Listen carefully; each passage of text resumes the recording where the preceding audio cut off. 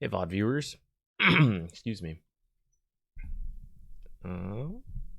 Okay, I was moving my mic around yesterday while I was recording some stuff.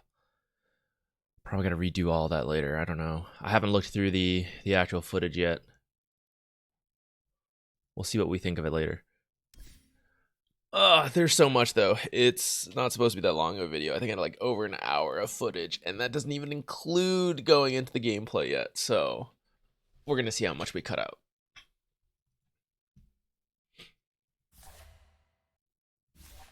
Wait, I just remembered something important. It's not the contract, but we'll do it real quick before I forget. Um, I never do these. What's an easier one? Smokes? Maybe. What I remembered is that. What the hell's Courier under nowadays?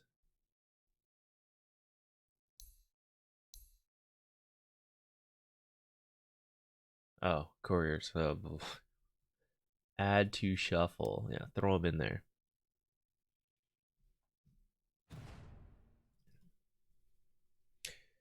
Hey, Winrider. Hey, what's up?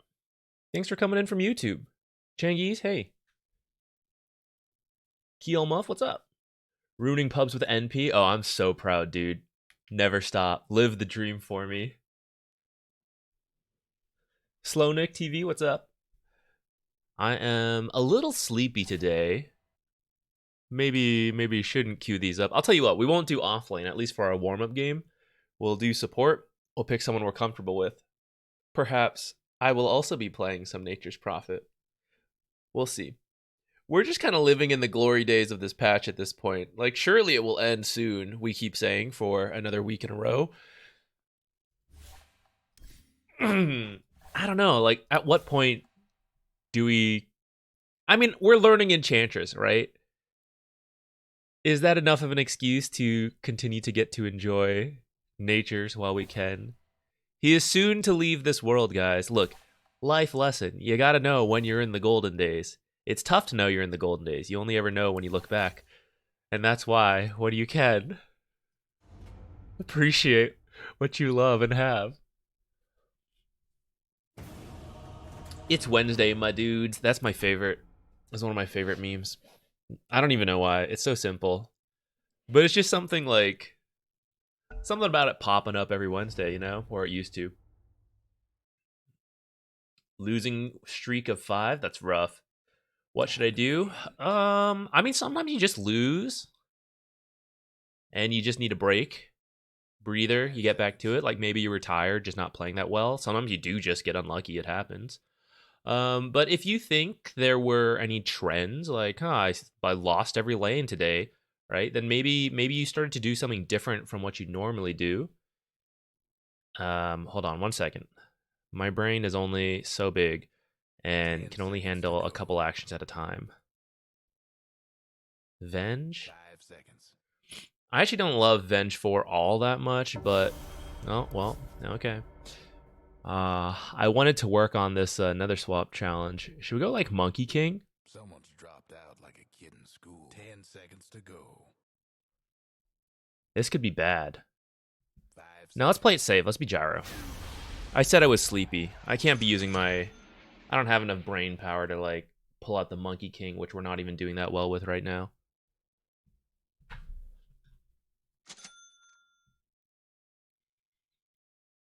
Shadow Shaman. And I have a razor. Okay.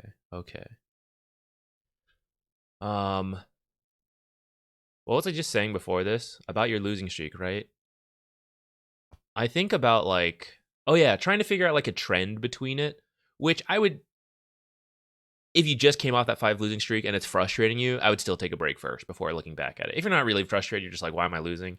Then yeah, I would look at it, try to see like, is there something I did in all these games that like screwed me over? Kill 3, that's probably not gonna happen. Because that might be something you need to consider. I really want to try the flat cannon tech. Oh, this game might not happen. About time. Mossel Bay Ray, what's up? Yeah, Witch Doctor is still really good in the right games. Oh, damn. He came back and locked in Phoenix mid, or did he come back? No, it's got to be intentional, right? He's ranked 27. It wasn't by chance. I did not decide what to buy. Hang on, guys. Let me think. Maybe Wand, Shadow Shaman, Jug. I mean, there'll be some spells. Maybe we just gotta, like, tank up.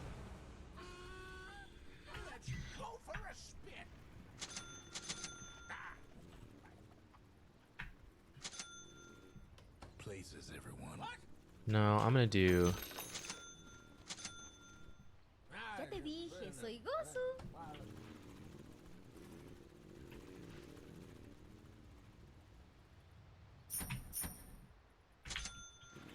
Alright, if no one's gonna take the other observer, I guess I'll take it. 4 support, right? Is Gyro 5 good in the current meta? Yes. So long as you know what you're doing.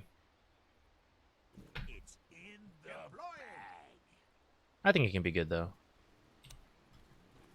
Juggernaut's here. Alright.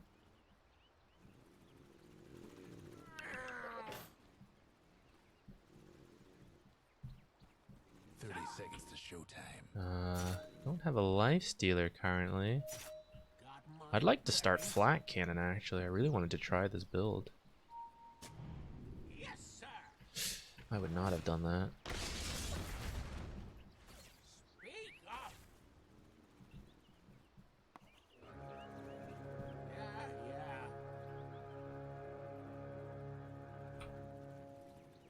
Maneuver. The game is on.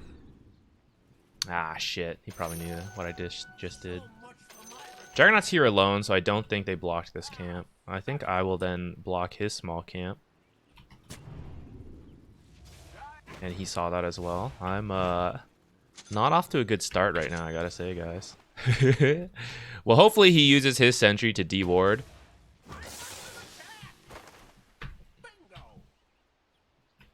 This, because I actually want the hard camp open, so... And that's the reason I put this, is so that we can hit people with flat cannon. What's he doing? Oh. Looks like we lost. Huh.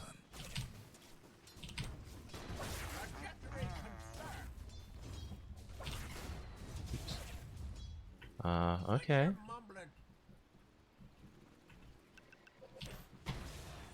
He's really pushing me out of this. Damn. Okay. I'll give it to him. Fair.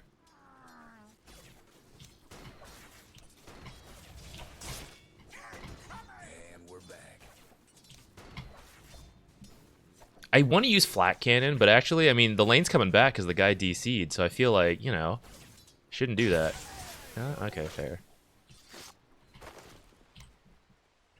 And we lost our hard camp, so...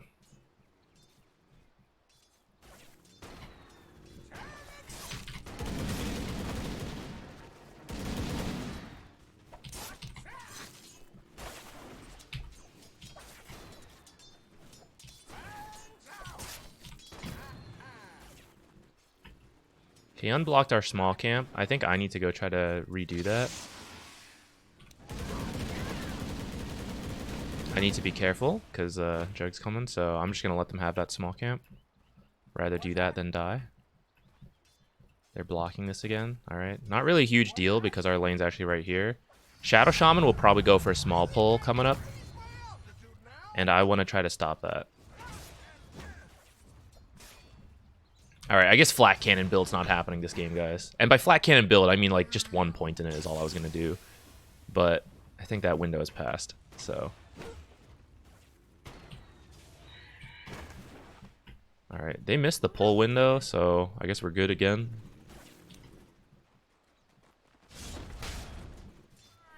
Three-minute runes coming up, or lotuses.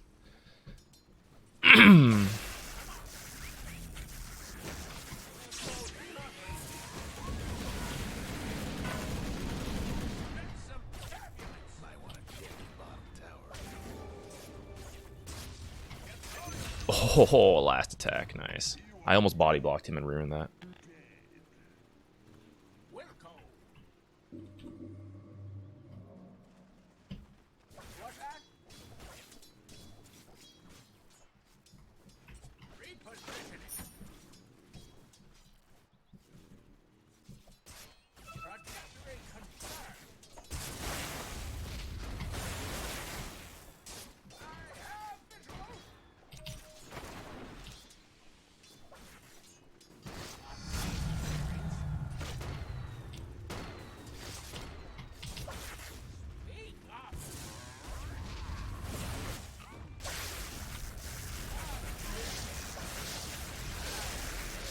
Should be a jug kill. Well, it is not the way I thought it was gonna be, but is indeed a jug kill.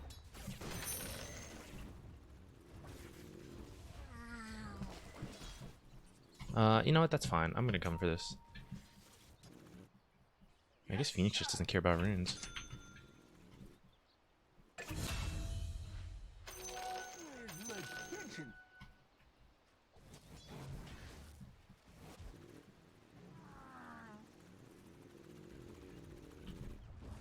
Do you want this?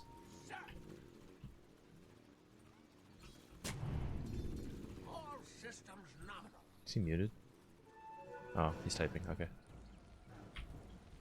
Let's go pick up my boot so we can get to lane faster.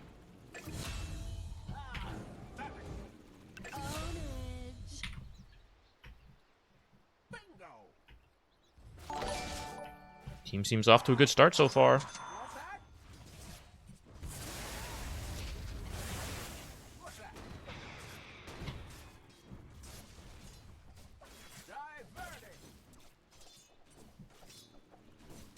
Oh shit. We missed the I didn't realize we missed the banner creep because he was going for the big hit. I didn't realize what was happening. I should have gone for one of those. Probably the banner, I guess. What's still in here? Just the boys? Alright, let's try to clear out the boys before we go for the 6-minute rune. No, thank you for helping me clear out the boys, Shadow Shaman. It's very nice of him. I'm gonna queue this up. I actually don't know if I want it yet, but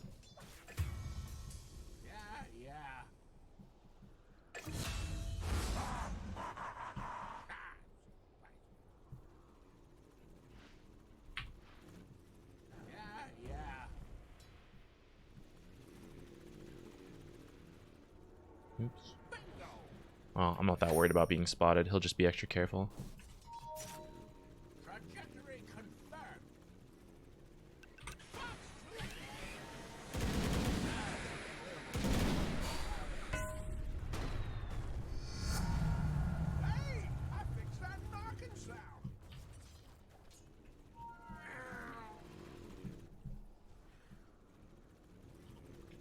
I'm gonna get 1 point in the flak for the farm.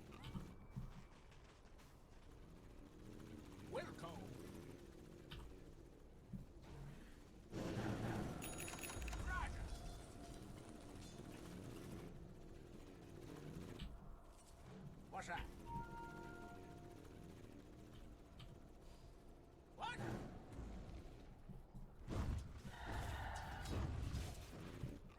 Yes, sir. 7-minute runes. Oh, Lion's already in position.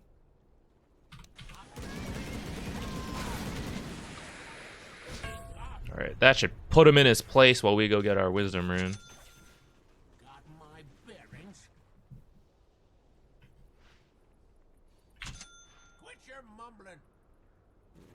Actually, don't know if I should get arcane boots, but I'm going to. Ah, it doesn't look like he got it. Too bad. I mean, Lion's got a lot of, or Earthshaker's got a lot of stuns. What's that?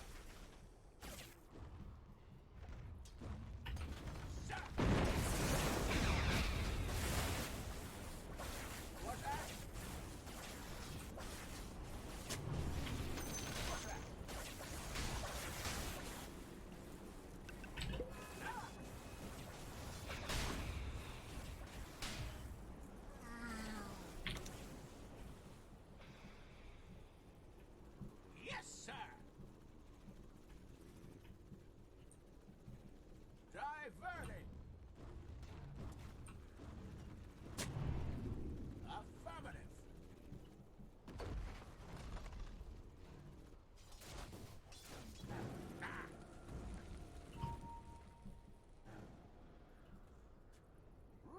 Okay, I'm gonna end up under-leveled at this rate. Although we did get the Wisdom Rune.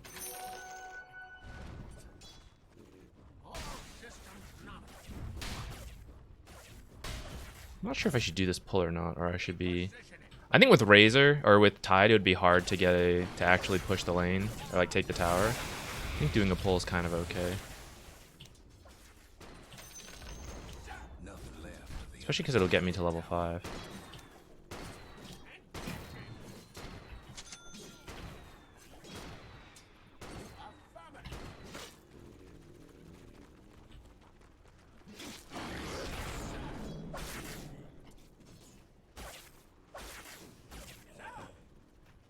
Not quite. Okay. Sit in lane a little longer for that level 5.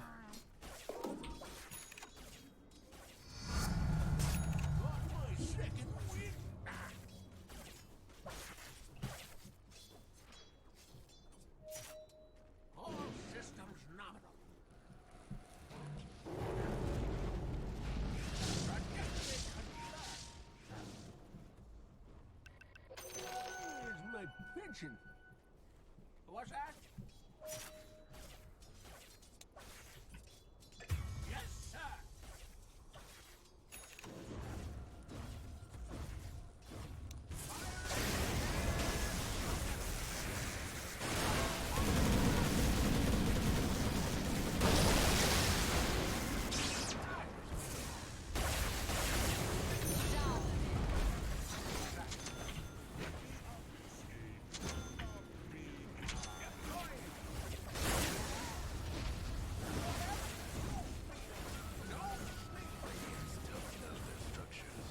Off to a pretty good start.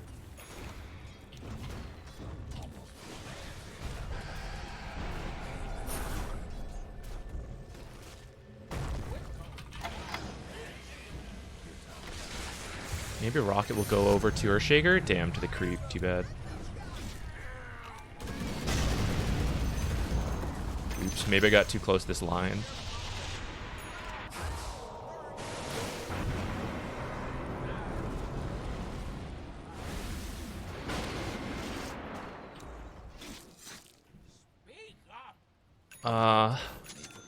I mean, I'll be honest. They're mad at each other. Jug started DC'd. Like, that sucks. But I mean, of course the lane looked like shit after that. You know? Like, what are they upset about? Or, I mean, I get it, but like...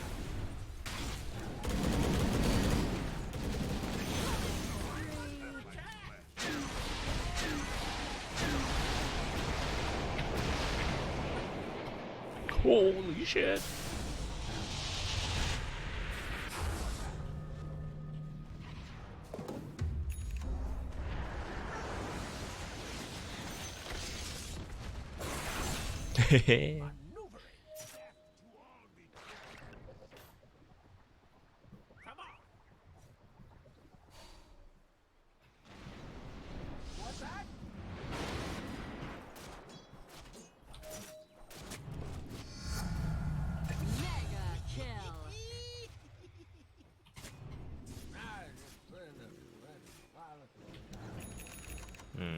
I guess I should buy a Veil for my team. Phoenix is doing work. Got a Razor, Lion, me.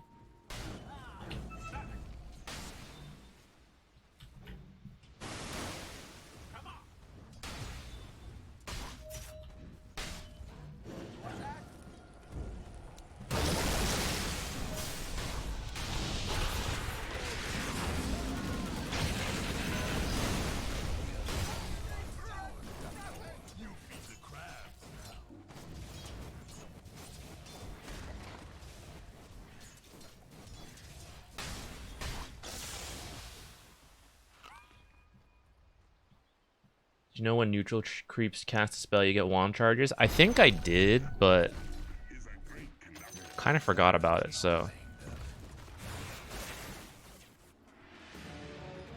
Good reminder.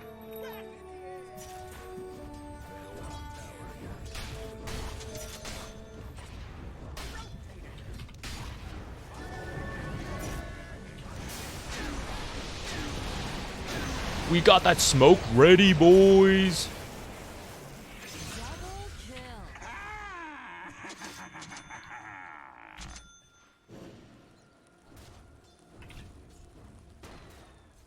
I guess I should also swap this out.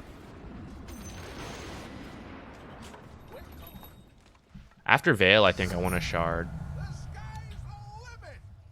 Lotus is also good this game. I'm position 4, though. I think we can go a little greedy. Ooh, 14-minute runes. Maybe we can chase this guy down. See if we can get the 14-minute rune.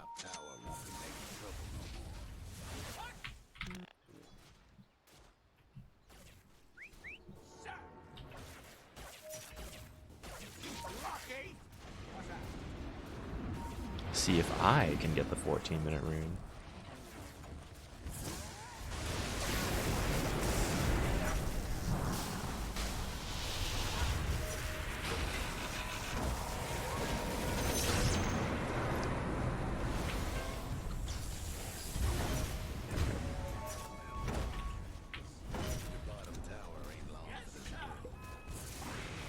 Some might describe what we're doing as diving.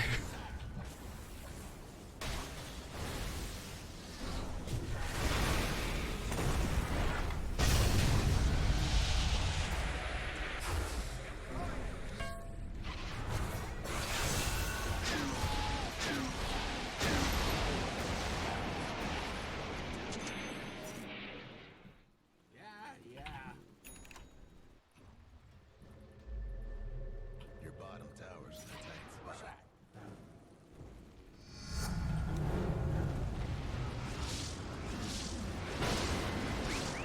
That would be awesome if that had worked.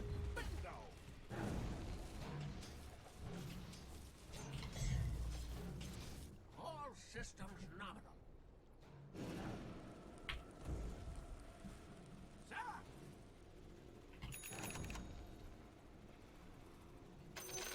What's that?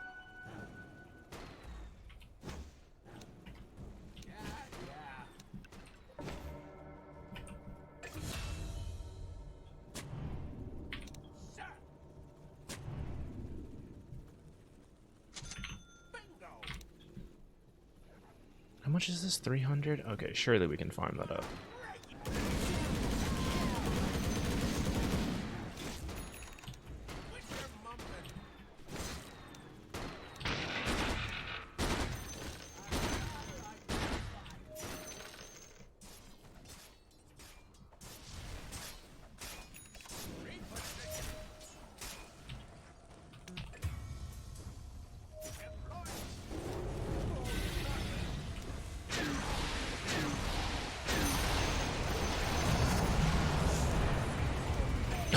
Look at that steady burn damage, guys. It just dies.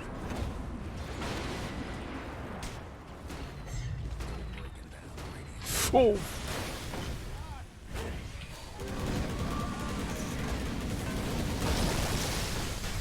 Ah, damn.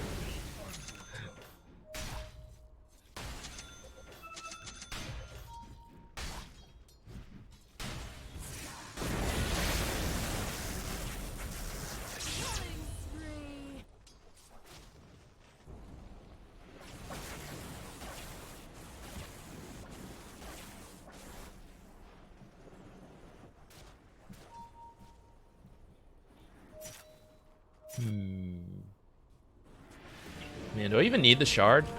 Maybe I just need the Lotus. Nah, I think I want the shard.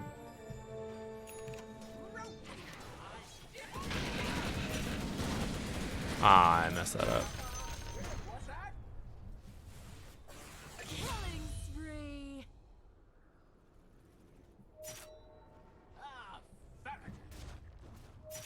That top tower of yours ain't doing so good. Ooh, one of them cut this tree. Nice. Very nice.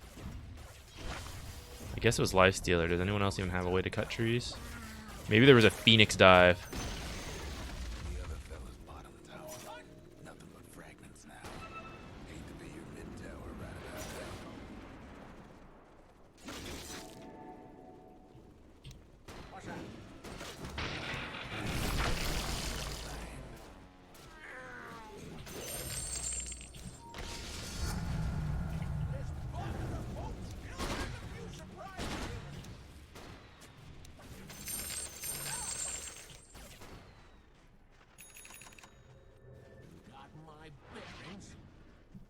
Okay, he'll finish Radiance.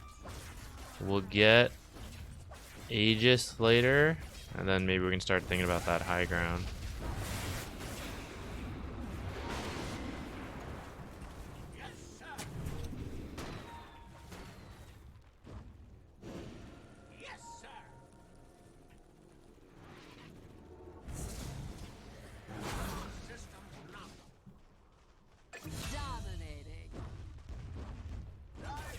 Sick. Easy first game. My team's great. Everyone's doing awesome.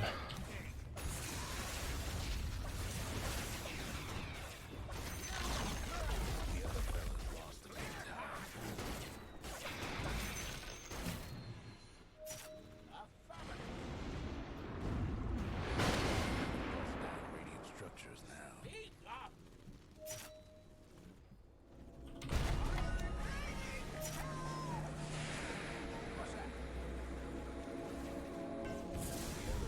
We can just get this tower, and then when we have Radiance, we can probably just get like Aegis and go. Might want to check the bottom tower. A fond farewell, your bottom tower.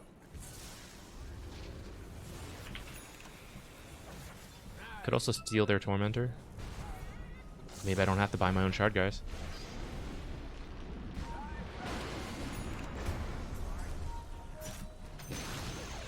The other fellas can save their top tower. Your mid tower's in a bit of a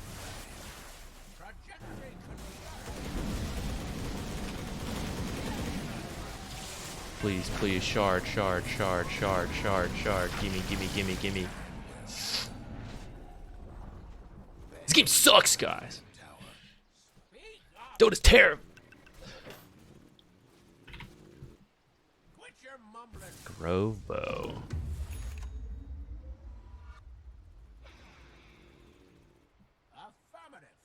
Grove Bow probably helps my team more than Whisper the Dread helps me individually.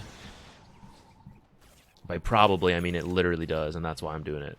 Okay, maybe my team will go do our Tormentor so that I don't have to buy a shard.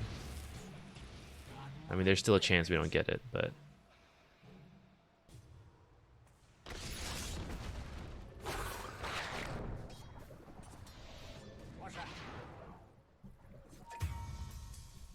Ah, he took our Tormentor. Ah, shit, I forgot it's around me, guys.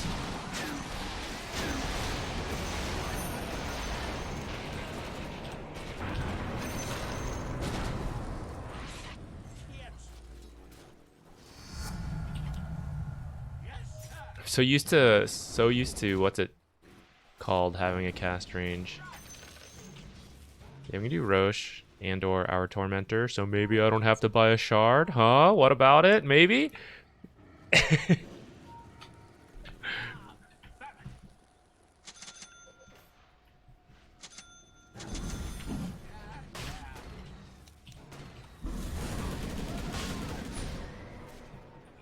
Oops, I stepped away too soon. I don't have any detection. Let's hope no one in this comes up here. Don't have any detection, it's on the way.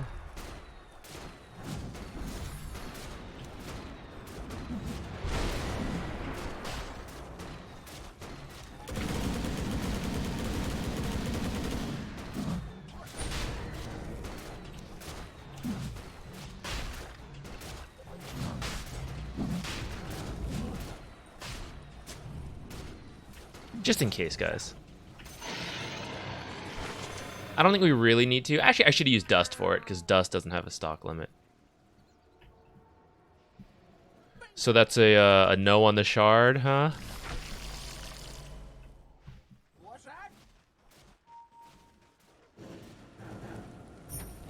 Damn.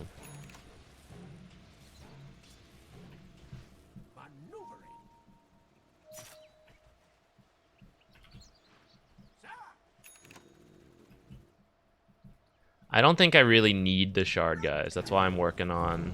I'm just going to move over to Lotus right away. mid tower right about now. What's that?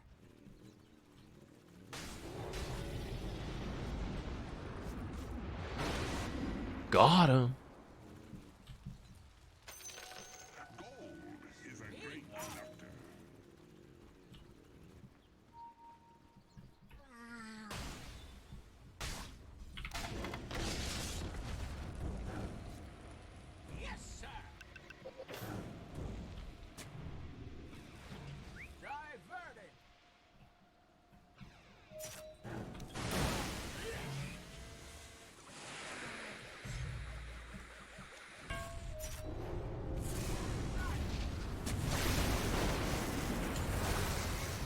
Don't dive too hard.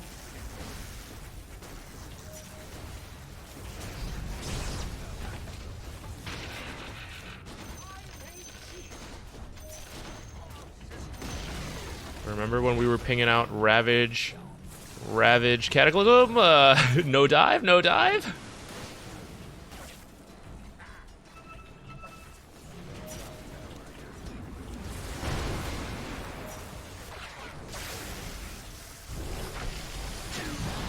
All right, we dive.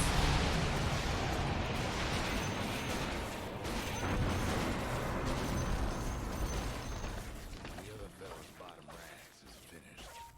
That's the way too bad about your top tower. Keep your chin up.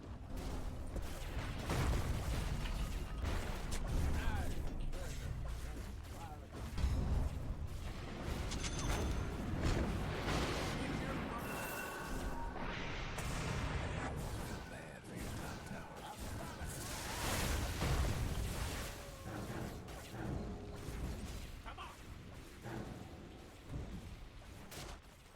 He needs eggs.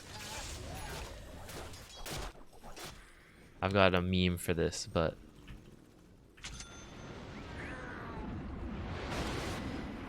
can't bring it up right now.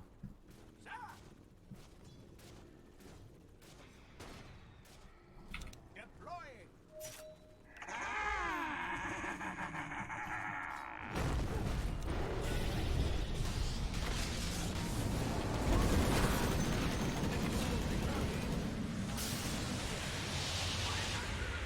Bop him! Hell yeah.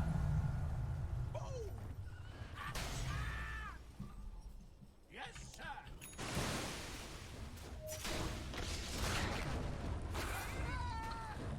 Radiant's gonna find their structure.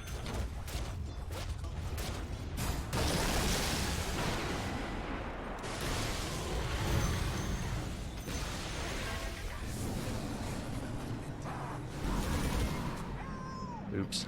Auto attacked.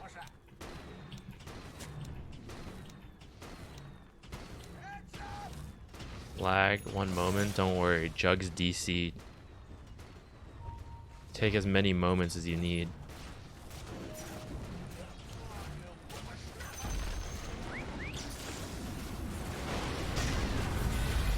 Ruh-roh.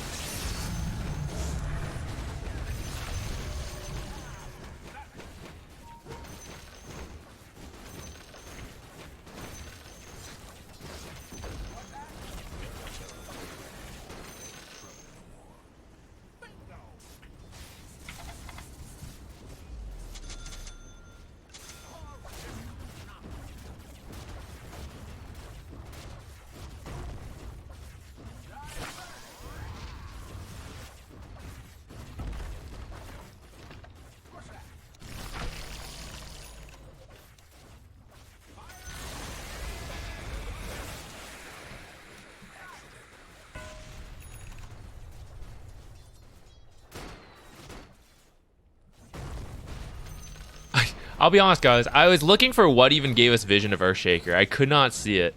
I see it's here now. It was like covered in creeps. It's like, what the hell? Like, why can't we even see him? I mean, I'm not complaining, but like, you know.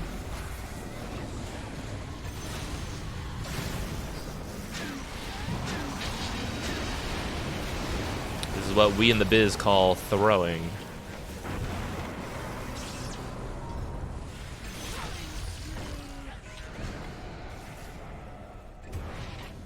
The last one.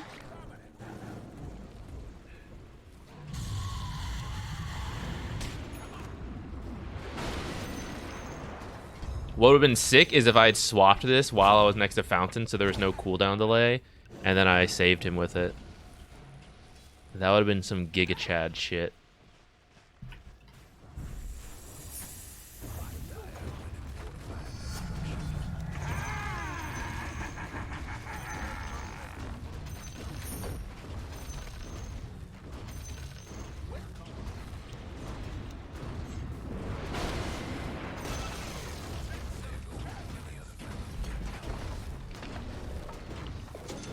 I'll buy my own shard.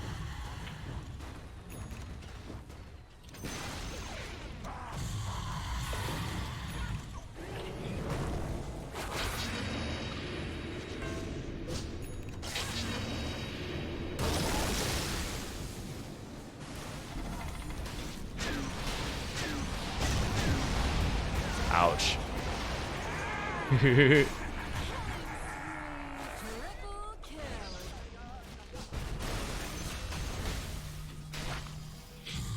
made a promise to your friends not to die Fountain if I play carry. So far you've upheld that. What is even the point of playing carry if you can't... Like, why? Just be a support at that point, right? Can't die.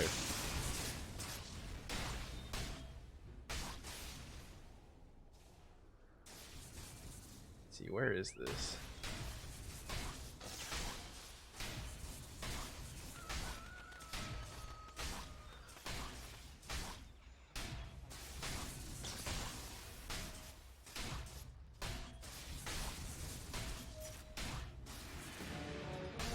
Getting too old for this bullshit.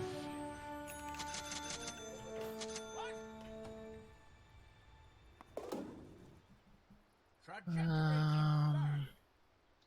I guess ceremonial robe.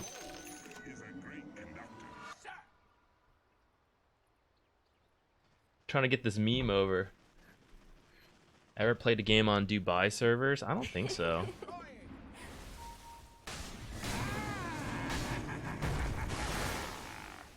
Dudes in the enemy team are toxic AF. I don't even know what's being said. All I know is that Jug and Shadow Shaman were flaming each other, but they really had like as bad of a start as possible with Jug being DC'd for the first like 30 seconds to a minute. I forget exactly what it was, but like, of course the lane was gonna look bad after that. Like, what are you guys even flaming about? Talking about to pay for his sins. Damn it. Oh wow, a win's a win. Who cares? How can we get this sent over?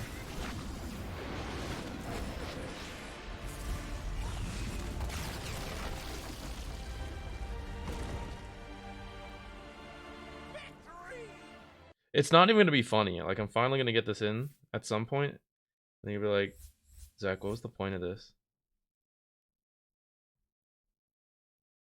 Alright, I'm struggling anyways. It does not want to work with me.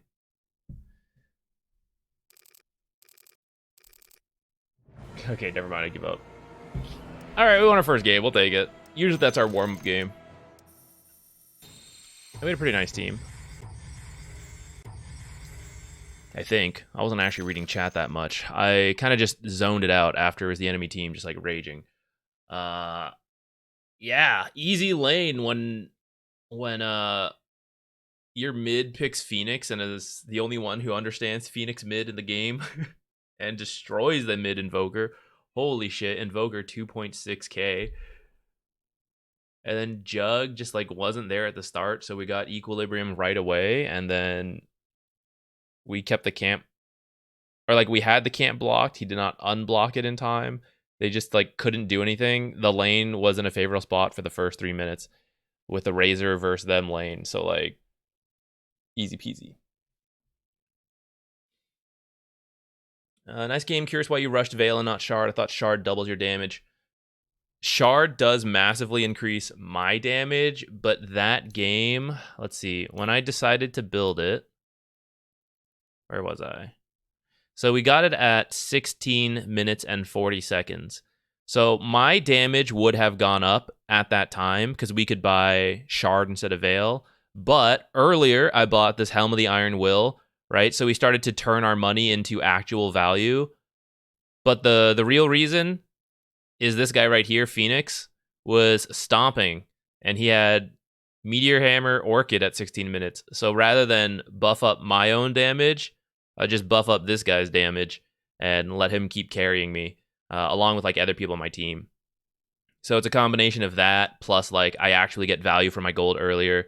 If I felt like I just needed to bring in more damage myself and I didn't have good teammates with magic damage, I would, or spell damage, I should clarify, good spell damage, I would just get Shard. But I thought this game Veil would work out. You wouldn't Meteor Hammer in one. I mean, I think it probably makes sense on Phoenix core. Like, of any hero to still get it, Spell Amp from Kaya into the original value of Meteor Hammer for Phoenix, I think it makes sense.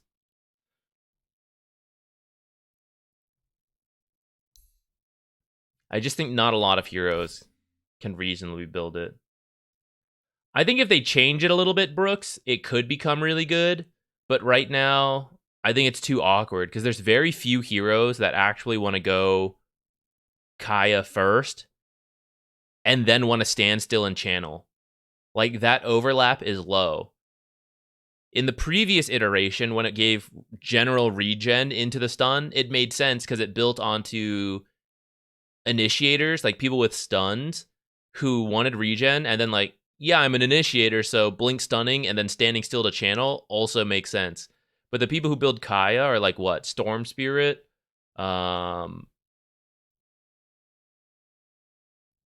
maybe at times like, I don't know, a hero like Queen of Pain, Timbersaw, those kind of heroes, like, doesn't really make sense right now, I feel like. Oh, who's that? Thank you. Whoa. Thanks for all the great Dota content. Less than 3. Hey, Mitbar, thank you. Less than 3. Back to you as well. Appreciate it. Quick challenge. While searching for a game, open the custom icon page on Dota 2 Wiki and see if you can tell what ability belongs to what hero. Open the custom icon page on Dota 2 Wiki. I don't even know what page that is. Dota 2 Wiki. Where is this?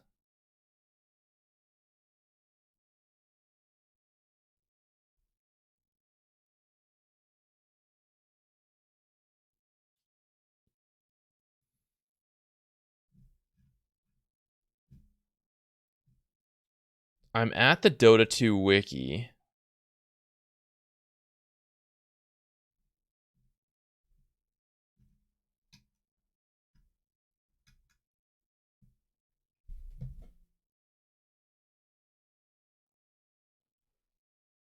Custom ability icons.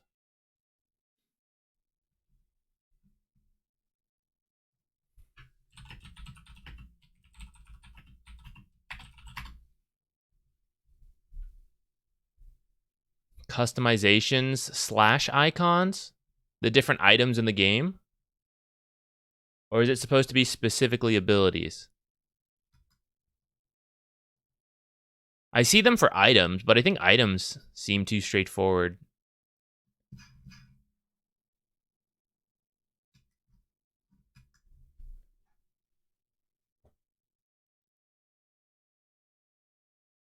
Oh, excuse me. Dodal? Yeah, we can do Dodal real quick. Let me just finish stretching a bit. Yeah, you can just send it to me. Send it to me on Twitch. You can message it to me. Let me open up Dodal.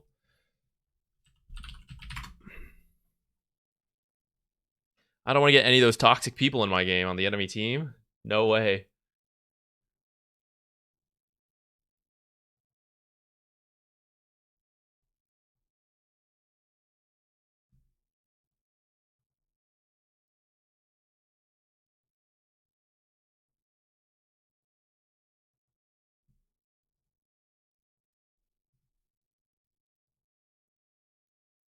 Classic Dodal. Who did we just play? Gyrocopter.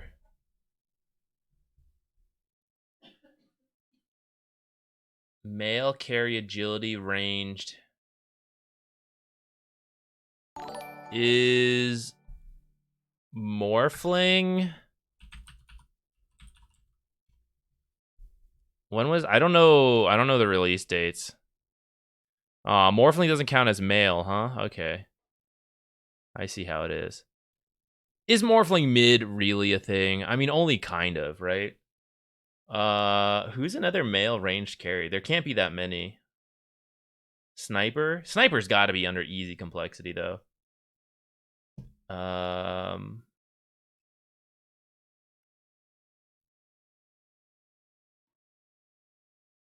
Everyone coming to mind is all female. The Luna Drows, all the who's male and ranged agility. Arc Warden? Are they gonna tell me Arc Warden also counts as Ether? Okay, I didn't know that. Oh, and they put him as a mid lane. I guess that kind of makes sense. Who else is there?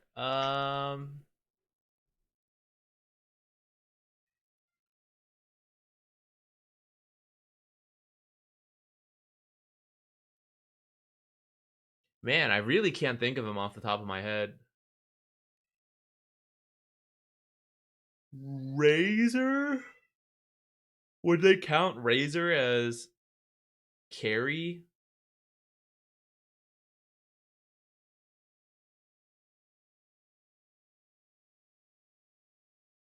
Should I pull up a list? I'm just gonna pull up a list of the agility heroes.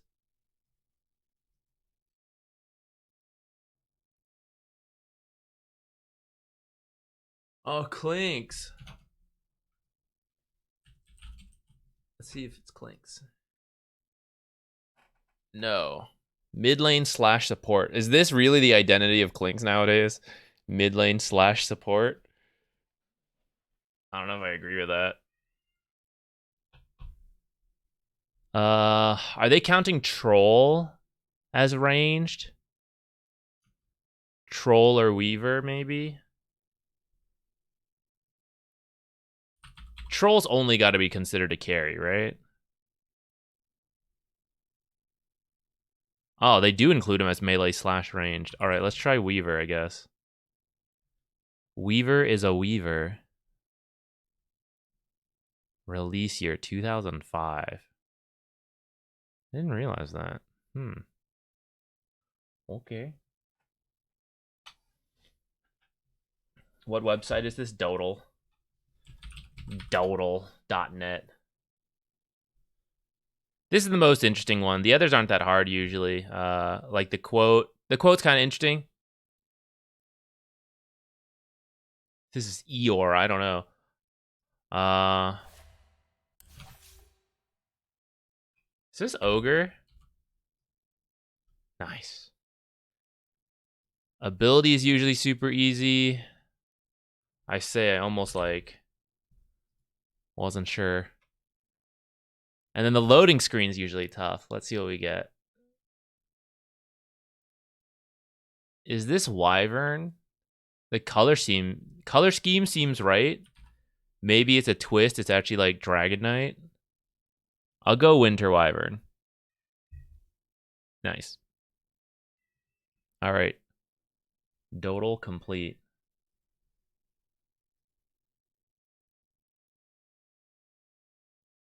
All right, let's try what I'd like to just send me. That you gave me. Custom ability icons. Oh, I can do this, I think. We'll see. These are all Invoker, the Spirits, Ghost Walk, Forge Spirit. I think this is Omni Knights. I forget what it actually changes, if it's the Q or the E. This is Living Armor, Leech Seed. No, this one's Living Armor, I think. What is this one? Is this like old guys? Ah, that's helpful. Thank you.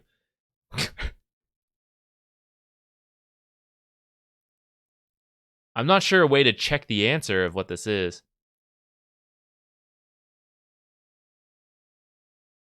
Okay, this one is Leech Seed for sure. This one's Living Armor. Oh, it says here, I'm stupid. It says the name. I even hovered over it. Eyes of the Forest. Oh, I forgot about that. Okay, Eyes of the Forest. This is the Nature's Guys. This is the Ultimate. Okay. Is this Illusory Orb? What is this? Maybe Oracle's thing? I'm not sure what this one is. This is Ogre.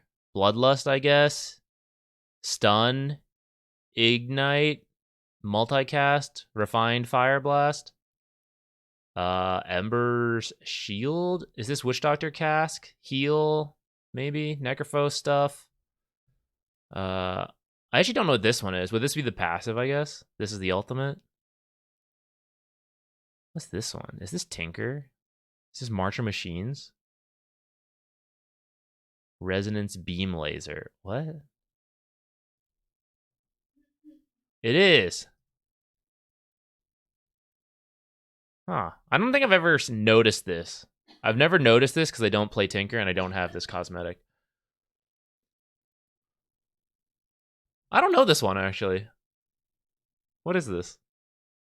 Armor of the Demon something. What do people think? Is US East better than US West or vice versa?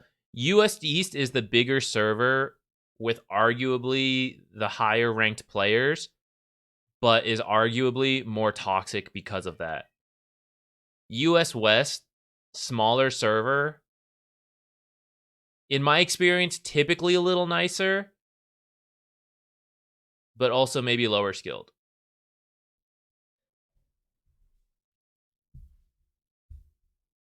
Am I searching? I am, okay.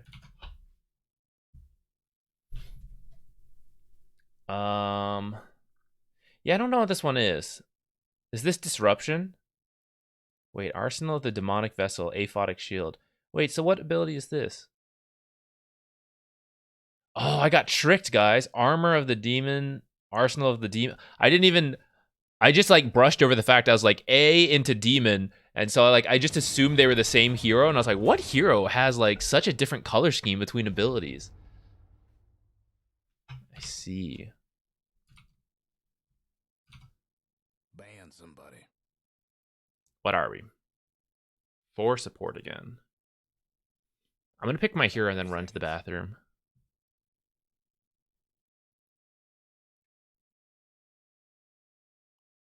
Oh, Hoodwink.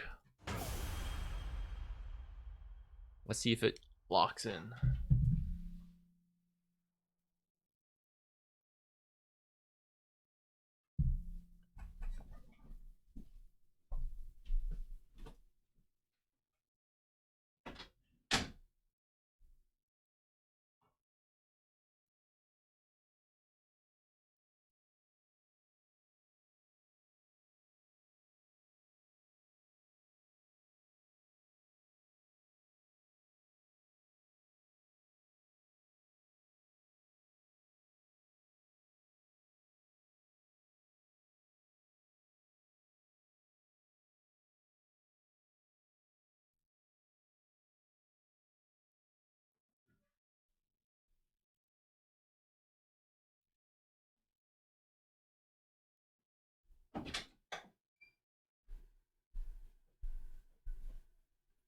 Oh shit, it's the guy.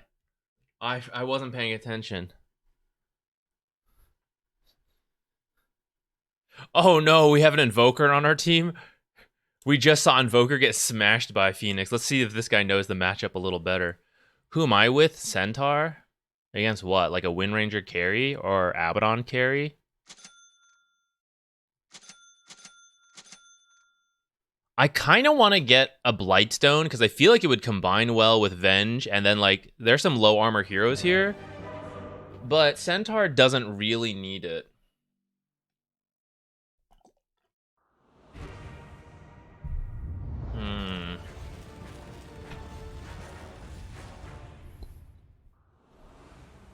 I've been dodging the Ranabis since before I could crawl. What's this lot gonna do? Okay, we gotta run out to place our stuff, so I'm just gonna move. Better get ready. And I could do like a Blightstone and 2 things. You smell something? It falls to me to inform That's the you one. that this one is in the bag.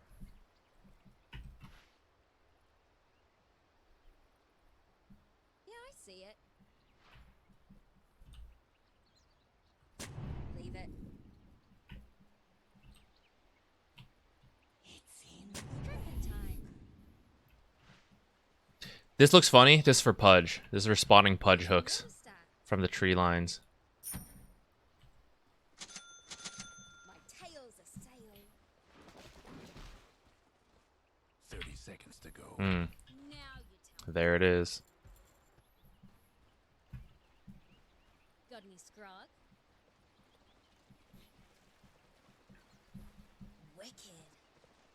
I really need to get this actually. If we fight, I'm like missing a lot of Anyone know where we're going? value. Always wanted to be this way. Yeah, he played Phoenix mid in my last game. Here we go. I don't see what all the fuss is about. For me, the battle never stops. Apparently Yeah, that's kind of awkward. We had all of us here and we got one. First blood. Yeah, Those who tangle with the sky wrath risk a fall lead the from way. starry heights. Double kill. just follow my tail. Pause a peddling. You couldn't stop me. No worries.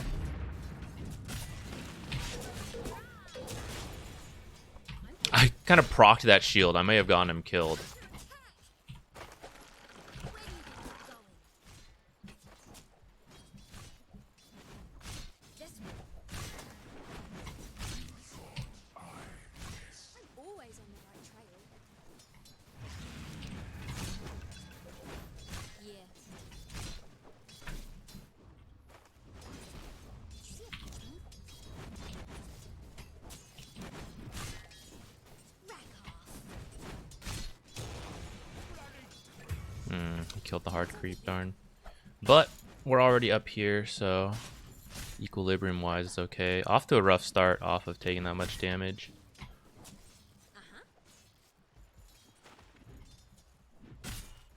Incoming. Still on the way.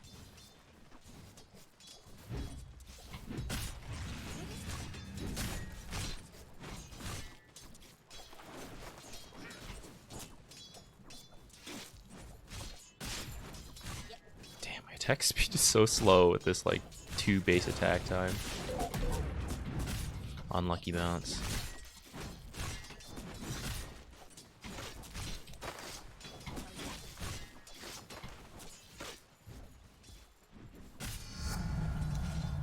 It's how I live. Killing spree. Sure. Okay, I think we'll have a small power spike at level 3. Small's not the best. It's actually like decent, I think. I'll succeed. Oh, I stepped out too far. I thought I had more attack range than that. Okay, Pudge dewarded us. Who we fighting?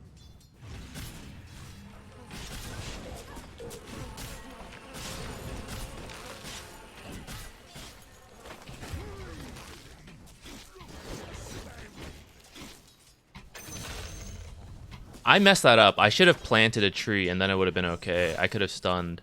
That's my fault. Not yeah. I'll do the right way. I'm keen. Double kill. Not yet. Is this the bait? Is this guy's name like Invoker Invocations? And people are like, oh, he's gonna pick Invoker. I'll pick Invoker. And then he's like, oh, actually, like I'm picking the Invoker killer.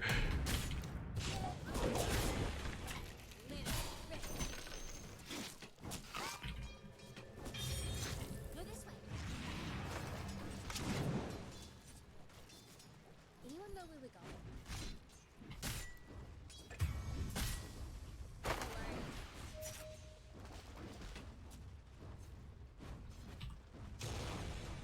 Now.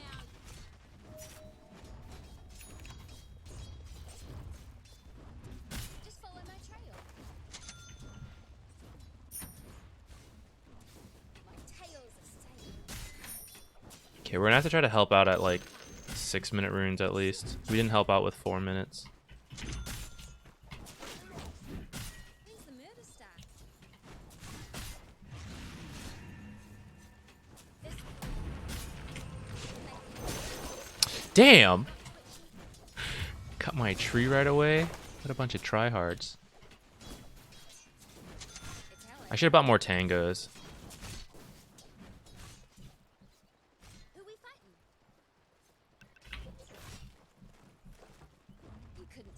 me. That's the one.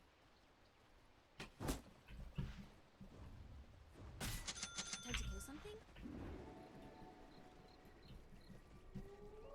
Leave it. I'll come for the 6-minute rune. Wicked. I don't know if there's much I can do before that. Just follow my tail. Always a step ahead. I guess it was just farmed earlier. Yep.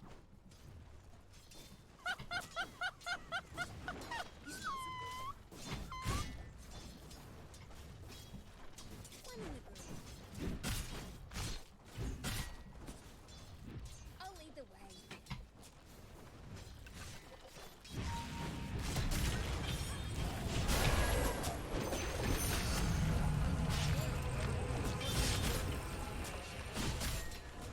Killing spree.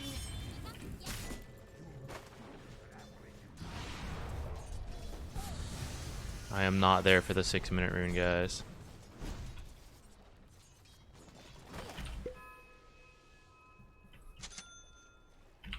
Got any scrog?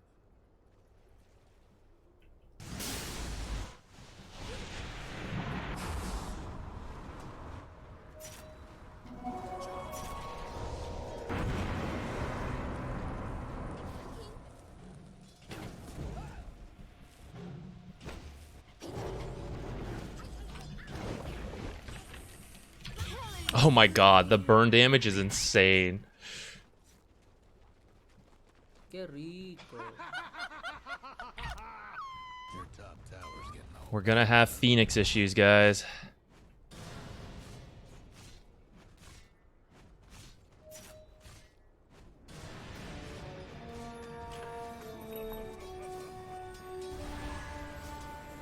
And I am not good at killing this egg. Oh, maybe I needed to TP top, actually. Yeah. Your top tower's in trouble. Ah, shit. GG. It's over. Yeah, I see it.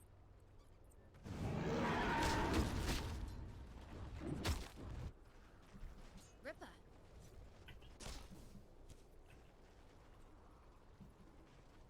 Yeah. I'm keen. Damn, this guy's so fast. Not yet. Your mid tower's coming apart. Oh, mother. Any blood trails? Your mid I'm keen. tower ain't doing too Not well. literal.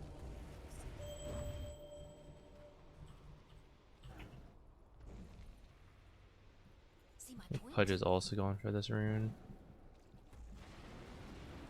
Yeah. I'm under attack.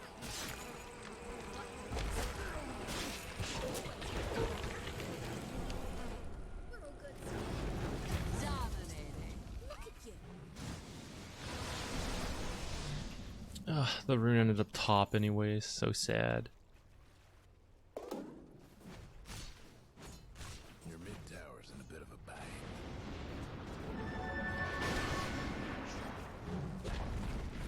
Your mid tower's gone. What can you do?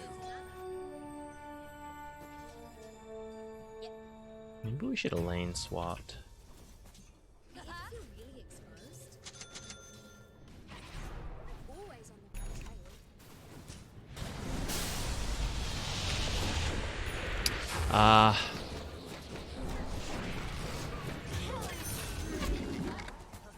I didn't scurry before casting that, so it took me longer to cast it than I wanted it to.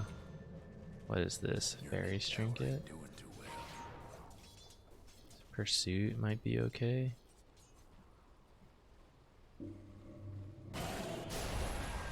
This guy's gotta relax.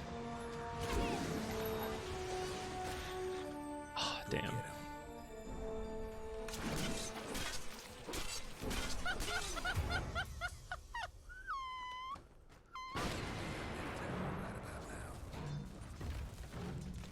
Dominating. Your mid tower needs a bit of help. I mean, Invoker made it clear he said he was gonna need help, and we were not able to help him. Your top tower's hurting. You couldn't stop me.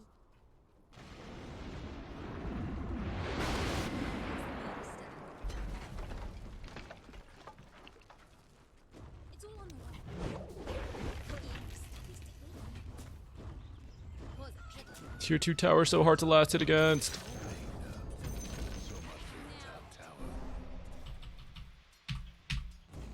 Aw. I'm super underleveled because our lane was bad. And we roamed around without getting anything done. Good news, I'm gonna get XP top lane, guys. Anyone know where we're going? It doesn't hurt the other side's proper thick.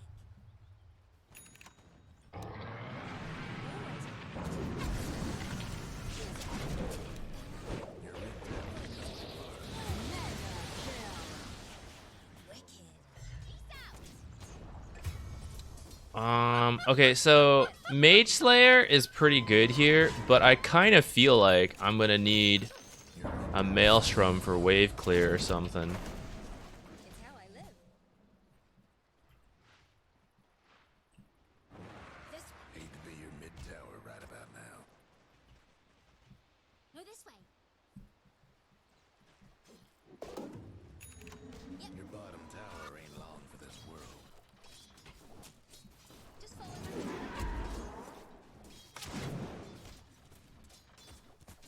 Always stop here. Your bottom tower ain't long for this world. It's not even my birthday. I guess it could be. I aim to please. Alright, let's all take a turn around the blame train. Need to kill something? Your bottom tower's in a tight What? spot. This way.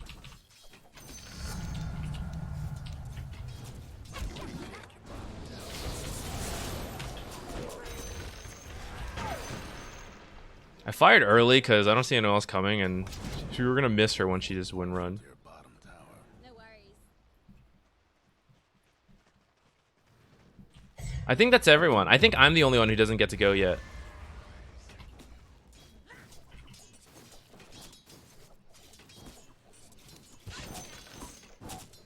Throw down your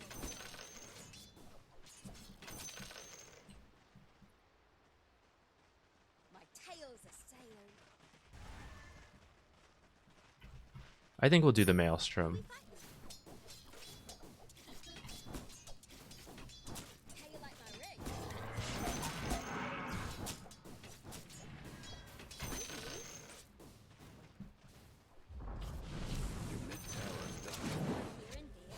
Or neither here nor there. I don't know if there's really any point in me coming in here.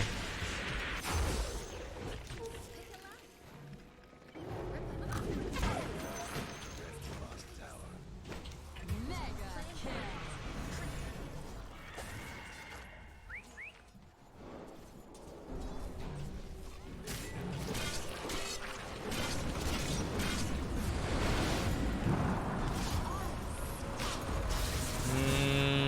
Where should I have left the lane fastest? It's true we didn't help mid Invoker in the way I wanted to. Sorry about your thin rags. Centaur got hooked level 1. That lost a lot of health. That made me feel like I had to stay in lane a little longer.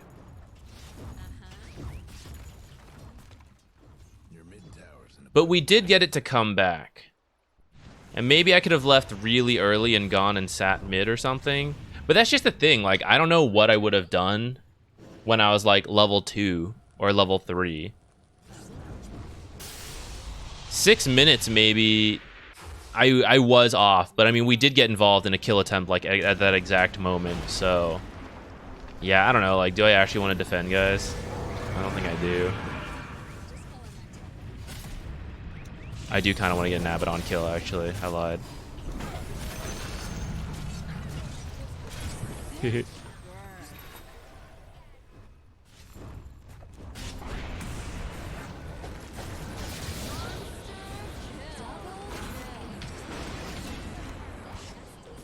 Oh, damn. Didn't bounce over. Can't do nothing about dire structures right now. Your mid tower needs a little help. Oh, let's scurry out. Where are the bounces? Come on. Are you kidding me? It bounced to the other heroes? Damn.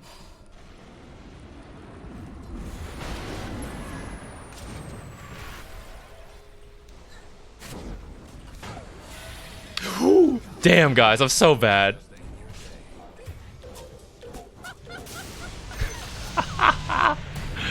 Oh, man. What are the odds they throw hard enough that we come back?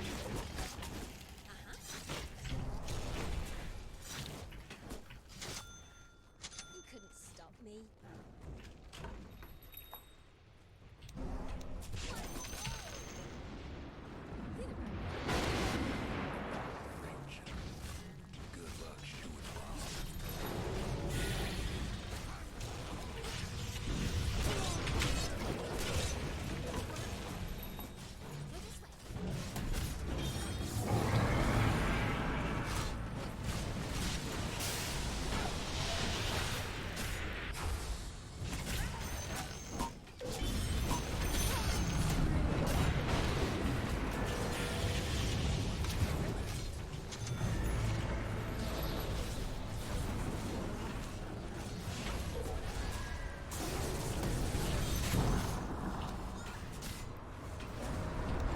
Damn.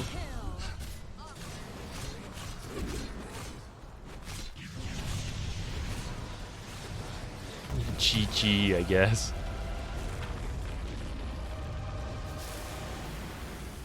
True, we would need Ursa for the comeback.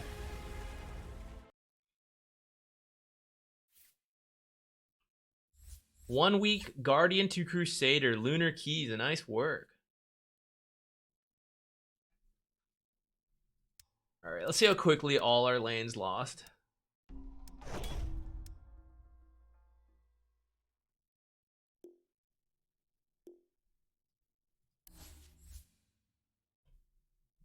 I forgot to report them for toxic chat in the... I think Centaurs was the least toxic for what it's worth. I think he also started some, actually, didn't he?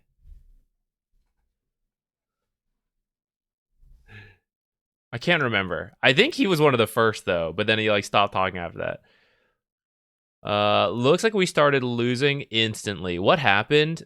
First Bloods. Our first blood was awkward. Ursa probably shouldn't have walked in on his own. Invoker lost to Phoenix really quickly, but we'd seen Phoenix do this before, and we knew Phoenix would win this lane. Why are we losing bottom so quickly? So he gets the bounties and the first blood. So a little advantage. And then Centaur hooked right away under tower, so he lost a good chunk of health. And then I wasn't on par with last hitting in his place. And then something, I don't know what happened top, but I mean, it is Ursa versus Wind Ranger Skywrath, so Ursa probably wasn't having a great time.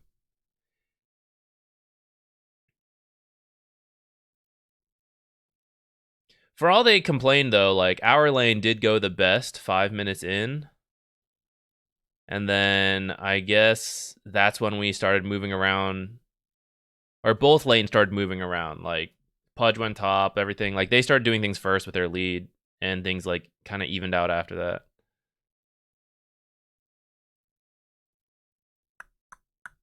Yeah, I pretty bad. I don't think we have to worry that hard on that game.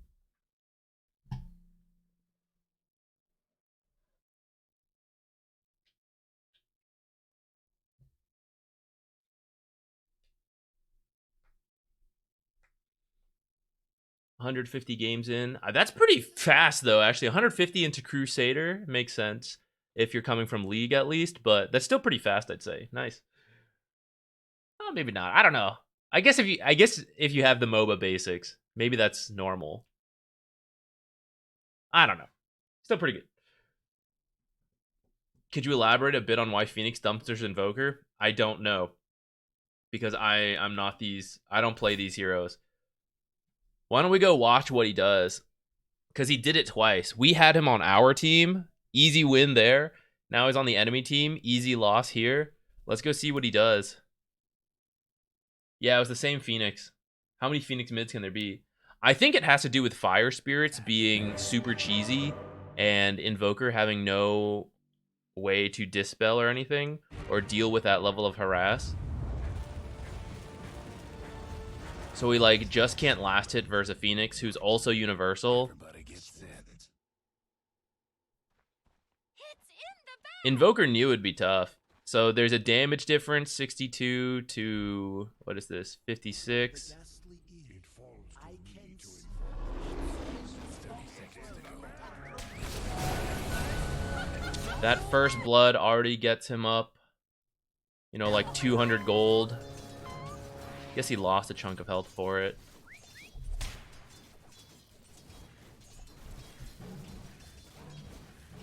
Okay, first waves shouldn't be a huge deal, I feel like.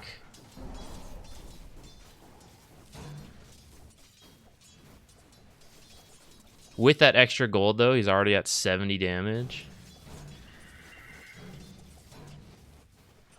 Okay, just kind of like outlast hitting Invoker there. Invoker messing up some of this early laning stage, I think. I mean, I would do the same, but, you know. I think this should be the easiest part of the lane for Invoker, and it's only going to get worse. So I think, like, not being really clean here will just hurt later on. Level 3. Radiant's top tower is taking hits.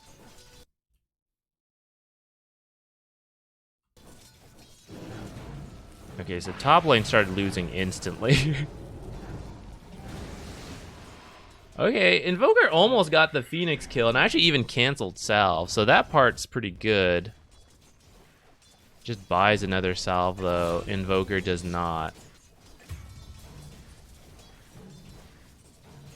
Should he? Maybe he's trying to depend on Ghost Walk to heal him. Yeah, but instead gets killed.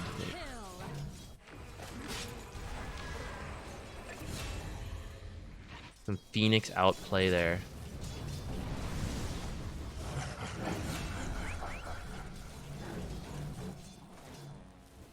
I don't think it should be this one-sided at the start, but like several things added up. I think it does probably looks like it gets worse from there.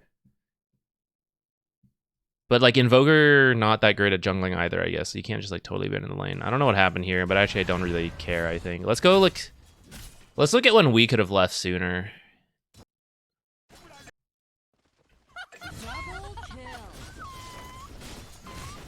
Okay. So, not a great start for us with him losing all his health right off the bat. Pudge also was just using the hard camp to farm, which isn't great. Equilibrium's good, so I could technically leave, but I wouldn't do anything at this point, so I don't think I really can.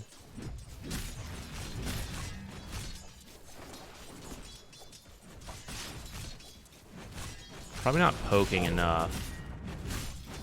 Okay, that was like an okay trade, but we're under leveled right here based on early kills and stuff. All right, caught up now. So at this point, the lane should be like kind of okay, I think. We're behind in last hits, but like everyone's full health and stuff, so should be okay here. I came up to poke this guy. We made him miss the last hit. We tried to do it again, messed it up. I was thinking about Lotuses here, and then he died, if I recall. So here is where I needed to stun. I needed to Acorn Shot the ground and then stun with Bushwhack. Though, to their credit, they did cut one of the trees really quickly earlier or later on, so maybe it wouldn't have worked here. I also briefly thought I could plant an Iron Branch and do the stun, and maybe I should have done that. Or maybe I should have Blood Grenaded right here.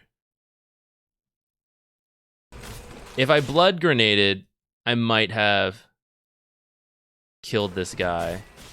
Instead, I like waited a really long time and then used it on Pudge, and then stunned Pudge.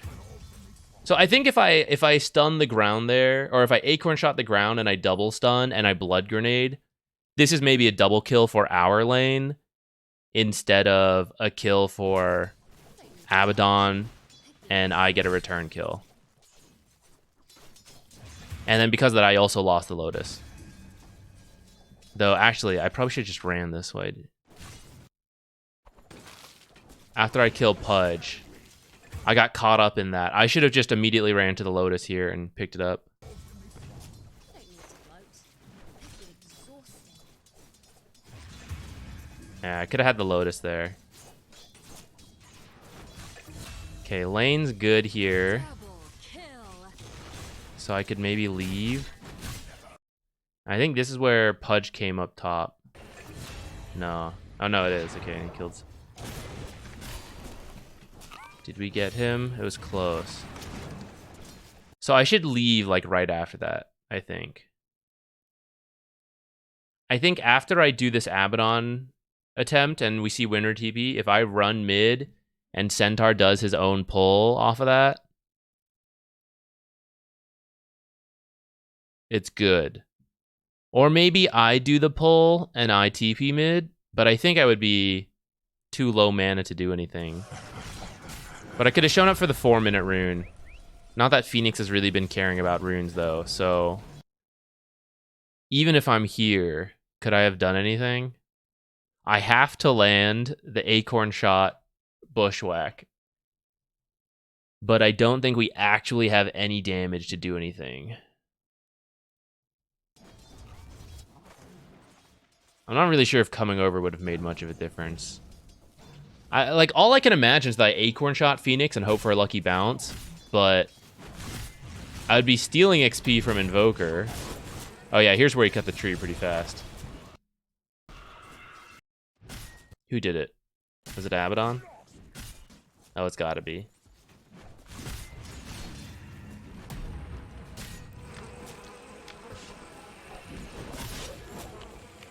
Look at him go. What a player.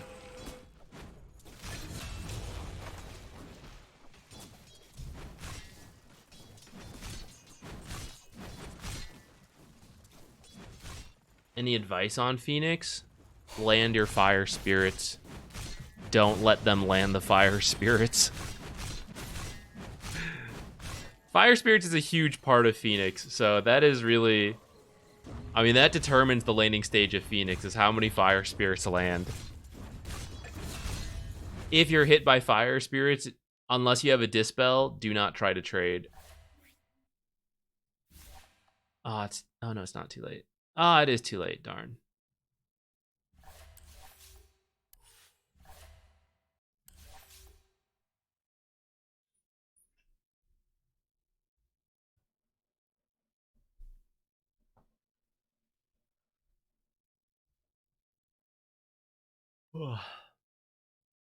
Crusader is getting close to average. I think with the recalibration, I think somewhere between Crusader and Archon is average player.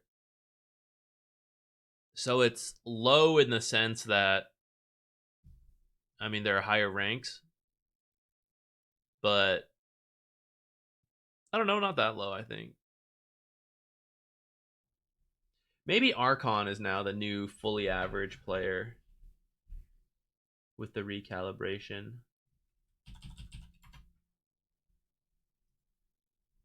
Dota 2 player distribution. No, yeah, I think it's high Crusader into low Archon is roughly average. According to this one random thing I just clicked. Open Dota. Let's go check this. Do you have stats? What do you have? Archon 1 looks to be about average based on Open Dota.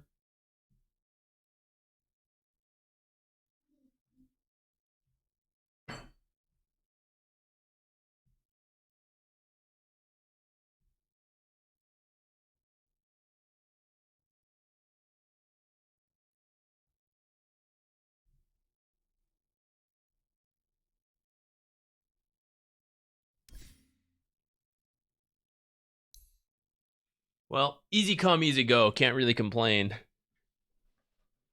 In fact, can I see how much MMR I gained? Did we come out ahead or behind for that? How do I do this again?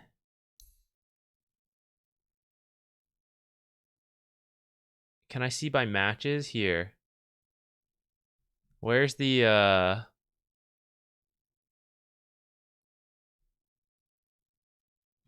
Oh, hell yeah. 3 MMR, guys. Let's go. We came out ahead on that. Thanks, Phoenix. 3 MMR from Phoenix. All right, if we need to look for the guy's name. We have to ban Phoenix.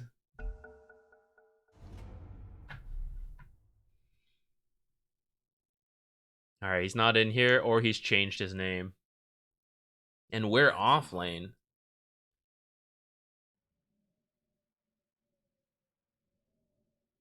Five seconds. Does he say he wants to play off? Who was that? Forky?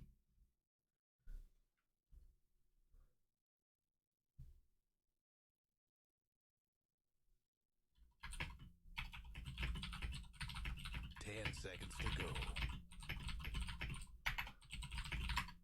5 seconds.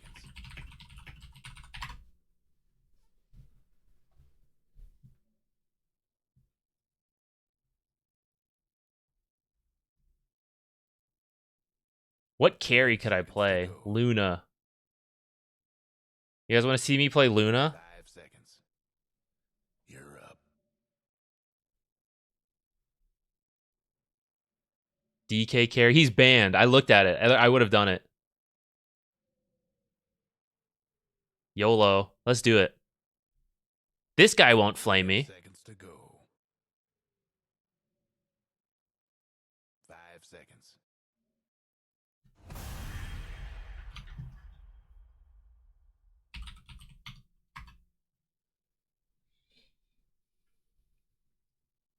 All right. The lane shouldn't be the worst. Nyx is not the strongest, although double stun is a little scary. But I think people actually... I think in the pro match, they often pick Luna into Centaur for the mixed damage. So hopefully that's fine for us. Slark is unfortunate, though. That is good versus us if he's having a strong game.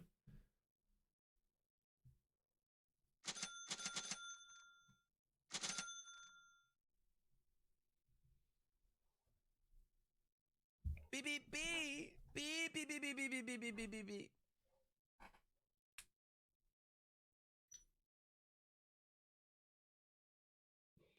What's the build nowadays? Treads, Mom, Manta. When do people get the shard? After the Manta?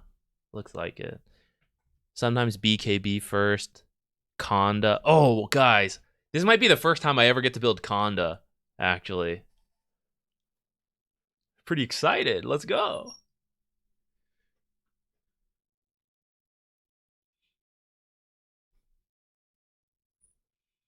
Viper. Okay, let's hope. Oh, they wanted to swap. Okay, let's hope Viper shits on Slark then. But the downside is that Slark actually has a Dispel, so Slark shouldn't really die to Viper too easily. Timber should be good this game, I think. Let's hope he carries us. How'd we get to Luna offlane? I'm emulating Ice Ice Ice. 4 Wraith Bands into Manta into a carry build. We ride Let's go cut trees for my support. on the hunt. Places, everyone. Let's unmute. Let's see what happens. Let's not predict. There's something about this game, guys, just makes me think our odds of winning are a little lower than usual. There's just something about it. I don't know what it is. Something's just a little different than usual here, though. This one is in the bag, and that one is too, and that one, they are all in the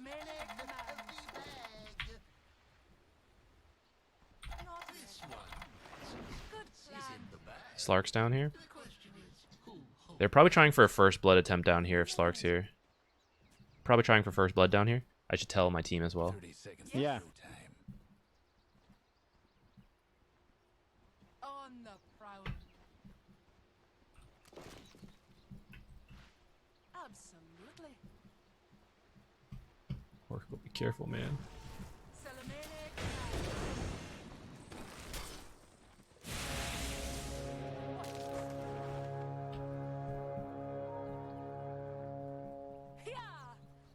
And they're off. All right, that's one of those things where it shouldn't really happen. fire the night. And I also should have just like stayed here with my. I have to be really careful as I walk to this lane. If they just like walk through here and kill me or like take off half my health, that'd be really bad. Starlight. Damn, these creatures are so fast. Actually, what the heck? 325. I'm supposed to be the same speed. Okay, I saw Centaur over here. Hopefully they're not doing that. Selemene commands. All right, guys, I'm gonna need to. Let's go. I cannot deal with the lane being out. The night sees all. We got the first last hit. We got the second last hit. We did not get that last hit. We ride We had the right idea. We had the right idea, though. on the hunt. We did our best. First blood. Who can really ask for more than that? Denied. Yes. Oh, shit. I'm under attack. Oh, shit.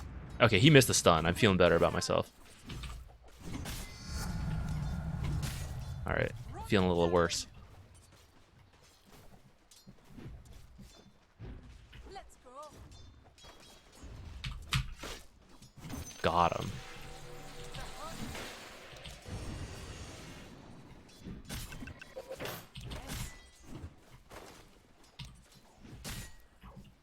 Stalking. Illuminating. On the prowl. Let's go. I don't think Oracle actually needed to do that pull, but Fear. Bad luck. Fire the night.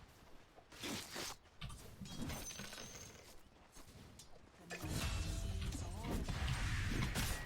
damn.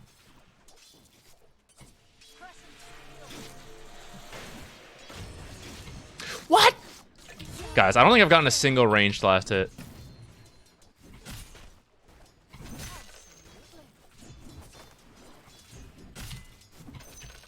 Te gusta ser cabra, ¿no? 3-minute lotuses. Slice. Pia.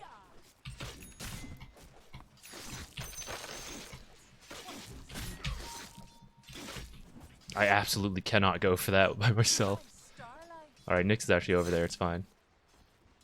The night sees all.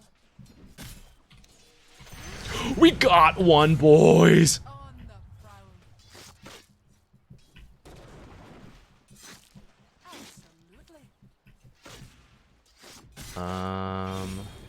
By starlight. Alright, if he's doing that, I can just do this, actually. Fire the night.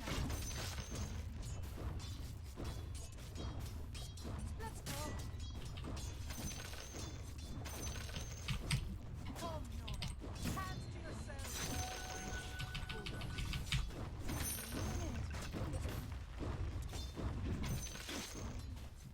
Yes. Damn. I should have stunned him, actually, and then gone for the auto attack. No! Pia. Yes. Pia. Radiant structures have been fortified. We ride.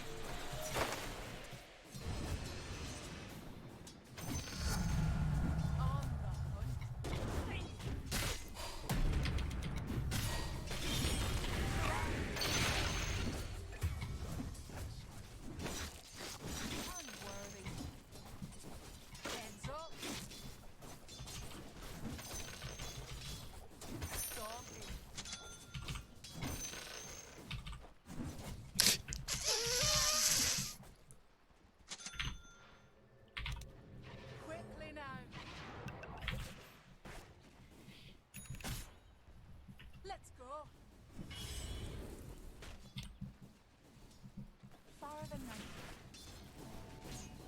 Ooh, hard camp stacked. Okay.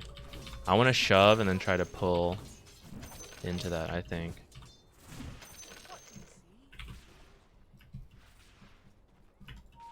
Oh, never mind. There and here.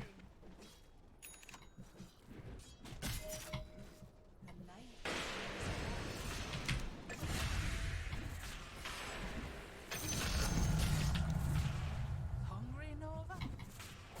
Death approaches. Are we winning the safe lane? Who is this?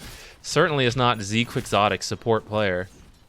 Oh no, he missed two most important creeps. This could be him.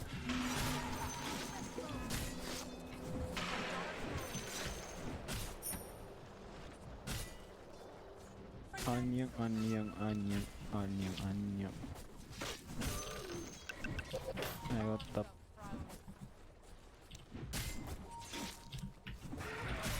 Neutral creep my ass!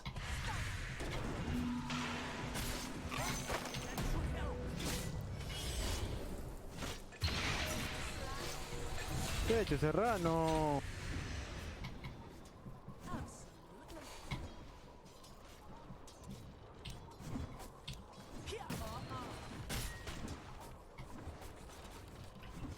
For Salamene. Attacker and trash. We're just gonna shove this so that my guy can go for wisdom runes.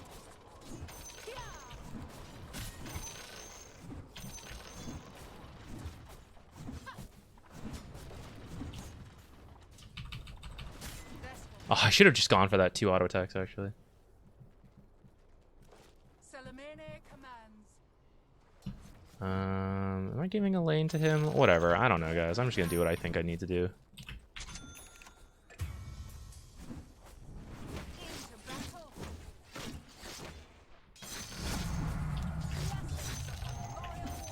Starlight. Let's go.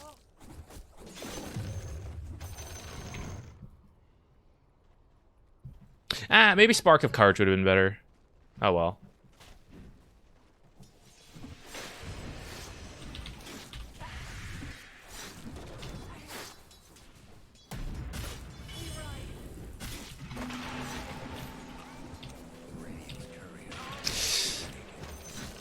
I think I missed those. Ah, man, that was my Mask of Madness too. That would have been, or not Mask of Madness, the Morbid Mask. That would have been good.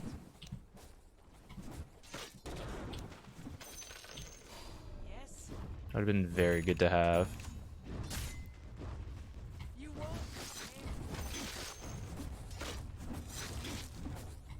Attack. By starlight. On the prowl. Oh, it did deliver. I'm stupid. Insignificant. Just in the same way I didn't notice my courier, I didn't even notice what lived or not. Excellent. Don't disarm me, bro. Yes.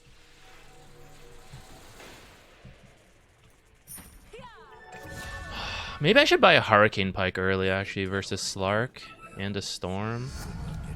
They will find your blade sharp and cruel. Who dares?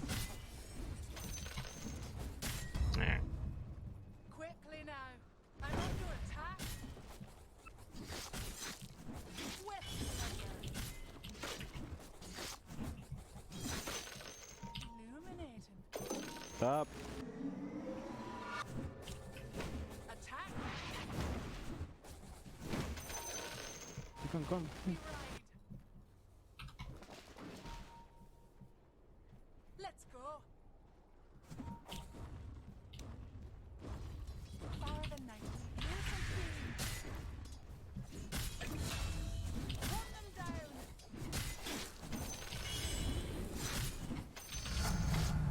Stalking. For Salamene. Try to run. Get out, stack! Let's go. If I'd auto attacked the right neutral creep there, I had to take one extra auto attack than I was supposed to. I also could have arguably used a spell. Okay, I'm a little worried that I'm like letting Centaur recover, but I think we are speeding up our own farm a decent amount, so I think it's kind of okay.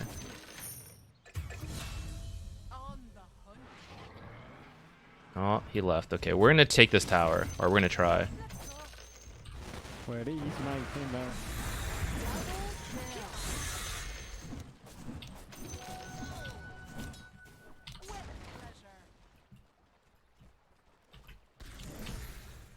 Did he say where's my Luna or where's my Timber? Because why would I show up? I definitely would not go to that.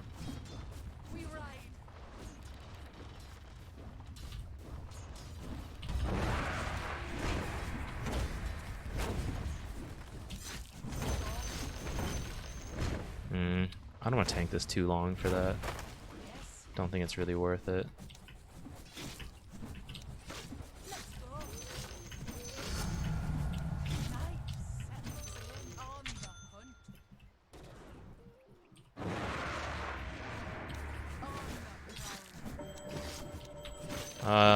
You don't lifesteal off the glaive bounce as far as I know, although you can actually spell steal off of it because they count as like spell stuff, I'm pretty sure.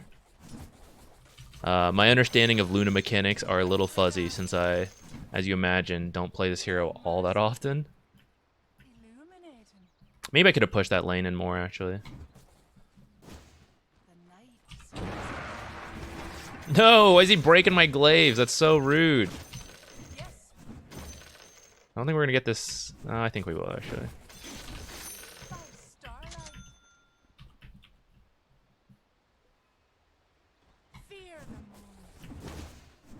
I can't believe they keep getting these stupid break creeps. Oh shit. Your bottom tower's in a tight spot. Ah, I needed to leave sooner. I forgot about the Nyx. They're meaning to smash that bottom tower of yours. We'll probably go Manta BKB, I think. I think we need it to fight if we're gonna do that. Maybe I should have TP'd out as soon as I saw Storm. I did forget about Nyx being 6 though and like finding me. That sucks. I think I would have TP'd out successfully if it wasn't for that Nyx. I would have had the time to get away when we saw those other two heroes.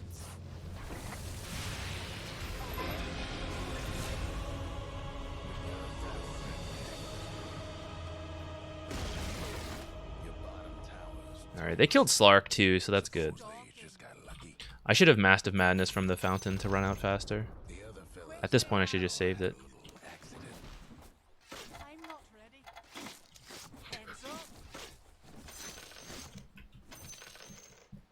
By starlight. On the hunt.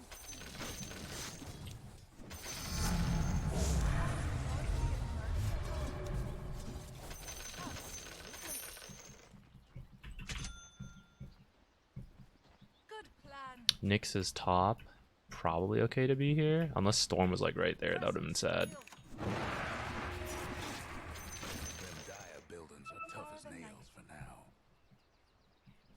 I'm scared of Storm killing me. I think I should make my way top. I just did like a little loop-de-loop for no reason. No, I'll push out bottom one more time. Is this coming in? I'll push out bottom one more time and then I'll go top.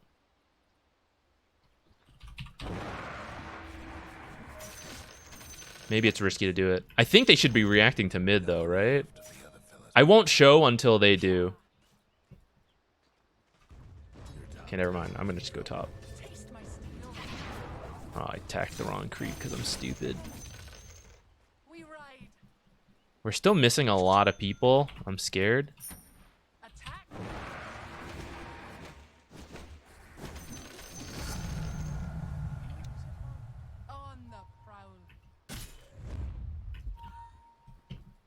See, this sucks about... Okay, I'm gonna do something risky. I'm gonna run through here because it's faster. We're running to mid.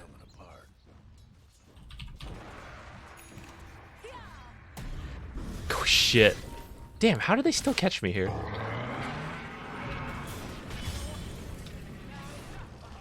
Ah, I should have gone the other way around, guys. I was being so greedy.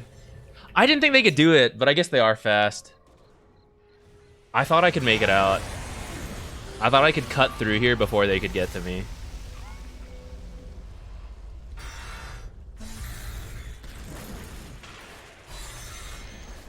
The other fella's bottom tower's done for. Greedy, greedy. That should help.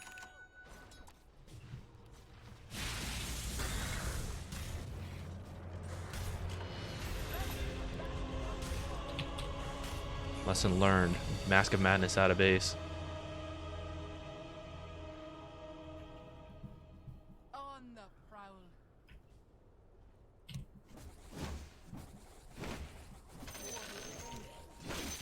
Stalking. That's so annoying. I even saw them smoke.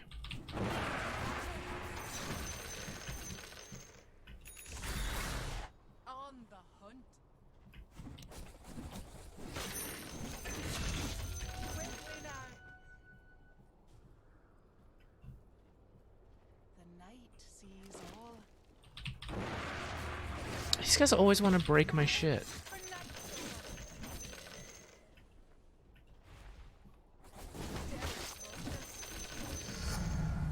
The moon waxes and my murky. Almost feel bad for your top tower. What do you see? Breaking my shit again. Do you not have my ult? Tower's in trouble. Maybe still show up to this though.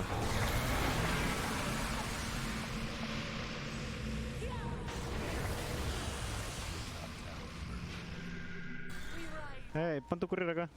What the heck? Where did that Jakiro go? Illuminating. Uy, mano. Absolutely. Let's go. Your mid tower's in a bit of a bind. By starlight. Yes. It's on Nick's bottom, so hopefully we're not going to have any issues here for a bit. Yeah, he's still there.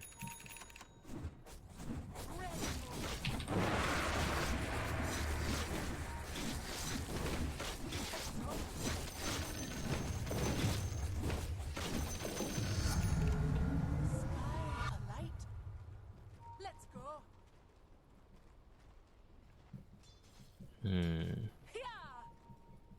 Is Dragon Scale the play? Your mid tower needs. I should have stacked this for myself.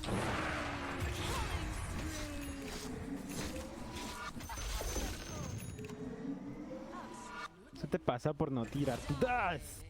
Double kill. Good plan. I'm kind of worried. Slark could come up here.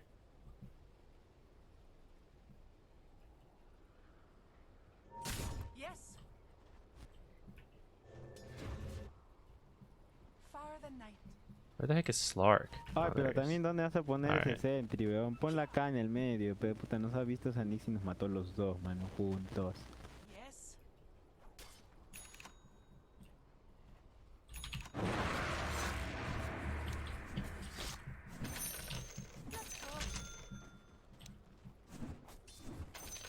Ay, yo he usado mis 3 das, weón, cuando lo matamos. Ya no tenía sueldo, What do you see?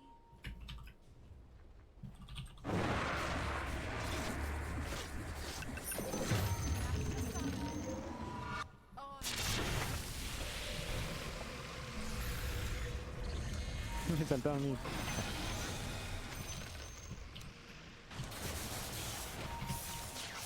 Nix.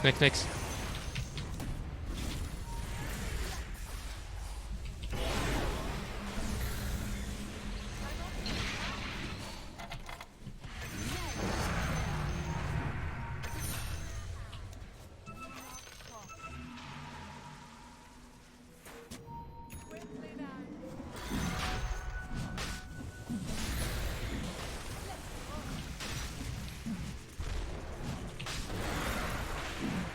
I get BKB now. My team's pretty strong. Maybe I just like walk with them.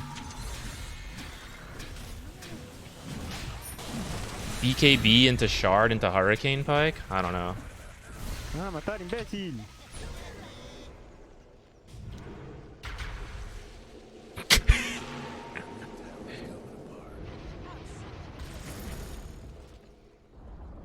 Your mid tower is I don't want this Aegis. Timber can have it.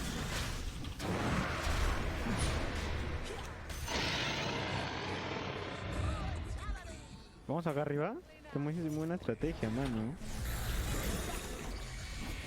Jódate también.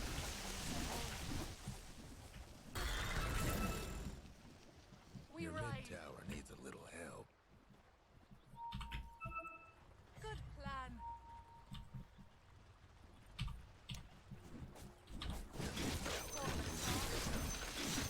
Let's go. Slice. I wasn't paying attention to my courier.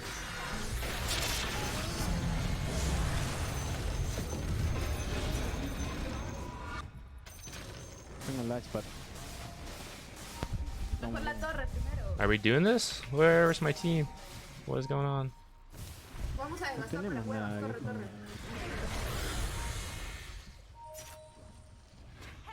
No breaking through the dire structures for now. I feel like we should have just done Tormentor there.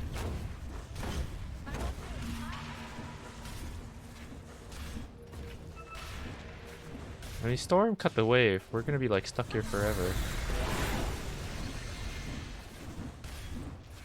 Oh, thank goodness backdoor lasts so long, actually. I did not think we would get that.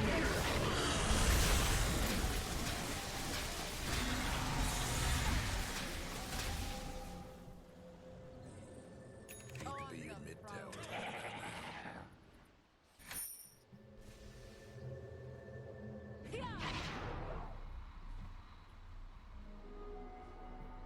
On the hunt.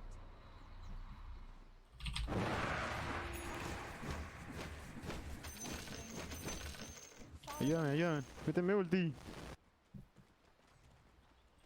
Who dares go? Unstoppable. Ownage. Yes. Beep beep beep. Beep beep beep beep beep beep beep beep beep beep. That should help. Illuminating.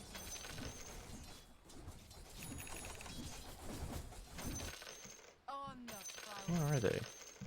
I'm scared of the other four. What the heck? Where are they? Okay, Slark's down there. I think I'm okay. Famous last words, but... Stalking. Oh, Viper did these. Quickly now. The light sees all.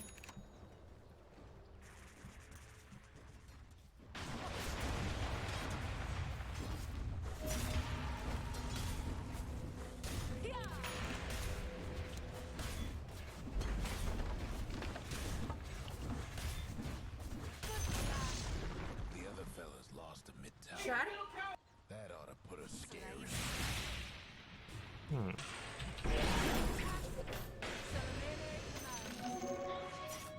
This will hurt.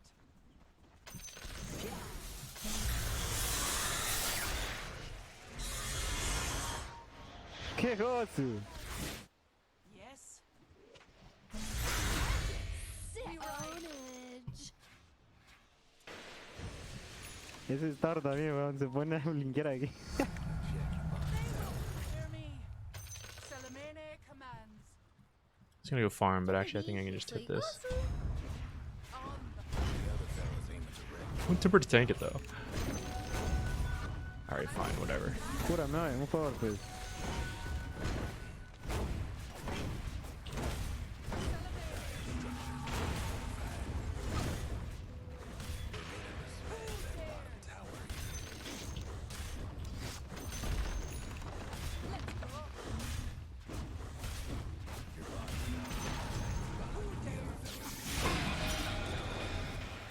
Uy, qué aso. Falló, mano, falló su stun.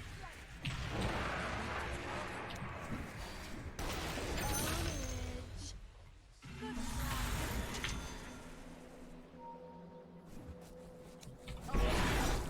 Sí, sí, hay que acabar ya de nuevo. unworthy. Esa puta abajo. Illuminating. The other fella's aiming direct. Nice.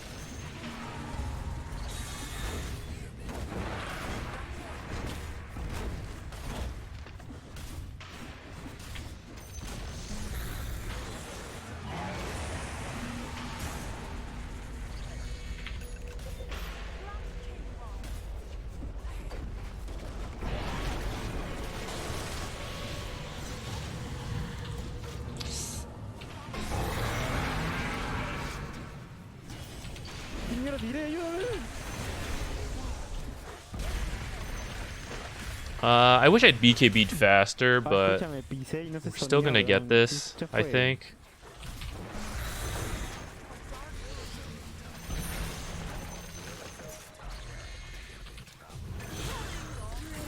Double kill.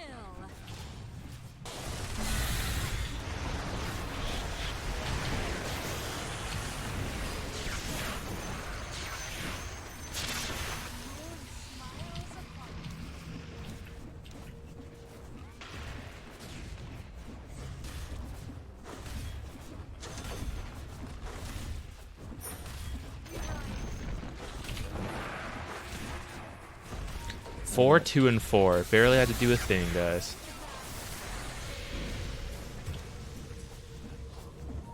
Muere hoy. Por tacaño.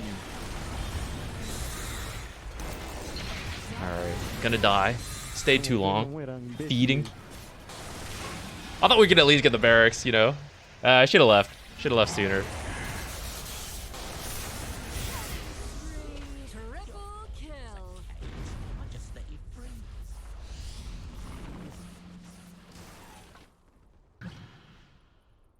Should I get 4 staff first? Oh, wait. Hurricane Pie's gonna have to go there. Can Manta go? Oh, that's gonna be weird. Alright, we'll wait for the next Roche. I think I'll take it, and then I'll just, like, sit here and hit things.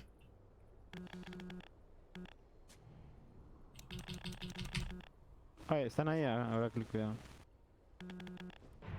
Oracle.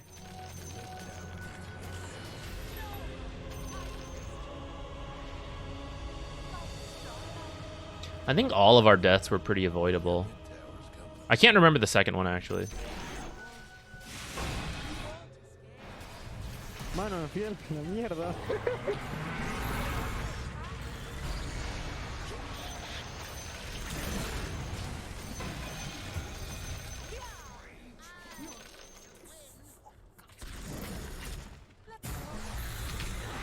Ay, ay, eres muy lento, viejo. Tanto pico.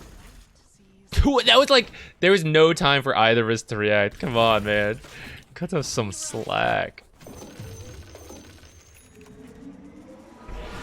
My steel on the hunt. On the prowl. Try to run. Death approaches. Oops, just fed him a bunch of gold. Let's go. Good plan.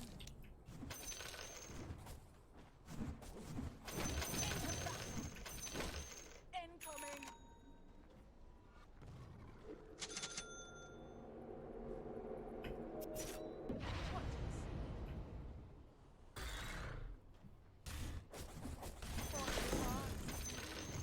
The hunt. Vamos a Sharp, por favor. Dale, si quiere algo, mi Oracle. ¿No?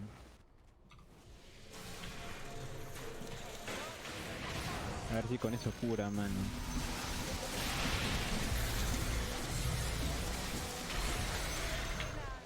I forgot I can activate. I forgot I even bought the shard. We're gonna have to activate this. I'm sure I'll definitely remember to do that. We killed it last time, like just as it turned to 20.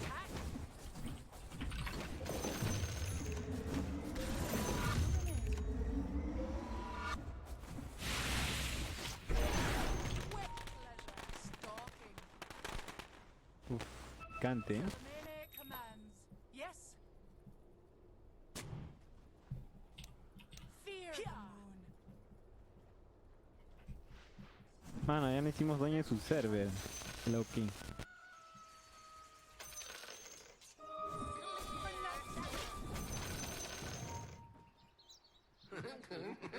We ride. Not yet. Quickly now.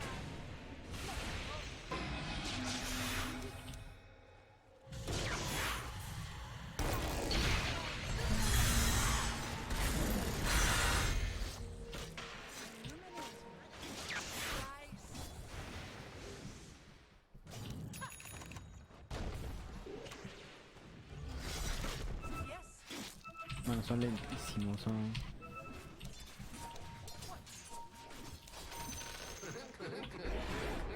Heads up. Yes. Your mid tower needs a little help. Radiant's gone and fortified their structures. We'll get the banner too. Let's go.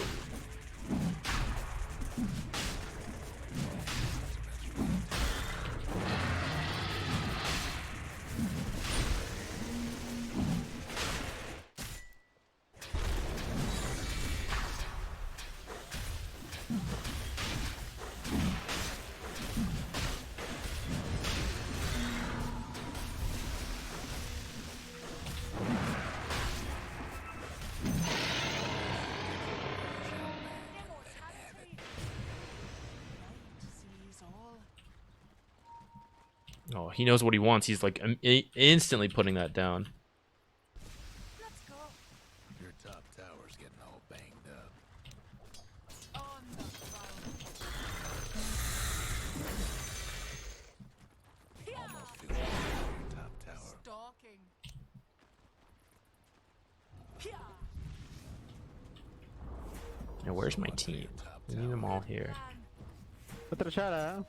Para el más bajo. That top tower of yours ain't doing so good. I don't want to go high ground until like we're all in position. It's pretty.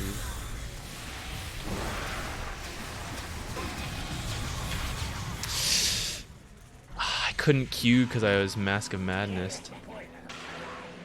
Qué asco dan los serranos. Man. I can't believe he stole that. That sucks. Should we be doing this without?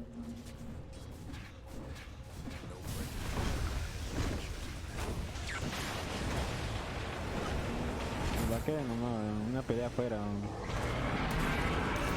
Ajá. Oracle, métele ulti. I shouldn't be BKBing when I have the Aegis. Causa.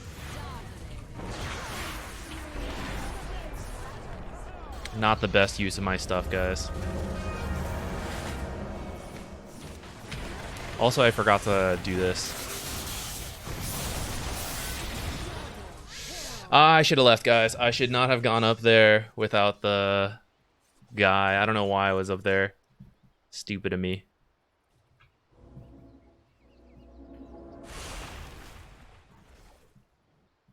I don't have items. I mean, I got like 3.5. No lo sé. Bro, I swapped with you. Don't flame me, man. I don't play carry. Me neither. Remember that part? Your mid tower's a bit of a bang. You know why I was up there? The NA throw, it calls to me. I cannot resist my nature.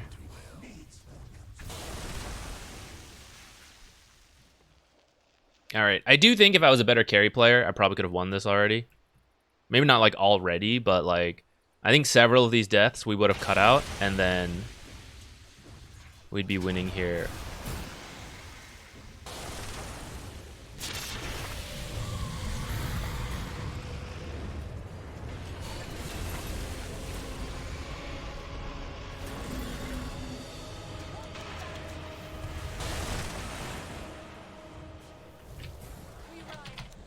Alguien lo mate, por favor.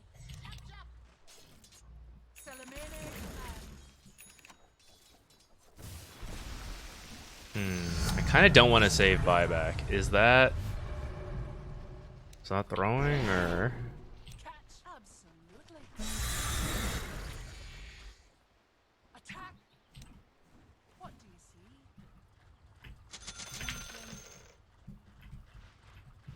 Salamene command. Alright, we'll definitely save buyback from here on out.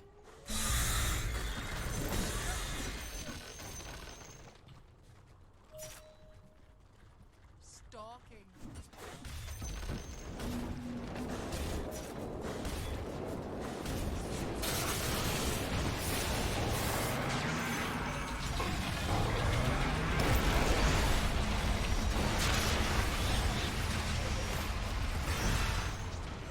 Quickly now.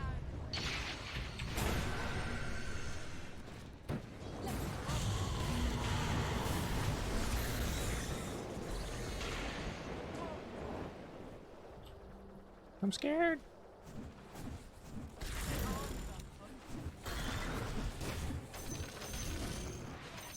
Good plan. Weón, necesitamos que Selena esté bien parada, weón, para ganar algo.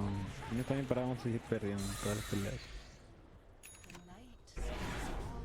Salamene command. That should help. Illuminating.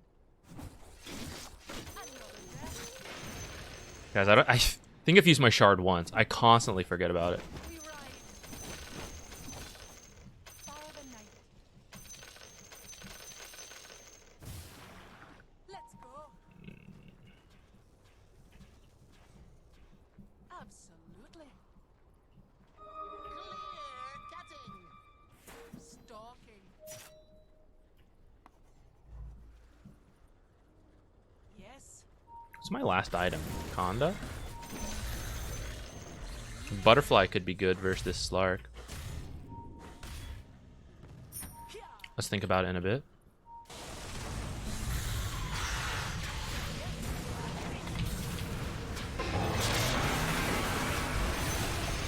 Ay, tengo que hacer todo, ¿viste, Heracles? Muy básico, soy. Acá está el Link, ayúdame. Oh, eres ciego, caos.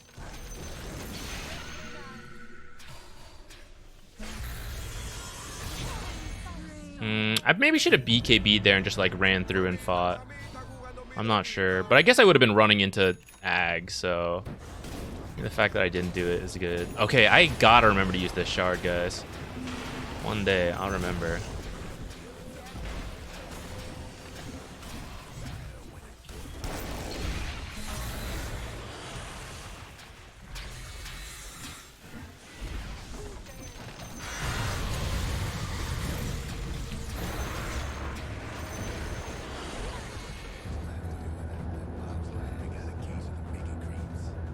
Well, that could have gone worse.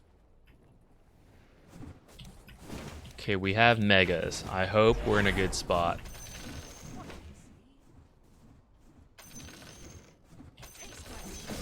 On the prowl. Havoc Hammer? Is this really what people buy? Am I being trolled? What do you see? The hunt. Es un tan loco, díganle, pues. I guess I pull people back into shards? Yes. Uh-oh.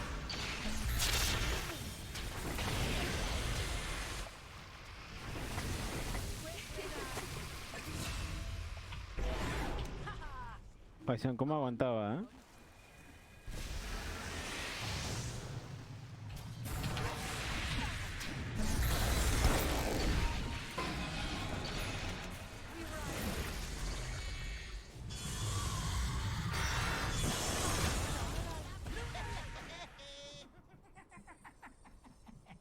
Fire the night.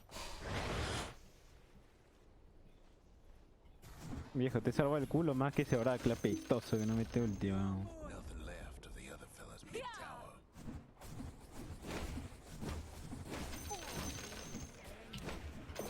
Salamene command. I don't know if it's correct. I feel like I want Ah, this. ya, si le roba el ulti del I Husky, feel lo like I vamos want a Conda. pelear. You know? Attack. Is it good? Couldn't tell you. With pleasure. But my heart, it calls. It calls for the Conda. A lone cry in the night. On the prowl. Where do I go? Over here? I guess so. Nah, you do this one first because this path makes more sense, I think. I don't know, guys. Is Vindicator's Axe not, like, better than Havoc Hammer? I guess it tanks me up, but, like, it seems so weird, doesn't it? Well, let me know what you guys think. I don't play enough Luna. I can't think this hard. I'm thinking about Scotty to tank up. I'm thinking about Butterfly to survive versus this guy. He got a refresher. That's interesting. I guess Conda would help me tank up. Let's go.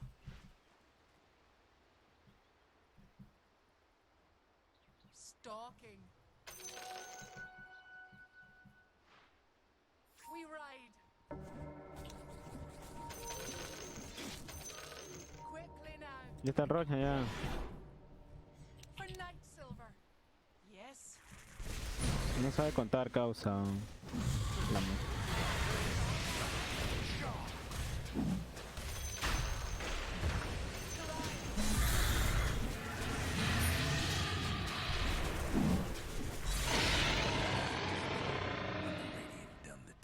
Creo que ya todos acordamos en que era mi refresh con chat.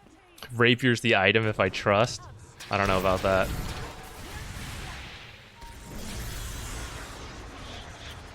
I mean, I agree, but I don't think I have the trust. I'm gonna do the butterfly, guys. I don't know, you know, I don't know.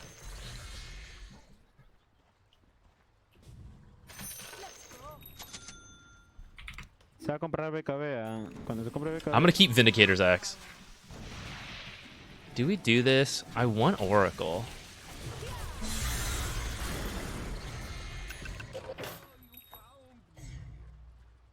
Illuminating. Sees all the night. On the hunt. You won't escape. Sees all.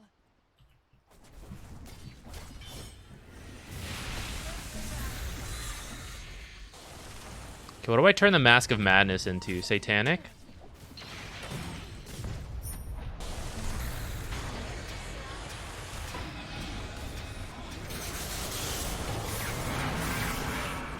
Wow.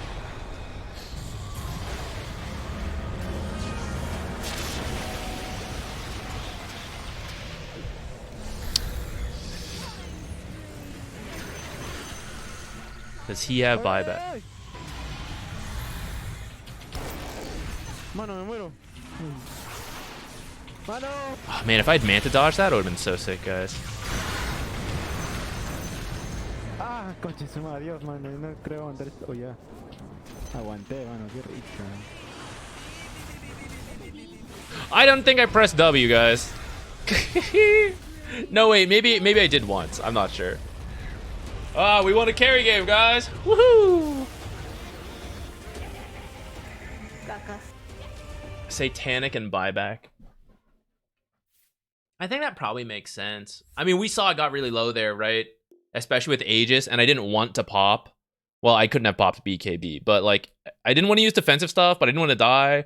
So I do think Satanic probably makes sense next. It feels weird though, like no extra damage. I really can't understand a thing my team was saying, but I feel like it wasn't. I don't know. Our lane went well. Relatively happy with that. But you see, like, I did let Centaur back into the game a bit. I guess it's not like I totally shut him down anyways, but I think up to here is fine. And then I fed that one death, which was sad.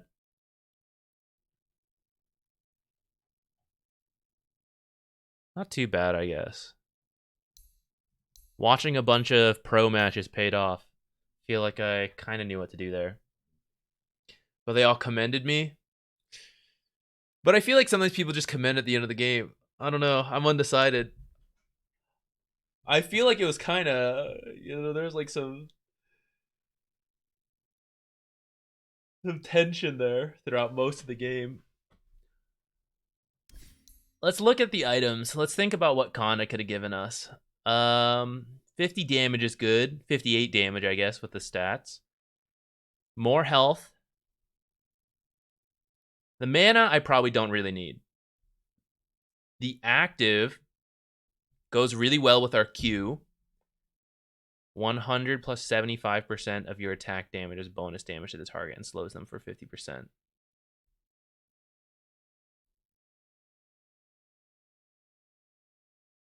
This would be instead of the butterfly we bought. The butterfly was good versus Slark in the one-on-one, but not so good versus like all the other spell damage.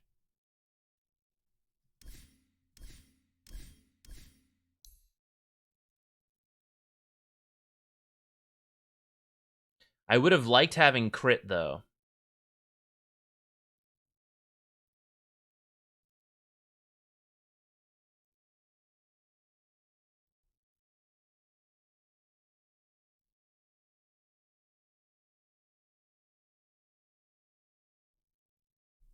Maybe no butterfly, Kanda into Satanic.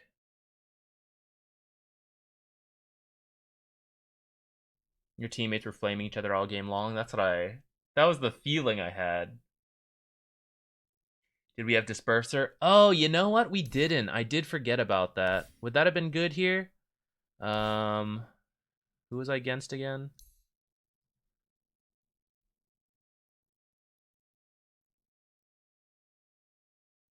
It could have been really nice versus the Jakiro ultimate. That way, every time it happens, we can disperse her out. But I don't think... besides that, I don't think there's something massive we have to dispel from ourselves.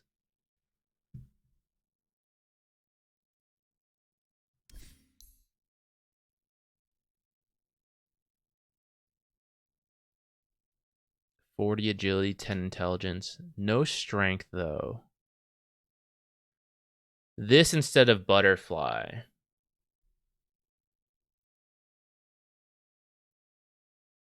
"20 base attack speed percentage. I don't know if I needed this game. I'm not sure. Did my team have a Mage Slayer? I don't think so, but I'm not going to build it at that point. Oh, no, you're right. We had a Viper. Viper, I think, did build one. Where is he? Yeah, he had one.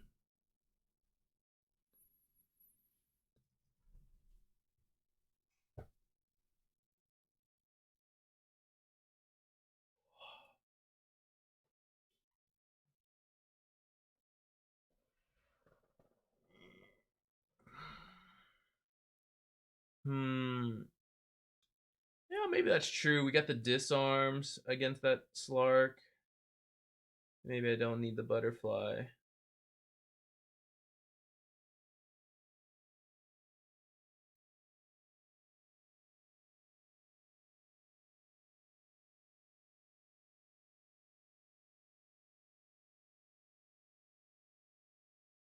Mask Manta BKB Butterfly. What did I build after?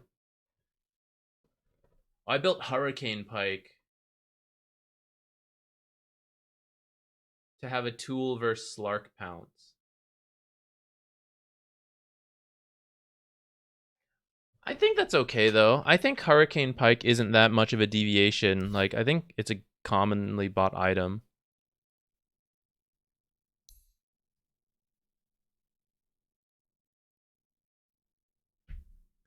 We used it to chase a couple times, to run away as we fed.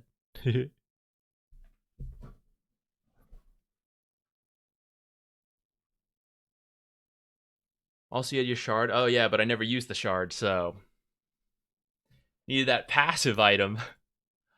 I just forgot about it. I used to play a good amount of Luna. She's one of my favorite carries, but I haven't really played her since the shard really became a thing. In fact, literally, I think, right? When did the shard come out? I think in between this time. So I was just not used to it at all, of like thinking to press it.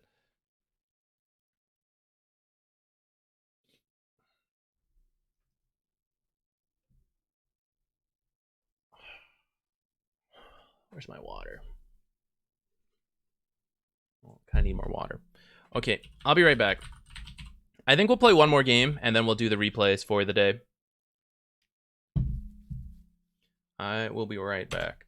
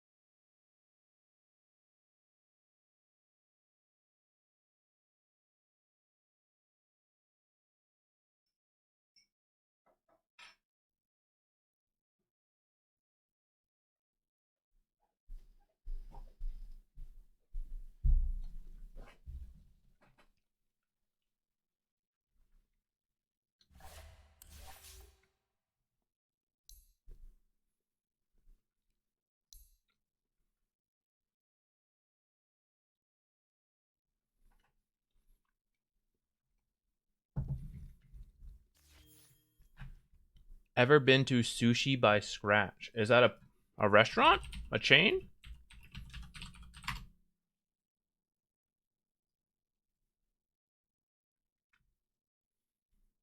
Sushi by Scratch, Dallas, Texas. I will definitely go look it up. Depending on the price, we'll see if I go anytime soon or not. Best omakase experience I've had. Okay, so we're gonna need an occasion. We're gonna need an occasion to go, but that's good. Thank you for sharing that. I'll keep that in mind. I'm gonna write it down actually. Where is it?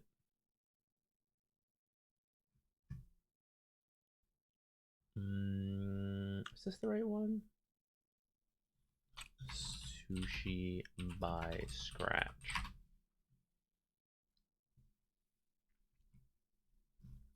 Where is this? Oh, this is right in Dallas, huh? Really in there. All right. We'll see if I make my way there.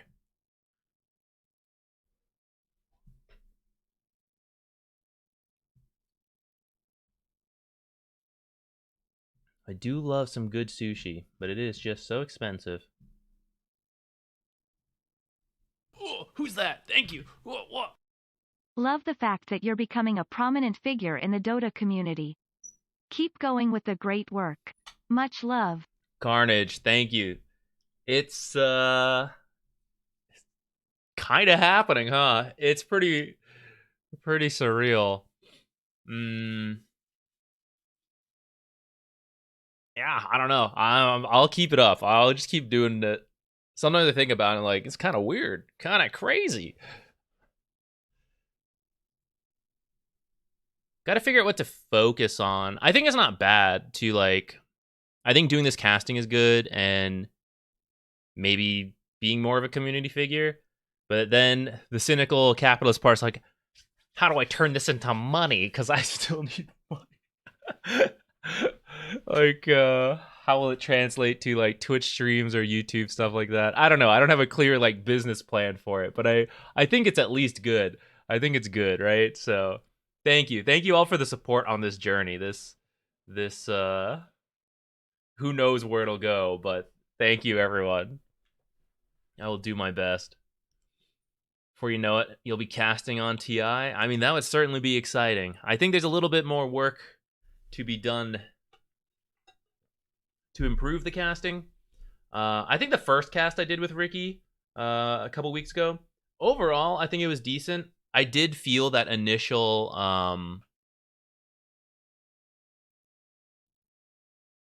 I wouldn't say it was like nerves exactly, because I had done similar stuff through this stream and like YouTube videos, so I wasn't like worried about being in front of an audience. But I think it was still like it's a new experience in a more professional setting and all of that. So I think there was a little bit more. I don't want to say fake, but like fake professionalism a bit, where I think as we go, I would do a little bit more relaxed, a little bit more like joking, casual. But that first, like for the first cast, and then probably the next couple, I think I'm still feeling that like air on the side of safe professionalism, and then we'll find our way down, you know. But I had a good time, and hopefully as we do more, like it'll be more and more natural. HD6, yeah. The 6XX from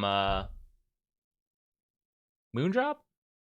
The not knockoff, but you know what I mean. The cheaper one than the direct.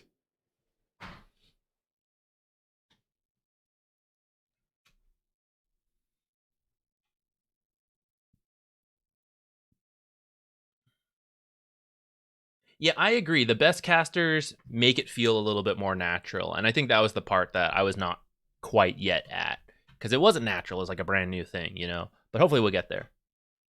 Custom icons. What else we got here? Where were we? Monkey King alt, and then these are Abaddon stuff. So the shield, the ultimate, miscoil, passive. This is silencer.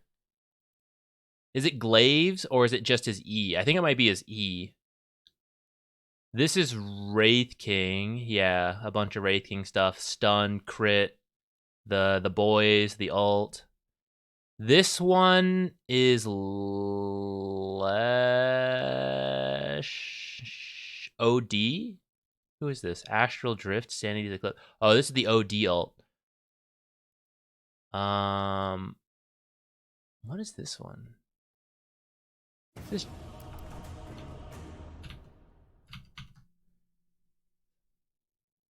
Oh, it's Rocket Barrage. I didn't recognize that.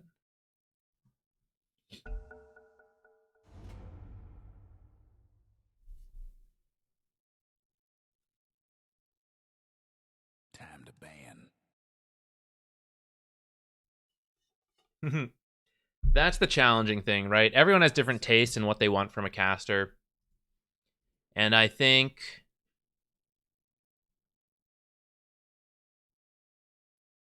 is it time for a mid? I don't know what this means. Was he yellow? Is safe lane. Maybe asking for mid? I'll just have to try to be the caster I want to be. 10 seconds. And hope that that fits, because I think that'll be the most natural.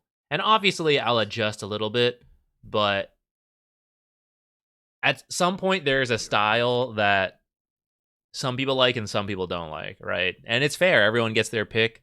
You can't make everyone like you. 10 seconds. Don't love Witch Doctor 4, but the guy is super high level with it, so I'm going to trust him on it. And if we play this correctly with an Enchantress... Oh, shit, we're getting Broodmothered. I think that might be okay. Like, if we ditch bottom lane at 6, when she hits 6, and we play the other 2 areas with Enchantress DK, we might actually be able to, like, outpush. Okay, I wish he had picked a mid hero who could deal with Broodmother. I think that would have been a lot better. But, okay, you know. Sniper. It might be Lion 4 or 5. I don't know. So I think we have to start with a stick to be safe.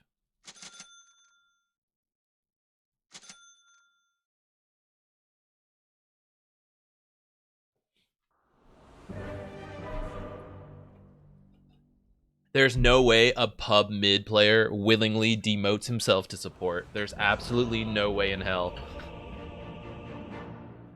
That guy would rather abandon and tank the report.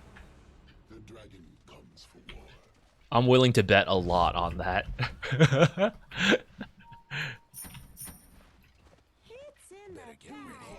I mean, Silencer better win his lane hard is all that needs to happen. Looks like it might actually be Broodmother mid. I thought it was going to be Brood off lane, but I'm guessing Brood mid Axe off, and that's pretty worrisome. Silencer has to really shut her down in those first few levels, and I don't know if he will or if he can. We're going to find out together, I guess.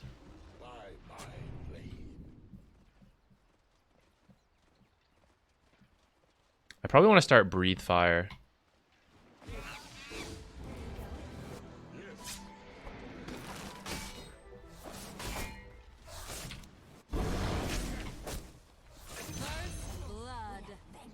Oh, we got the intelligence, nice.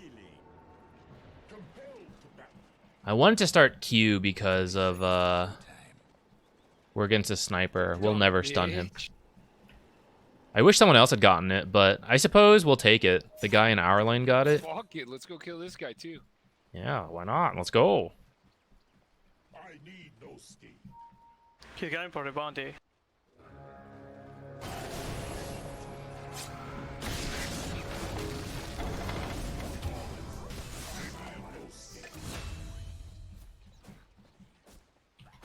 Nah. I maybe could have fought that harder. Are we getting any? Okay, 2 actually. That's fine. Wait, I saw Brood move up here. Sniper mid, Brood carry? Wait, I could have started with Dragon Tail. Oh my god. Huh. This is unexpected. I'm not sure how to adjust my build for this. Oh, we're good. Broodmother safe lane? Oh.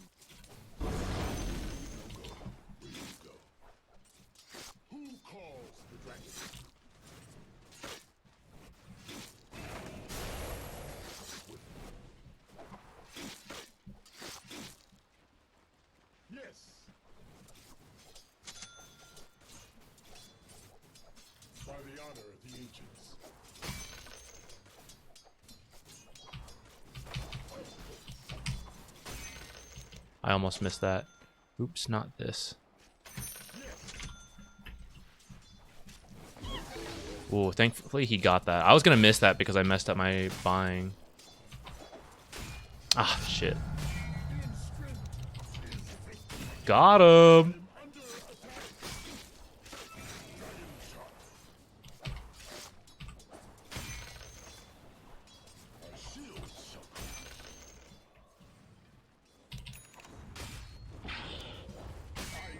I need you to say something before pulling, bro. I cannot focus on 3 things at a time.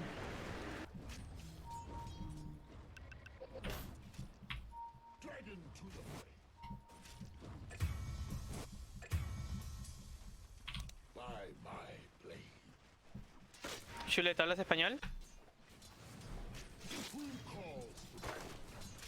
Escúchame, necesito que avises cuando vas a pulear, hermano. Por favor, ¿ya?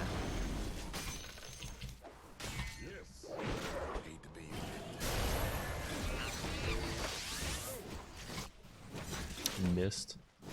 I should not have turned to fight there. He maledicted, so I was like, oh, maybe I should hit, but there's actually so many creeps there, probably not worth it.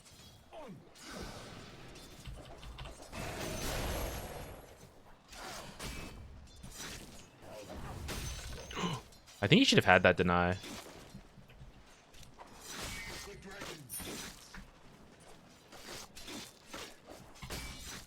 How do I need to adjust, actually, to deal with the Broodmother carry? I mean, she's still going to hit 6 at some point. It's going to become very scary.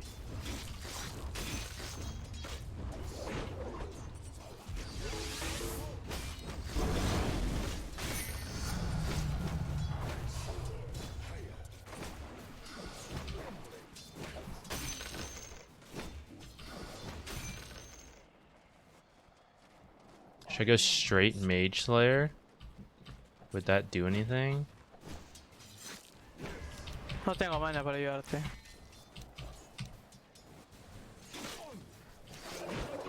Aw.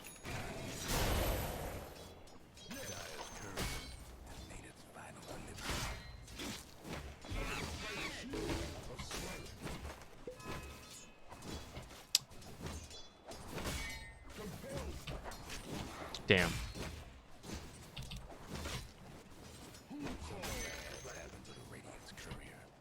Damn. I should have as much base damage as she does. So I'm just bad.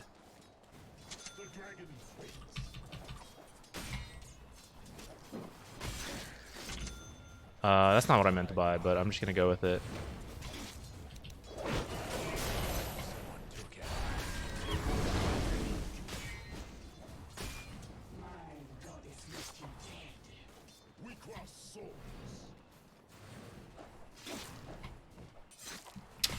We're missing a lot of these last hits, guys. I should already have, like, my boots.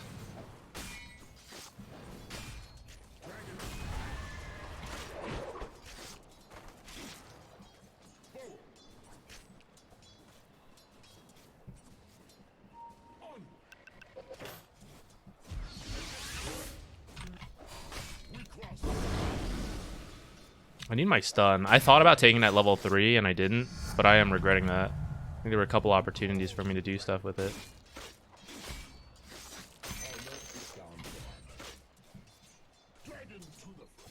Falta Lion. Missing Lion.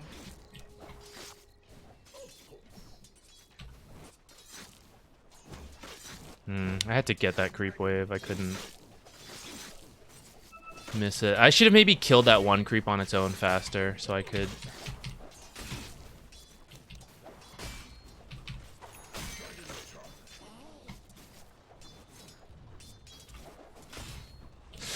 Okay, I gotta pull myself together.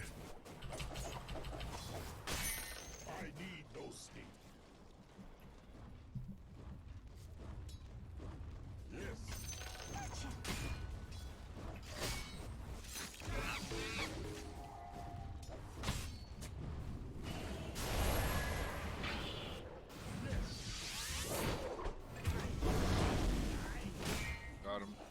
By the honor of Jesus.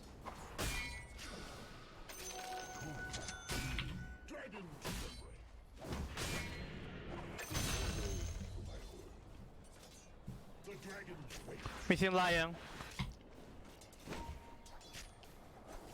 Lion has boots actually. Damn, I'm getting handled by this brood. I've missed at least 10 last hits. Beautiful person with a charming personality. 11.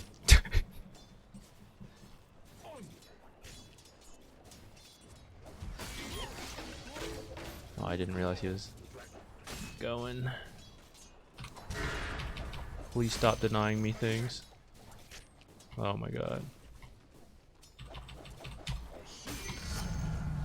Powers abounding. By my blade. The Radiant's courier's a goner.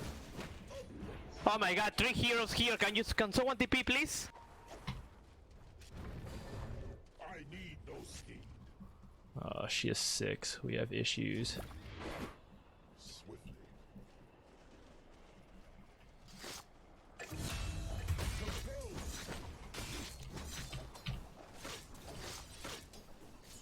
Yes. Dire buildings are tough as nails. Double kill.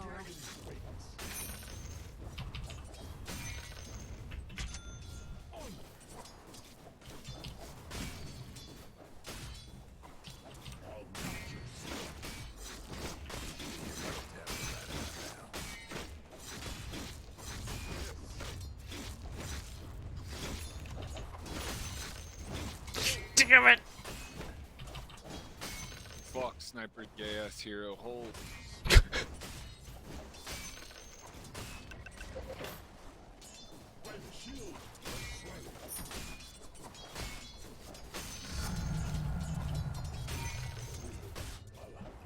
I can go for a sniper if you stun him.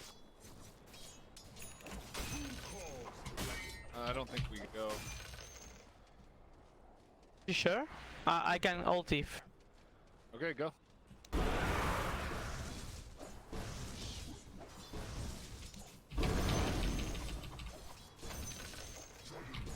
No, shit, I didn't mean to attack that one, guys.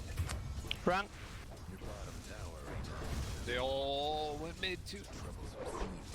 Ooh, okay, brood left. That means we can maybe get this. Hopefully we get this tower, which would be really good considering how that lane went. We got. Damn, guys, we're missing all this shit. Oh my god, I'm easily missing like 1,000 gold right now. Maybe not 1,000, like 800 or something. Guys, I want to die. It's so bad. It's so bad. It's so bad. 10 seconds and I have ultimate. Just put me down. Put me in the old person's home, guys. It's time. It's time to retire. Sure, but we don't have our mid lane. He's AFK, so. There's got to be a ward back here.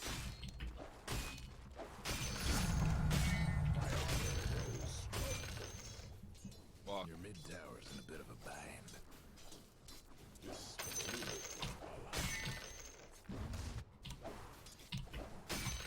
Your mid tower needs a little help. By the honor of the ancients. I feel like I gotta go mid or something. I can't give this up. I don't want us to lose mid tower to an AFK sniper.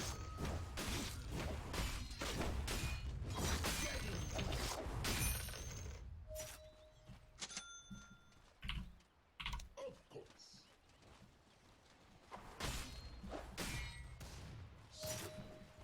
It's just an illusion. You could probably kill Sorry. mid. Yeah, sorry, I didn't saw him. No, it's an illusion. It's an illusion.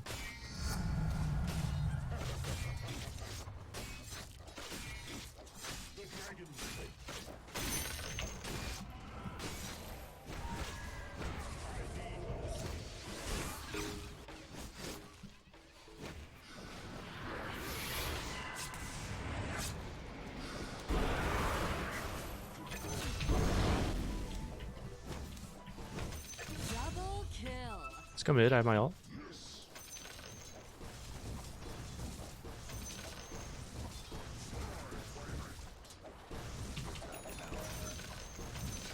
Brood's Should I go?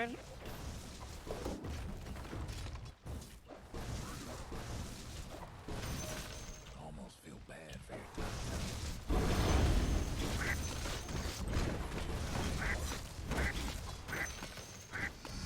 Oh my god. Killing spree. Fuck off my dick, dude. Holy shit, this guy hits so hard. Rue's gonna take my tier 2 as well? Double kill. Go breaking down the radiant structures. One creep, please. That top tower of yours ain't doing so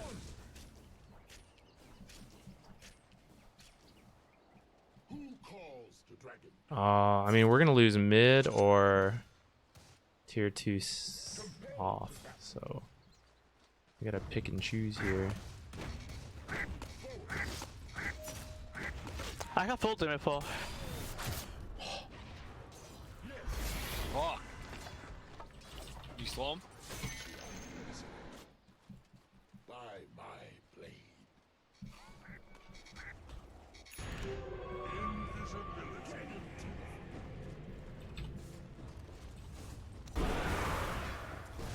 Top tower's getting all banged up.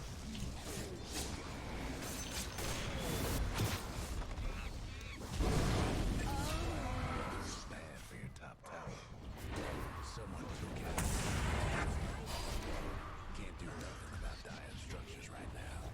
Your top tower's getting all banged I'm about to get fingered by Lion. top tower.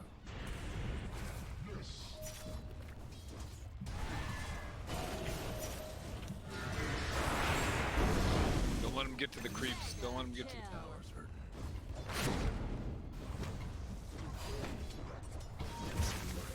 My god. We're starting to get brood mothered.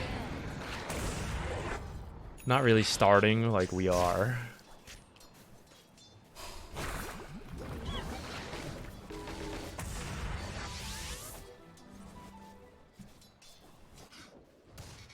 After Mage Slayer, we'll need a BKB. Or sorry, a Blink to get to Sniper and stuff. They're meaning to smash that tower. I mean, I'm out of mana. I can mana you guys though. 2, 1. How many is he at? 14? By the shield of silences. Sick burn. At least we got a Spectre kill. Stay mid. Get some.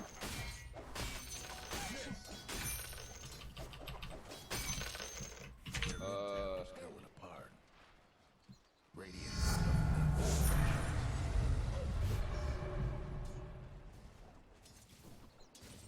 I have 2 heroes, but you can actually try to fight mid. I have ultimate as well. Damn. Fuck, I'm bad. Oh. I Lagging. missed so many free last hits.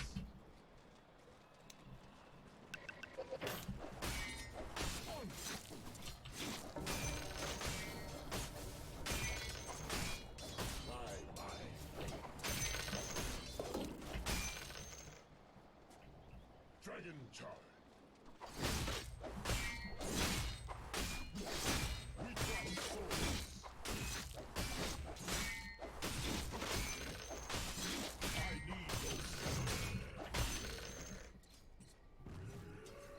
Should I be using my ult just to push this? I think I should.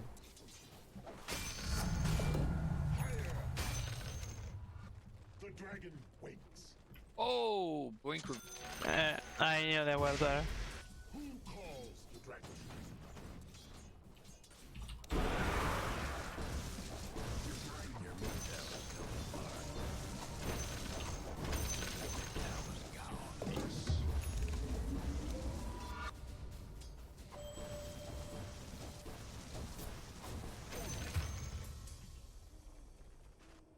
Pretty scared of pushing this actually.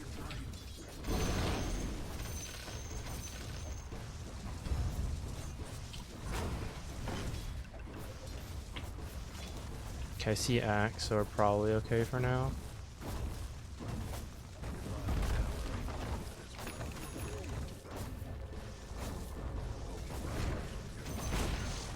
The other fellas could save that top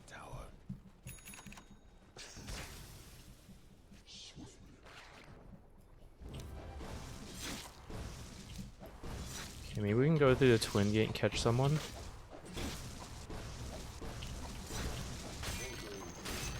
I actually need to get out of here regardless, I think.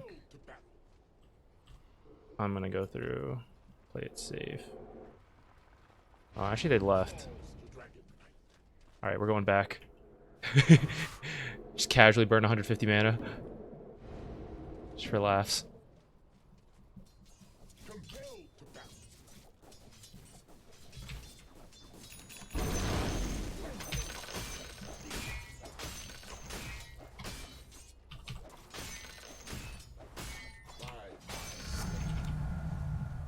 Watch out, take care. Brought T13 by the way.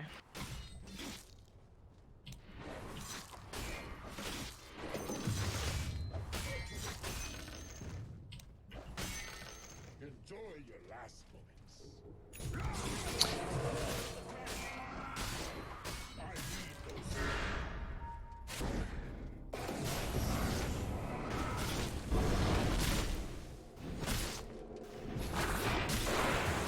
Oh man, global so you can...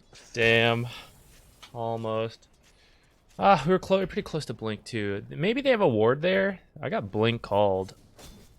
I didn't think he would know where I was.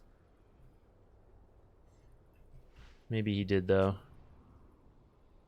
We can keep this in if we need mana actually. Here, she's almost got Glimmer.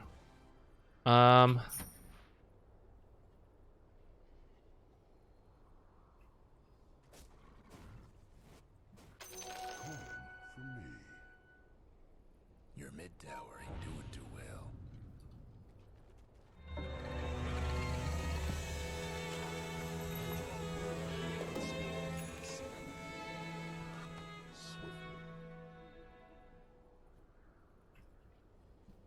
The dragon.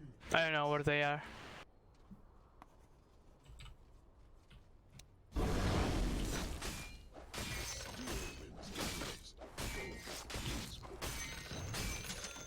Yes.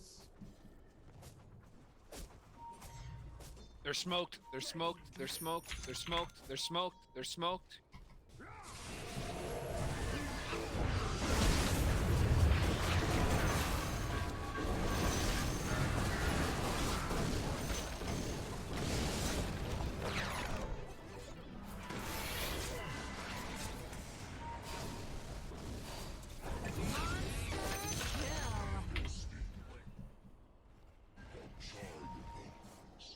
Go for it. Let's go, DK. Let's go. If you're a support, come. He's right here.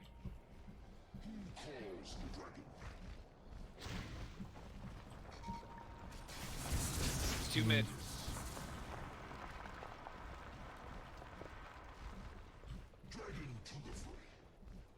Dire structures looking Careful, careful, careful. What the fuck? mid tower right about now. Yes.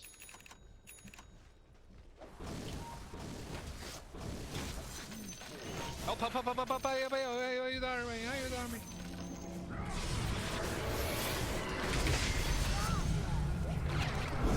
I hate the shard.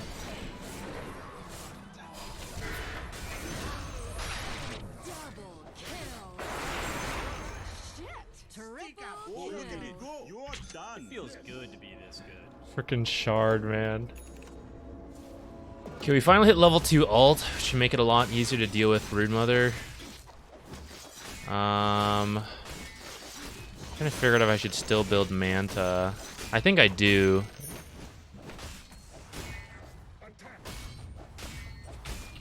Yeah, who would do that, guys? Who would pick Brood? Ew.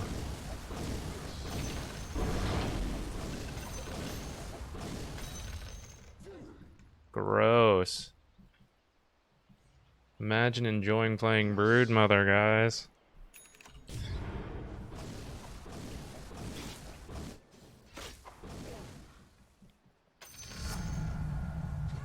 $21-minute runes? I got it.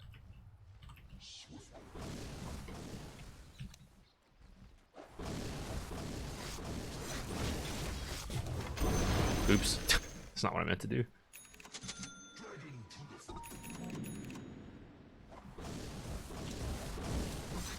smoke.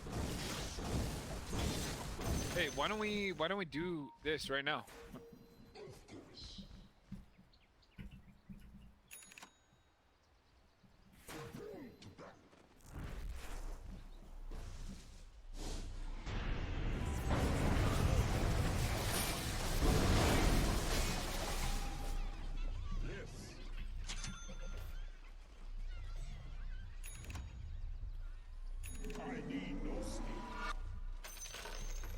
Brood's here.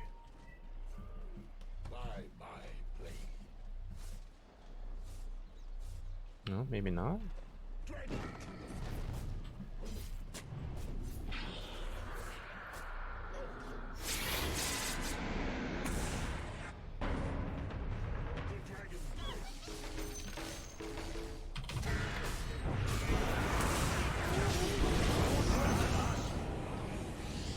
Don't chase too hard.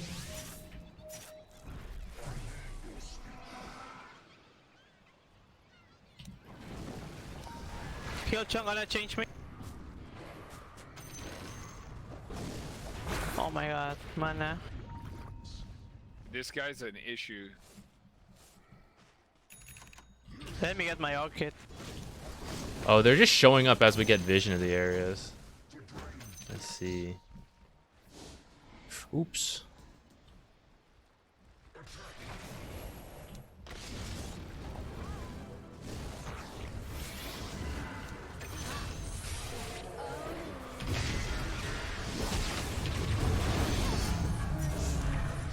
Okay, whatever. So sad.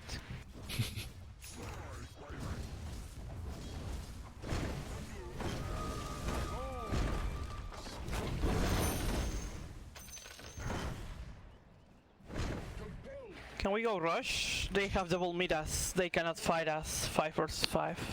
Let's go rush them, please. TP bot, TP bot, TP bot, TP bot. I'm very proud of you.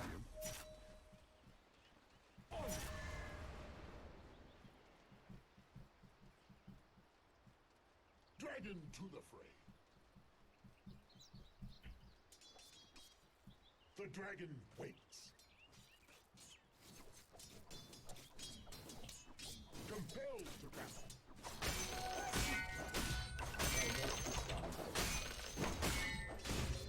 I need no sleep. I feel like you should have gone somewhere else. I kind of think you should have like walked top or something, but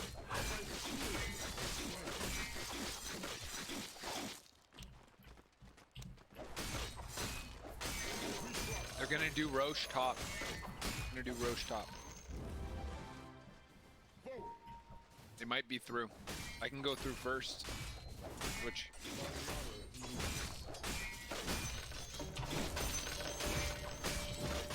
I think it might be really dangerous to go through one at a time. wait for the. I don't know if we can do it. I think we'll all die. We can go through right behind Roche. I can go first, and I can switch a room. Oh shit. It's your guys' call. I mean, Yeah, if this I'll guy goes YOLO try it. Why not? I can go.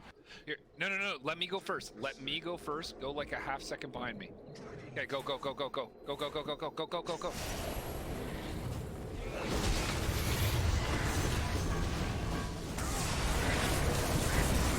Some madman plan. I hope it's working, guys.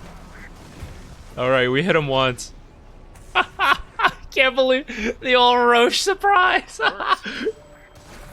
Let's see if it worked out in the end. Not quite. Well, maybe. Sniper. Okay.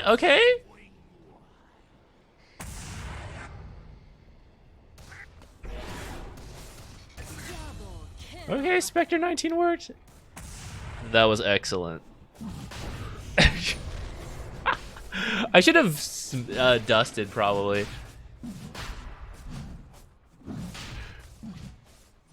Oh man, that was pretty funny, guys. TP bot. Nice.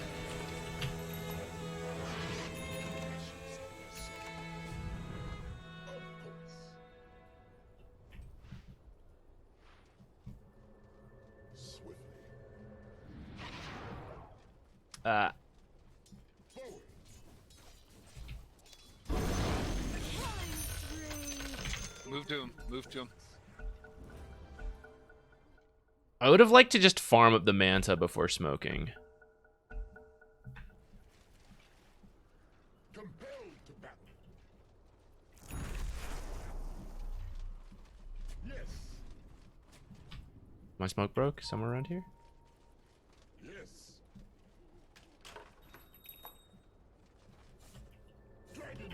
Sniper, sniper.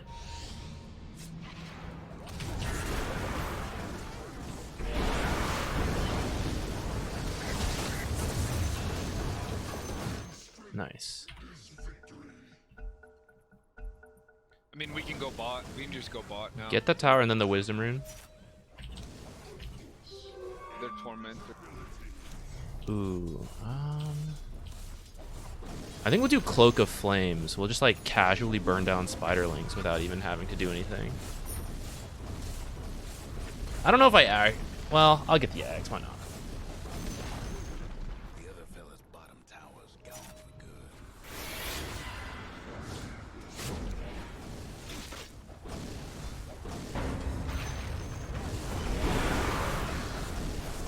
Actually, Get out, get out. Axe is there. They already used swap. Swap, dude. They can't fight us. Just stay. Don't dive. Just don't dive. my ult is Got ending. Aegis. It's got Aegis, dude. We're fine. I don't know about this actually. It's got Aegis. We're good. There's no snipe or silencer's like not here. Can we back up for a Fuck second? is this shit? We don't have silencer back. I need no ski.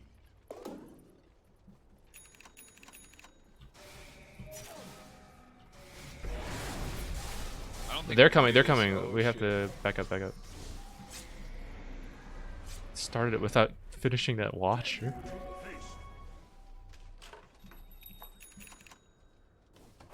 Who calls the dragon knight? I need some mana.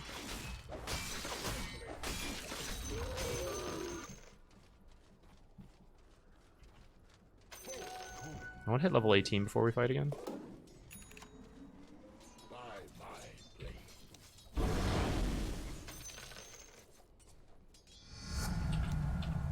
The dragon waits. Oh, we got a lot of mutes on this. Let's unmute. Let's see. Yes. I feel better already.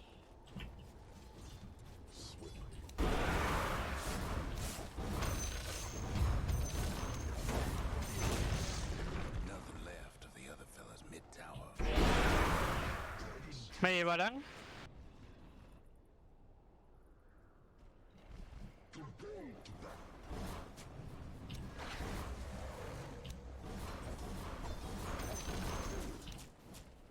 They both had Glimmer.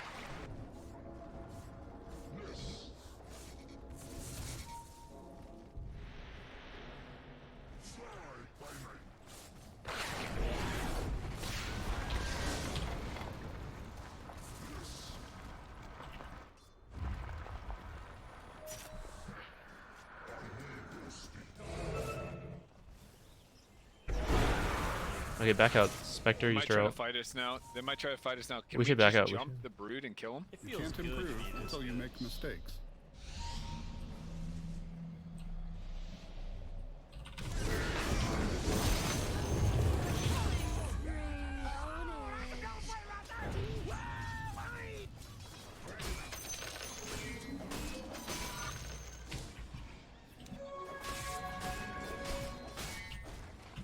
I have. And died with honor. That was easy. He was by himself.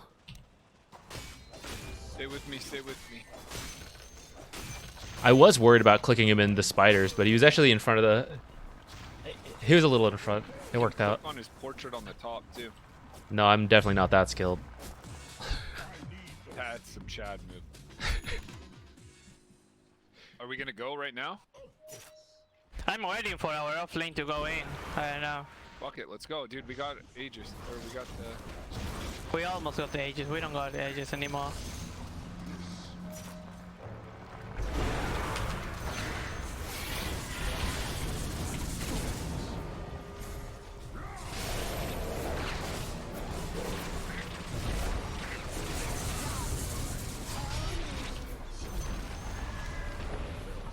heal you guys up. I'm trying to heal. I'm trying to.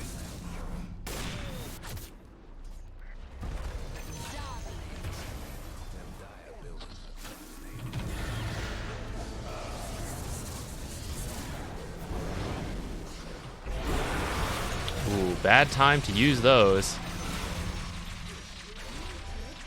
I can't believe I died to a fucking shrine. Stay. We can still fight, I think. I think we just wait for next Roche. Wait for everyone. It'll start to spawn in like 2 minutes.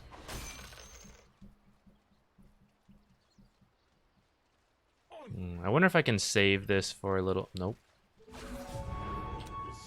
I wanted to save it till I had ult again, but...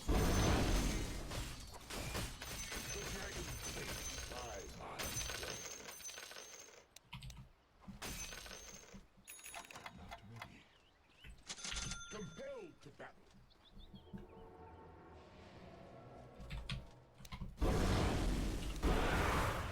Oops. I didn't mean to blink. Courier might be going.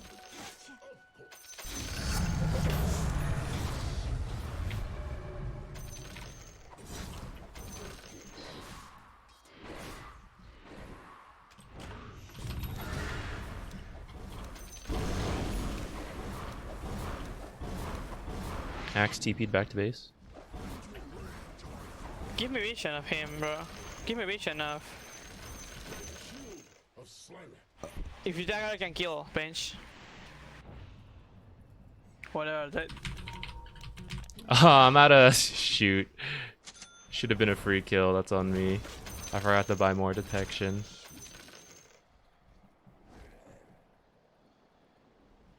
Yes. The dragon, I need no speed.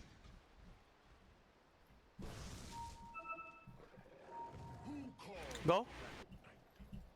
Alright, if he goes on me, you gotta protect me, dude. I need no speed.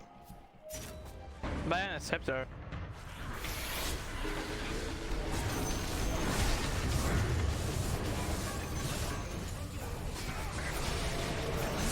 Ouch.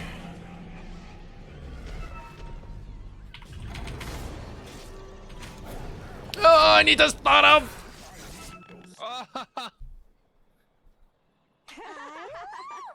You were doing very well. I'm very proud of you. I don't know if we can make it to him anyways, though.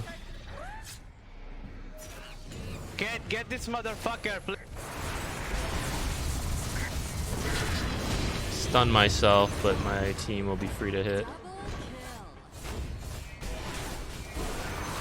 That was, I kind of get it. It looked close, like I guess, but at the same time, it feels like maybe she was griefing. I don't know.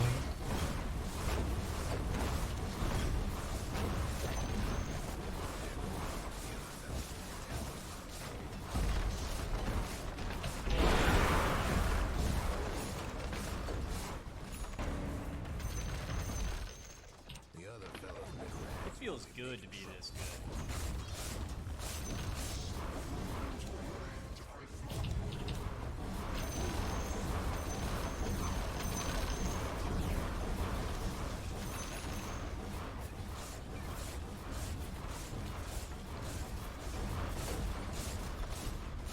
Sorry for feed, guys.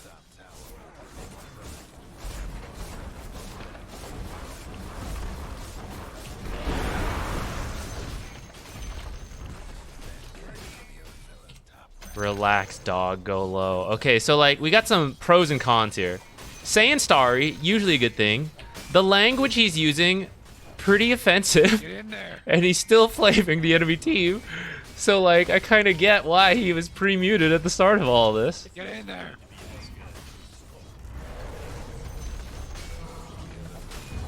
Get in there.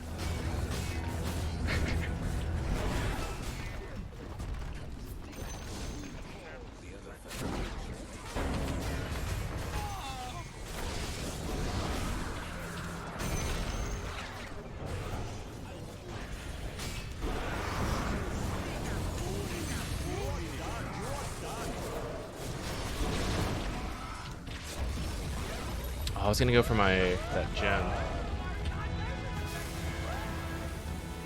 I feel like I should mute again. I'm like weighing that out, but you know.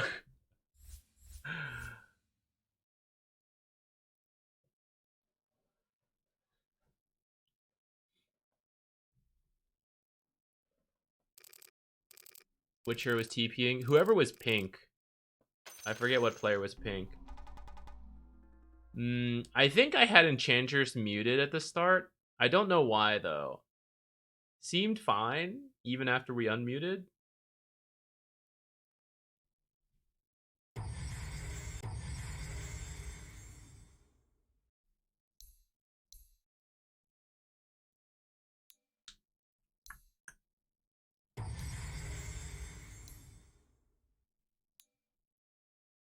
Yeah, we had a rough lane. We had a rough lane. I should have been able to do better. I should have like 500 more gold than this, at least. I was really getting whomped on last hits a bit.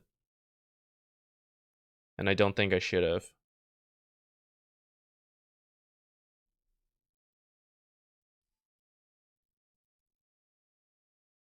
I think Silencer should have just come with us.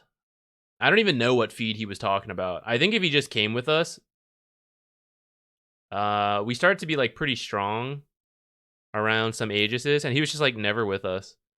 I don't know if he was missing some big item or something, but I feel like if he'd just gone with us, it would have been okay. Is DK gonna get nerfed? I sort of think if you just nerf Mage Slayer, it's probably okay. It depends what the Mage Slayer nerf is. Like, Mage Slayer definitely needs a nerf. It's hard to judge if the other heroes who build Mage Slayer would also need to be nerfed. For example, Ember is arguably a top tier mid, but if you take out Mage Slayer, would he still be a top tier mid? I think he would drop a good amount. So DK is similar. Like, I'm not sure if he really needs a nerf or if it's just Mage Slayer. He wasn't even meta for a little bit. People have only recently started to catch on to him. And now he's pretty popular.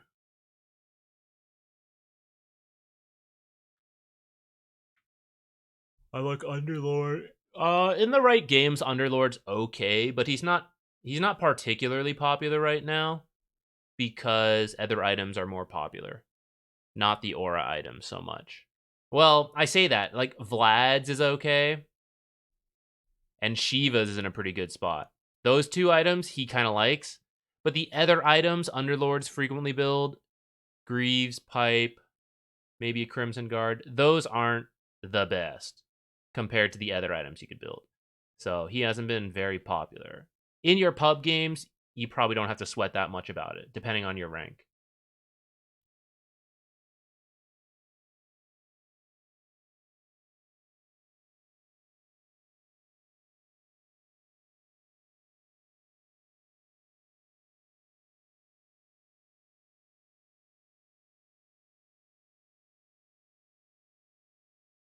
OD, Huskar, top tier mids. Well, they're top tier because they're top tier as long as they're in the right matchups. Because like if you look at a lot of the popular mids, so like potentially Meepos, you got like Pango, Ember, Timbers, DKs. Like these guys all lose to Huskar. Later on, they can probably do stuff, but they'll struggle versus Huskar in the lane. Same with OD. So I think even without changing OD and Huskar, like if the mid heroes shift around, then everything else adjusts too.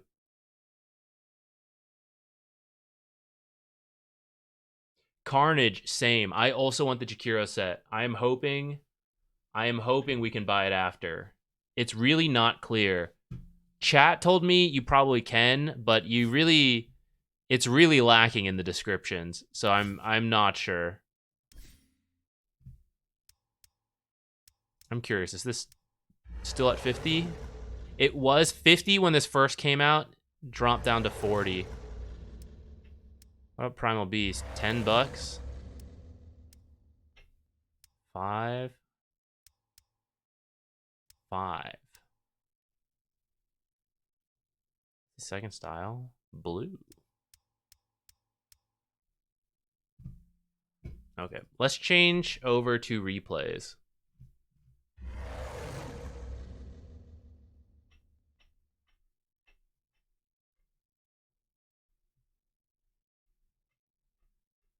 I gotta get the bot open.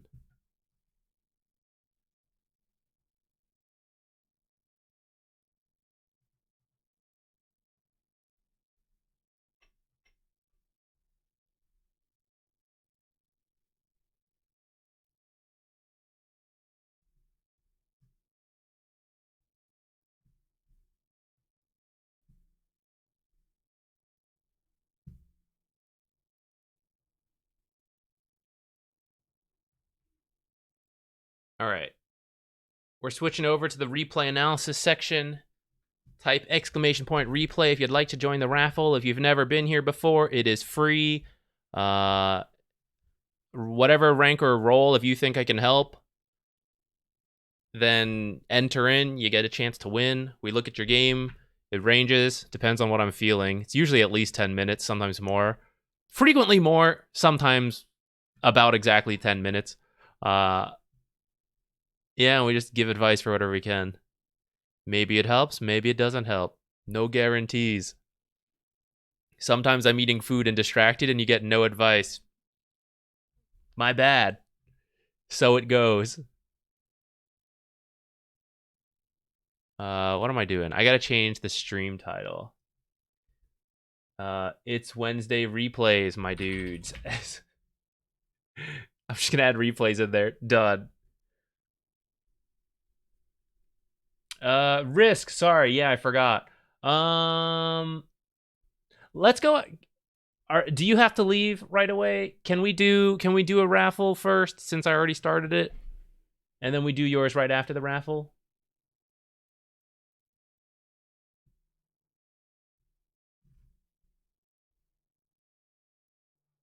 All good? Okay. Let's do yours. We'll do this raffle, then we'll do risks, and then actually I think we also owe one to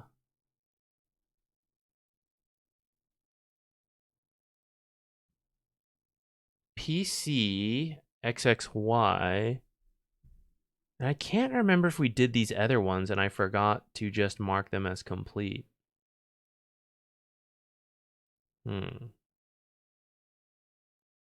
Hopeless Zin redeeming bad picture. What would you like drawn?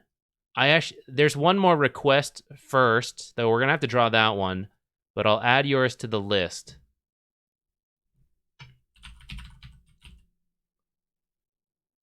Draw my face, but I don't know what your face looks like. What am I supposed to do?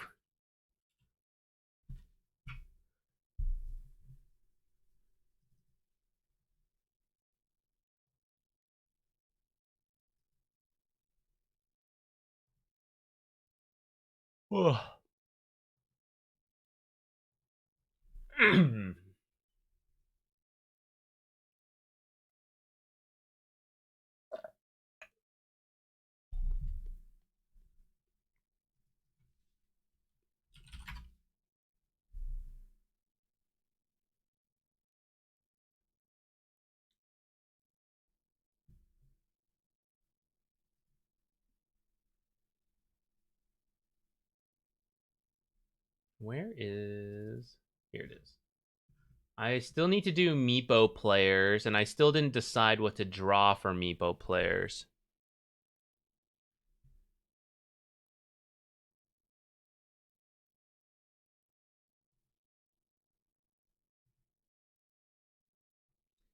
You wrote the memo on the Twitch announcement channel? Wait, which one?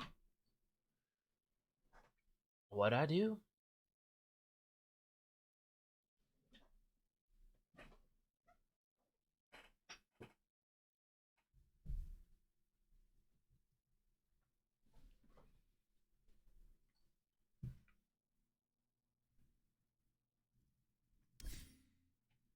Ooh, wait. Meepo Player's been doing a challenge where he's been playing Dota on...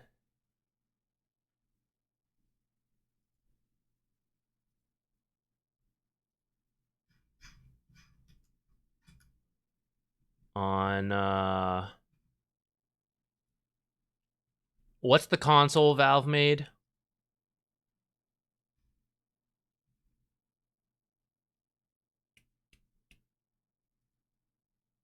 The Valve thing. The Valve Steam Deck. There we go. Maybe we can draw a picture of a Steam Deck with Dota on it.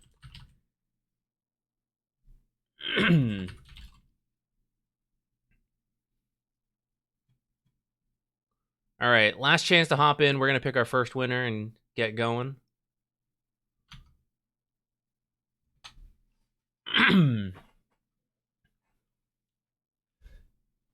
I have no regrets. I'll continue to play Natures. Straight to hell. I'll teleport directly in and then I'll teleport out. I cannot be stopped. You only live once. Gotta live it to the fullest.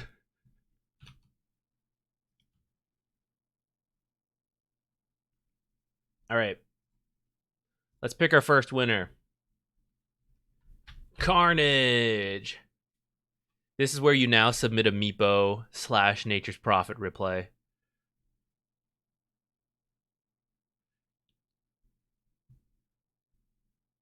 Rigged? Nonsense. Draw me winning a raffle.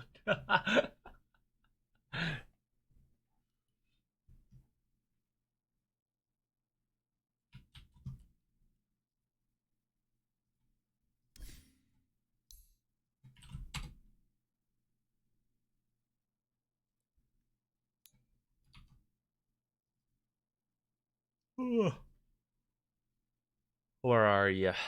Archon.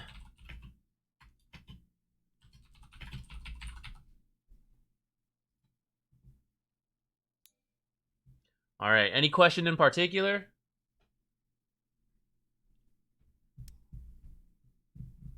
Ban somebody.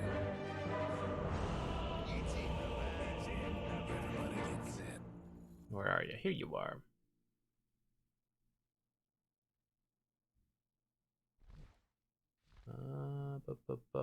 We got Bloodseeker. Uh-oh, Bloodseeker with a 1 as his name. Never a good sign. I'm telling you, this one is in the bag. Overall, what went wrong with the game? Okay. Is this a Viper off lane? All right, so first, let's check out the lane to see if there's anything you could have done to make this a little bit better. Viper is pretty annoying to deal with, so sometimes it is just bad, but there's often little tricks you can do to make it better.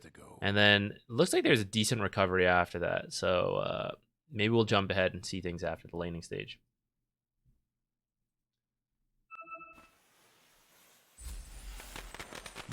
I might start with 2 sentries, or at least be ready to buy more, since as part of Viper being in our lane, we're going to want equilibrium as much as possible. So making sure we unblock our camp. Oh no, I'm sorry, you're soft support. What am I saying? I forgot. So you're with Lone Druid in this lane then. Okay.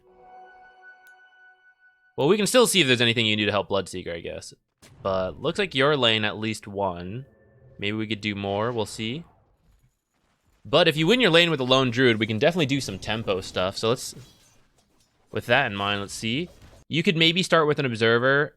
I didn't know where Pudge was going to be, but I think you saw it in one of the games I played earlier. Like sometimes, even if a Pudge is just in the game, I'll just put an Observer like in front of the tower, stuff like that, just to see when Pudges rotate in potentially and try to hook you under the tower. I don't think that's a great time to dual breath. I would just hold it.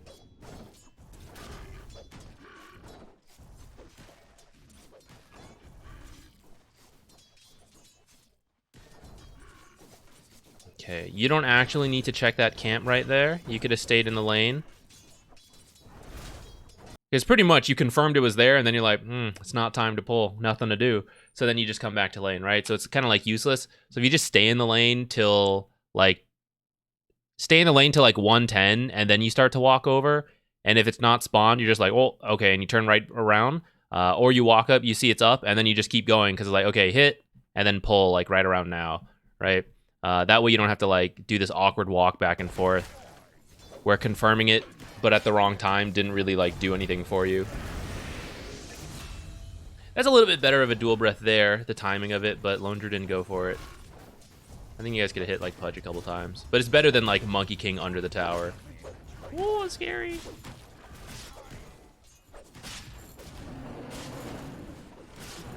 Throw that shit out there.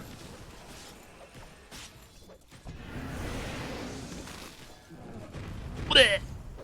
Nice. Yeah, chill. Don't let him get it. Swap this Iron Branch in. Doing a stack pull. Okay. You gotta come stand on this side now. Now stand over here. Bring these creeps over too. Alright, it's not in your control, but I would ask him to bring these creeps over. Essentially, none of them got denied, and he's farming this camp. So it's actually a lot of extra gold for him.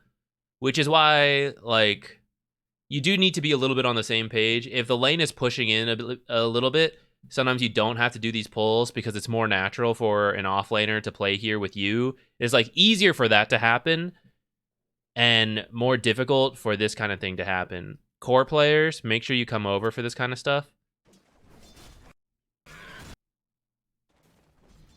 Right, so like if he brings these creeps over, and then you catch the next creep wave and bring it over, or he uses the bear, or he uses himself, right? Like the idea of the pull was deny these creeps. There's equilibrium components as well, but like if you didn't do this pull, the equilibrium would still push in your favor because you see there's more than 4 creeps. Like these are the 4 creeps for these 4 creeps, but there's also these 2 extra ones. So the equilibrium would have come your way, but now Monkey King's over here, didn't miss a thing in terms of creeps, and he's like getting the core stuff. So I'd say your pull is still okay to do, but you gotta tell the offlaner, like if he doesn't do it naturally, to like bring it over.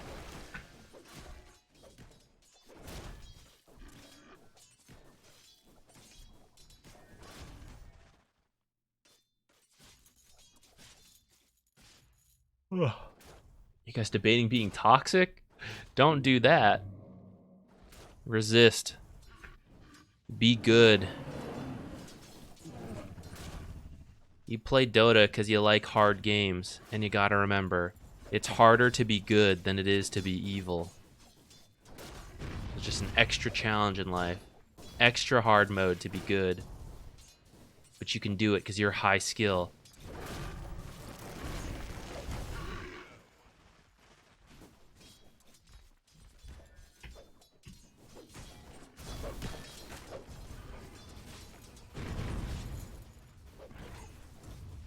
Yeah, since you don't have the camp, I think it's okay to shove in the wave here. You and Lone Druid actually could have, like, pushed this harder and then keep playing this. I think would have been better.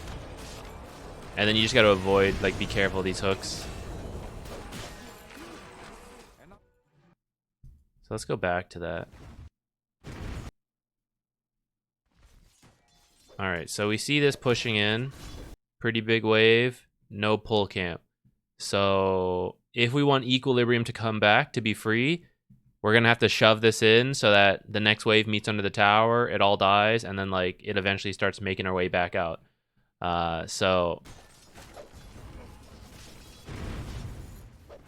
yeah, whack, whack, whack. And then this is where Lone Druid can play with you, but I mean, you can't make that happen, I guess.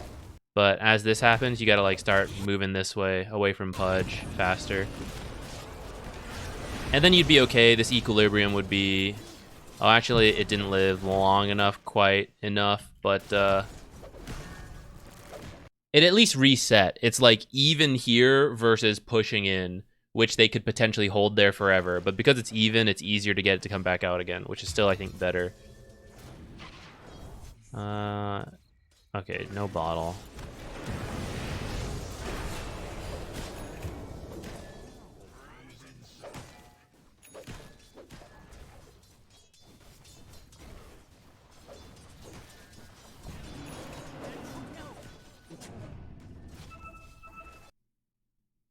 You can go.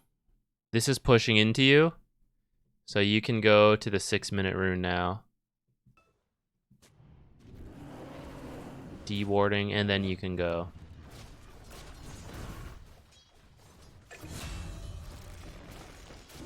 Lotus is kind of okay, but I mean, he could do it.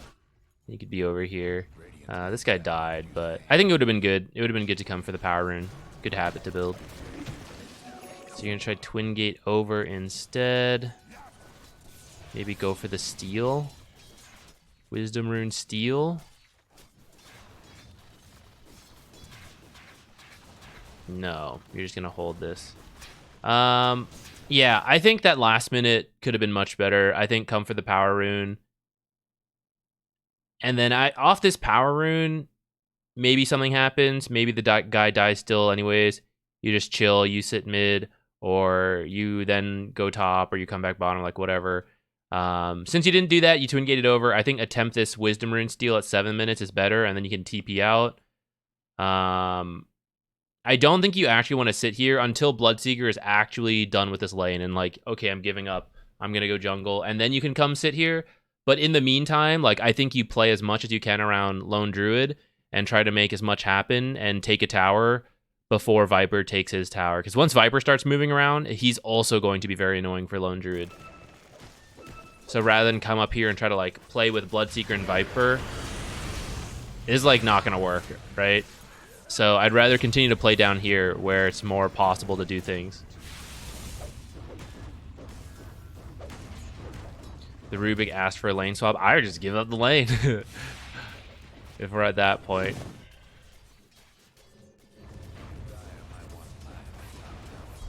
In fact, I would say Rubik is more useful because all you do is just pick up the Viper and throw him away. I mean, I guess you slow attack speed and move speed. It kind of works too, but... Yeah, I mean... Viper's already strong. Like, if you can punish him earlier, it's kind of okay. But at the point you came, he was already level 5 to level 4. He's already at a strong point. So now, bringing heroes to his lane is just like, this is what I wanted. I wanted to kill people. I wanted to absorb attention up here. And you guys aren't punishing me for not being a mobile hero who can move around the map. So I think you, at that point, you should just avoid it. Just keep playing down here. Like, it's 2 melee heroes into a lone druid. The earlier lane wasn't great, but like, I think there was still potential.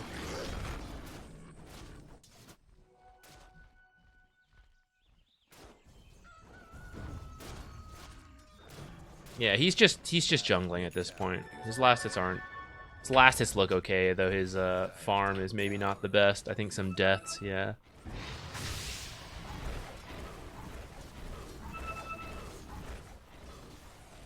That should help.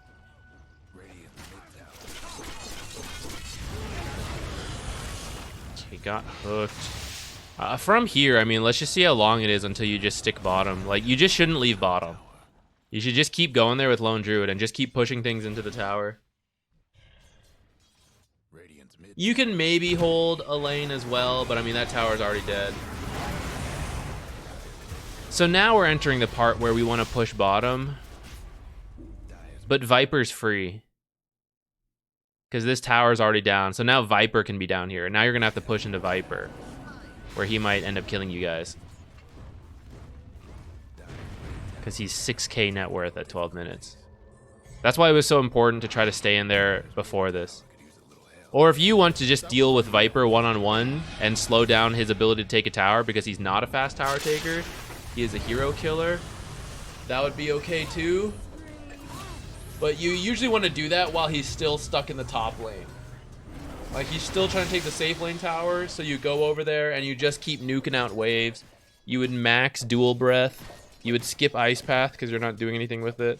Or you would recognize it earlier and go like 3-1-1. That's fine too.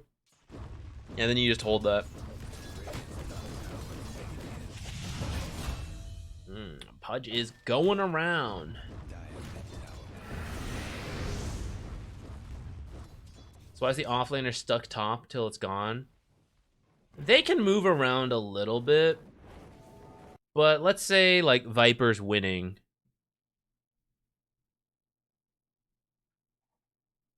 If Viper's winning this lane, like when he came up here the first time, it was like level 5 to 4 Bloodseeker.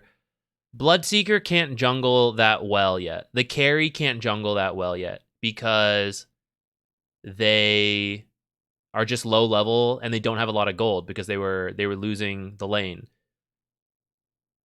The easiest way to lane when you're weak is to just get last hits because the creeps kill each other. You don't have to do anything. You don't have to tank anything. You just get the last hits. So when you're losing the lane, though, and you're like Viper to Bloodseeker, and Bloodseeker can't approach the lane, where can he go? The other lanes, like mid lane and safe lane, like they're occupied. So people, like you try to show up and they're like, what are you doing here? So then he has to go jungle, but we just said like he can't jungle that well. So when the offlaner leaves, before this tower's down, Bloodseeker's over here just like, oh, right back into the lane. Like just normal laning at this point. And he feels fine because the tower is still there and he's just going to like recover. He's going to play the lane. He's going to like jungle this stuff in between the lane and he's going to recover. If you stay here and take the tower, you shove it all the way up to here. First of all, last hitting under the tier 2 tower, a lot harder in the early game. Secondly, you've pushed him back to here, which means the only camps he has available now are not the small camps, which are easier. He has to deal with like medium and hard camps, which are harder to jungle at a low level. And as he starts to push it out, he's like, okay, I'm scared. I'm going to go jungle. And then the lane has to go all the way up to here and to here and to here and to here. And the whole time he is scared to come up this far because at any point people could come in, they could run at him, they could smoke, they could come through the twin gates. There's so much room to run him down. Like he's scared. But when the tower is here and the offlaner leaves, he shoves in the lane. He goes to jungle, and the lane just goes here, dies, and then resets right back to here. So there's a lot less time where he feels unsafe. There's a lot more time where the creeps easily come to his tower, and he is more secure. Once you take this tower as Viper, you're free to leave, because you can also come back at any time, and it's easier to kill Bloodseeker. Like, you find Bloodseeker now, right here, and you start killing him. Everyone has to TP like to this tier 2 tower, and it's going to take a long time. Everyone's TPs are going to stack up, and there's only one direction he can run. So if you know where he is, you can even like cut him off this way, and then he has to like run this way, and it sucks. But if this tower's here, then he runs here, people are TPing here, maybe someone's TPing back here. It's just harder. So it's better to take that tower before you leave. It's not always required, but you'll find in general your games go a lot smoother if you take that tower in a winning lane before leaving.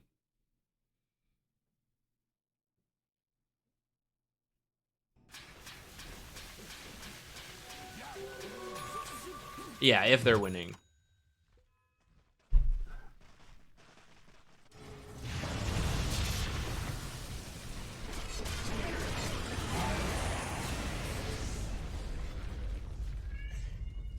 I can't believe you guys are only down 2k, actually. You guys are last hitting decently. Bloodseeker's really going at it in the jungle. This is also why you kind of don't want to leave this area too much if you don't have to. This Bloodseeker, who is having a bad time, is now just apparently rushing a Sacred Relic, but whatever. Right, he's just been given so much space. This is kind of step 2, is like, you take the tower, and it's actually still good to play in this area, so Bloodseeker can't do what he's doing. But if you have to leave for whatever reason, someone else can come up here, and at some point you go gank the Bloodseeker. Like, that's kind of the 2-part follow-up, is take the tower, leave a deep ward, leave to bait the carry to come out, and then you return and kill the carry. And now you've put the fear in him, and in the future he's not going to feel so comfortable just like freely jungling this area. He's going to like do it and then be very safe and inefficient at times because he's like, oh wait, they know how to do this. They know how to like punish me. I got to be careful. But we're missing that step 2.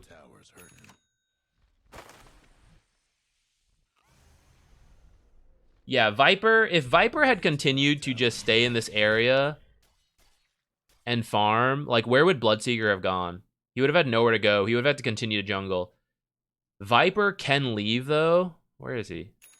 Not showing. Viper could leave, like shows up bottom, does a gank, but he wants to be ready to go back. And this is where the supports have to come into play. Supports have to leave deep wards. Supports have to have smokes. And so you can leave, you can like make this play, and then you go, okay, go, go, go, go. Smoke, everyone go through the Twin Gate, kill the Bloodseeker that we saw like walk through this area, and we know he's jungling here. All right, so you don't give the Bloodseeker that much space. It's just temporary while you kill, like, you get something else done, and then you're immediately back. And it's possible because there's so much open area, there's a good chance the carry is somewhere you can kill. When that tower is available, it's a lot harder to do that. Radiant's top tower is taking hits. No, that was a good question. That is probably something that should be a video. Maybe we'll cover that later. I mean, great attempt, great target. We just need a core hero there.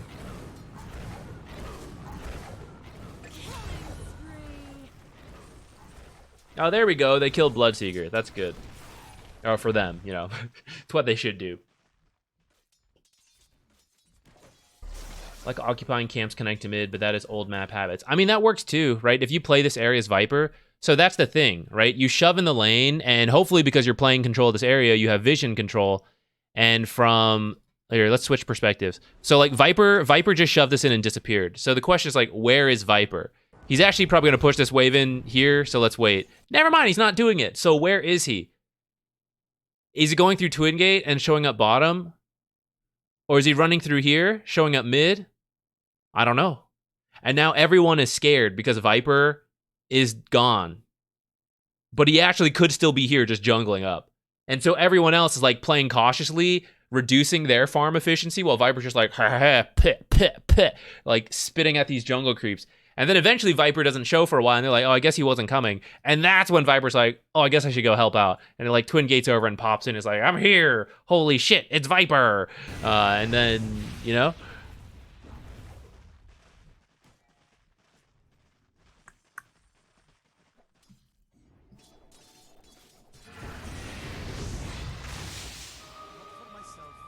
Radiant's bottom tower ain't pretty. Big Viper kill.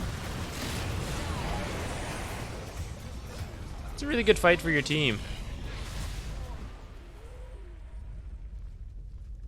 Yeah, big gold swing for you guys. Off that fight, you could either push mid or push bottom. Looks like you guys are trying to do both.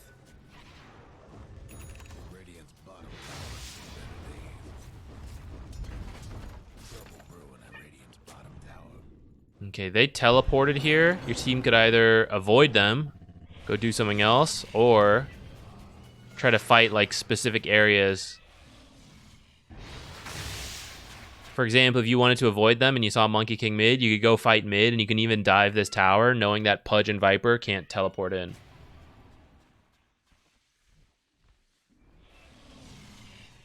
Or if you think you can kill him again, like that could work too. That is particularly good against carries. Like seeing a carry TP top and knowing like we can just run at that guy because he can't TP away. So as soon as like, if you see the carry TP here, or maybe you don't see him TP here, but you see him show here right after he respawns, like he teleported here. There's no other way to get here quickly. And you from the mid lane or your team like in this area can all run this way to cut him off. And it doesn't matter like where he runs up here. He has no teleport, so you have as much time as you want to chase him down. I mean, unless, of course, he goes to the Twin Gate. But those are a couple of options.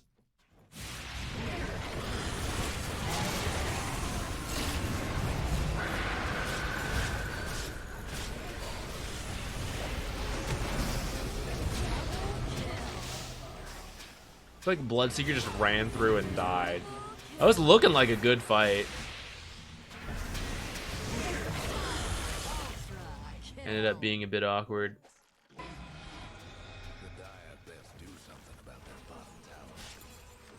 I mean, at this point, it's awkward. Ideally, the bottom tower would already be down, and then your team would have more room to play around. This is kind of why I emphasized earlier for you, like, keep playing bottom before Viper's free. And now we're running into that issue, like, Viper's showing up, and we have nowhere to go because we don't have any area to move around with.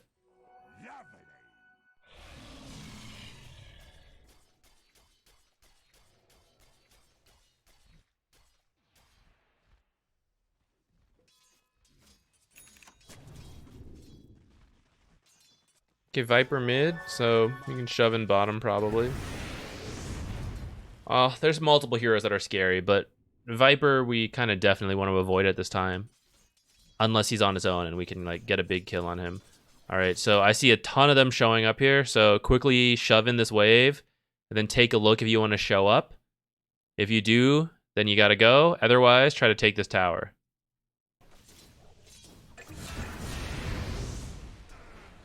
Okay. We're looking. We decided not to do it. I'm gonna go for this stuff. Keep an eye on the minimap while this is happening.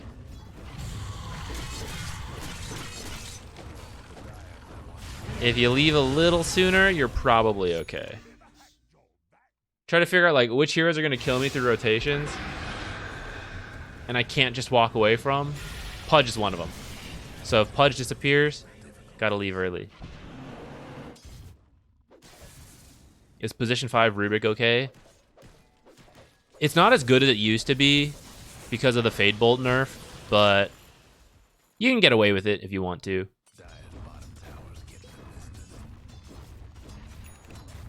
We don't last. We gotta do risks first. And then we'll see after that. Maybe we'll do another raffle, or maybe we'll do yours right after. Risk, if you want, go ahead and send in your match ID. I think we can probably move on from this one soon. I think we covered some good points.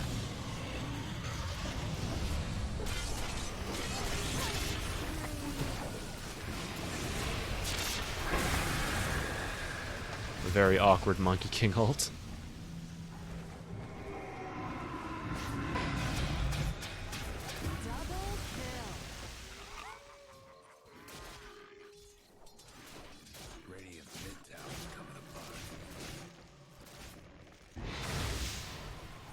Viper will drop off.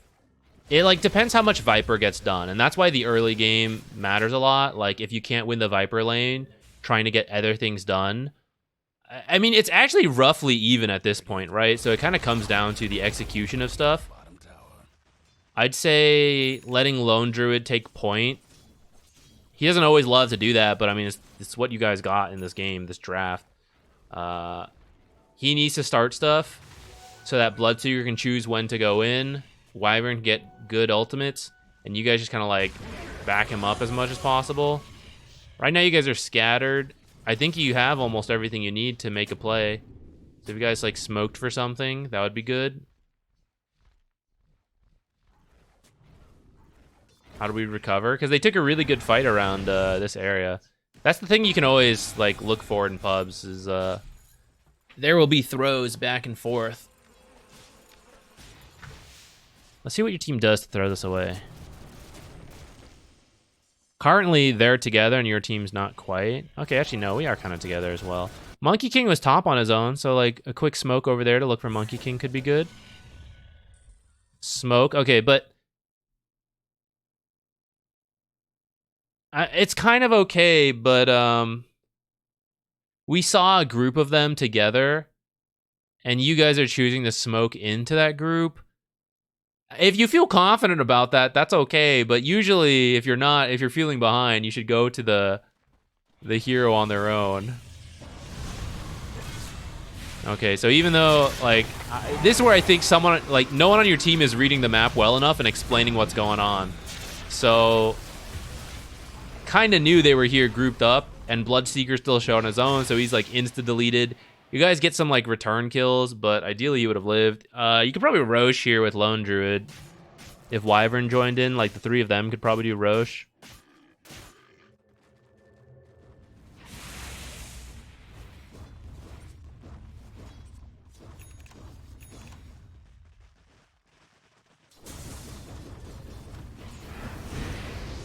You can angle that dual breath to hit all of it. Alright, a lot of heroes up here. Gotta choose if we're doing this or not. Pudge is bottom. So you guys could fight top. Or you could smoke bottom, kill Pudge, take Rosh.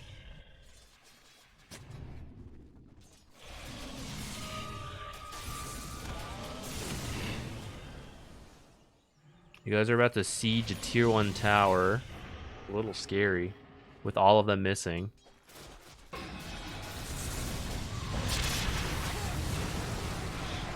Okay, so the hero who wanted to wait for the right ult just got killed. The backline hero, based on the angle they approached. Now we're still coming in to take this fight. Pretty good spell casting from you, honestly. Holy shit, Monkey King even jumped in. So we hit 5 heroes with that. Let's go.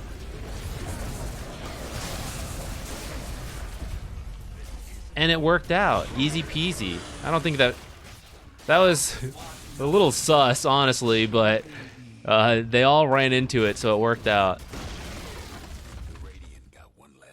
Tier 2 and then go Roche or something would be good. I thought you said it was downhill from here.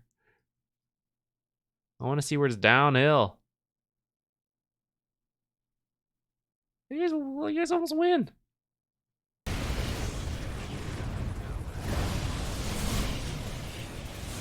Okay, leave.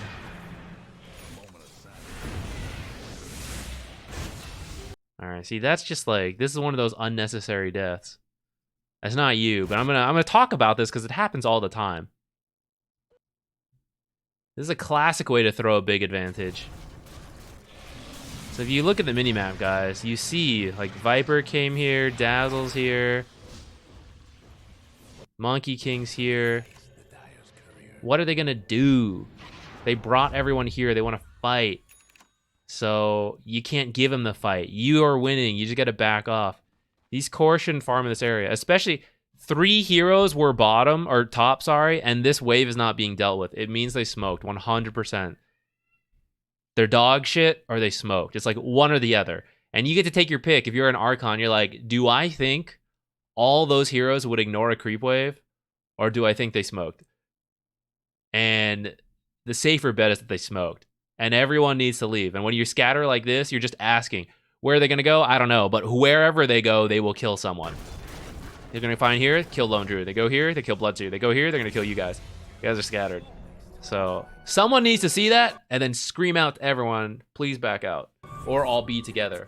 Like, you probably could take it with Wyvern having ultimate because they died earlier. Like, if you guys saw that and then you all positioned right here, and in the off chance they, like, come up here and break smoke, boom, 5-man winter ult. There's a small chance they, like, wrap around this way. That would be scary. But it's a little unlikely.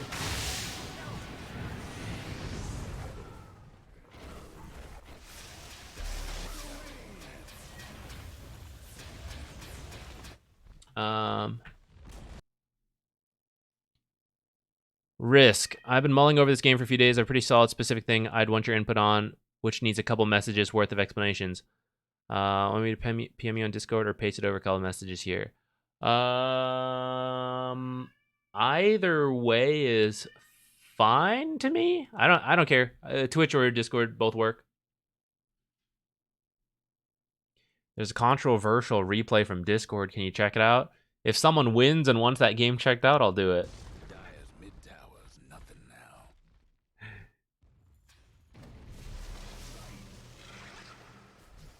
Alright, are we about to fight without Lone Druid? Like, here you guys should just be wave clearing. Alright, we just had to BKB.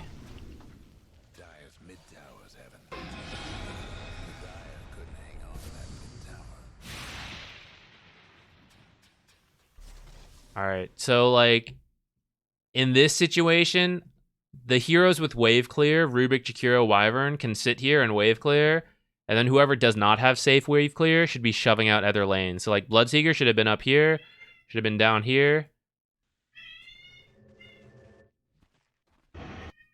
Go fight. Smoke and run. Any direction, hope you find someone. Just send it. Oh, you got one out. Do it. Do it. Bloodseeker, get over here.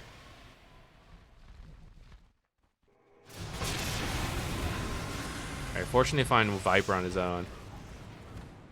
The enemy team also should have been able to read that the exact same way you should have been able to read this top one.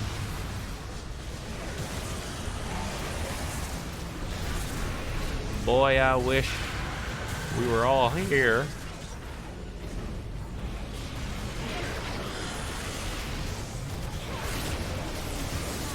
Oh, Mega Monkey King stun.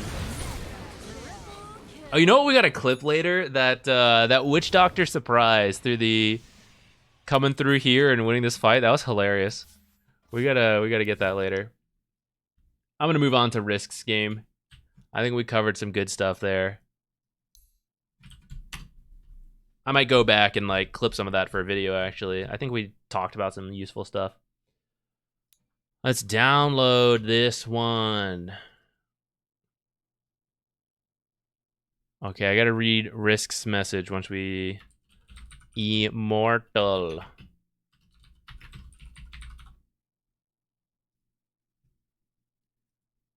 Okay, no real need to look at the first 20 minutes. I think the team did as well as we could hope for until minute 22. Then had a big ol' throw to high ground right after. I'm interested in your input and how we should have played from a macro perspective to end the game sooner than minute 50, given the enormous lead we have. Let's see, what is that enormous lead? Looks... Oh, it's 20k. Oh, so like a 15k lead at 20 minutes, okay? Yes, it does look very good from a net worth perspective. You were struggling trying to figure out how to break high ground beyond we just need picks, okay? First, I thought we need to control vision outside of the base, take farm advantage with their jungle while they're locked in, and dive them with an item advantage. Works in theory, but it was too hard to implement in a pub. End up getting on voice and captaining the team after third Roche. I had us put the banner in both mid and bot lane and slow siege top lane just to wait it out. This eventually let us breach high ground, which finally let us start the process ending the game. Nice, you had 2 banners. Let's go. All right, let's go jump at 20 minutes. Sounds like you have something specific in mind, which I think is good. We should be able to just see what's happening around 20 minutes and figure it out. Okay, skip 5 more minutes. All right, so around here should be good. You have what? You have Blink, Gem. Venomancer has what? Working on Solar Vlad's. I don't really know if this is the greatest Vlad game, but whatever. Okay, he's working on his Aghanims. Centaur's going for a Heart, which I don't think is the build anymore. Tiny is going straight to Daedalus. Sniper's got a Phylactery.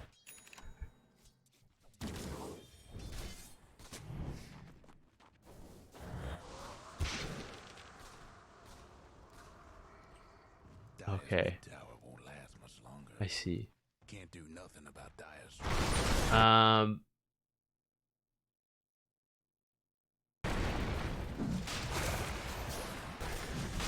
Okay, Roche.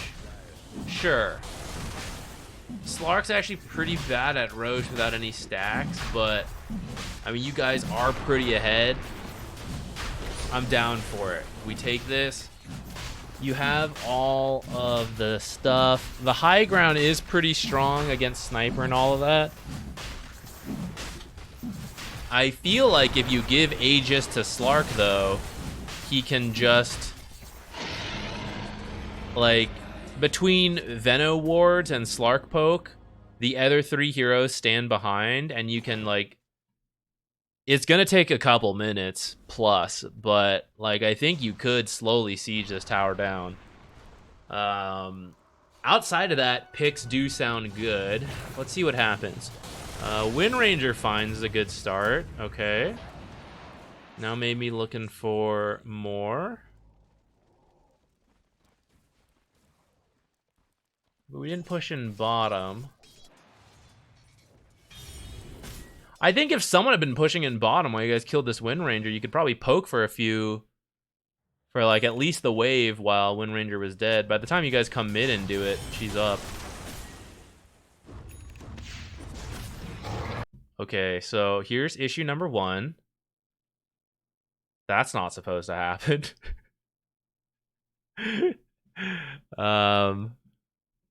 This part's good. Tiny, put him like over here. Centaur. Put him like...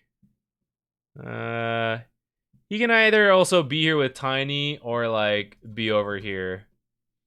You're in a fine spot. Your spot's not the issue. This is the issue. All right, let's let this play out first. Okay, so there's the Centaur. Kill the Wind Ranger again. Kill wise, I mean, you guys got them.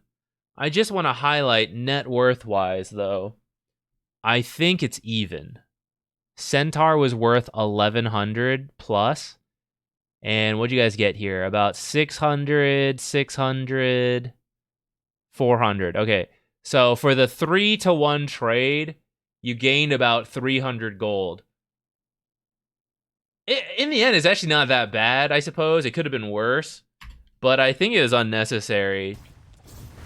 And now it looks like we're still going for more.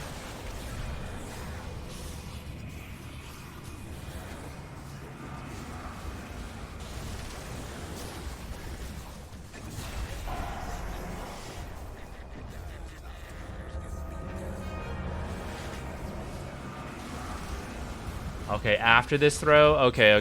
We'll look after this throw, but... honestly, this one is enough. Like, from my perspective, this should have never happened. And, I mean, that's enough to extend the game and open it up. But you're right. I mean, that's the pub reality, so we will go through and talk. But at a Divine to Immortal level, like, this is enough to, like, lose the game, I think. But yeah, okay, let's keep going. I guess I would say restart. So, like, here's the reason you guys just screwed it up. You essentially need to wait 10 minutes. Because you guys lost Aegis almost immediately. It probably had, like, 3 to 4 minutes left. So you gotta wait till Roche spawns again. Do it again. And then repeat. But at that point, like, 10 minutes have passed. And a 12k difference will not be as meaningful at 33 minutes as it is at 23 minutes. So, like, this guy's gonna finish his freaking Conda. Apparently, Conda Deso is his item of choice, right? She's gonna have 1.5 extra items. She's gonna have 1.5 extra items. This guy's 1.5 extra items, right? The high ground only got harder. So... it's still possible, I guess, like, especially if you get the high ground, like a pick off into the high ground push prior to the second Aegis, that's fine. Or you wait for the second Aegis and you just do what we talked about anyways. Like, I don't think it really changes anything. I think the strategy is exactly the same, but we just made it a lot harder. You can move as a group. So this, okay, this is the issue of coming up here, is if anyone dies, it's really bad for your team when you're this far ahead. So what I was about to say is, because you have the gem, you can move as a group, essentially like farming this area, then moving up together, push in this wave, then move up to here. You'll win any fight outside the base, but the high ground fights are the hard one. But as you move as a group, you don't care if you run into 5 heroes. Generally, just because you'll probably win that fight just off of being ahead. But I mean, you can be a little careful with how you do it as well. And you just like sweep back and forth, and eventually like you'll catch someone, or like you're just massively out farming them. But this kind of stuff where like these guys are down here and then like some people TP into the lane when no heroes were showing, that's going to lead to what, 1,000 gold given away again.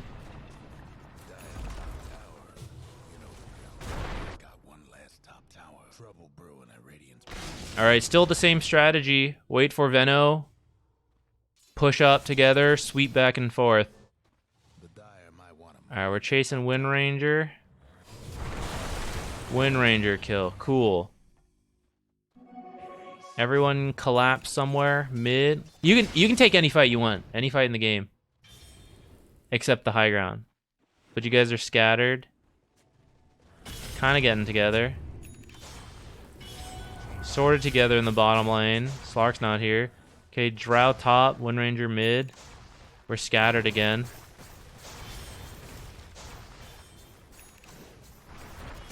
Okay, so now you guys, this group here, right? Slark, bring them in.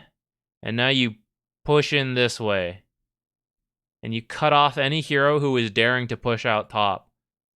In the meantime, you've put some wards here, and you're going to be really quick about this. You're going to have another smoke ready. You're going to start moving this way.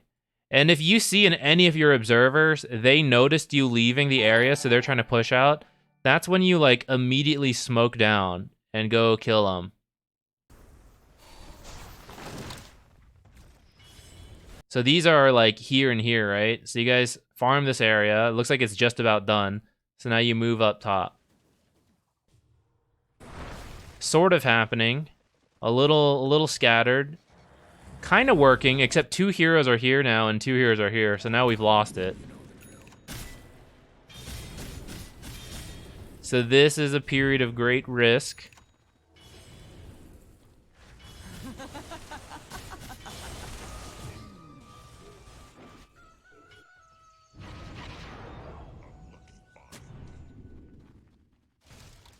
Second Roche is almost here.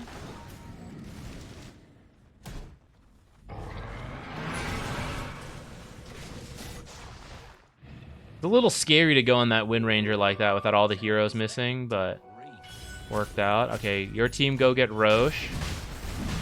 Did we learn our lesson? Round 2. Let's see how you guys do this.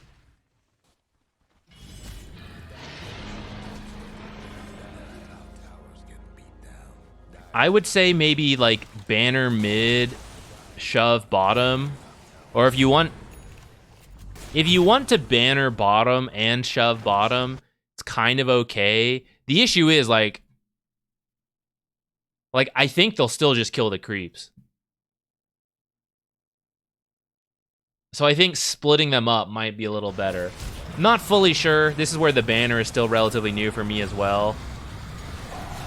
Oops. Okay, hang on. Let's see what happened. Let's see what happened. So who came up here? Not... Wait, who took Aegis? So I would say Slark should have the Aegis. And then Slark hits this tower. While again... Oh, last time we sieged mid. We dove mid. I would like Centaur here. Or like here. Tiny like over here. Veno keeps dropping like plague wards in this area and this area. Like there should be like 4 plague wards out here and then constantly dropping a couple like onto the high ground. And then Slark just hits the tower. You can be far back. Yeah, you actually probably need to be a little closer. But like when Slark, if Slark gets hit here by like Doom jumps in on Slark here, you need to blink and like stun the Doom. So you just need to be close enough for that. So these two are just out of position right now.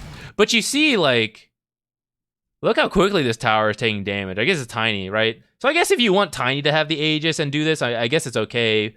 I just think, like, Slark would be maybe a little easier. But, like, whatever. Tiny can do this, then Centaur, like, still shouldn't be up here. This was 1 creep wave, right? You just do it, like, 3 more times. Said he's gonna die. Slark didn't try to save him.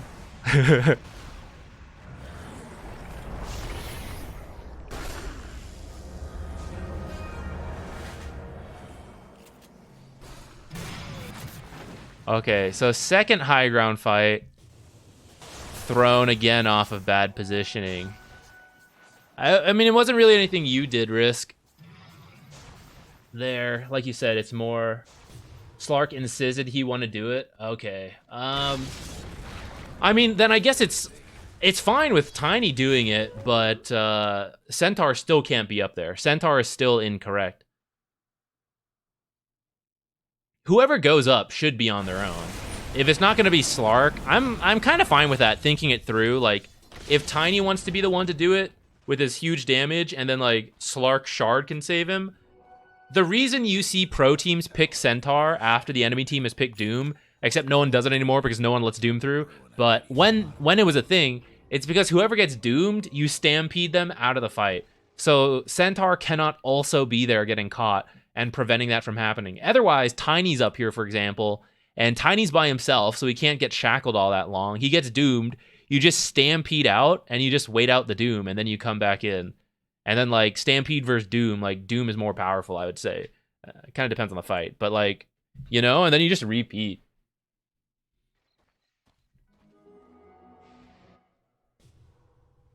I think you need to be clear about, like, who is going up to the high ground is pretty much all you can do.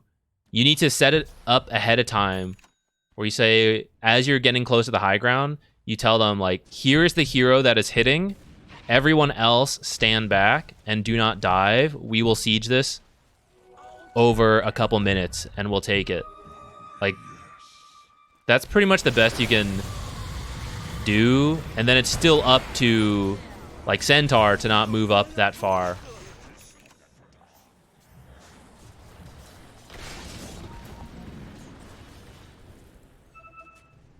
Should be a little careful scattering this much. I gotta say, your team's vision on, like, the enemy's half of the map is not very good, considering how ahead you are. Like, I don't know where we're placing all the observers, but I feel like you constantly don't have good vision. This one might be okay. You need it in spots that are really weird. Like, okay, Venomancer lost one there. Okay, this one's kind of okay. We're pretty scattered right now, though.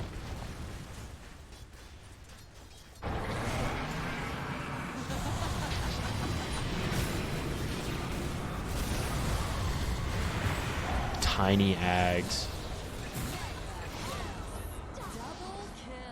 They got that because you guys were scattered.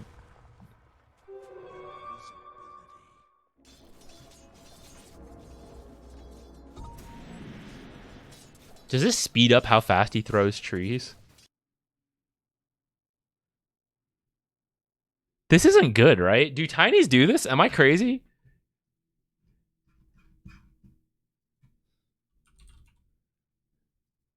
I mean, I guess it helps versus all these, like, ranged right clickers, but I can't help but feel this is not the play.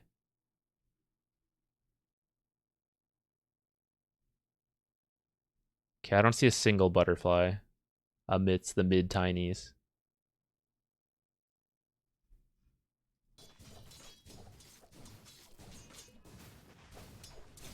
Might be better than Moonshard. I agree with that, but I still don't think it's time for it. Though, actually, I'm not sure, because Moonshard is just straight-up attack speed, and Tiny doesn't have any agility to, like, 20% base attack speed percentage. This guy's got 50 agility. 60. So, like, it's really not that great. The evasion is kind of interesting, but I don't think any of these heroes hate building MKB, and Drow doesn't even need to with their ultimate, so feels pretty unnecessary. I'm gonna say Tanic. Get, like, a Silver Edge to hunt people down. Get AC. Take these buildings faster on the siege. BKB.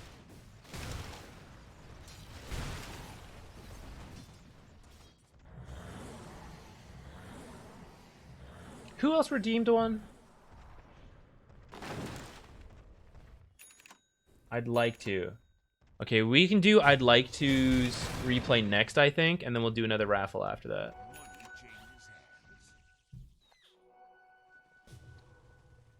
Let's see round 3, Aegis. And then I think we're done.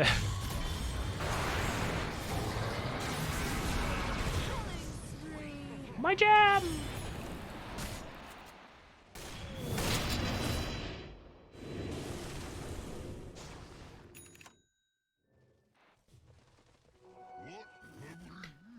Lincolns to throw on your teammates might have been better than Ags. I'm not fully sure. I understand getting the Ags. I would probably do it too. I think Lincoln's looks good this game, though, to throw on whoever's hitting the high ground. All right, when's your team do Roche? Here it is. Third time's the charm, as they say.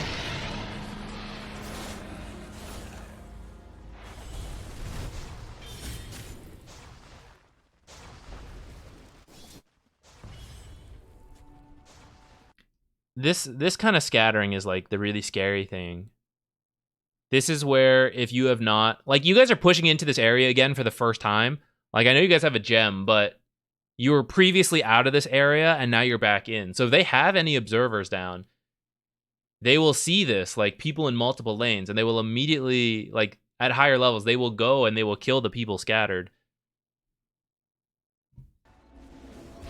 So, like, if your team wants to do this kind of stuff, like, you got to be way closer together. This, we're about to show in, like, 3 lanes. Okay, Centaur didn't do it. That's a good idea. Kill the Doom. I would have liked that. It's unfortunate he used ult, though, so now we kind of have to wait.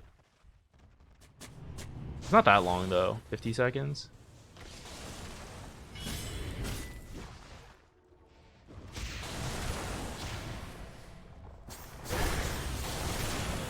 Okay, but first you guys went mid. And you didn't get a lot of damage, but you got some damage. You got a quarter of the tower. And on the second Aegis, you guys decided to go to a new tower that was full health. And you got that tower down to half health. And now on the third Aegis, you guys are like, why build on anything we worked on? Let's start another new tower. You guys are making it harder for yourselves. Just throw them like, go back bottom. This is like the easiest one. It's half dead already. And it's got this nifty little lip section for observers. Okay. We caught Drow here instead of back here. That's a good change.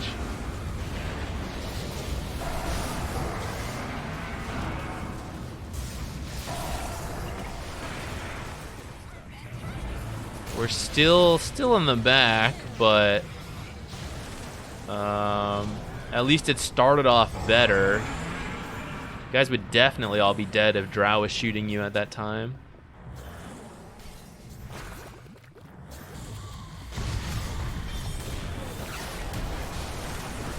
Man, that was an insane amount of damage from Double Edge. Alright, caught another guy out of the base. Seeing something very different here than earlier. And now we get back to the tier 4s. Too bad he lost all of his agility. Oh no, that guy got sniped. So if we take half of this tower damage that we just did, put it on this tower, we'd be done. The high ground is over. We've done it. Instead, we still have to go through half a tower. Get it, creeps. Go. Go.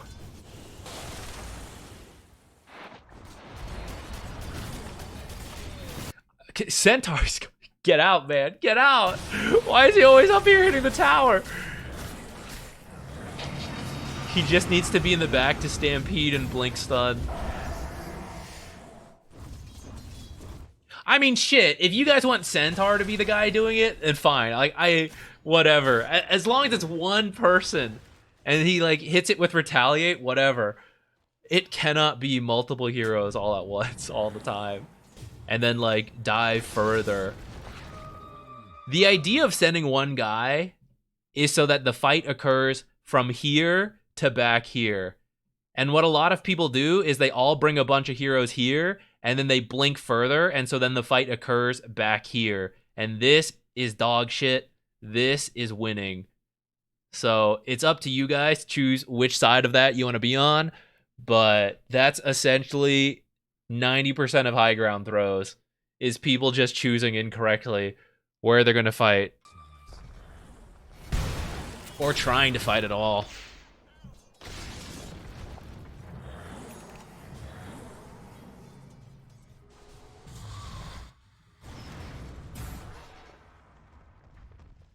Risk, no problem. It's a really good question. It is certainly something you will run into a lot. To summarize my advice, I really would just explain ahead of time. As your team is coming up to high ground, guys, let Slark hit it and everyone just watch him. And then apparently Slark goes, no, I don't want to hit it. So you go, okay, I guess Tiny hit it, and everyone stand behind him. Like, just lay it out clearly. And that's pretty much the best you can do. Some people will listen. hopefully as long as you've been nice, you know, more than not will listen. Sometimes you'll still lose, but it is what it is. What do you think about what I said for my top lane call? Where you said to slow siege with the 2 banners? I personally am fine with the idea so long as you pick a different lane. Going back to what I said about like how much health the towers were already at, like go to the lane where the tower is the lowest and then have the banners in the other lanes. Like that's fine to me. And slow sieging, yeah, like we don't need to dive like back here. I'd like to. Are you here?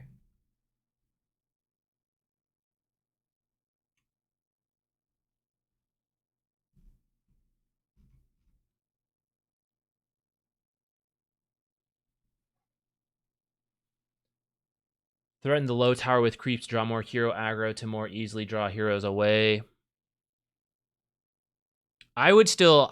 the heroes will do the most damage to the buildings. I think you...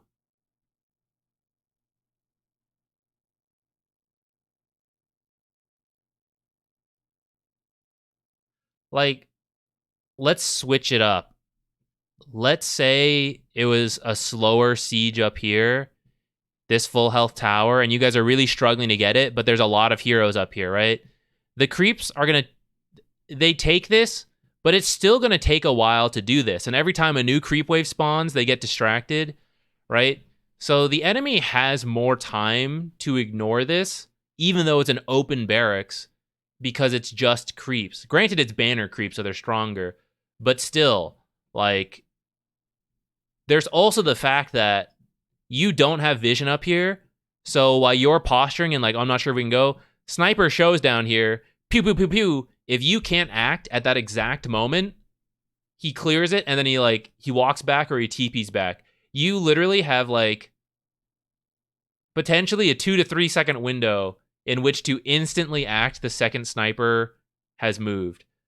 But, or like whoever, right? And it depends on the hero, how much time you have. But like, you get it. It's like a very small window.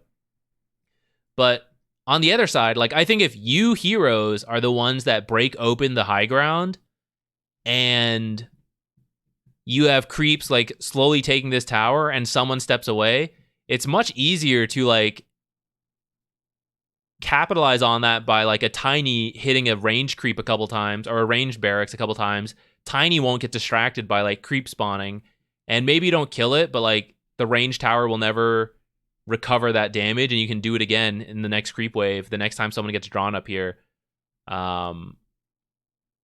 That's my personal philosophy, I think, but you're free to disagree because banner creeps are relatively new, and how to use them best is actually still being sorted out. But that would be my logic.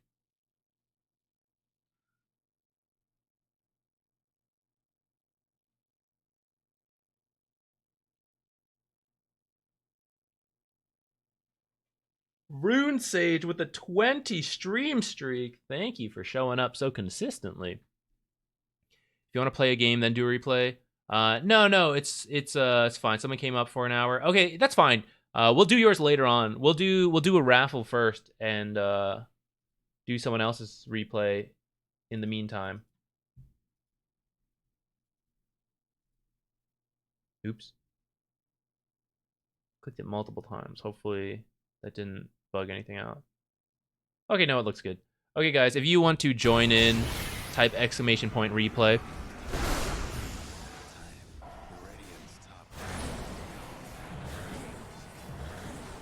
We did it. We got one.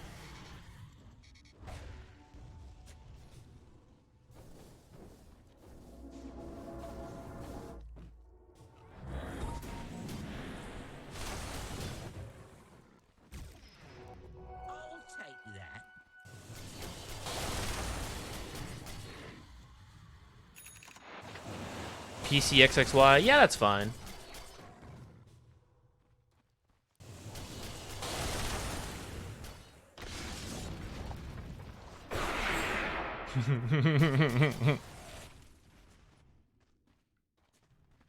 Nah, just keep going. Keep going. Go back. Go back. Why are you in here? Go suck some creeps off and then finger them again. I said what I said. Go, go, go. Go farm things. Stun. Drain them.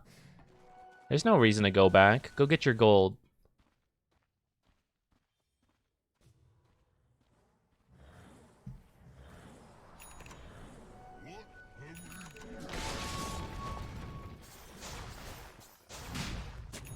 I do think Lincoln's would be better than Ghost Scepter. Well, yeah, whatever. If you want to get Ghost Scepter here and then get a Lincoln's, that's fine. But I think Lincoln's would be good to just put on whoever is sieging this high ground.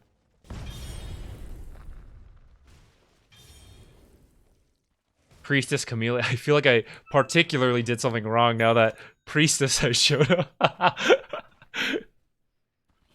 No, I don't care. I keep the stream and the videos relatively positive just because I think there's already a lot of like edgy / toxic other streams, but I don't care. Explicit jokes, whatever. I'm like, doesn't phase me. I actually probably swear a lot more like off stream, but I just tone it down for the stream usually. Also because my mom likes to watch, and then my mom will chastise me. I hope she's asleep right now. She's in Singapore currently. Hopefully she's not jet lag watching the stream. She doesn't watch the VODs usually. She won't hear me say this if she's not watching right now. She's like, Zach, I heard you say this. Don't say that. Sorry, Mom.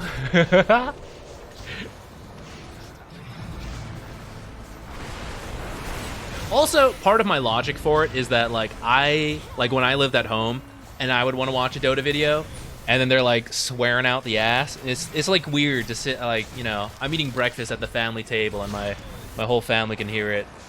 I know not every family cares, but that was why I like generally keep my videos relatively tame. Sometimes I think about it. If all the popular streams are, you know, more explicit, maybe I would have more success if my stream were more explicit. Just a thought. Who needs to be wholesome?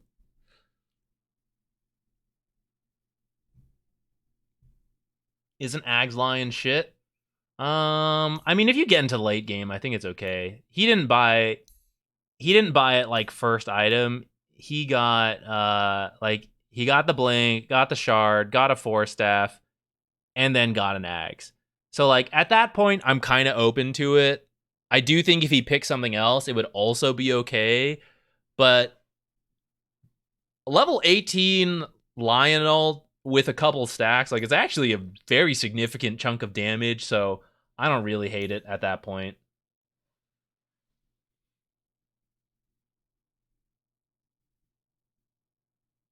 Oh my god, Risk. These are free, Risk. You don't need to do that. No. He cannot. Wait, did it make a sound? Did it make a notification? I totally missed it. I mean, I'm glad to help. I'm happy you thought it was great insight. It did. I just didn't hear it. Oh, there it is. There we go. Just in case.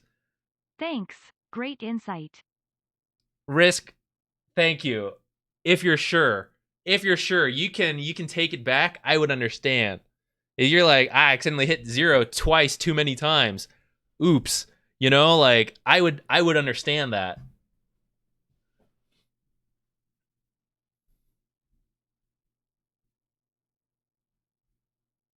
Well, thank you very much, Risk. I am incredibly touched by your generosity. He's actually missing zeros. No. This is more than enough zeros already. Thank you. All right. Well, thank you very much. I appreciate that a ton. Before I forget. Wait, how come it's...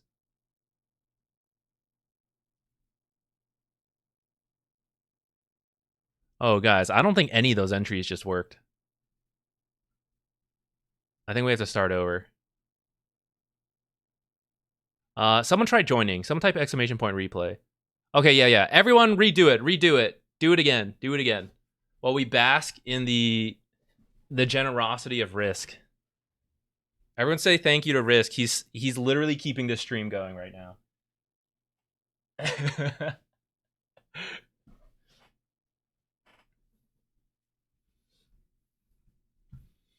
He keeps the game. Okay, actually, this is semi-unrelated. It's semi-related, semi-unrelated. But you know when people like flame people who have spent a lot of money on the game? In a game that's free like Dota? Guys, they're keeping the game free. Thank you. Like, if you don't want to spend the money, it's fine. Like, I get it. But I always find it a little funny when people flame other people for spending money. Like, if you have the money, it's your choice how to spend it, right? As long as you're not going crazy and like ruining your finances. But like, they keep the game free. Thank you.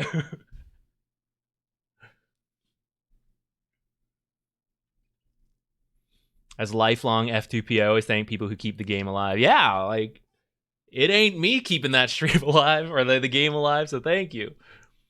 But, yeah, Risk, thank you so much.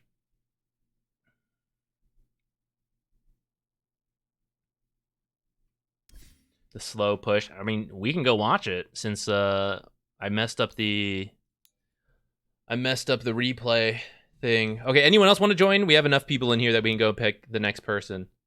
Last second. Join in if you want.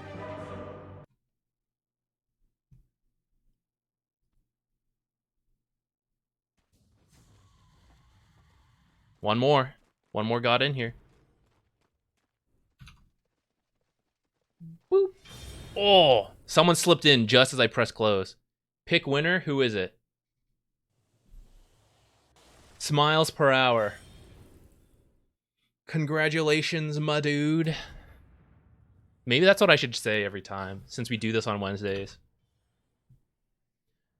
Okay, where did that banner get placed? Okay, 44 minutes. Should be about now.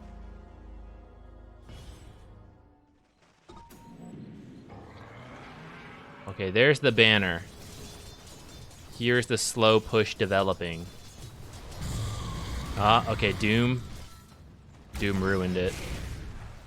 Actually, it's actually really good Doom did this. Your idea would have been a lot better if you had two catapult waves still alive here. This concept works, by the way, even without banner creeps. It's a little difficult to do. Like, you have to have a pretty good understanding of creep equilibrium and where people are gonna go. But long story short, let's say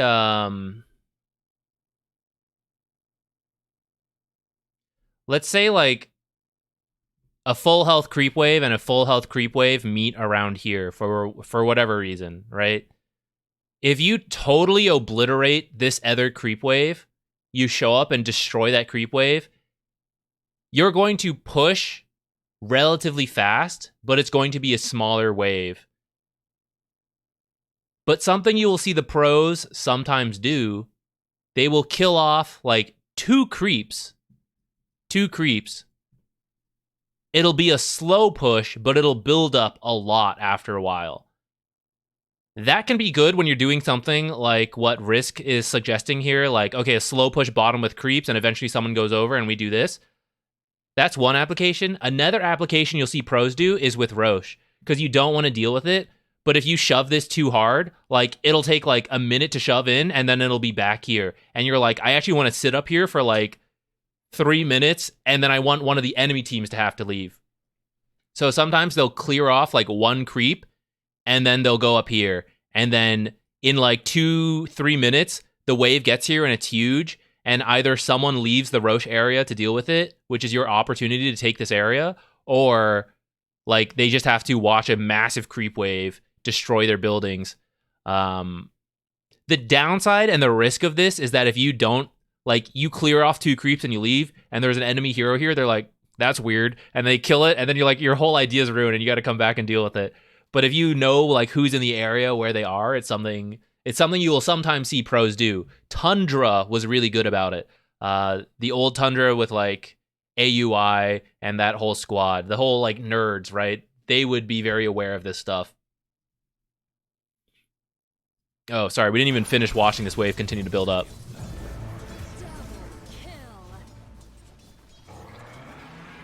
Smiles per hour. I'm giving my replay to Halden, unless you guys want to watch some Witch Doctor gameplay. It's your replay. You're free to give it away if you want. You were doing it to check if Raffle was still working.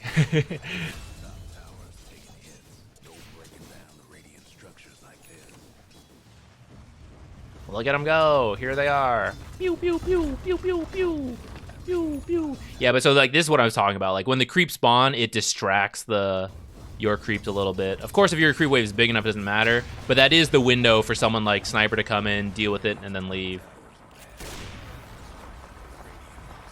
But I mean, yeah, you guys did like capitalize on that. So I mean, it did kind of work. And then they're back.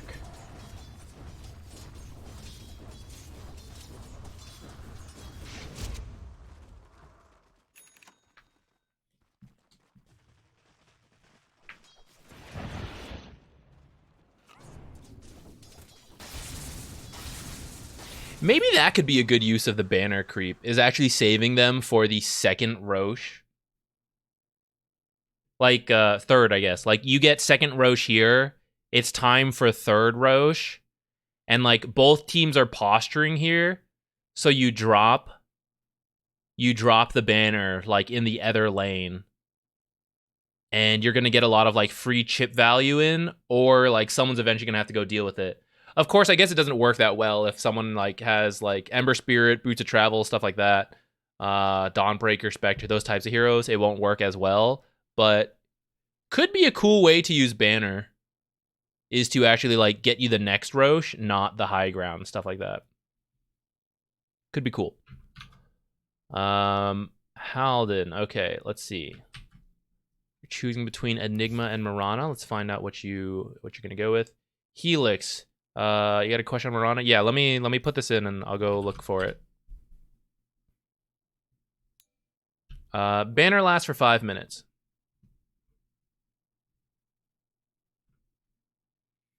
Okay, Halden, I think this is the Mirana game, I'm guessing, since I don't see an Enigma in here. How fitting that your name is Smile and you were given this replay from Smiles per hour. Smile, that is 1 per hour right now. Good work.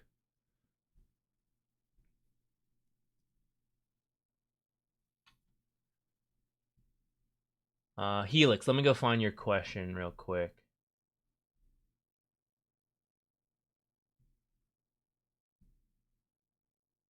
I had a question about Mirana, if you don't mind. Question about position 5 Mirana. I saw Snaking always go 2-0-1. Is it worth it to get level 1 arrow some games? So Mirana 4 will use the arrow to like there's a couple ways. One, aggressively, which offlaners are more likely to have a stun. So they stun into arrow. There's a lot of damage there, potential kill value. You can also use it to arrow the first range creep. Shove in that wave to keep the enemy stuck in that area. It makes it easier to open up your own hard camp. And you don't care about shoving in the lane because you're the off lane, so it just dies under the tower and then resets right at that same spot. You can also use the arrow to farm jungle creeps or to roam mid. 5 Mirana has some different dynamics because of where she's playing. So 1, if you arrow the range creep right off the bat, you're going to shove in your lane, and that's not as good as the position 5 in the safe lane because there's more lane, right? You're going to push it all the way to the enemy's off lane tower. It's not going to reset right in front of the same spot. So you're not going to use the arrow that way. You're less likely, not impossible, but less likely to have a carry that combos with the arrow. Someone like Chaos Knight works. But when you have like Drow or Spectre, you know, like, what are you doing there? It's not really going to work. You're just blindly shooting arrows. You're also less likely to show up to the mid lane for ganks and for helping out, but you can, so that could still be something, but less likely than the position 4 Mirana. And then the last thing we said is jungling. just like hitting a creep here and there as you roam around. You're not roaming, so that's less likely. But also, the position 5 there's less reason for the position 5 to jungle that early. The position 5 typically wants a stronger presence to help their carry out. So that's why Snaking will go 2-0-1, because the scaling on Starstorm is pretty good thanks to the 75% double damage hit. Or sorry, the second hit doing 75% extra damage. So taking that from 75 plus 75% of 75 to 150 plus 75% of that 150, that scaling is really good for the laning stage to be more aggressive. And then leap to be safer and like right click a lot, which you're doing, and you're less likely to actually like go for the finished kill and more just like keeping up the pressure with constant auto attacks and Starstorm. If that makes sense. Okay, let's go back to this.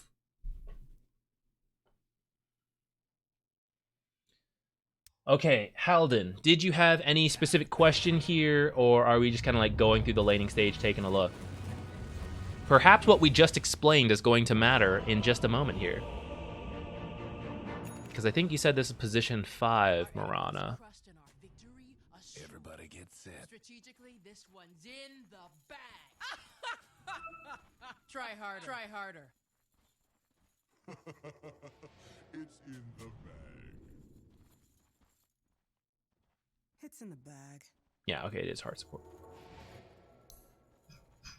You'll have to do better than Okay, that. you do the same thing, so cool. You fit what we talked about. Oops, wasn't paying attention. Should we have seen this coming? Looks like You'll have to maybe do not better than quite. that. They made the play first. Good on them. Though actually, I guess your team probably should have had Bounty in the front. It's not really on you or anything, but Bounty in the front could have been good. This, you're not doing it, but just any of you guys, be very careful of this. They just brought 5 heroes here to kill Drow. You don't need to find them. You're like, are those 5 heroes still here? Like, just leave. Just assume they're there and go like run up to these two. Go back to your lanes. At least get equilibrium good spots, you know, because you like don't know what they're up to. Usually walking in like this is either nothing happens or you feed away another kill. And neither of those is particularly that good for you, so it's usually not worth doing.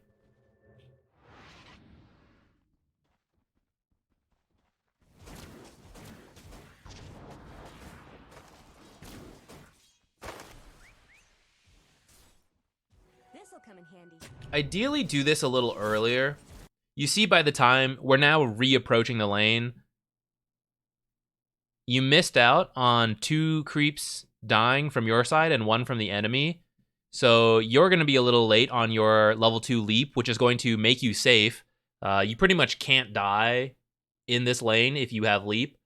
So there's now a bigger window where you could potentially die.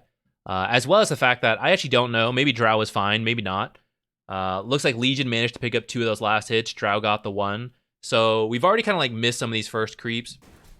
So the sooner you can do this body blocking or sentry blocking, the better. So we miss as little as possible.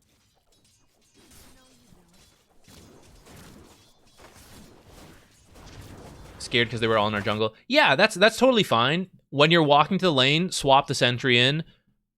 Drop it on the lower end to do it really quickly. Or wait till like 50 plus seconds, like 55, 58. You know, like walk in at the last second, just drop the sentry. It's instant.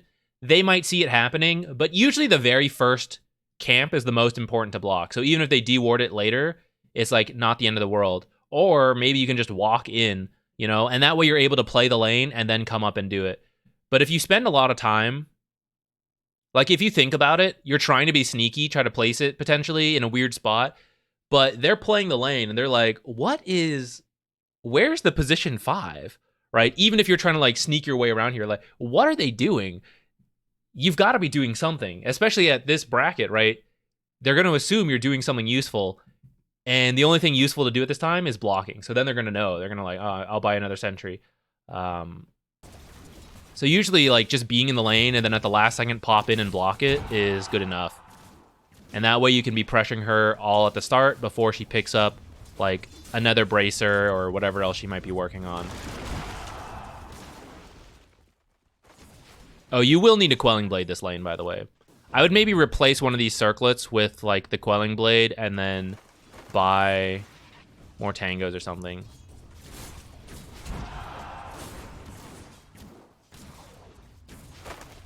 I think it's okay to leap there. Nature's left. I think he rotated to another lane or something.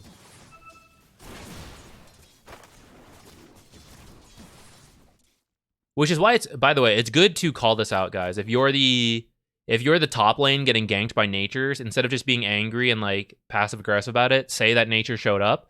Because sometimes, like, from this lane, you're caught up in stuff and you don't know, like, oh, Nature's just backed off versus Nature's teleported somewhere else. It's like a very different situation. So helpful communication like that, like Nature's is here, lets the lane down here know, like, oh, we got to pressure Legion, or like, I'm free to move away from Drow. She'll be okay, 1v1. Share useful information. 3 minutes, Lotus Rune time. Lotus Flower or healing ball thing. Drow can get it while you do a pull, but no camps available right now, so coming over is good.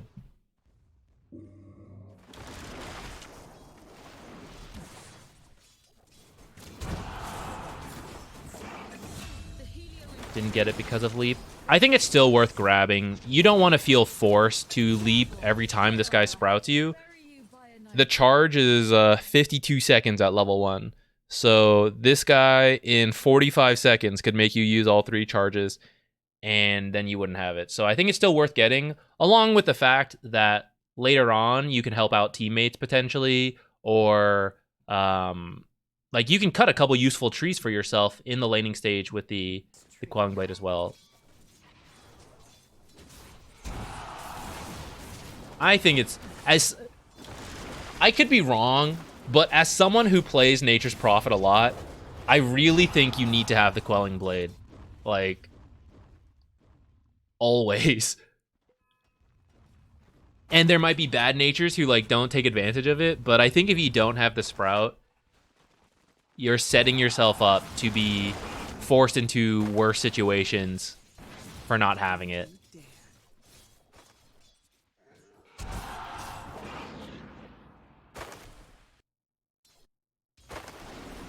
Right here,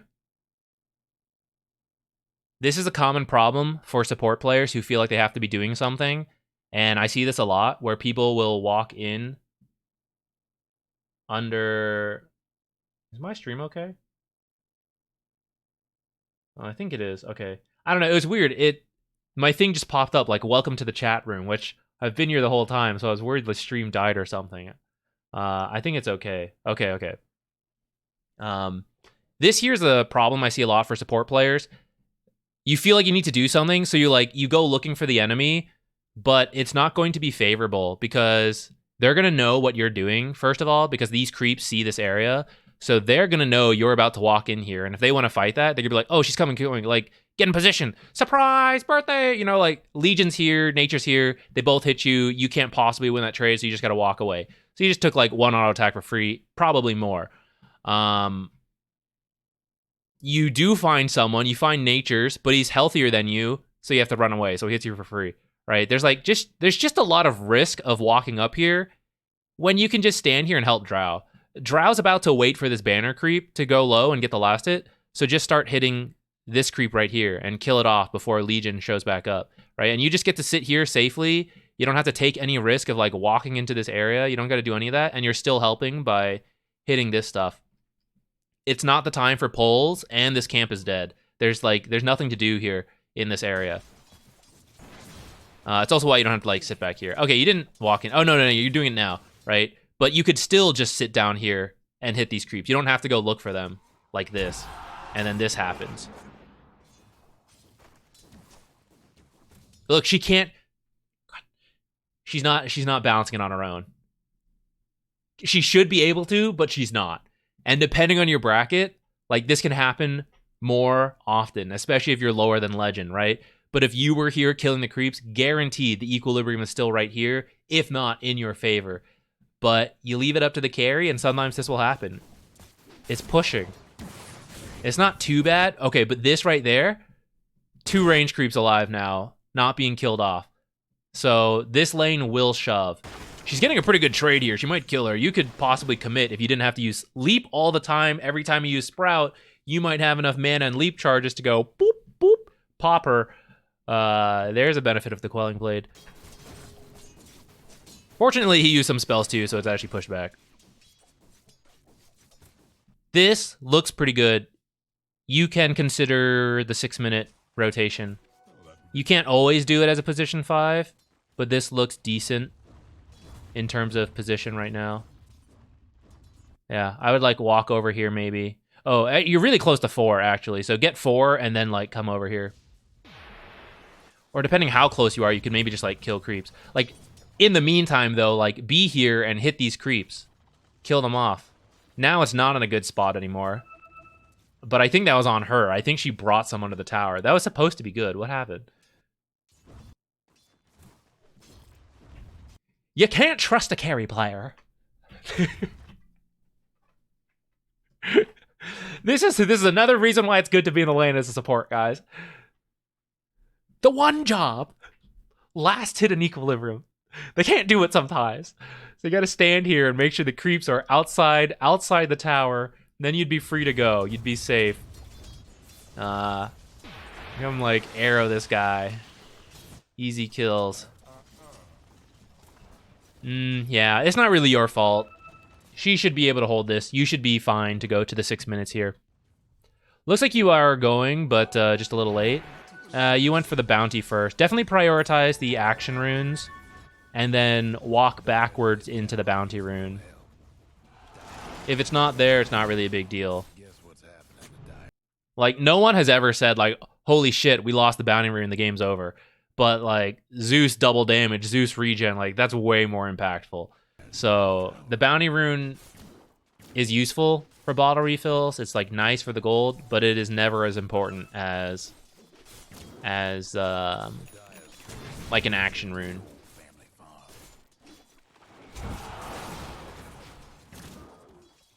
You're walking in a little close. I feel like you're getting hit by Legion a lot.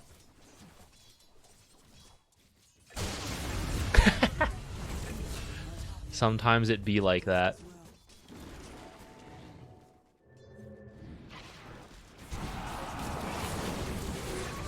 Your ego is going to get in your own way.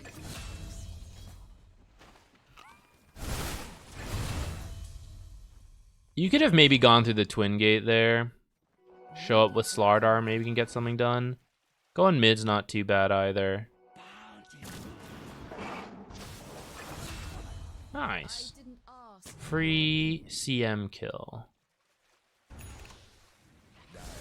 10-minute gank coming in here. Nice arrow, but a little deep. You could probably just save the mana and not do any of that. Ah!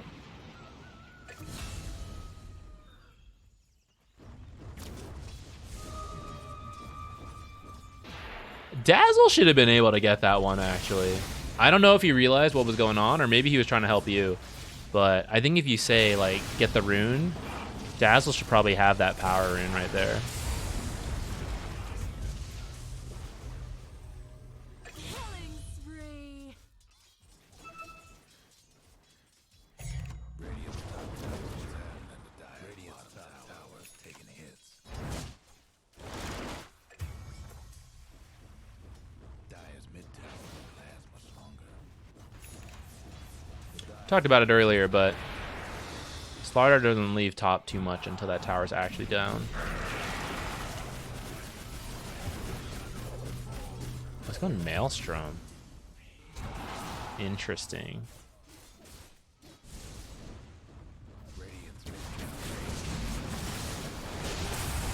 Bleh. Bleh. You guys want to just like leave Drow alone and play with Slardar and Bounty Hunter, and sometimes Dazzle. But I feel like Dazzle Core doesn't really pick up until a couple items, so usually I would just like leave Dazzle Core alone for a little bit. Or if he wants to fight, then like that's fine, but you definitely got to help him out.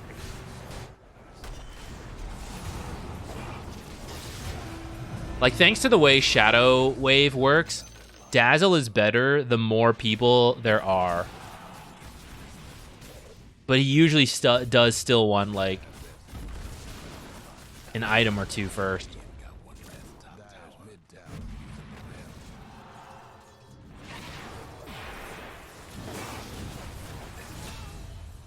Okay. Repeat that. Midas.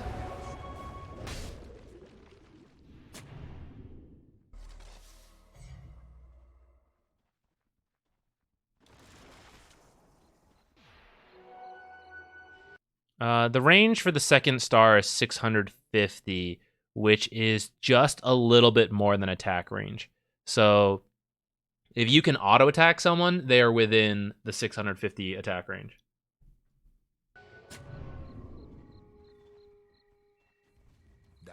Yules for Legion duel.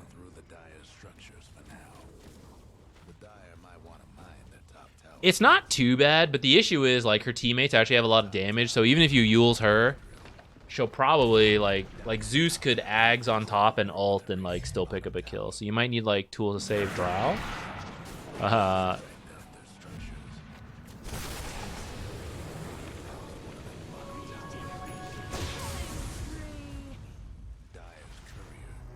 Vlad's is actually kind of a cool item this game. I don't hate the Yules, for the record. I think it's also very good versus Troll. Well, I don't know if your team will actually... If... What's his name had gone Ags first?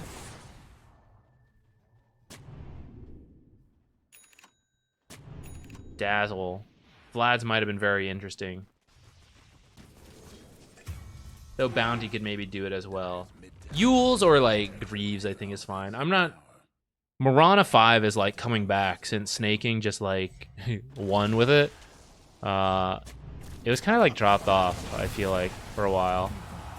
Force Staff versus Natures, CM, Zeus. Those are also still fine. Radiant's top tower's in bad shape.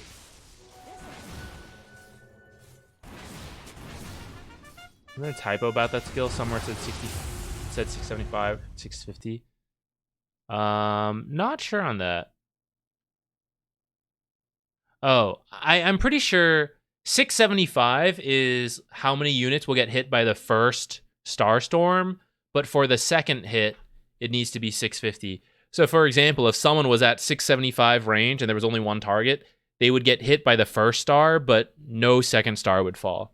I think, unless there actually is, like, an issue.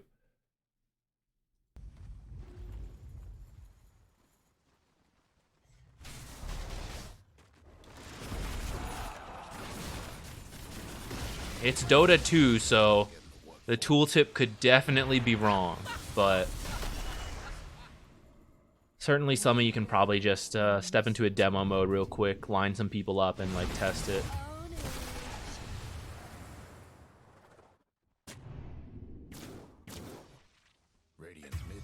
Currently, I feel like they're running around, getting a lot done. And I haven't really seen, like, you, Bounty, Slardar do too much together yet. Granted, he went Midas instead of Blink. So that makes it a little hard. But that's why if you do it earlier, too, like, when you just hit the towers and you don't need to, like, initiate on people, like, that would have helped to get those towers faster. And then, oh, you don't want Phylactery. Oh, that's kind of an old, not so good build. And then, this guy really needs an Ags. None of this shit applies. I don't know, guys. He's missing a key component to this.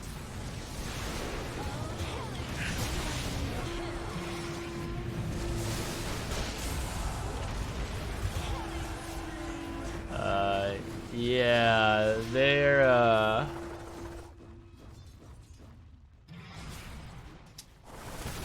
the core builds, I think, are not great on your team.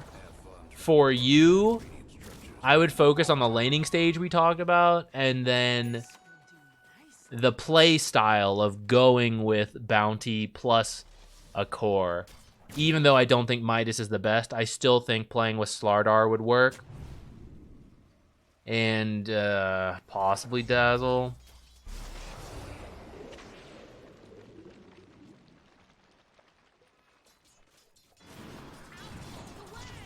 Okay, pop quiz. Wait. Go back. So, oh, hello. You want to be here for the pop quiz? You big nerd. Okay, guys, look at the mini map. If Zeus is down there and you had to randomly guess, where is the enemy team right now? What do you think? No, you came here, Hef. Now you gotta pay the cat tax. Okay, get out of here.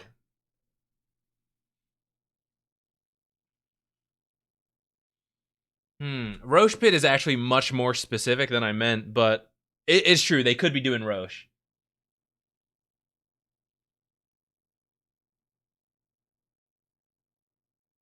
I would assume near him, behind him. Behind him. About to kill Marana. Could be behind him, or Zeus could be splitting and the others are already on top. Top hunting for kills.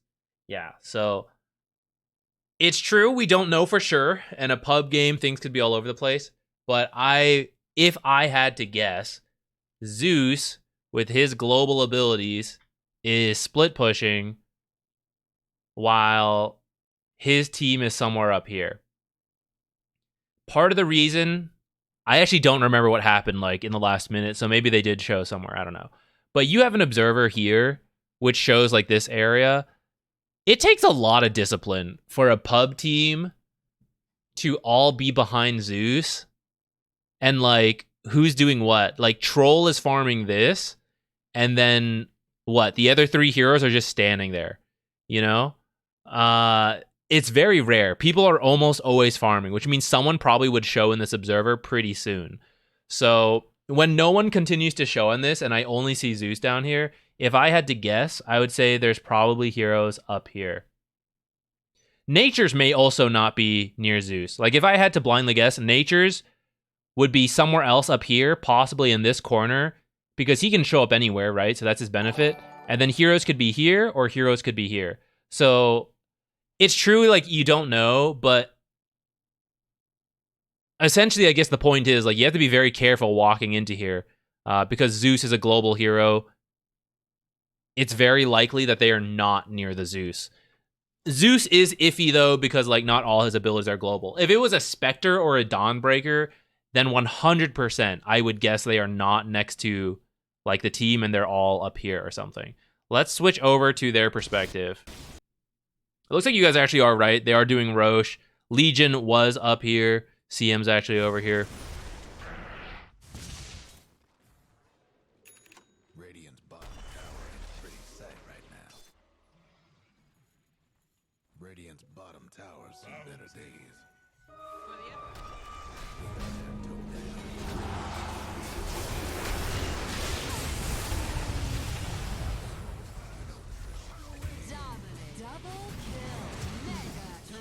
Where'd Drow come from? Wait.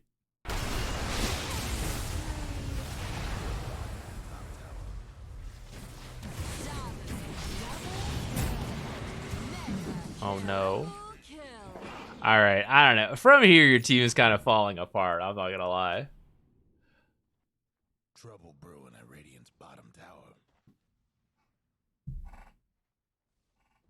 Radiant's bottom tower has seen better days. Done for. Oh, excuse me.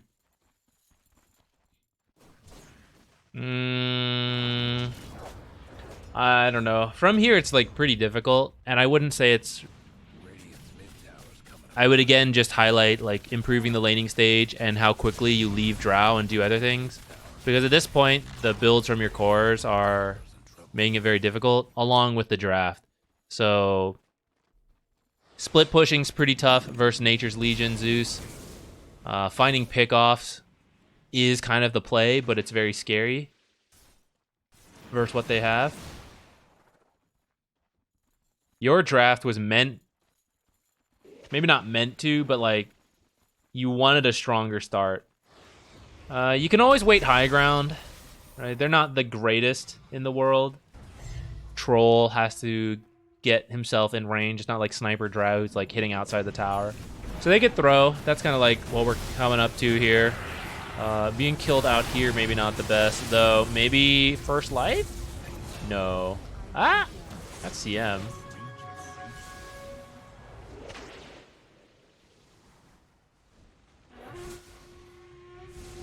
Okay, you're pinging it. You're like, no. Oh god, don't do it.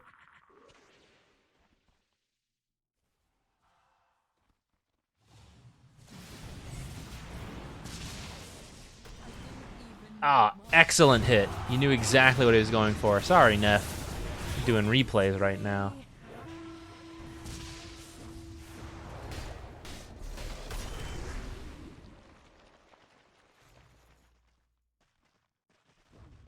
I should push this, no drow. You want to be a little further back there. Just like let Slardar go in and just arrow.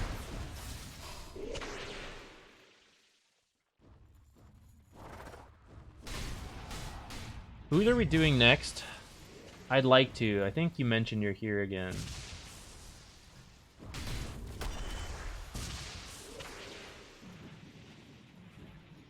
Hef, you're a little close. Can you move back a bit? It's gonna be hard to get you on camera. People only gonna see your butt.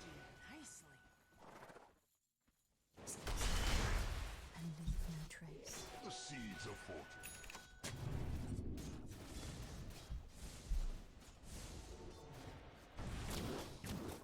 Radiant's mid tower's getting banged up.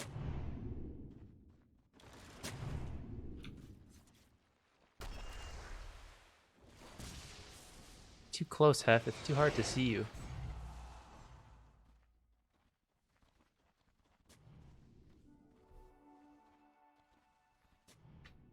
New video idea about position 5 Mirana based on Snake King's playstyle.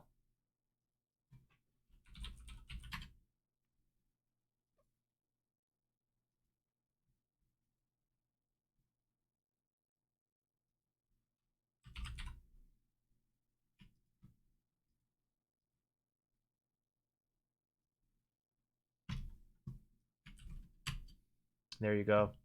It's pretty much the same, except Wraith Pact is not a thing, if I recall at the time of this video. A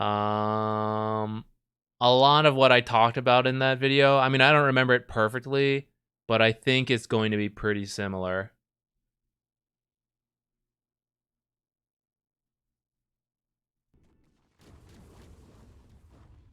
Oh, he's moving. Hef was very cuddly while I was trying to sleep. Kept getting in my face and waking me up.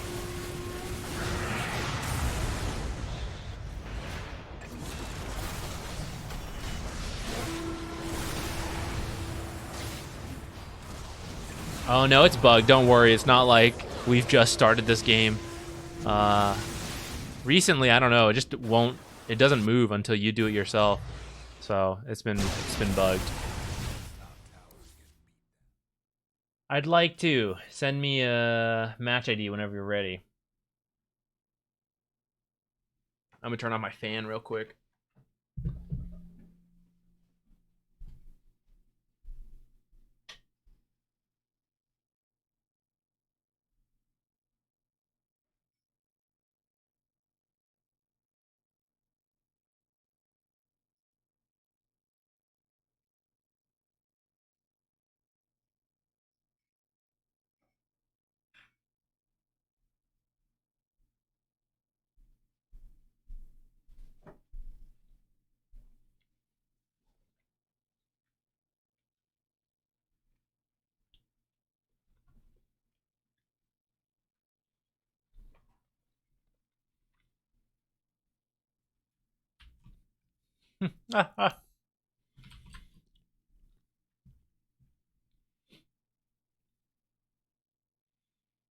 Get inspired by October.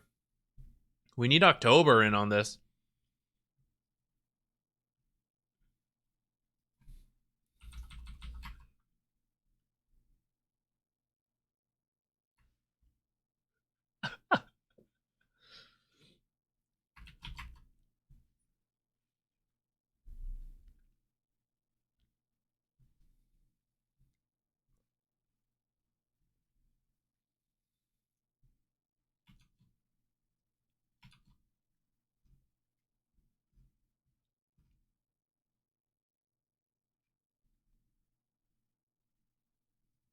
Sorry, I got distracted. Ancient mid.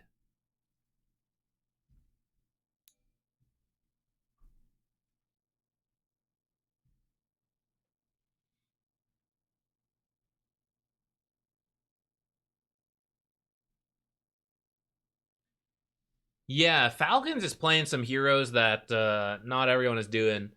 That's the kind of the cool thing about Dota 2. As much as we complain about where's the patch, we want the next patch, right? It has been changing. Ember has gone from a top tier mid. Now he's being ignored sometimes. Alchemist, right? Liquid's been trying it. Other heroes or other teams have been playing more Alch carry, sometimes moving him to other roles. We're seeing like Mirana 5 start to come up and work again. TA as a carry, right? Becoming more popular, even though everyone was like, you got to build Mage Slayer, you got to build Disperser. There's now been a shift to like more physical damage in response to all these Mage Slayers. It's like the cool thing about Dota. Yeah, carry Gyro. Halden, have a good night. Thank you for tuning in. Hope we helped out a little bit.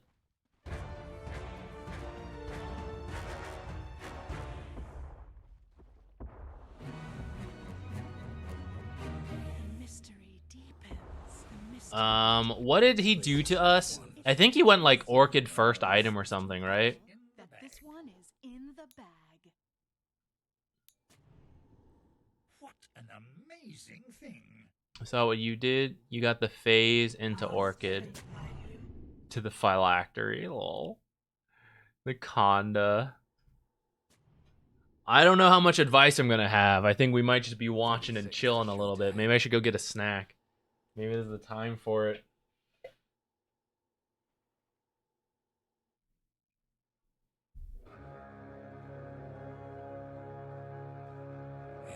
Are you laning against a Spectre? Feels like that should be a tough lane.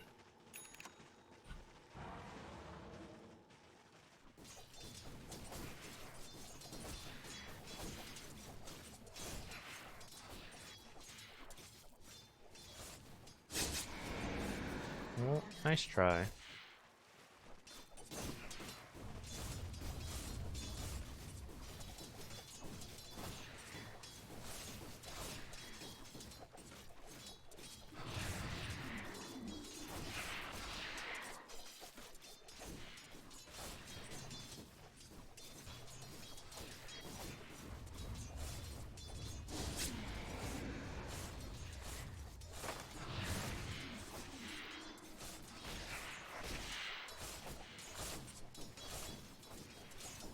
Okay.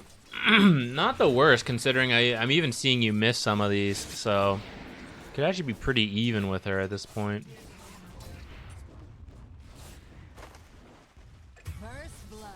I don't know if that's good on your end or bad on her end. Not sure which it is. She's starting to pull ahead. I don't fully know this as a non-mid player, but since this matchup is hard, I kind of wonder if it would be to your benefit to like shove this lane back and forth. Like auto attack the creeps right away.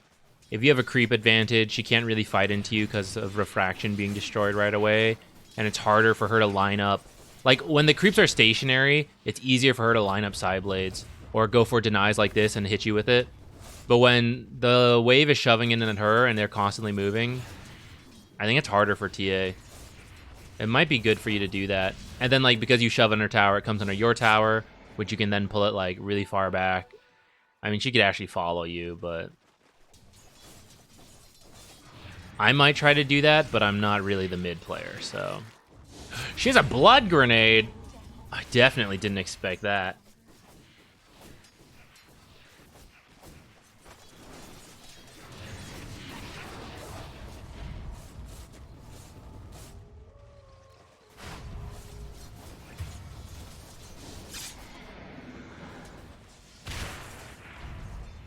There's a Sven chasing a Slardar.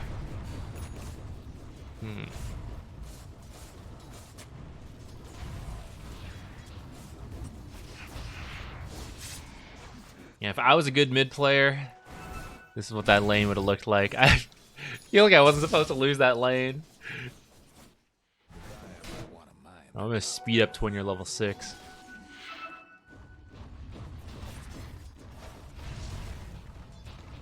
Go team, go. Find me someone to ult.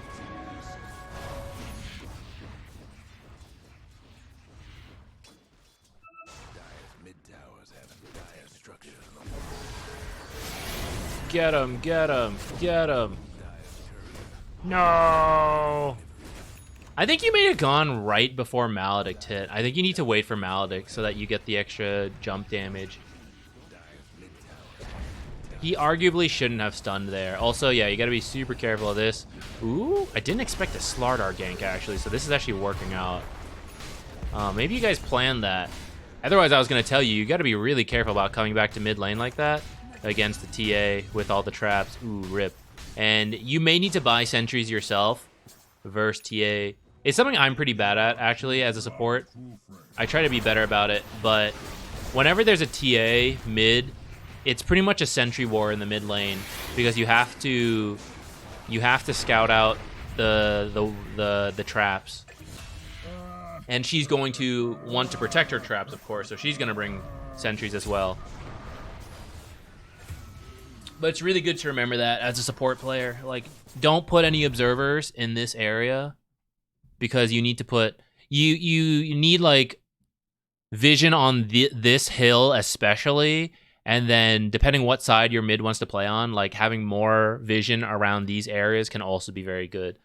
And for that reason, you don't want, like, your observers in the mid lane when there's a TA. Because you're going to put lots of sentries, and they're going to put lots of sentries.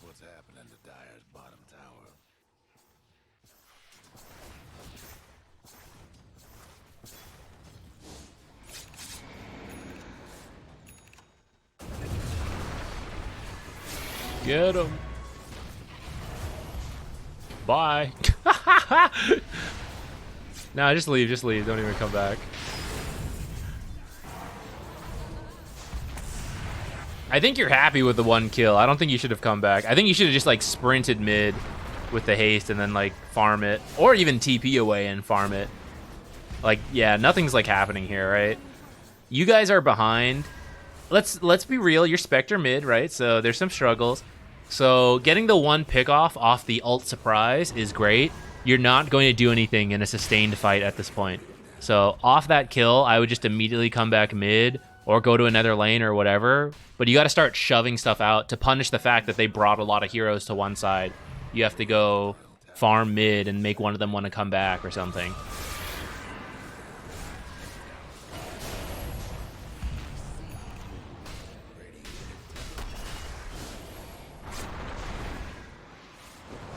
This is maybe working. Okay, I think that was overextension from the enemy, but we'll take it.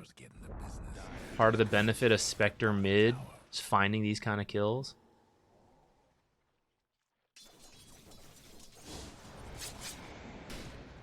I wonder if she get Cornucopia first for the regen. I guess that's what Bottle's for.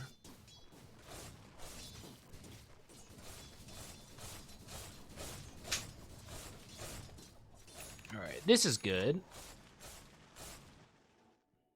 The Dire might want to mine their top tower. Duty.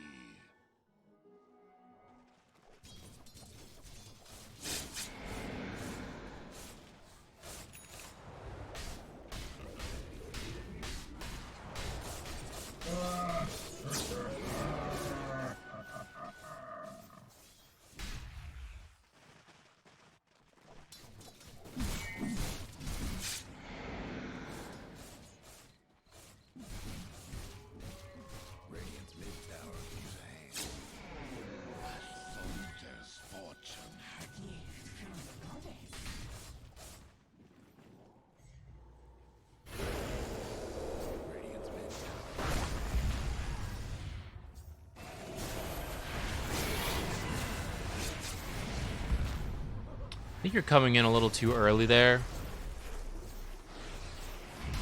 You definitely can't solo kill. So like other people need to be there to help out.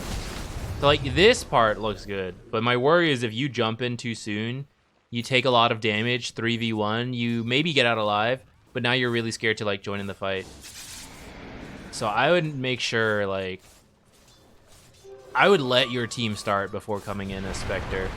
And then be very careful as people start to respawn for stuff like this. Oh, but it looks like you might gonna live actually. And now we've got our Orchid, let's go. We're doing it. It's pretty scary. There could be traps here, or they could be like Lina stunning from the trees. Oh, I thank you. That guy just saved your game a little bit there. So much regen now. What's that Venge doing over there?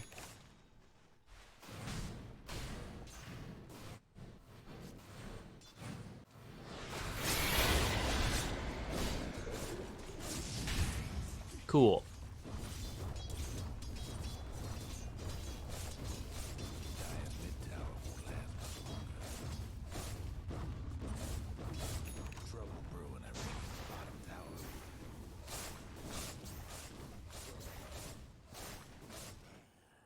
Would Diffusal be better this game instead of Orchid? You're asking the wrong person.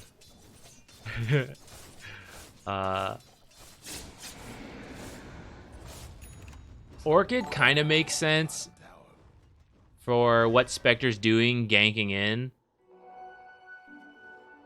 The regen helps as well. Diffusal could also be good. Like, I like the aggressive Diffusal on Spectres. But what's better? I really don't know. On a mid Spectre,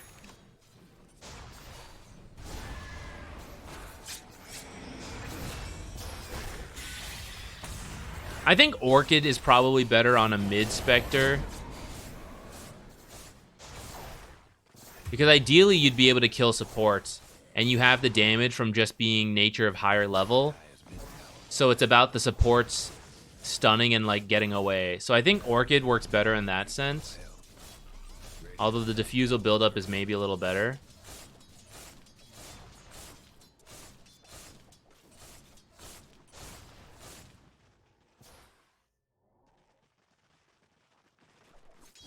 But essentially, you're like coming in with a silence versus coming in with another slow, you know?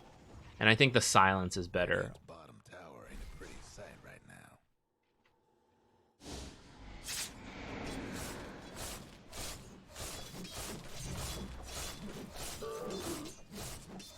So let's look at stats real quick. 2,500, 15 agility, 10 intelligence.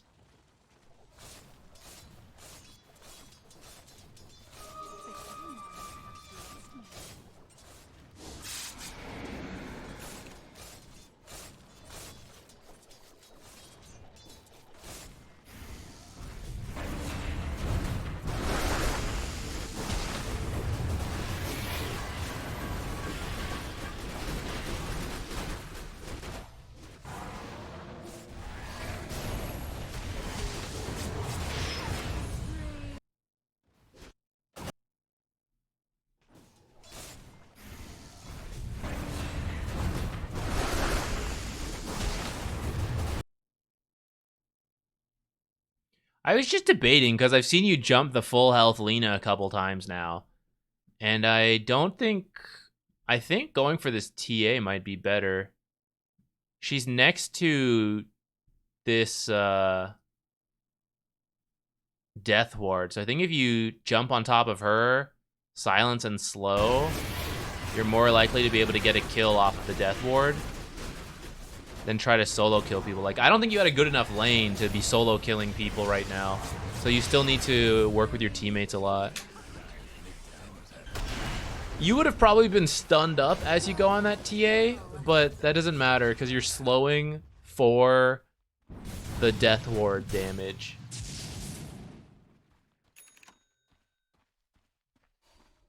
I'll take that.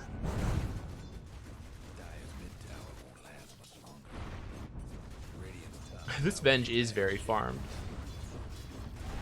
Oh no, wait, who's the support? Oh, it's Lina support. Oh, Oh, Venge is not very farmed. No, maybe Lena's over farmed.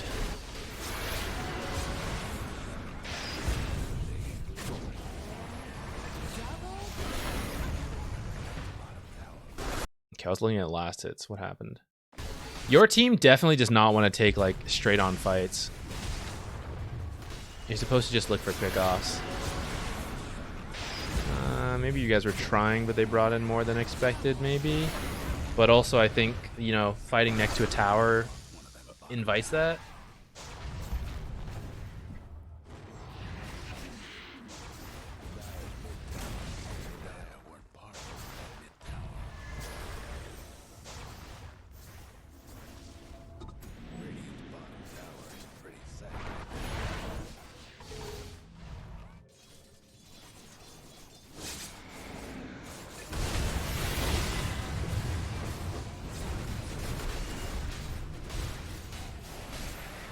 Double kill.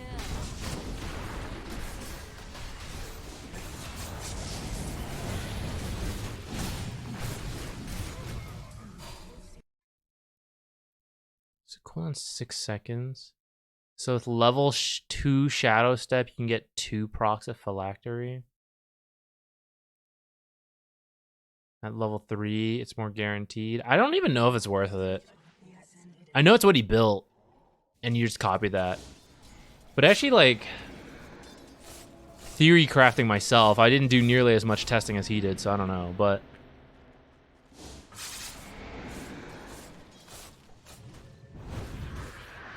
I mean, Spectre's not really a crit hero either.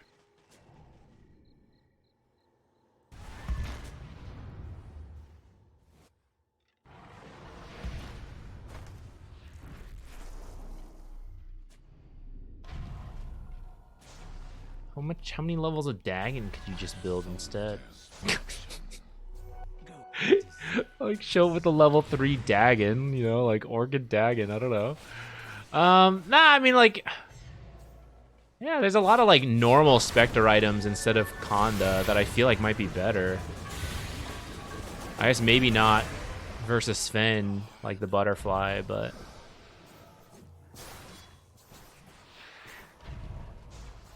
Does diffuse... I can't remember. I always get it mixed up in my head. Does Diffusal burn two TA charges per attack? Because it's your regular attack plus the mana burn? Or does it not? I can't remember. No, but the Desolate damage does. Q procs it too? Okay, that's a little better. I didn't think Spectral Dagger would count, but I guess it kind of makes sense since I think it can pop Lincolns.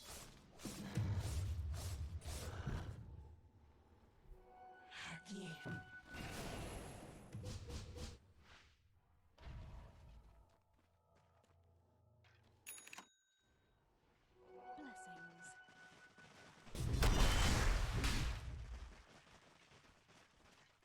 5,000 gold. I'm just thinking, like, what else you could build instead. So, like, you could have a Manta. You could have, like, Diffusal Basher.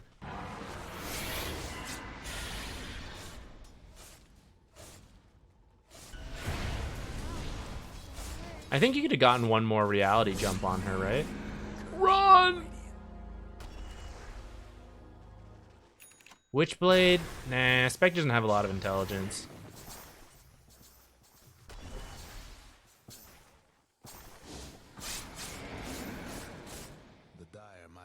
I think armor's nice this game.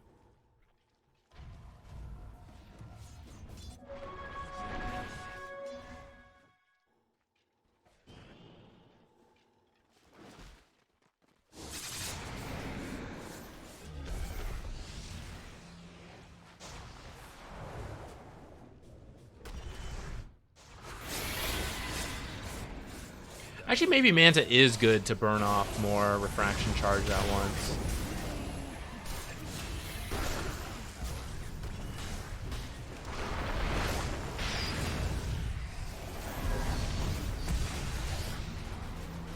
That might have worked. If you were like a little more farmed, you maybe can kill her fast enough and get out. But I also kind of think, like, it's still not quite the fight your team wants.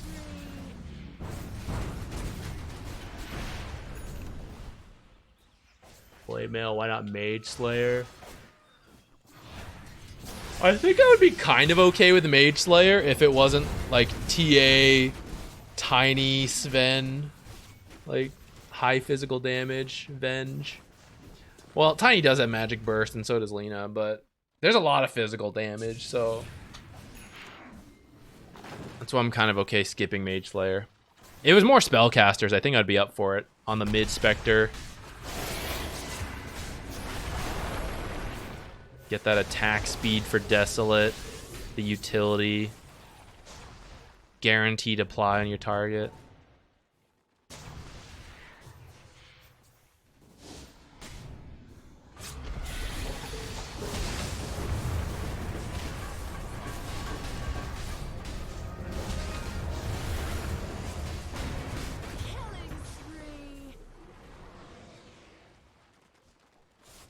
Nice. We're reaching the point where our team kind of takes some of these fights.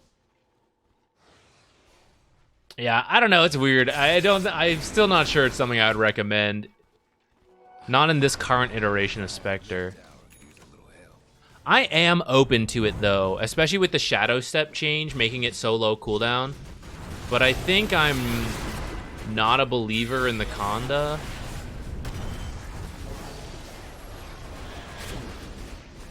But maybe I'll sit and do some math for fun between this.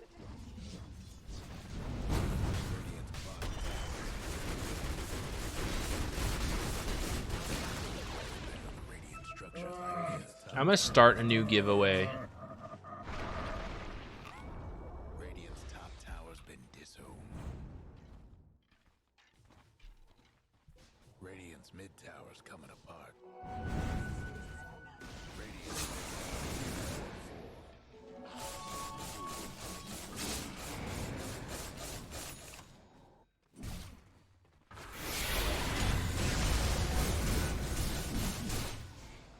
Well, you got the BKB, actually, but I think he overreacted. I think you need to be really careful about that, actually.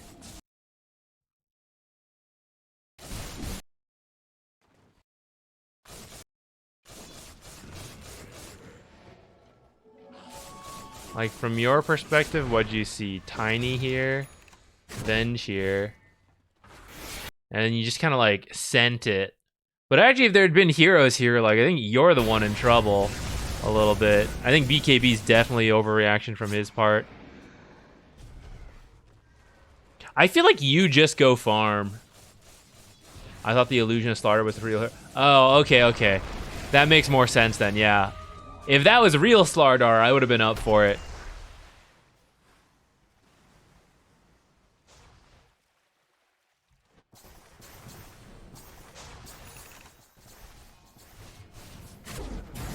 Let's do some math.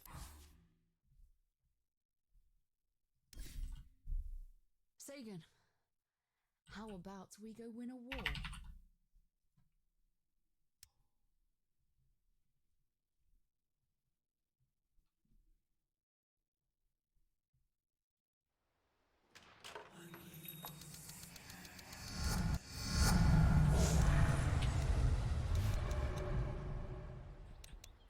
Better get ready.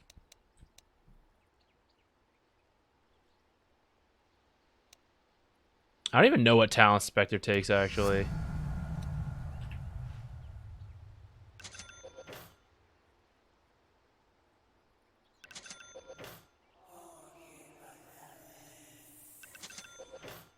If I had to guess, the idea is that you're getting as much burst damage as you can in the Orchid, although the initial burst is being missed because you're actually ulting in. So Q Proxys, right? Okay. What buttons do I press? Shadow Step and then E.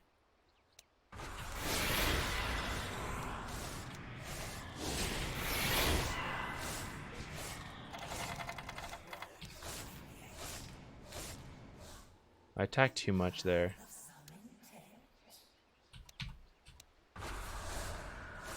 It's like 160 damage though. And then occasional crit. I mean, I guess as I go up, it's going to go up too. 100 plus 75% of my attack damage. 400 Q. I mean, that's kind of cool. 160. But if I just show up and attack like 3 times with the Diffusal, isn't that better? Like, Diffusal Yasha is about the same price. Oops.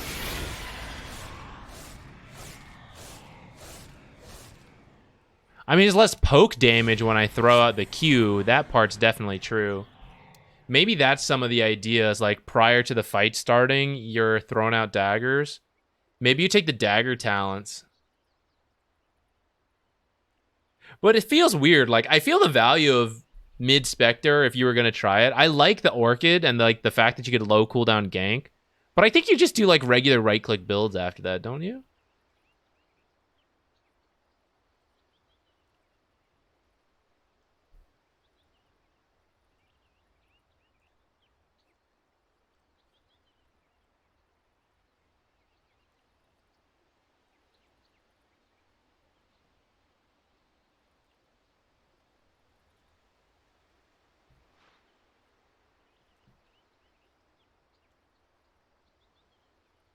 Put Con on the ground, ulti, pick up Conda, go in, Orchid, Q the guy so you don't lose the Conda damage on. You'd have to do a really specific, you'd have to like backpack time it so that you could ult in, you could reality in, which I think procs it, and then the cooldown on Conda ends, so then you like, you Orchid and like do all your shit. What about Spectre support? If she had a better laning stage, I would be up for it. But her initial stats are pretty, like, mediocre, you know? 4 armor, not bad. 50 damage, kind of fine, but you're a melee hero. And then, like, you're kind of slow at 290. You don't have that much health. Q is not really that good of harass. 70 damage, 130 mana. So like, okay, we're not using that. You're gonna have to use like Dispersion, which is always gonna shove the lane. Desolate's gonna be hard to get off in the lane. You know, so it's the laning section is just really awkward. I think the ult has a lot of value, but just getting to that point. And like, why not just have it be carry Spectre? That would be the easiest way to use the ult while still fitting in the natural build. If something changes, like they change the way your Q works, they change your stats, I'm super up for trying it, but I currently just don't think it's good enough to do that.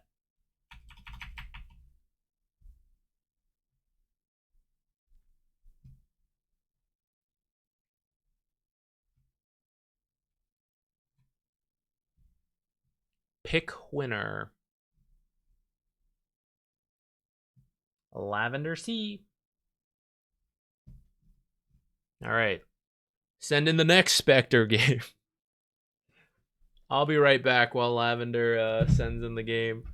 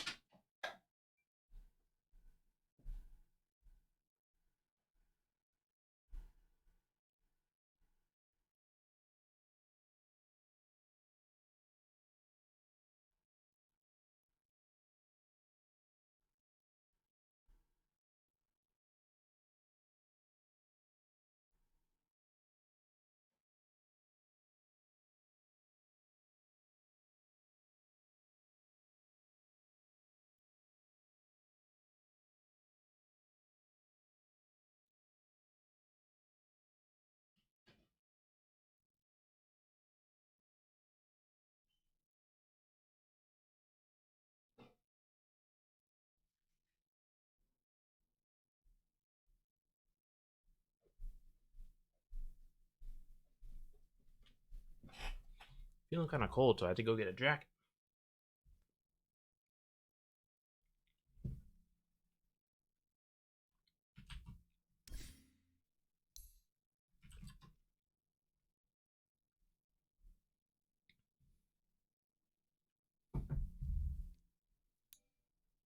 See your message on Discord and Z questions.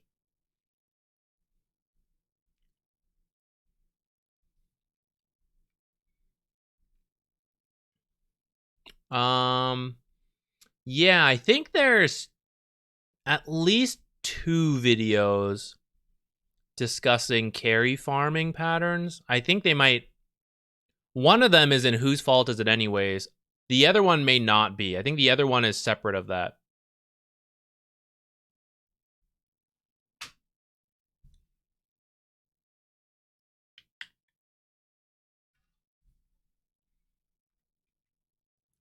Let me get this going. I can double check.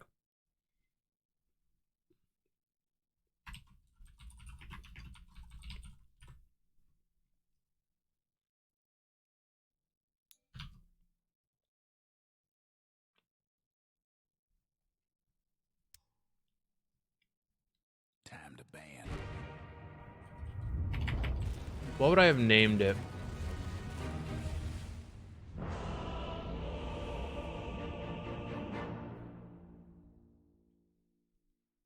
Oh, here they are. These are the 2 I remember off the top of my head. The issue with like having to do kind of clickbaity titles, it's more difficult to search. So sometimes I struggle with deciding between like this should be a very searchable title versus this should be like a very exciting title. Like, ooh, what is this? You know? But then later when I go through like my YouTube like studio whatever for content creators and I'm trying to find like, have I made a video on this? And then I'm like trying to search it. I'm like, man, what the hell did I title this stupid video? And then I gotta like tab through like all my videos to try to find like, I think this is the thumbnail. I click it and I'm like, it's not this one. I gotta go find the next one. That's the annoying thing about it. But you gotta consider it because if you just do the boring video titles like I usually would, then people are like, oh, I don't need to know how to do that. I'm better than that. It's like, oh, you know, you probably still need to, but they don't click it, so. Okay, off lane Abaddon. Let's go. Let's do this. The back in flames. Everybody. What would Spectre offer as a support? So it could be similar to Nature's where you can farm like other parts of the map and then ult in for early impact. But Nature's is just better at it, right? Like the laning makes more sense, range versus melee, so you can at least poke. Sprout is better harass and like general utility than the Q. So like I see elements of it, but not enough to justify it. I think though, I remember when it first changed, you can reality rift several times in one ult. So it's essentially every 60 seconds was like a lion finger worth of damage or something, right? If they buff it, you could reach the point where it's possible. Kind of in the same way. Hey, Mapo Tofu, thank you, thank you. Kind of in the same way, Ricky till level 6, Ricky support was garbage, right? It's like, okay, he like does stuff in the lane, whatever. But at level 6 plus Shard, absolutely pops off. If you change Spectre around a little bit, it could be similar where her laning stage is just hot garbage, but suddenly she hits 6 and she can show up and like bring an insane amount of damage as a support, and then she scales that way. I could see it being possible, just not right now. There's usually 10 calibration games. No, I'm sorry. They did change it, didn't they? It's now this bar of like confidence. Where is it? Rank confidence. I'm actually not sure. They said it depends how much you play, I think. So when I did it, when they first rolled this out, I'm pretty sure mine filled up really quickly. But I think if you haven't played a lot lately and the system is like confused about you, that's where it takes more time to fill up the rank confidence bar. So I'm actually not sure what the average is right now. If anyone else knows, I'd love to hear it. Purple stripe. Wait. Purple striped sock love drug. Love your videos. Thank you. Thanks for watching them. I appreciate it. 9 win streak. Let's go. Can you make it to 10? Ooh. Don't worry. It doesn't actually matter. Don't let it stress you out. That's awesome to hear, though. I'm happy it's helping out.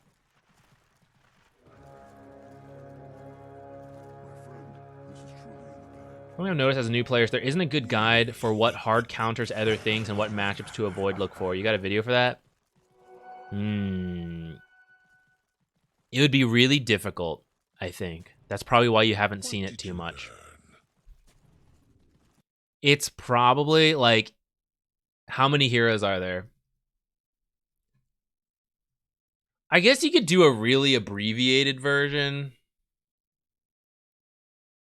But just thinking about it, you're probably looking at a video that is several hours long if you don't break it up. And if you do break it up, it's a ton of videos and people are like, oh, I know that hero. I don't need to watch it.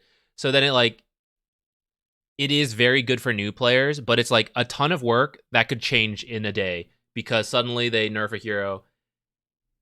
So like you try to do like a video on Faceless Void. We got to go through like all the damage over time spells. And it's like, oh, it's good versus burst damage. So you could keep it really general like that. And maybe just like put up pictures.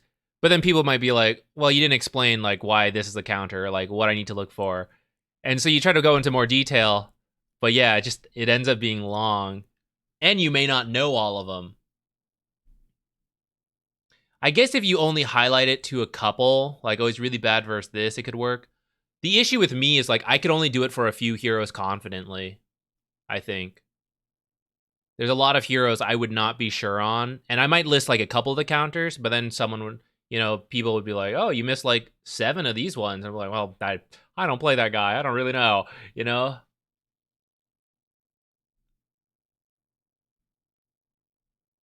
But I could maybe make it for a couple supports. But, again, that's the issue, is then, like, someone's like, I'm not interested in Jakiro.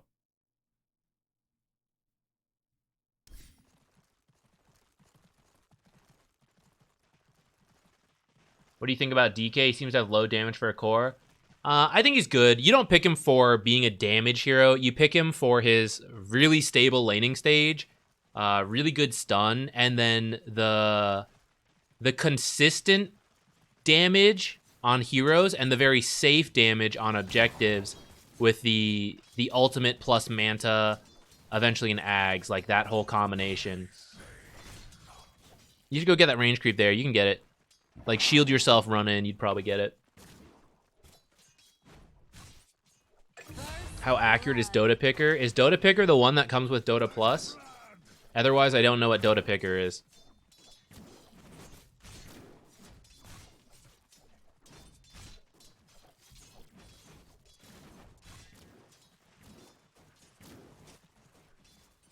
Don't get too distracted. Cool. Oops. He chased a little hard there. You were zoning a little too much. Missed the last hit. No big deal.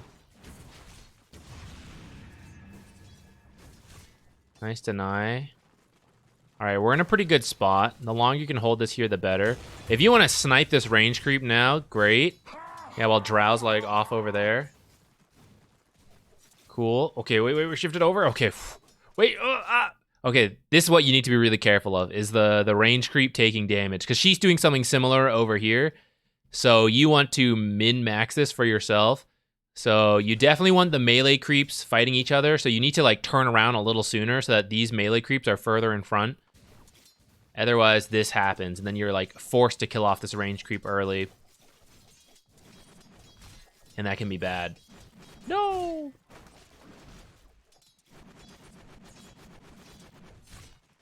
Yeah, actually, like, in the end, like, 3 of your creeps actually survived. I mean, your creep wave was a little damaged, but that's part of, like, getting your range creep killed off first, possibly bringing, like, approaching at an angle. In fact, it could be tactical. Let's go back to it. Oh, one more. So you bring these guys onto this side. instead of running through here, you bring them all over here. You can keep this creep alive. Just let the shield proc on the melee heroes, the melee creeps. Over here,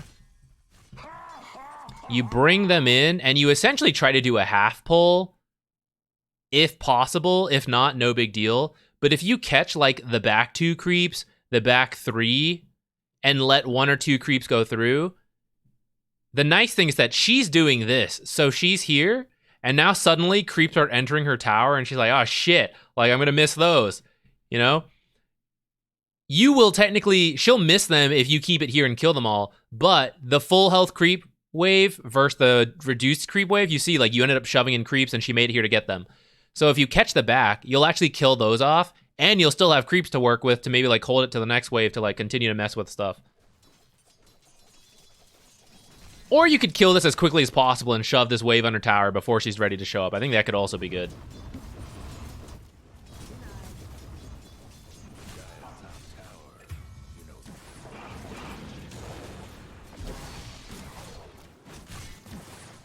So far, for having to deal with a ranged, double range lane, I think your last hitting's going fine.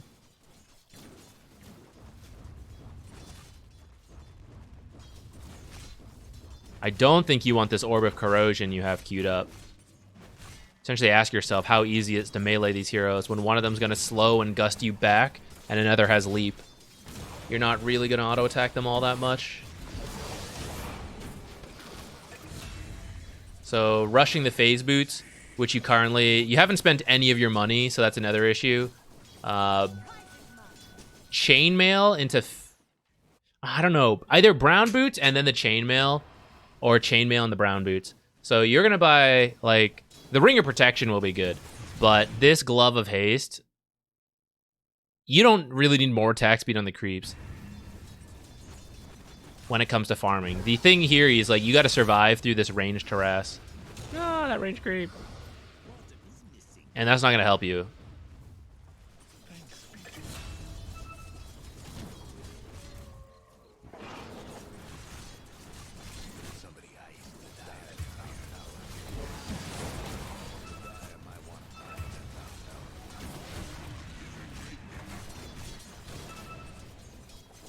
Third-party website helps with things like counter matchups.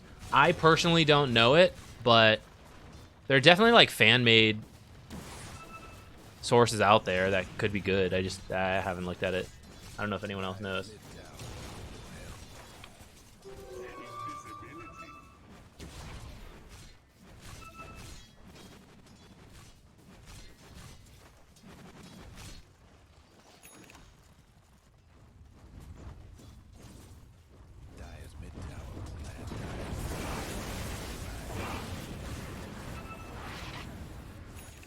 I was reading at chat. I didn't see how we like got into this. Hey, where are you going?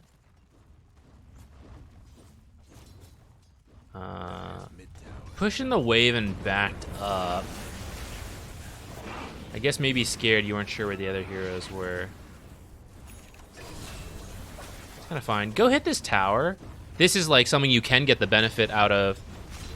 Orb of Corrosion plus your passive is to hit this more, and could have saved that catapult. That would 100% guarantee you take this tower. I think you'll still get it here. Oh, who's that? Thank you. But maybe if they came to defend, you'd be really missing that catapult. Okay, while this is happening, take a quick peek. See if it's something you want to show up to. We do get the tower here. That's good. I think it's nice that Razor came to gank, though. Like, if he didn't, I think you would see more of this Orb of Corrosion not really doing that much for you during this laning stage. I think phase boots help you a lot. I'm Steven Johnson. Hey, thank you for the Prime sub. The Auditor himself. I don't think you're... I thought you... Are you still an Auditor? I thought you stopped.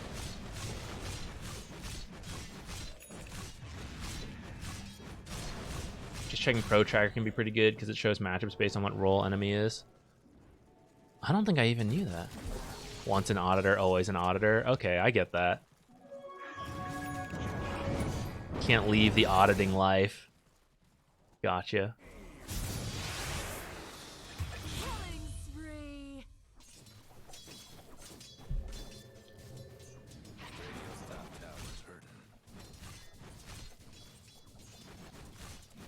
Yeah, I think starting to play in this area is really nice, which is, I'd like to highlight to support players why this kind of ward is sometimes not the best. It's good like when this tower is up and you're trying to siege it, and that's why you need to determine like how important that is, because actually once this tower is gone, this observer is not that great, because now Abaddon wants to play in this area and this observer is like behind him.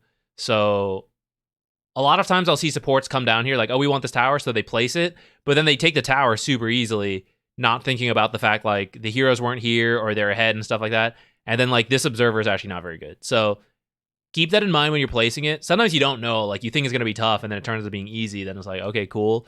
But if you ever have like a rough feeling, that's why sometimes I'll put the deep wards like much deeper. Like this one's still more useful, or like you put it back here. It kind of helps with taking the tower in case people are walking over, but it's more useful like after you take the tower. And no one expects you to have already placed it like ahead of time, so then they don't even think to check for it.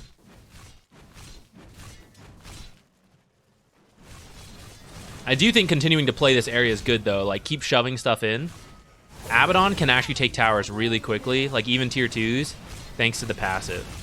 So if no one pays attention to you down here, you can actually take objectives. Otherwise, you'll just farm up more items to actually help you contribute in these fights.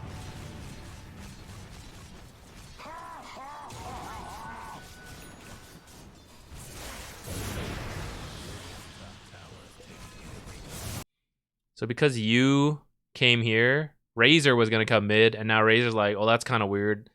I guess I'm going to jungle. But you could have stayed here, and you're Abaddon, so you would have a safer time playing this area than Razor would. Razor likes being in lanes usually because he have Static Link. Wants to be near heroes. Oops. Okay, what happened? Guess what's happening to Dire's bottom tower? Where would you place it once tower is down? It's kind of up to you. Looking for the carry to get kills somewhere back here can be good. If you actually think you can push the tier 2 tower pretty quickly, somewhere further back can help you like see people coming in to defend, or like possibly catch a carry farming this back area. If you plan on like bouncing between mid tier 1 and like this area, then anything in this jungle could be good, or like for sieging, this could be good. And if someone has a Quelling Blade to cut that tree, yeah, those are a lot of the good spots. This area, this, but of course it's a cliff, so could be obvious. What's going on here?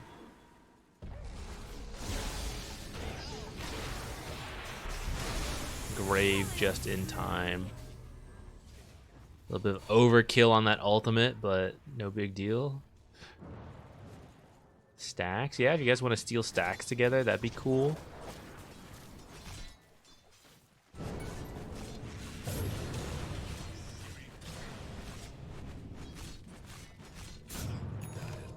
Because we left bottom for so long, Drow is probably chilling there.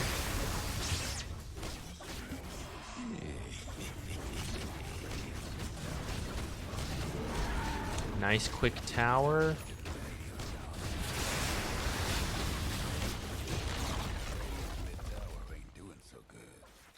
Ursa doesn't really want to join this many fights. He doesn't even have Battle Fury. Like, he wants to be in a lane. It would have been fine to leave him top for a while. And you can finish, like... Let's see what you're building. I don't know. I see, like, Echo into Harpoon quite a lot. Alright, you just, like, farm that up down here. So it's good to take mid tower ASAP, so I stay there for as long as possible to encourage it to my team. Mid's not as important as it used to be. If you...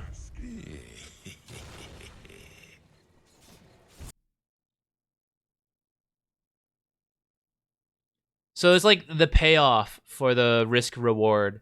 Mid can be pretty dangerous to take. I would say Radiant is harder to take than Dire. But depending on the heroes in the game, it can be pretty scary. Especially like, let's say Tidehunter, right? You try to dive someone, there's Grave. You get caught by a random arrow, 5 seconds under tower or something. Ember's hard to kill. There's a lot of heroes that make it difficult to take mid here. Now, if you're allowed to walk in and attack, could be good. but it might be difficult. And because it's difficult, you might end up feeding. You take it, what does it really change? If I'm telling you, hey, you can play this area and farm up, this mid tower makes it a little safer, but not that much safer. Like, it's not really that different. And Razor, who is maybe going to play mid, it's like, okay, now I got to push it in. Like, I'm a little more free to move around. Like, it's true, there are benefits, but depending how long it takes you, it's not worth sitting there for the risk. And in this case, it took several minutes before your team like joined in. And in that time, Drow, who I think was not having, like, kind of kicked her out kind of fast, didn't you guys? Where the heck is it?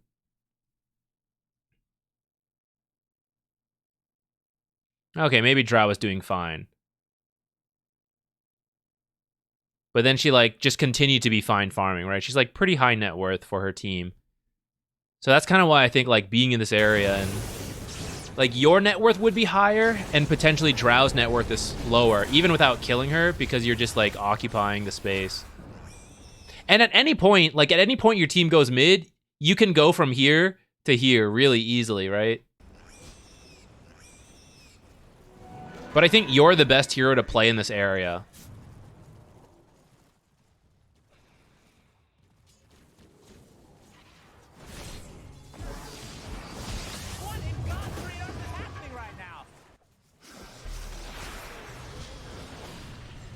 That was a good attempt. You scared her.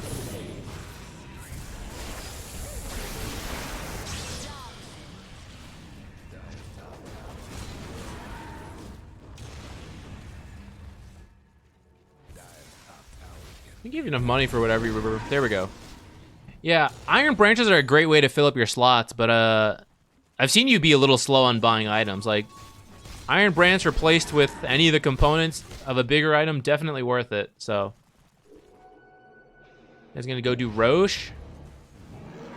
Pretty cool.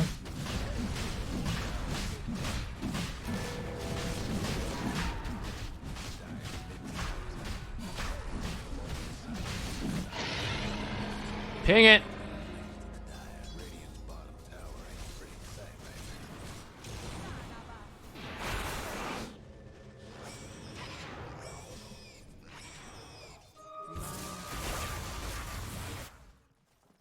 I have a replay analysis, but I feel like my most recent games I'm getting griefed hard. You have time if I claim today. Yeah, if you want to use that the point reward to get the guaranteed replay. We're still doing replays for what is it, 5:40? That's a little later than I realized, but I'll probably still do another one or two. So if you want to do it, it's fine.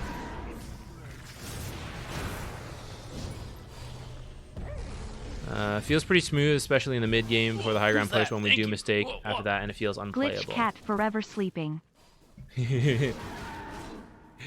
Yeah, he likes to sleep. I wish the time they slept lined up a little better. Hephaestus, his sleeping is fine, and he's generally a quiet cat anyways, so it's like whatever. But Jupiter sleeps a lot from around now, actually, from the late, starting to get into the afternoon, and then into like midnight. Then he kind of wakes up and he starts doing stuff and is like, I'm trying to sleep now. And then he wakes up really early too. He wakes up like 6 a.m. and starts meowing and stuff. I wish his sleep schedule would shift a little bit.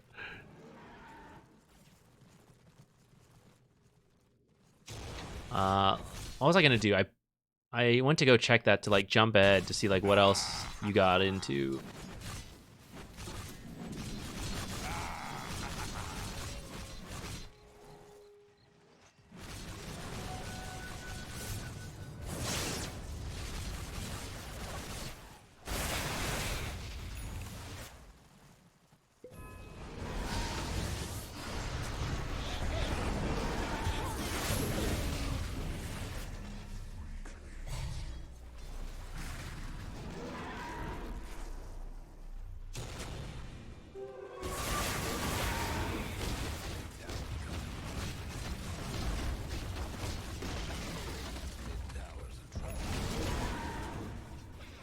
When did we do Roche? Looks like earlier, so it's not up yet. I mean, from here, you get Roche. You're not a bad person to send in to hit it. Ursa's not a very good tower taker, so him waiting. You probably are the best person. You and Shadow Shaman, I guess. And just do it slowly around your ultimate. Downside is you're definitely getting caught in like Ravage, so you can't actually save people without popping ult. But if you're the only one up front, it's probably okay. Don't dive. Don't do what we saw earlier. Oh, we're diving a little bit. We're diving. Ruh-roh.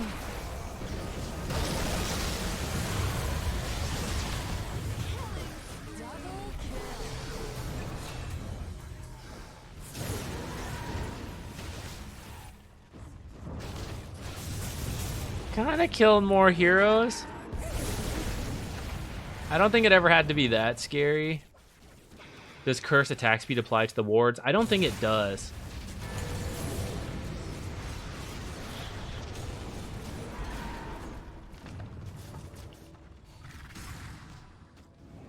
Have I considered late night streams? Yes. The thing is like the life balance of it. So my streams used to be later, especially when I was working. Like finish the job and then stream at night. I don't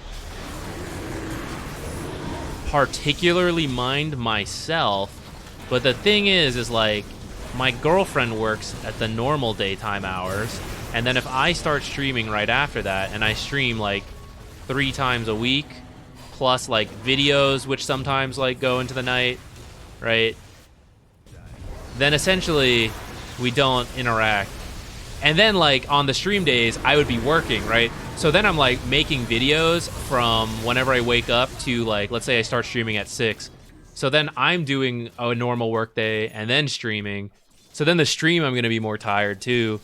So that's why currently I'm trying like this last couple months, I've been trying to stream at these hours so that our schedules line up a little bit more. And I think it would work better if I was on the East Coast too. I may mix in some like later night streams in the future, but currently I'm just trying it like at this time.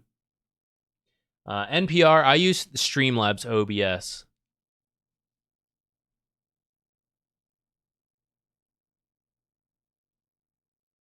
For variety games, I wouldn't necessarily mind. It kind of depends how free I am. But a lot of times, like, let's say Tuesdays, Thursdays, Sundays, I'm, like, working on videos. And they usually take a while. So then I always want to do variety stuff, but I never quite get to it.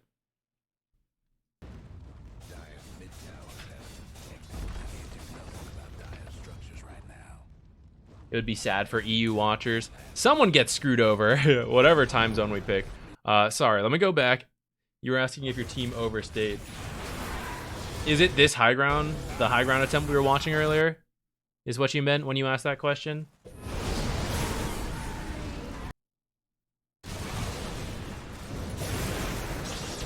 But for example, it's taken us forever to finish Outer Wilds. In the future, I think I might do it where like if we start a variety game, maybe like that whole week is the variety game and we actually just like finish it, you know? Rather than doing like once every now and then.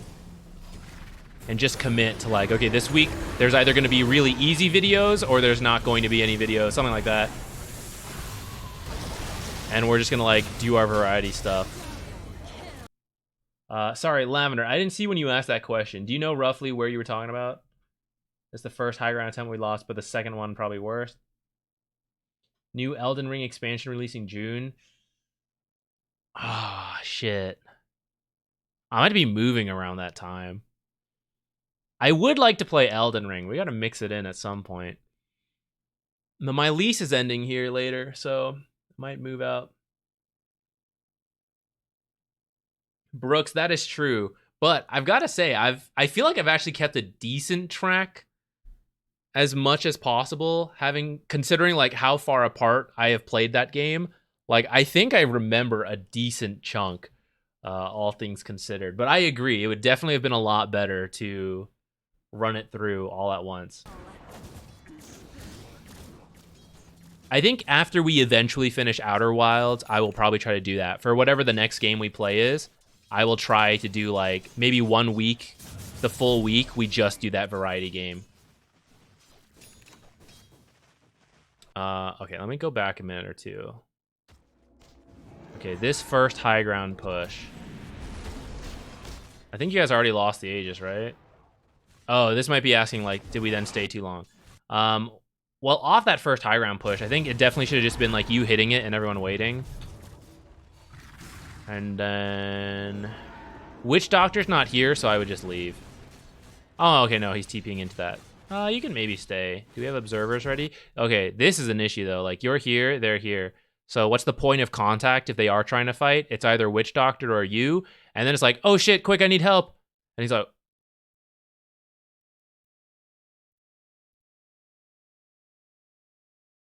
Static Link! It's so long. It's so far apart.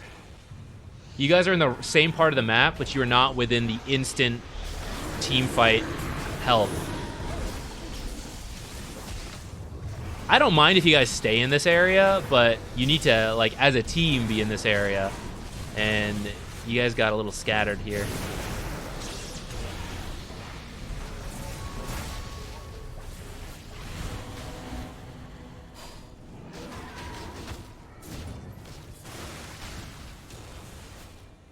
Kind of worked out.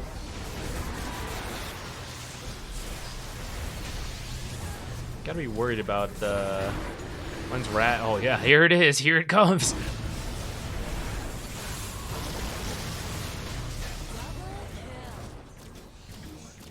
The initial stay worked out better than I thought. And then I think you guys gotta respect that Ravage is coming up soon and then get out. You're just trying to clear the way, but then my Witch Doctor goes in, so does my Ursa. Don't forget.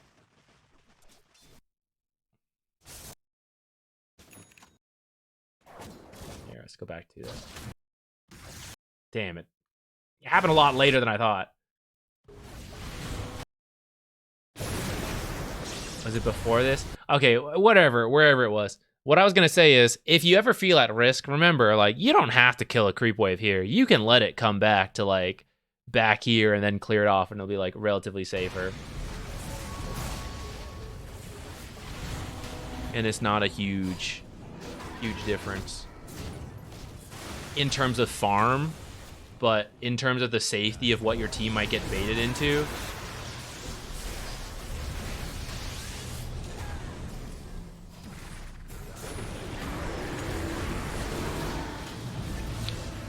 This fight itself, I think, makes sense if your team actually is ready to do that faster. But then two, you will literally never, ever kill Drow if Dazzle's behind her and no one is going on Dazzle.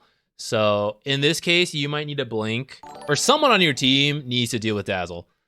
It's got to be someone. Going on Drow and like Ember is like a massive waste of time if Dazzle's somewhere in the back. So either you need a blink, or maybe Ursa can get the blink and Ursa goes on Dazzle. But I think having multiple options would not be bad.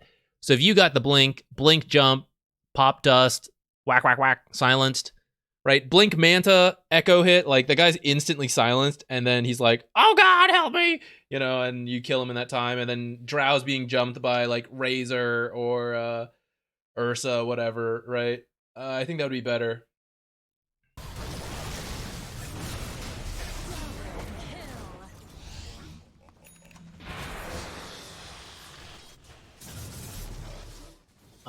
Who redeemed one just now? Matismus? Maximus. Got some letters mixed up.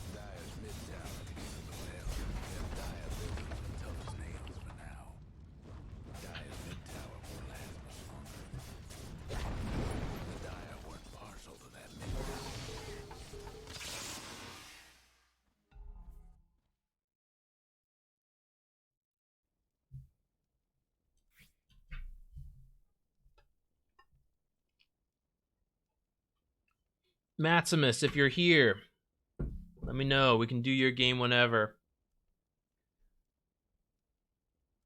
Sir Lancelot. Hey, stream's going pretty well, I gotta say. Got 4K points. You gotta lurk and stream all the time, Math Magician. Gotta get those points.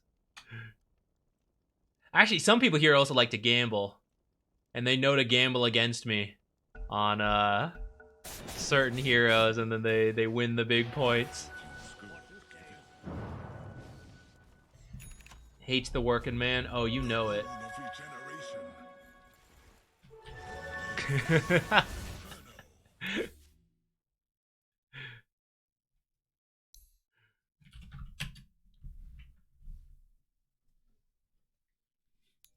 All right, download. Wow, we got a lot of relatively high-ranking games today.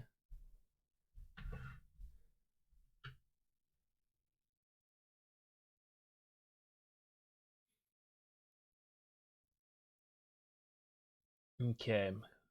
Maximus, are you Matador here? Oh, wait, no. I can do this. Divine.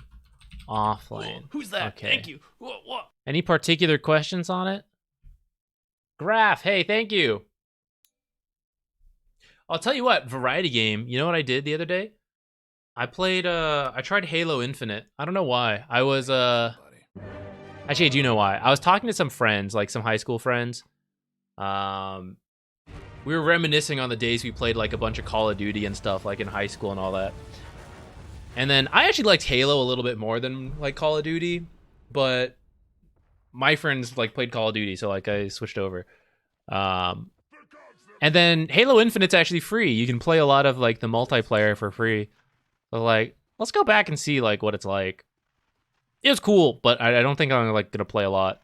Sucked in, but it was fun to just like pop in, be like, oh yeah, Halo, it's a thing.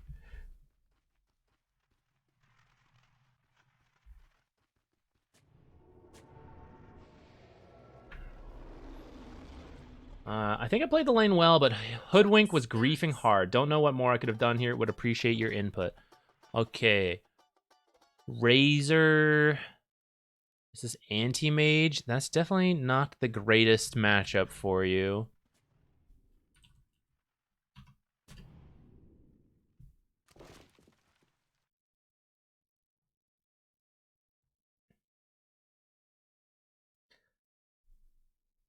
Lavender, no problem. Happy to take a look at it. Yeah, it's hard. Like, just keep in mind, you know what you're thinking, but not necessarily does anyone else. And the higher up you go, it is more likely that people will understand what you're doing. But again, there can be disconnects. So sometimes just clarifying it ahead of time makes the world of difference. Especially because I think your game was relatively high ranked as well. And at that level, like sometimes the small differences can lead to like big fights, and then that affects the whole game like later on. So, yeah, it can be worth talking through. I am a Silencer enjoyer, but it's getting harder to enjoy Silencer sad face. Radio Z, yeah. Silencer's not been great lately. Not great lately.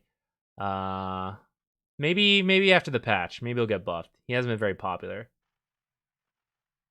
Oh, I said Graph because it was lowercase in the feed, but now that I'm seeing the name, the capitalization, Giraffe. That's my guess. I don't know. I could be wrong. I could just be saying it that way.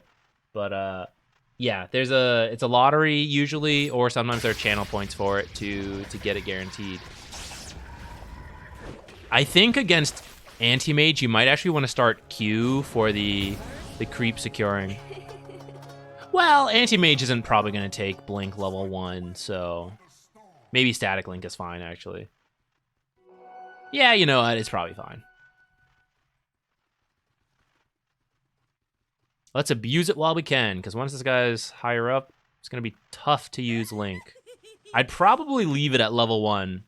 Because of that, maybe max Q. I don't play that much Razor, so I'm not fully sure, but that's my idea. Giraffe. Okay, cool. Any idea when patch would be? Well, I keep thinking it's gonna be soon. Dream League is the end of this month. It's starting in a few days. Maybe it'll be after that one. Or they're gonna wait till they're done with Crownfall, and who knows when that is. I would not hate just a 7.35? 7.35C, Mage Slayer, passive adjusted, Disperser stats adjusted, right? A quick small patch would be great, but I don't know. Maybe they're waiting for this Crownfall, whatever, big patch.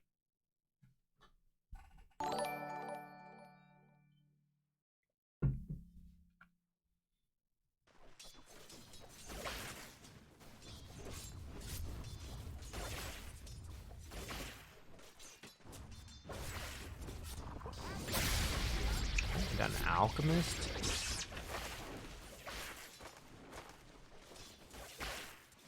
It may not matter too much, but I think linking the Alchemist probably is not worth it. Save it for... I guess it's okay. Save it for what's his name.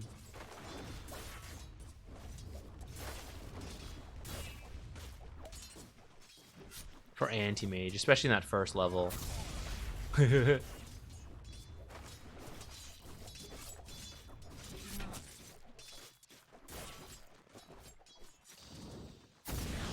That'll be fun. Okay, so if Hoodwink is quote-unquote griefing, we're gonna find out. But Alchemist is not doing very many favors for Anti-Mage either. So it's a balanced 1v1.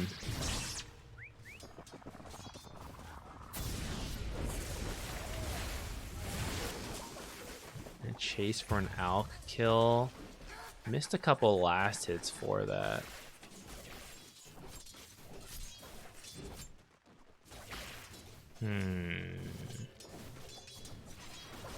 I guess once is probably fine. But definitely be aware of the fact that as a lane dominator, why should Razor leave the lane?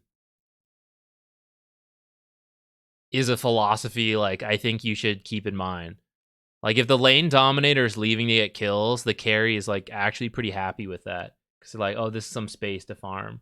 So even if you're not getting kills, but you're continuing to dominate the lane, I think that's like usually more your purpose. Alchemist currently, his contribution is stepping into the lane and throwing a potion at you. So he's really not doing all that much. Even if you kill him or not. Frankly, you killed him, he's just going to come back and he's going to start potioning you again. If you leave him at no mana, what's the guy going to do? He bought 6 Tangas and a Sage's Mask, right? It may have actually been better to not kill him. He must have been getting low on mana at that point. I bet he just wouldn't do anything. Now he's back to full mana.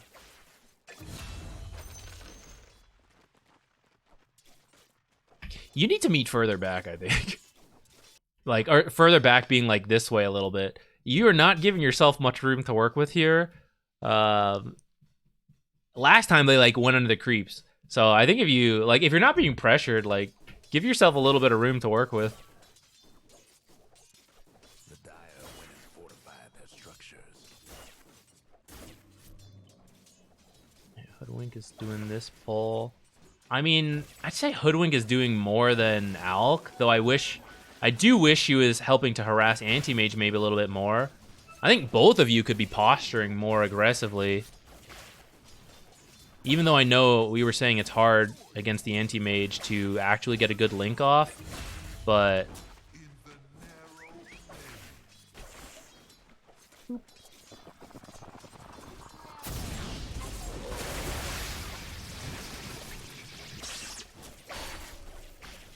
Gotta get out of the acid spray.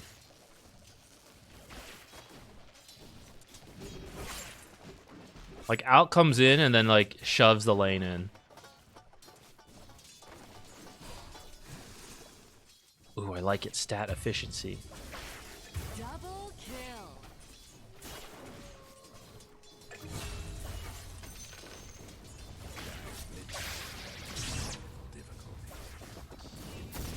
Say that link's not really worth using.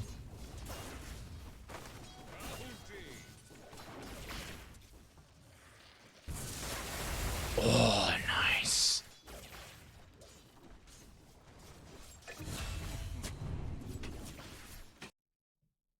All right. This kind of positioning is a little safer, but it also lets enemy carries get stuff out of it. So, like right here, you see how you're back here and Anti-Mage is here. So if Anti-Mage wants, he can now creep aggro these creeps away, and you can't really do too much about it. You can chase after, I suppose. But, like, why can he come up here? If you and Hoodwink stand further up, and I know Hoodwink is, you know, you're saying, like, maybe she's not doing that much, but, like, if it's still, like, Alk is, like, over here, so, like, let's say it's a 1v1. Like, if you stand, like, even just next to your creeps, and Anti-Mage tries to walk up, and now you, like, walk at him and attack, instantly, as soon as he tries to creep aggro, like, one, you're punishing the creep aggro, but two, you'll have an easier time zoning him off of any of this stuff. Like, why can he walk up and go for this, you know? Because you're just hitting him from the other side. And he's like, I'll take 2 auto attacks to get the banner creep. Like, he doesn't care. But if you stand in front and he's like, I have to take 7 auto attacks walking up to this creep and then walking away, it's not worth it. Double kill. Okay, Hoodwink left. I think you can stand down here. It is a little scary, but I do think you can stand over here. Thanks to these creeps doing this. I feel like Anti-Mage just got, like, a good chunk of creeps for no reason. I think you're just scared of Alchemist, but I think being over here, you'd be okay. You've got boots. You're pretty fast.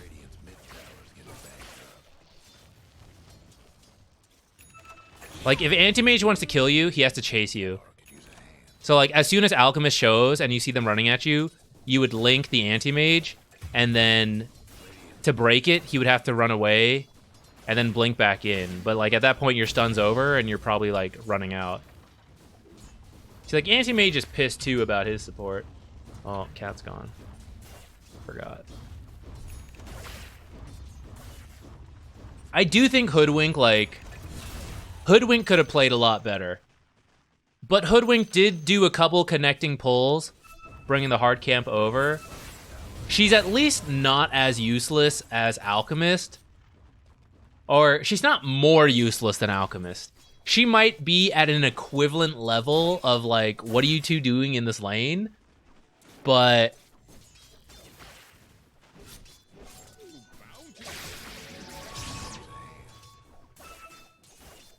I feel like it's a one-on-one at that point.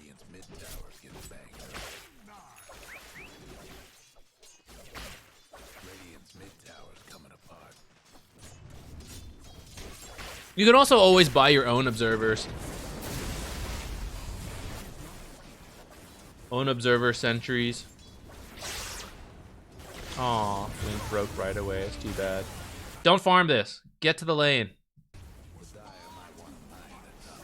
Get in there. Your ult's going. Anti-Mage isn't going to want to be there. Hit that tower.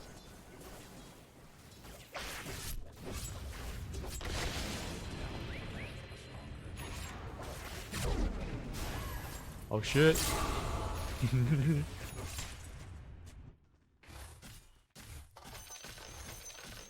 Check Hoodwink items. Oh, no. Yeah, this is pretty bad. This is pretty bad.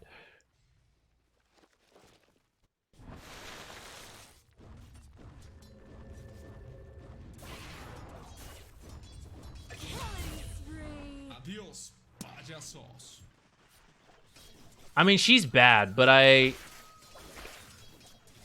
still feel like it's matched by the Alchemist being also useless in the lane originally. Like, all he did was, like, run in with a couple potions. And then he's, like, he only shows up in the lane occasionally. I feel like you could have bought your own Observer Ward, placed it over here, and then been totally fine. You know, plus you killed Alchemist a couple times because of, like, when he would come in. So, like, in terms of impact, I feel like both supports were about the same.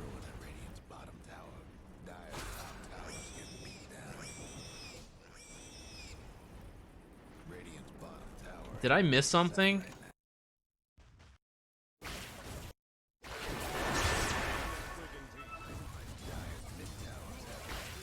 Kunkka walking down here, maybe?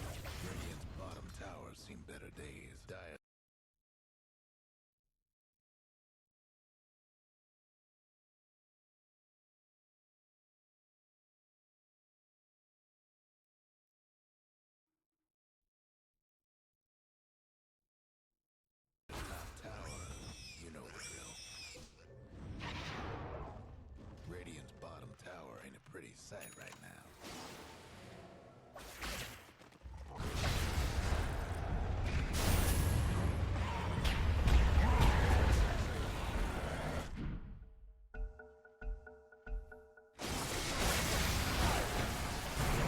I'm trying to debate how I feel about it. On one hand, I get it, like retreating if Kunkka's coming. At the same time, like Alk was dead and you had like a pretty big wave in her tower.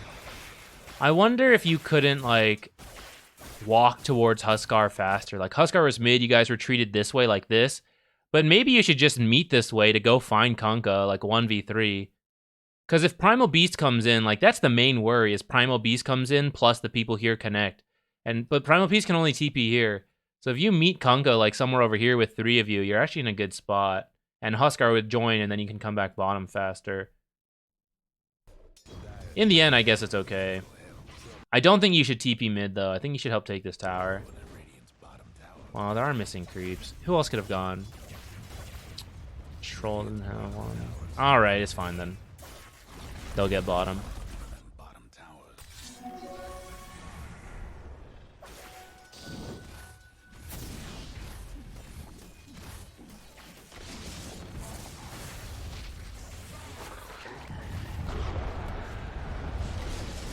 I feel like you should have looked for a hero to kill with that haste. Looks like you're getting one now.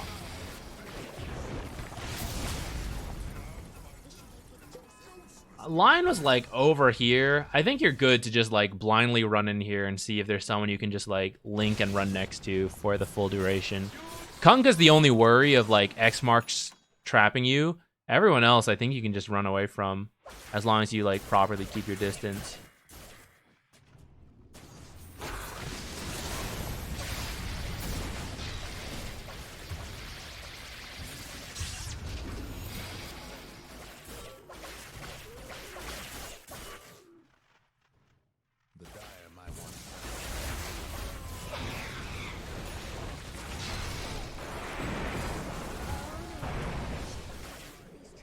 From here's pretty good. I'll just like follow the momentum of Huskar. Try to close out this map. What's he working to?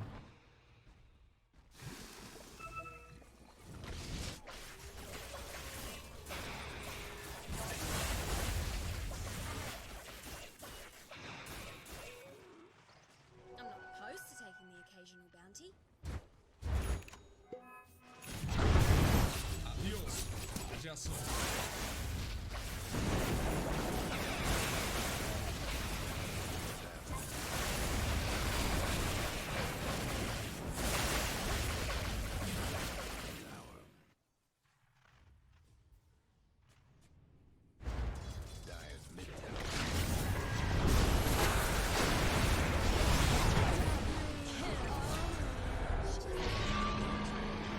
I was quickly checking if something like Orchid is totally out of the picture.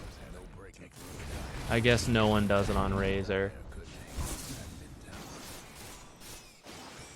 Because it would certainly help to kill someone like Anti-Mage. I was wondering if like maybe you could do it, but...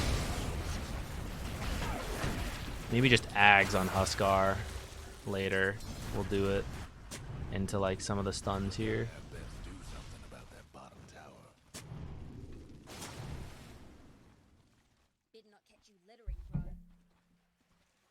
Finally, new patch. I'm being trolled. No way.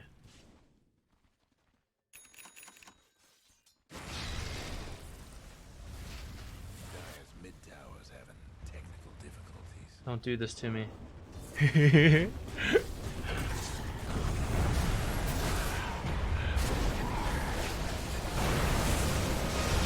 Where is patch?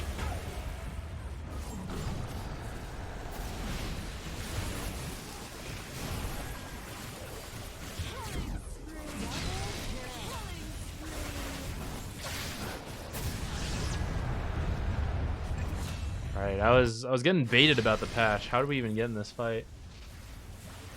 Dire's mid tower could use a little help.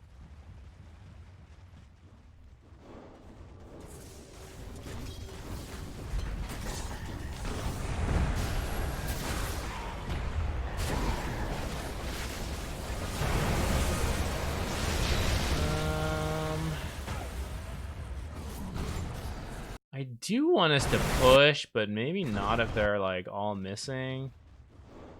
But maybe that's not really... I mean, Huskar just kind of like started coming up on his own when there's literally no one showing on the map, so... It's not really on you.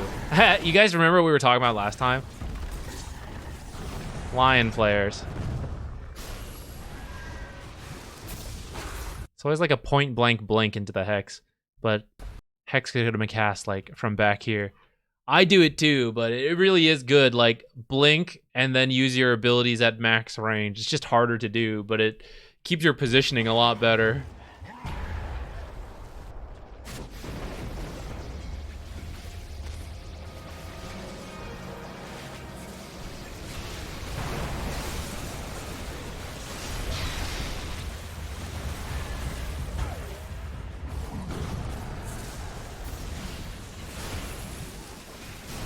This is kind of a weird Huskar build, too. Isn't it just like Armlet, Ags, BKB nowadays?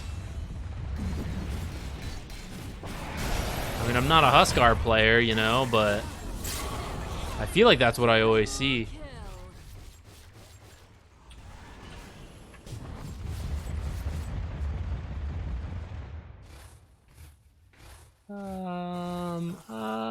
Okay, some people are still getting like the Sange into Halberd.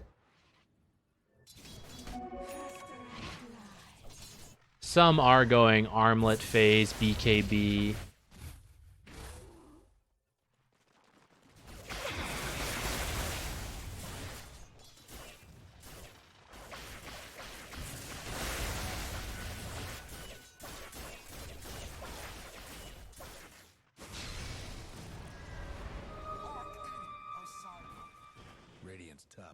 C patch confirmed. God, fine.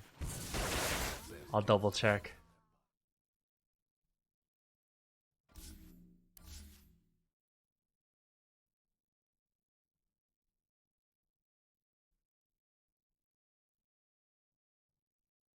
Update queued. Is it happening? 233 megabytes? Is this it? We weren't being trolled? It's not updating. Update!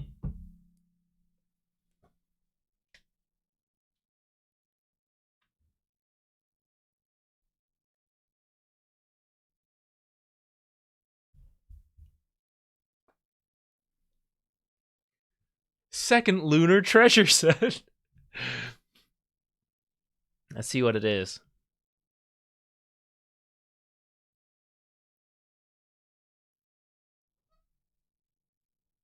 7.35 could be this small if they only change like a couple items. I'd believe it.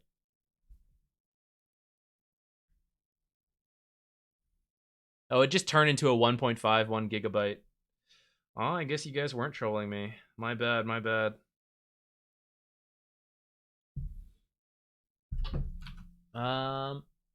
Let's see if there's any new music with this. All right, I guess we're back to Dota. Someone say mid Spectre. If you even mention Spectre Conda, October appears. Say it 2-3 times. Someone tried it after you beat us in that game. So we did a replay review of someone doing it.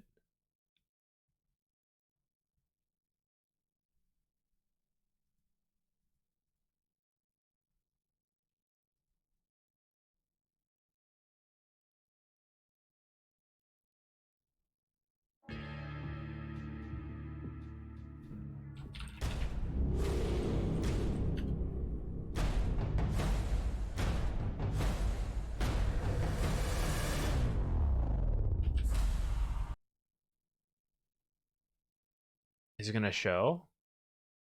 What the heck? Maybe it's just the internet notes. All right, give me 1 second. I'll get it up online on the thing.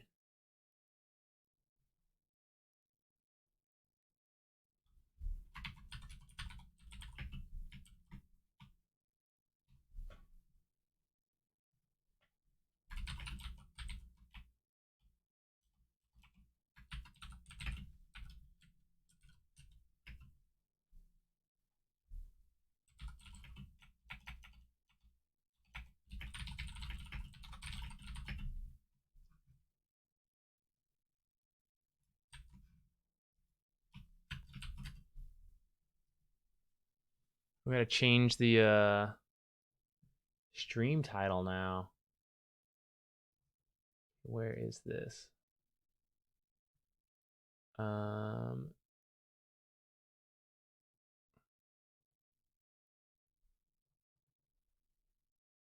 on, we're getting there. It's just taking me a little bit. Trying to get it to show on, but it's being slow. It's gonna work. We can turn music back on. I wasn't sure, like maybe it'd be like Crownfall, you know, and we'd get some sounds. But no, there was nothing. Here we go.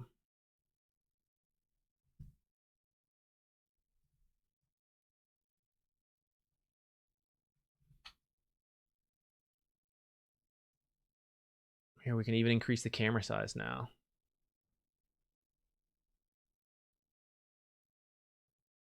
I'm gonna have to move this later, aren't I? Whatever, I'll do it.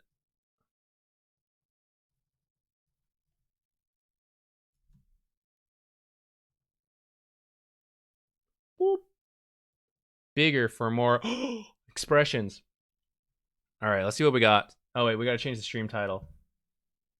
It is 7.35C, my dudes. How long is it? Do I need to go get a drink first and all that? Oh shit, it's actually kind of... It's a little meaty. Okay.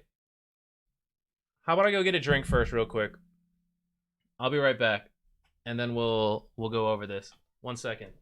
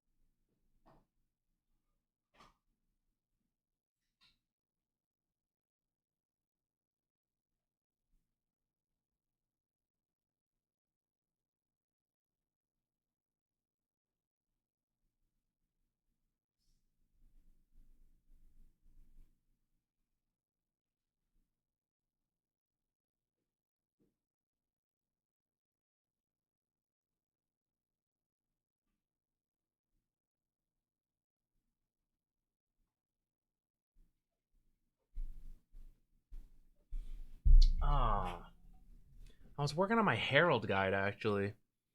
Maybe we'll have to... Let's see if anything changes it. Okay, I'm pretty... Kobold damage already going up is pretty exciting on its own. Expand this a little bit bigger, make it easier to read.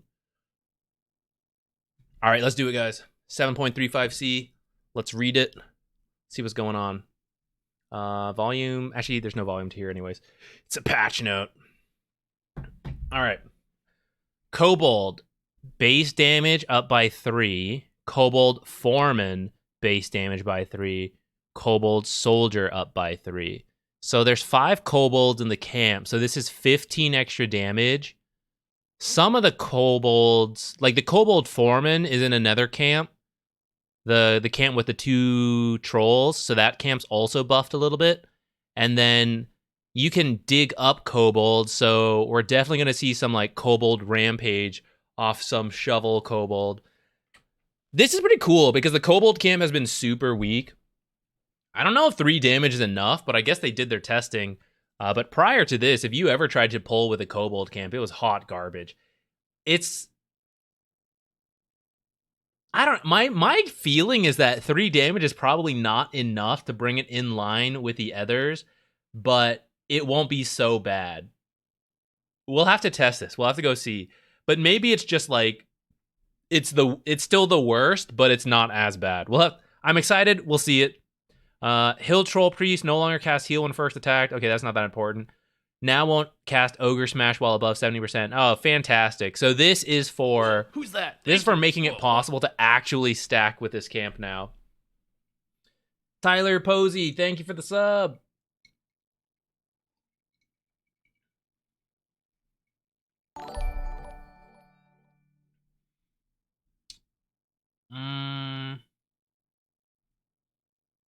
Item updates. Helm of Iron Will, armor bonus, down by 1, so that's a nerf to Veil. Orb of Venom, 250 gold.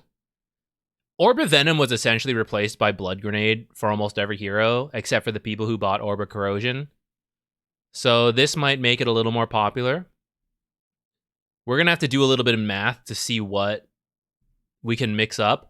But 25 gold with your starting gold when you only have 600 is a decent amount. So maybe you can do some stuff with it now. Talisman of Evasion, 5% extra evasion. I'm not exactly sure what they're trying to buff there. Is it Radiance? Like Radiance Halberd? Maybe there's some recipe change later. I guess we'll see. I don't fully understand this besides like, sure, okay, buffed. Voodoo Mask, spell lifesteal bonus against heroes and creeps increased from 10/2 to 12/2.4. Okay. A little bit more spell lifesteal. Black King Bar.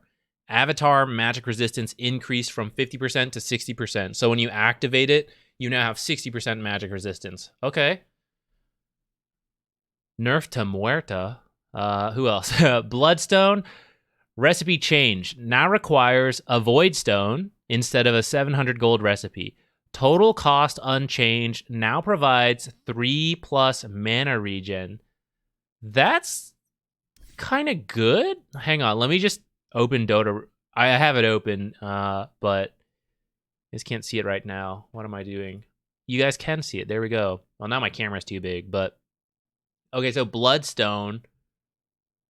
It's got the 75 AOE, 500 health, 500 mana, 30 spell lifesteal, and of course the new change with the mana regen is not in the tooltip, but I guess it's now giving 3 mana regen, they said.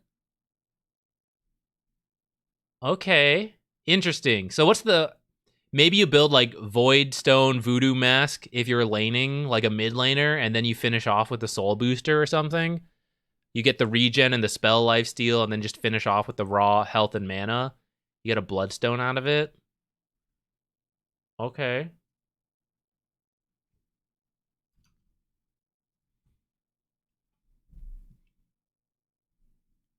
Who's gonna build it though? Like, who builds this item?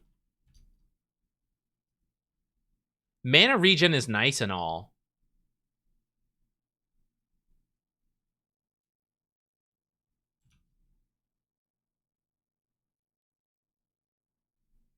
I guess that's part of the reason it died is because you can't steal, not steal, but like you used to do, you used to get mana based on how much damage you did when you activated at least. Now you just get a flat regen amount.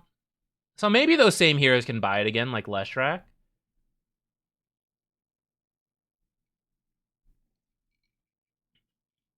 Bristle, yeah, maybe Bristle could do it. I mean, like all the old Bloodstone builders we could consider again, possibly. James, thank you. Thank you for the sub. Let us go. Let's do it. Let's go. Let's keep reading. Bloodthorn. We'll come back to Bloodstone later. Bloodthorn, total cost decreased by 200 gold due to Orchid Malevolence change. Spoiler.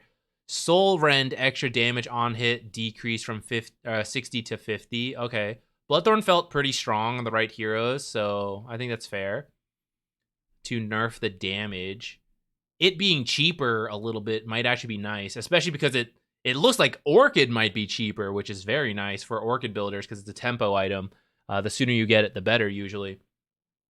Dagon, spell lifesteal bonus increased from scaling to being a flat 15%.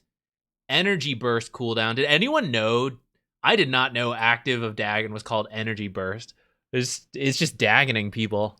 Energy Burst cooldown decreased from 35-30, 25-20, 15 to 27, 24, 21, 18, 15. That's a good chunk. 8 seconds off the initial cooldown, which, might I remind you, Dagon instantly kills creeps. How does the math compare to a Midas? Midas, 110 seconds per charge, get a little bit of bonus gold, or Dagon, like 4 creeps. It's pretty expensive to use Dagon, though, but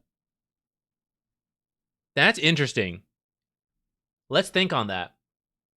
The spell Lifesteal is also 4% better now. Or not 4, like, literally 4 percentage points better. Not like 4% better than what it used to be. Who used to actually make use of that? Like, Necro?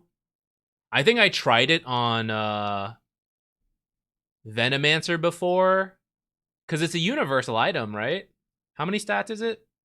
It's 7 at level 1. That's not the best, but maybe there's a universal spellcaster who could make use of it. Let's think about that more later. Let's just finish reading the patch first.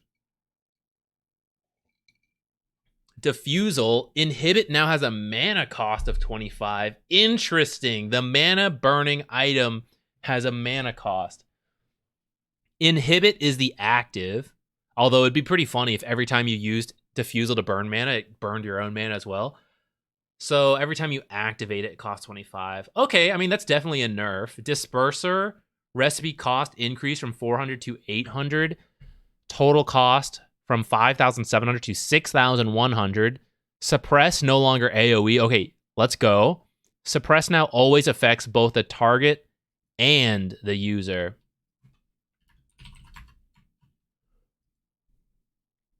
So, more expensive.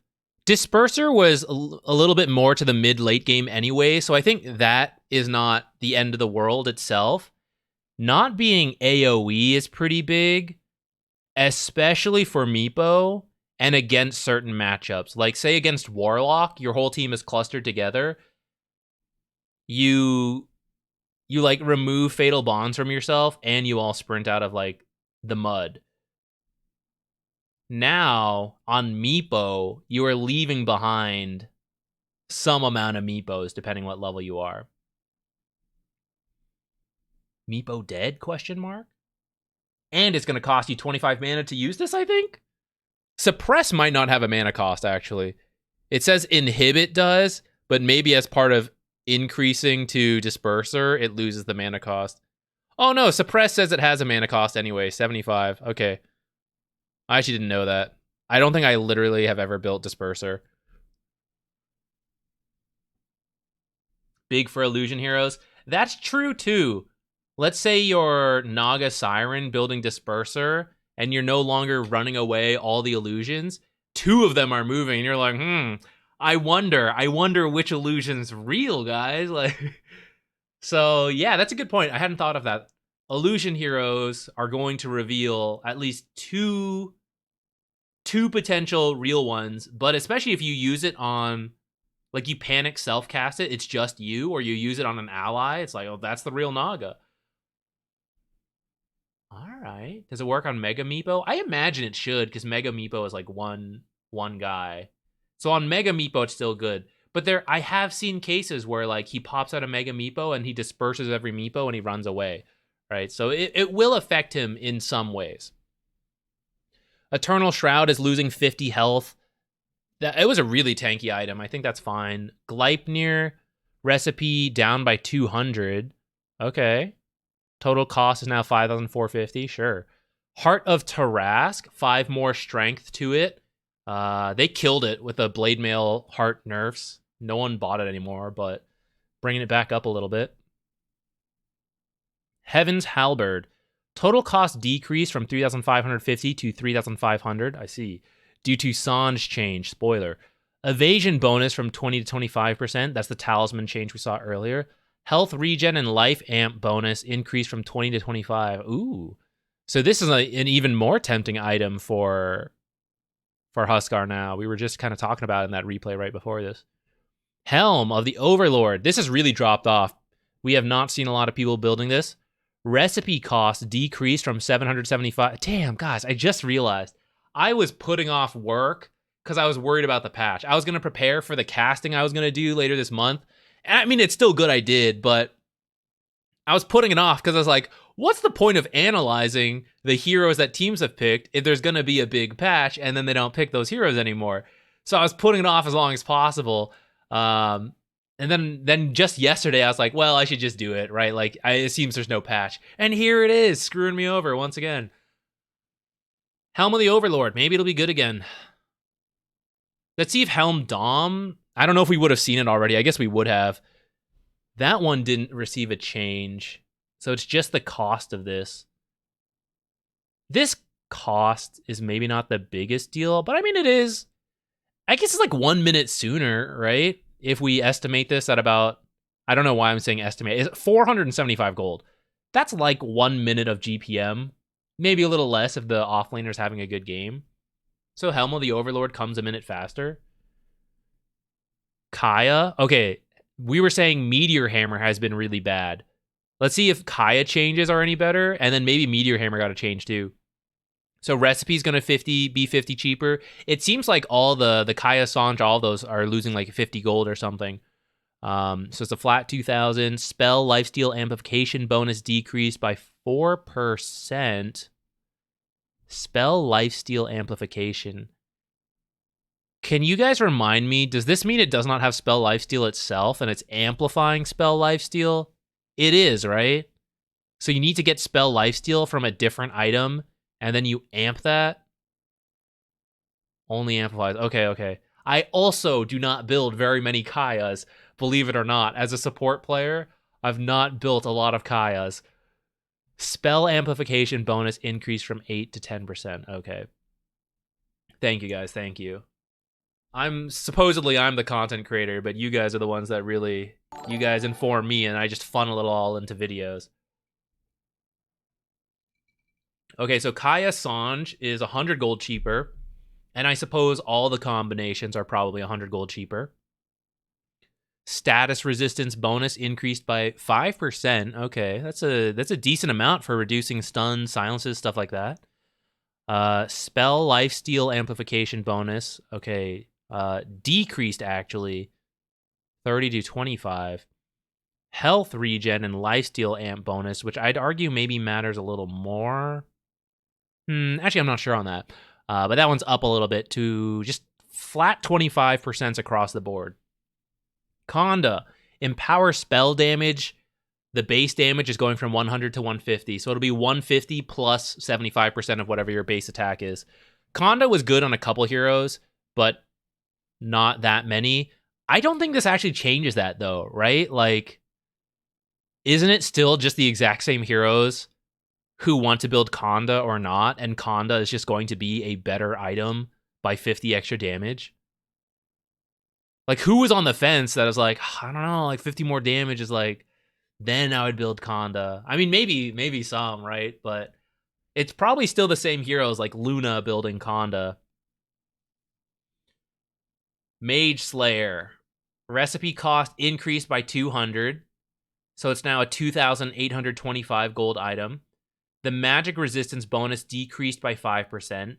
The Mage Slayer debuff damage per second increased from 20 to 25, but the debuff duration decreased from 6 to 3 seconds. Okay, hold on. NA math here.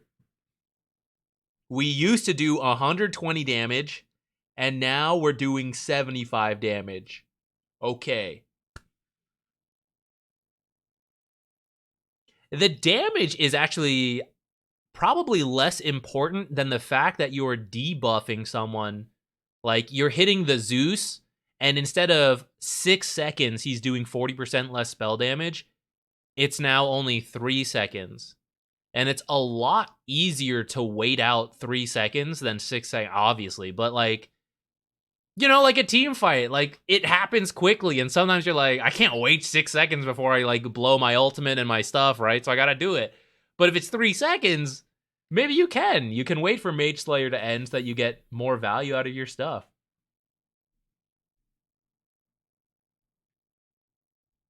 Is this enough? The build-up is still really good. The recipe is a little more expensive, but it's a few creeps. So the build-up is still really nice. Magic resistance going down hurts. 20% is still not bad. DPS, farming-wise, not a huge deal, because you can just hit the creeps. Like, you would go between the creeps anyways, but maybe when you're farming the Ancients, right, you're hitting the big one and then 2 little ones, and then focus on the big one for a bit, and then after like 5 seconds, you hit the little ones again. Now you got to do that more often, but it's probably not a huge deal. On enemy heroes, it's a bigger deal for the long-ranged heroes who would like Winter Wyvern, pop, pop, pop, pop, hit everyone once and affect them for 6 seconds. That's going to be worse. It's probably still going to be bought. I think this is the big thing that I'm not sure. I'm not sure what the impact of 3 seconds is going to truly feel like. Oh, you know what? It's probably pretty painful for Ember Spirit. Ember Spirit. Sleight of Fist has a 6-second cooldown. So you essentially had permanent uptime of Mage Slayer on every hero by constantly casting Sleight of Fist. But now that it only lasts 3 seconds, you can Sleight of Fist apply it to everyone, but then at least 3 seconds they get to cast spells before then being affected.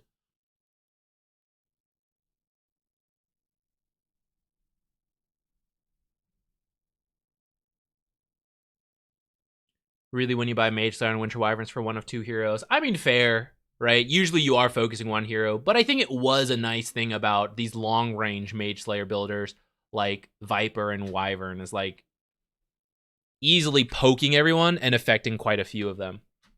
Okay, we're gonna see. We're gonna see what 3 seconds feels like in practice, but this is the right direction, at least. I like the concept of Mage Slayer. I want it to be a viable item. I just don't want it to be an item everyone literally builds every single game. Manta is a little cheaper due to Yasha change. It's fine. Meteor Hammer. Recipe going down by 200, so the total cost is now 2,850. But the recipe, or like the components are the same, so it's still like Yasha. I actually don't even know what else is in it. I've like just not building it lately. Where's Meteor? I've already forgotten where it is. I haven't built it for so long. Where the hell is this item? All right, I'm just going to go through the Kaya. The crown. Kaya crown recipe. I'm still going to have to think on that. That Phoenix player we ran into is going to be ecstatic right about now. But for everyone else, I'm not sure. I got to think on it. Monkey King bar, 200 recipe down. A lot of things are getting slightly cheaper recipes. Nullifier, projectile speed. Whoa, it's really fast now. Okay. Gonna be tough to like dodge Nullifier, I guess. I'm trying to think of why they felt the need to do this. I guess there were enough situations where you needed to nullify someone, and the faster it happens, the better. Like they're Ghost Sceptered, for example, and you can't hit them, and the projectile speed, like, you know, it takes time to hit them, so it's now going to be a lot faster. But I wonder, like, how many situations am I not thinking of something? Like, how many situations that did that affect that they're like, oh, we need a way to buff Nullifier. How about projectile speed? Like, that seems pretty good. Or is it the fact that you could dodge Nullifier? I guess that's probably the bigger thing, right? Looks like that's what you guys are saying. Harder to Lotus it? Oh, that's true, I suppose.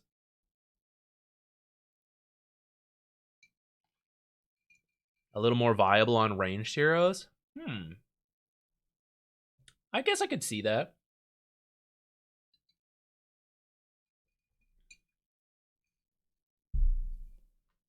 Okay, what else? Orb of Corrosion, 25 gold cheaper. It's time. Rise up, Orb of Corrosion builders. 25 gold. Okay, Orchid, 200 gold cheaper. We saw that earlier on the Bloodthorn. Yeah, 3,275. Maybe we'll see a few more Orchid pickups. Parasma has a 400 gold recipe. Okay. Intelligence decreased by 5. All right. Parasma is really strong on a couple heroes. And it's supposed to be a fairly mid to late game item. So I think that's okay. Radiance gets a little bit more evasion. Phantom Province mana cost decreased from 75 to 50. Phantom Province no longer consumes mana for attacks generated by abilities. Is this like Gyro uses Flat Cannon and obliterates his mana pool? Is that what this means? Pango Q, Little Shredder. Does every attack still get the effect though? And it just is one cost? Maybe we go test that. You know what? We'll just do it. Euro Copter.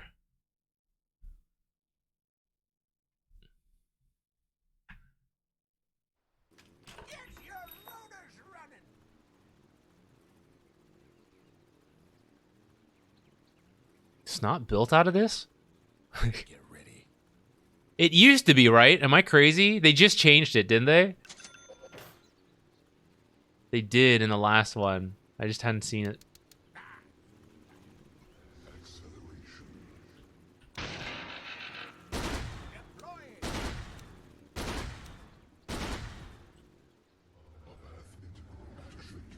Interesting.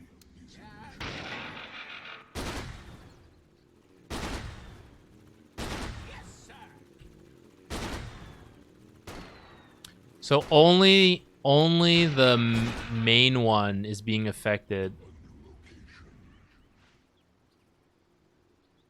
It's kind of hard to see. Let's make it more obvious by giving him magic resistance. And I'll give myself more damage as well.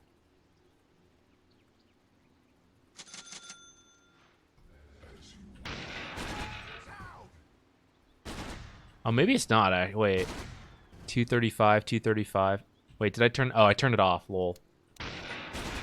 There we go, there we go. Okay, yeah. So only the main attack is having... It has the effect. Okay.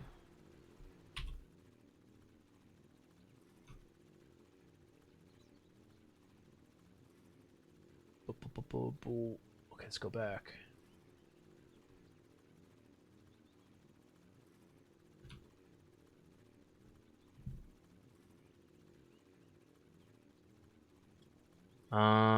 Where were we? Revenant's Brooch. Okay, Sange. We saw this, the 50 gold off, status resistance going up a little bit, 4% for just a Sange. Okay. Sange and Yasha, 100 gold cheaper, status resistance up by 5, health regen, blah, blah, blah, 3. Okay. Shiva's Guard, so this is pretty popular. Let's see. Wow, this is an expensive recipe. 2,050 for the recipe cost on Shiva. Total cost now puts it at 5,175. Armor has been nerfed as well. The stats have been nerfed by 1. The health regen has been nerfed by 1.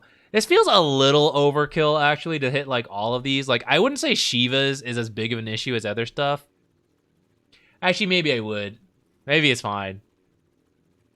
It's only 1, at least, so it's, like, not the end of the world, but... Whatever. Okay. Let's read. Let's see. Veil. Veil is losing 1 attribute, 1 armor, 1 regen. Okay. Hey, Vicadion, thank you for the Prime sub. I appreciate it. Yeah, you're right. Like, it's pretty popular. But, like, for example, I would have been okay if Veil took these nerfs, but then it kept it at Shiva's. But Shiva's was just more expensive. I guess that's just more of a reason to finish Shiva's. I mean, whatever. It should be fine. It shouldn't be like the end of the world. Vlad's now provides +2 armor. Now provides plus 0.75 mana regen. Vlad's aura bonus mana regen decreased from 1.75 to 1. Vlad's aura bonus decreased from 4 to 2. Okay. So the person who builds it gets all the same effects. The teammates affected by the aura are losing 2 armor and 0.75 mana regen. So it's a little worse when a support has to build it now, because they're the least likely to need, well, at least the armor compared to like the core in the fight. But supports would probably still like have a reason to build this just if no one else wants it. But it's just a little worse now.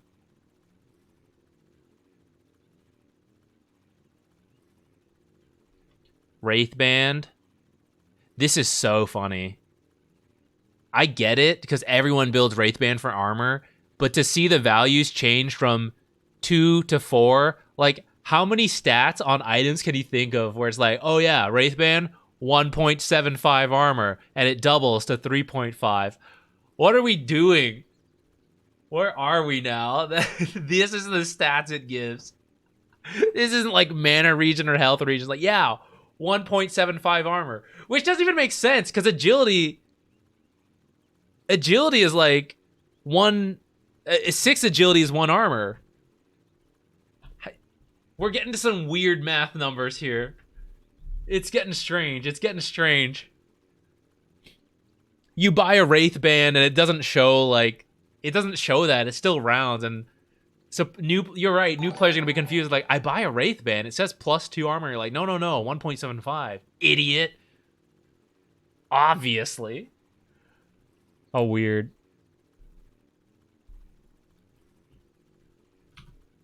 Yasha, 50 gold off. Yasha Kaya, 100 gold off. Okay, nothing like that exciting from this. Okay, neutral items. Let's see what's changing here. Intelligence bonus on arcane rings dropping. Fairy ring bonus health is dropping.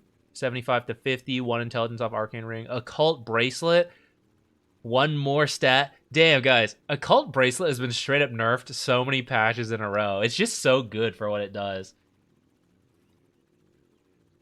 3 stats now. It's like a wand. But magic resist and mana regen. Still kind of nice. I don't know. Safety bubble. Wow. Health regen from 5 to 2. Bubbled up cooldown increased from 5 to 8. I mean, it's probably fair. 5 HP regen was a lot. And the fact that essentially the first 100 damage you took, especially like while farming creeps, you back off like 5 seconds walking to the next camp, and then you get that 100 shield back. Now you have to like spend an extra 3 seconds waiting to get the shield back. So that's kind of cool. It's worse for the cores who are just like using that health to jungle. But this is probably still relatively fine for people who are like actually using it to fight. Obviously, there's going to be times where the 3 seconds matters, but I think less than when you're jungling with it. This health is too bad, though. It was quite nice to have. Like, if you built arcane boots and you got safety bubble, you felt like so good about yourself. Life is good. Trusty shovel. Health. Oh, yeah. 15 health to the trusty shovel. Let's go. Maybe we're back to trusty shoveling. Safety bubble. Occult bracelet. Arcane ring. Dunzo. We're back to fishing up our buffed up kobolds. Guys, it's all coming together. Holy shit. My kobold with 3 extra damage and me with 15 extra health. That's 5 kobold attacks. I can be hit by the enemy's kobolds 5 more times. Or 1 kobold camp can hit me all once, and I can tank through that. The trusty shovel is where it's at. Bullwhip Health regen down by 0.25. Mana down by 0.5. That's not too bad. Whip cast no longer interrupts movement. Oh, this is really nice, actually. It's really annoying that it would do that. It felt really awkward. This is, like, especially if you were running away and then you tried to bullwhip yourself, like, the time it took to stand still pretty much counteracted the movement speed you would then get. So, this is really nice. This is a really nice change to it, I would say. Specialist Array, one more attribute off. I don't think it's enough, but whatever. Craggy Coat, 6 to 8 armor. And does it still give like a bonus 12 when you activate it? Is that what it was? Grants you extra 12 armor at the cost of 30 move speed for it. Yeah, okay. So 150 health and 8 armor on Craggy Coat. That's pretty nice. That's a really good chunk of armor. That's like what? Let's put that into comparison. 2 chainmails.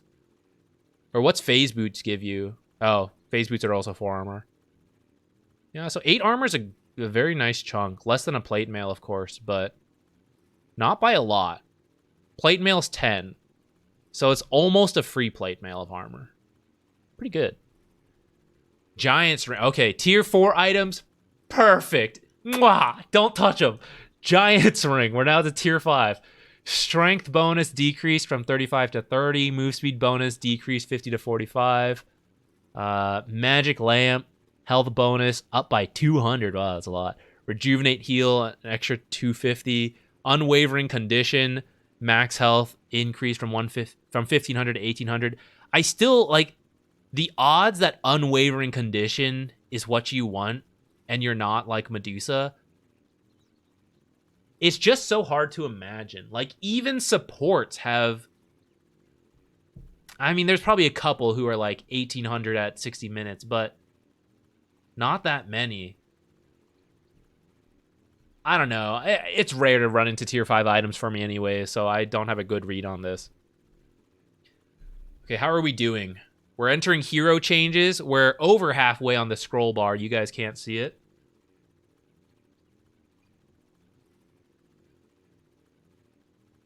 Even Medusa is Apex better. It would depend on what heroes are in the game, probably.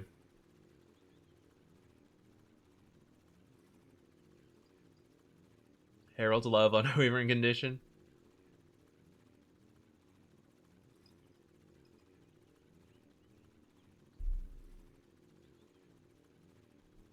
Would that work on Huskar? I mean, it would work, but the late game scaling is usually physical damage. So someone's going to come in with like Daedalus something and just be like, "Kapah!" and like execute you in one shot.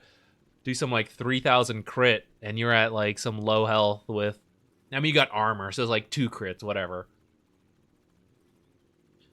Arc, oh, I skipped Abaddon. Okay, hero changes. Abaddon. Borrowed time cooldown up by 10 seconds at every level. Arc Warden, base strength decreased from 22 to 20. Strength gain decreased from 2.6 to 2.4. Spark Wraith duration. Holy shit, they really nerfed this. I'm fine with that. This is ridiculous. I hated Spark Wraith since I'm not an Arc Warden player. Just littering the field and you can't walk anywhere or you say goodbye to like 500 health in the like late game. That's nuts. Great change. I didn't even comment on Abaddon. I don't know, 10 seconds. Yeah, it's a nerf. You can probably still play Abaddon if you want to. He's not even that popular at the pro scene though. He's really good in pubs, but the pros didn't even like play him that much. I like this change. I think this is a bigger change than the strength change, but it is of course nice that he'll be easier to kill. But this Spark Wraith made navigating fights, especially as supports who didn't have that much health and couldn't deal with Spark Wraith nukes, like, this is so nice. It's also going to make it harder to, like, secure. Sometimes you would see Arc Wardens, like, pick up a Clarity and then, like, secure a couple bounties by just placing Spark Wraiths on it. And you're like, oh, if I go for that bounty, I die. Right? So he can't do that anymore with, like, it only being 16 seconds. He also can't set up traps later on in the game where you, like, casually run into, like, 5 of them stacked up. Bat Rider. Flame Break radius decrease 500 to 450. Okay. These are all relatively strong heroes. Chaos Knight, this should be a buff. He hasn't been popular. Pull distance increased by 50 at all levels. That doesn't really seem like enough, but okay, he's getting buffed. Chen, Divine Favor, now has a mana cost of 75. Yeah, why the hell was this ability free? That was insane. I'll tell you what it is. They didn't have a Chen player. They came up with it, but they're like, none of us play Chen, you know? Like, I don't know how good it is. So they needed to just put it out there so the Chen players would do it. And then they're like, oh, it's broken not having a mana cost. Put 75 on it. So we got that. Level 10 talent, penitence damage decreased 225 to 175. This is a good nerf to Chen. I'm trying to think about the items. So Vlad's got nerfed. What else? Is there something else you like to build? Do we have the power to scroll back up?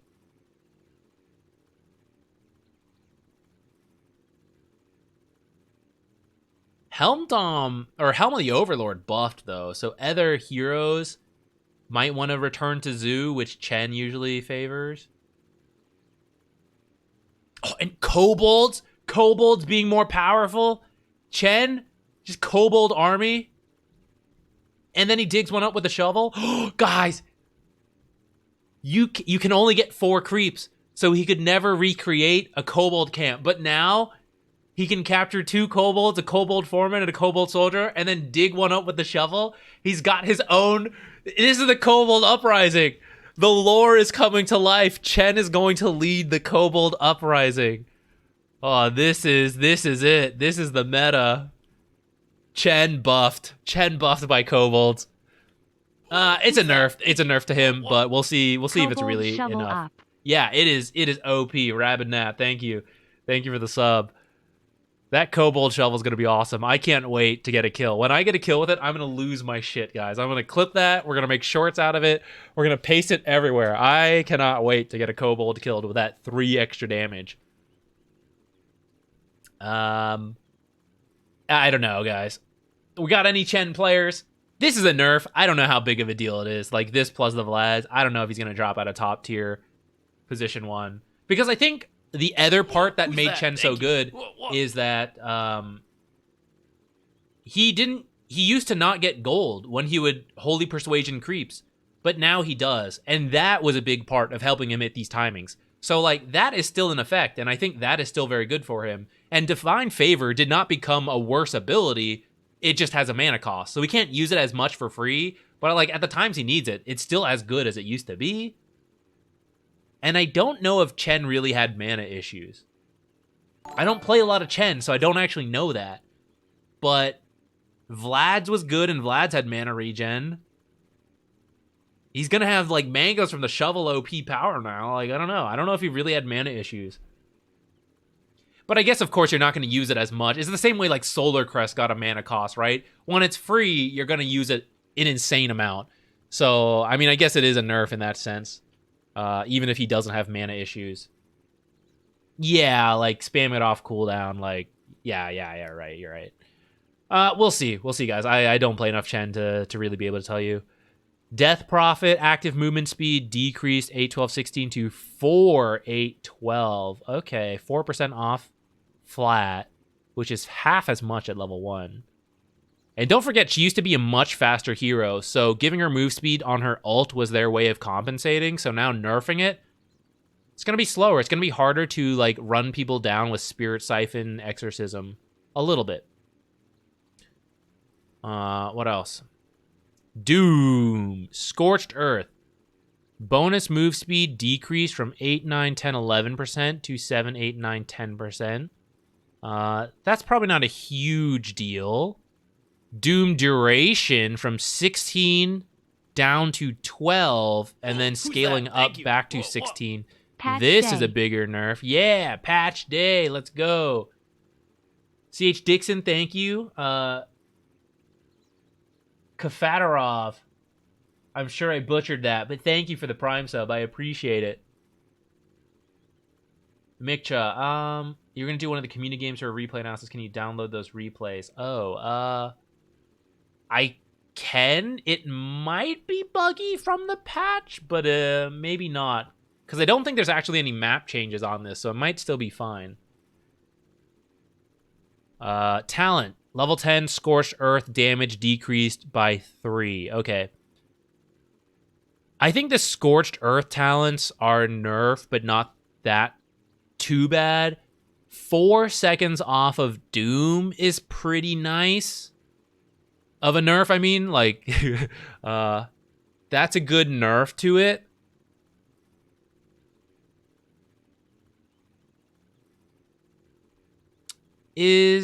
Does it have a set amount of damage, or was it DPS? So he also lost 4 seconds worth of damage, right? Yeah, damage per second. So he lost 120 damage. That was kind of the nice thing. Like, you could run up to someone, veil them, and doom them, and, like, Scorched Earth run next to them, and they would just burn down over time, so you could get a lot of solo kills. So 4 less seconds and less damage. I mean, 12 is still a lot to get early game kills. So 12 might be fine, but it'll have cases where it matters. Especially when you doom someone and they get away for whatever reason, but they can't join the fight for 16 seconds. They can now join within 12 seconds, which will make the difference in some cases. So, should be good. Good nerf. We'll see how much it is, because it still feels like it could be strong. Phase Veil into Scorched Earth, like, that in the early game is still quite strong. So, he might still be a fine hero. But he was literally pick ban 100%. Like, that was the state we're at.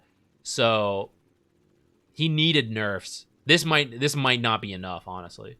Dragon Knight, Elder Dragon Form, Frost Breath movement slow decreased from 0-0 40% 60% to 0-0 30% 45%. So that's 15% less slow when you get the Aghanims.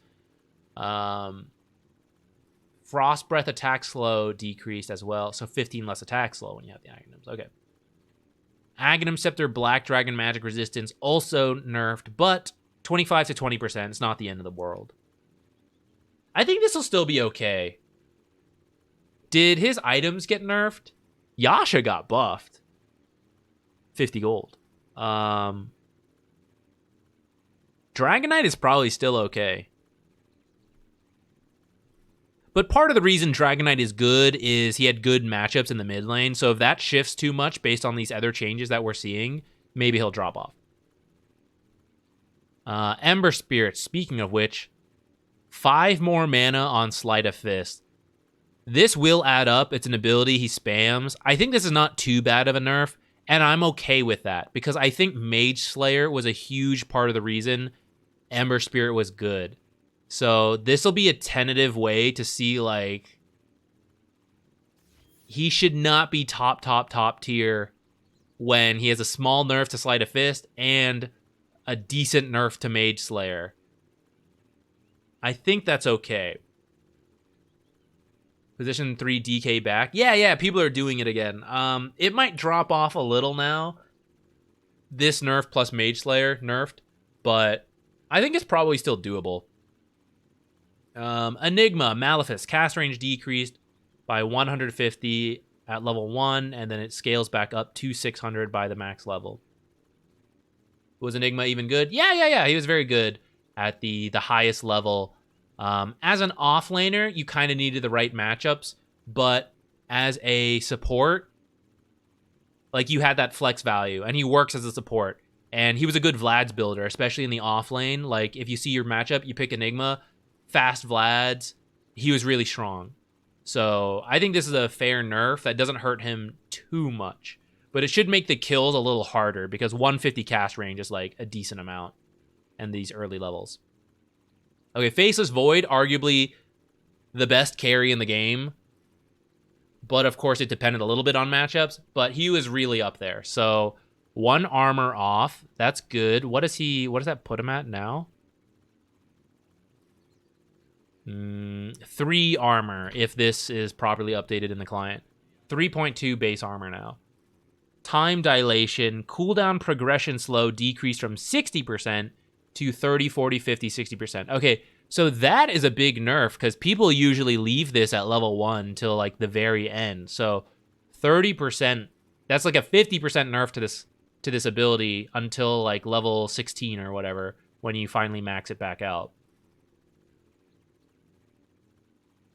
Time lock. Sorry, I was thinking time dilation. Both. Time lock no longer has a bonus duration against creeps. Okay.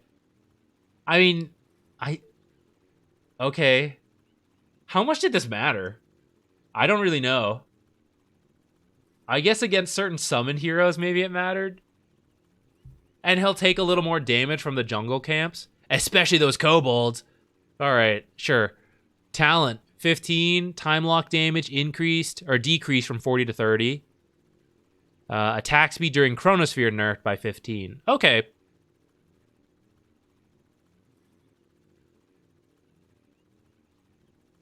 Probably not the end of the world for Faceless Void. But maybe not one of the default fallback to carries. Because he's nerfed a bit.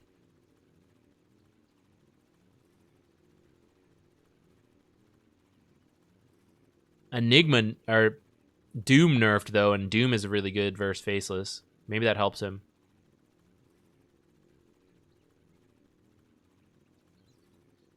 It should add up. I mean, one base armor tends to be more impactful than a lot of people realize. Time dilation got a pretty heavy nerf here.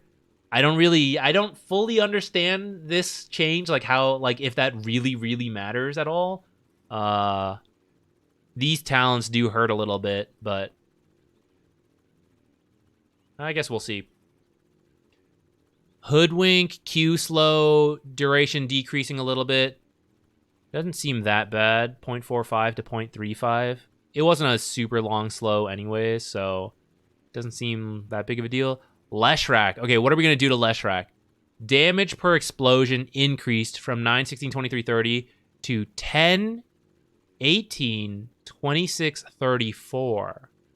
Pulse Nova. Activation mana cost decreased from 70 to 50, 60, 70. Can we support Leshrac again? I need an Excel table. What does this translate to?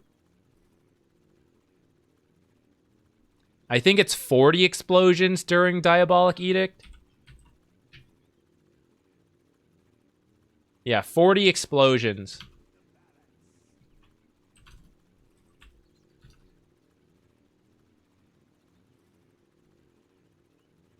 Nine, 16, 23, 30.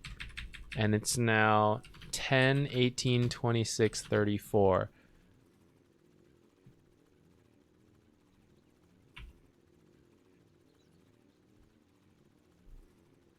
I know you guys can't see this, but like I don't think it'll be that big. I was just gonna tell you like the numbers once I finish typing this in.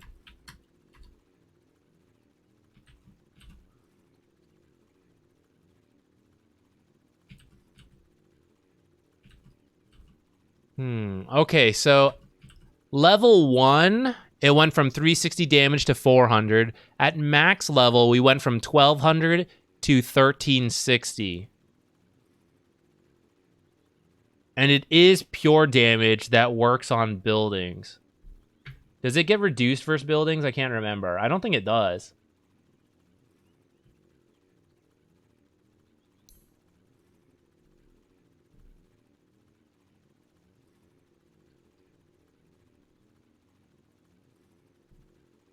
Now, Split Earth got nerfed before, and so did the Shard. And the attack slow off Lightning Storm.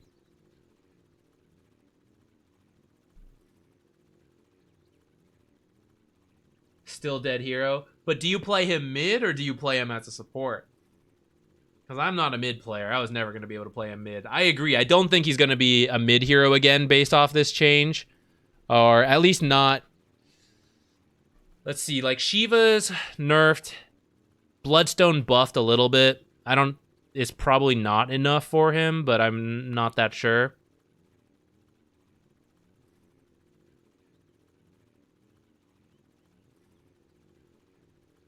Mage Slayer is still pretty popular, though, I imagine. I think we'll still see it, which will still hurt him a lot.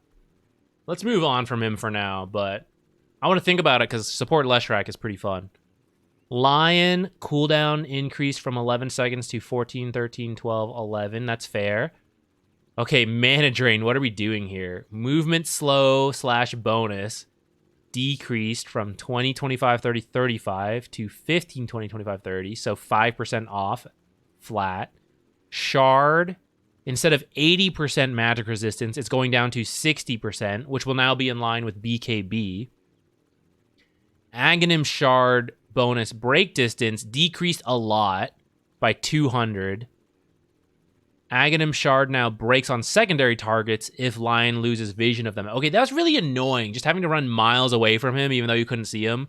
So now we don't have to run as far, and it means if we manage to lose sight of him, it breaks.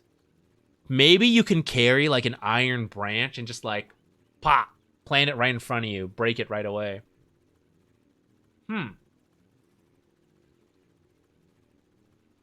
Okay, those are two pretty relevant nerfs to support Lion.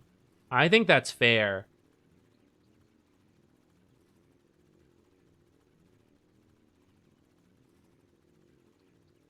Sorry about Lion nerfs because E is now bad again. I think it's still...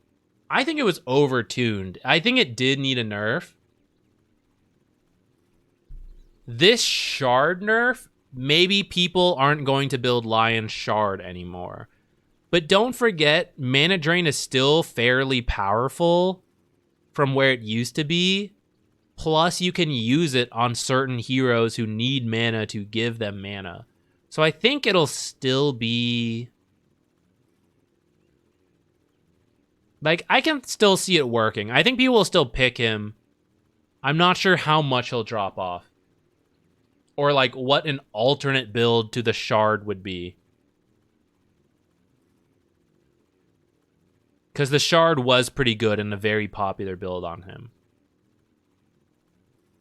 And maybe you're right. Maybe it's not worth it if that build's no good. Lone Druid. Summon Spirit Bear. Bear move speed decreased. Wow. By 40 at level 1. Maxed out, it's only 10 slower from 400 to 390. But 340 to 300 is a big change in the early levels. Cooldown. It's like removing boots from the bear, essentially. Cooldown increased from 120 to 150, 140, 130, 120. Bear is now properly affected by Monkey King's Jingu Mash. That is a very specific nerf to him, but it's fine. It's good. Wow, big nerfs to the level 1 bear.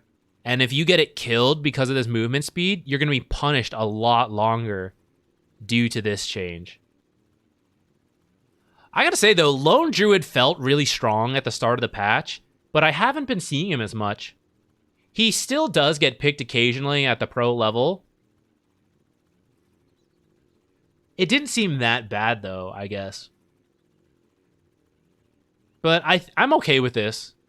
Like, the bear matters. You should be punished for, like, messing up with the bear, and the bear shouldn't be, like... Well, partly I do think the bear should win the lane because it's like the point of Lone Druid, but I feel like giving it 300 move speed is fair, and like you'll get this back. You max the bear by level 7 anyways, so. Well, actually, does that trick still work where you leave it at level 1 and then you root someone and you level it up again and you get the root again? Maybe if you try to do that trick, it's a lot harder now because you're losing, like, the bear's got to get to them with 40 less move speed. So maybe that incentivizes you to just level up the bear as soon as you can so that you go from 300 to 330, which is still less than what level 1 used to be, actually.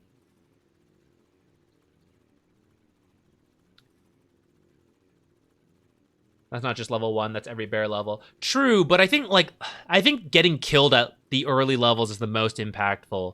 But you're right, like, you could use that trick on the other levels as well.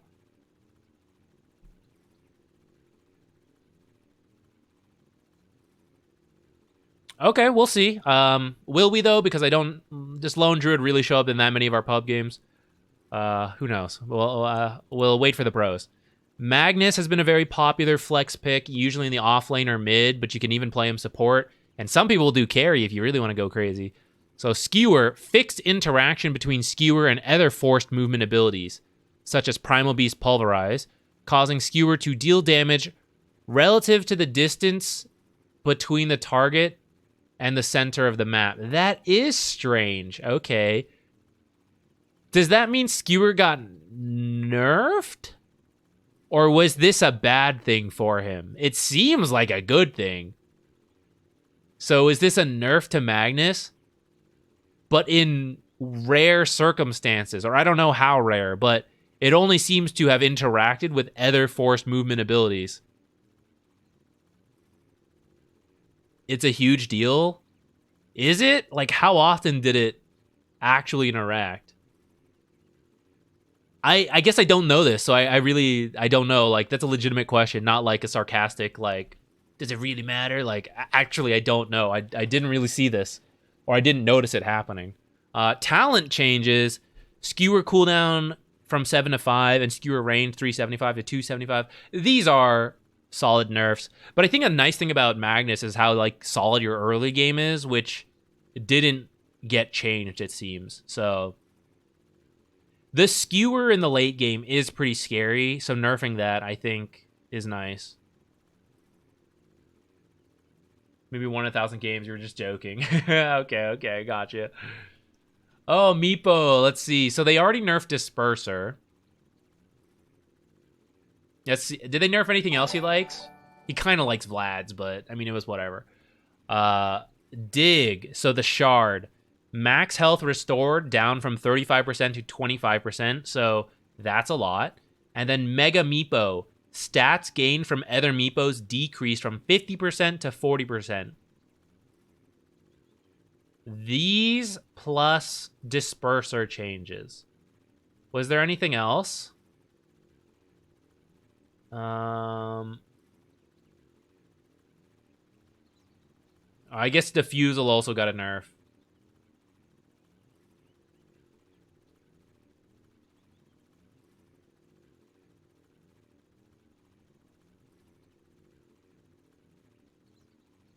Ooh, Wraithbands nerfed. End of Meepo. Seems good. I don't play that much Meepo, so I can't say what degree these nerfs are. Before the Disperser came out, though, Meepo was not that popular. So maybe combining all of this is big enough. Prior to Disperser, like, it just... He was, like, you know, in the right match is good, but it felt like everything came together to make him one of the best heroes in the game.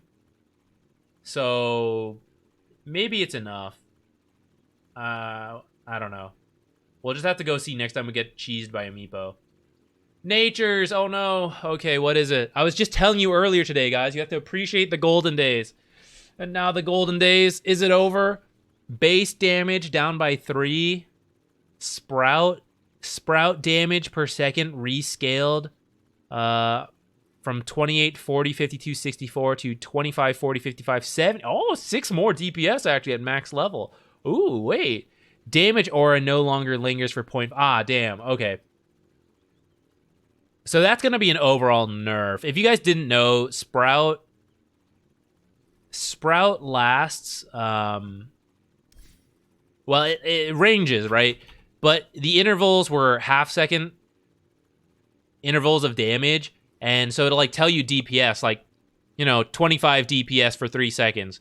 So you would think that's 75 damage. But it was actually, like, 100 damage, because you got hit instantly, and then it lingered for half a second. So they're taking away that half-second interval. So now it's going to be... It looks like an increase in damage at max level, but odds are you take less damage because of that linger being removed. So nerfs to 2 of his damages.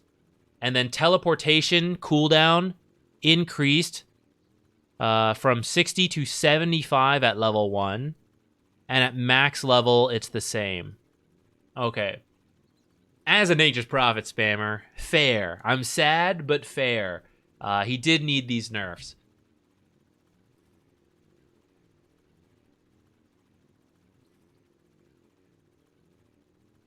I liked maxing Sprout for the farm speed.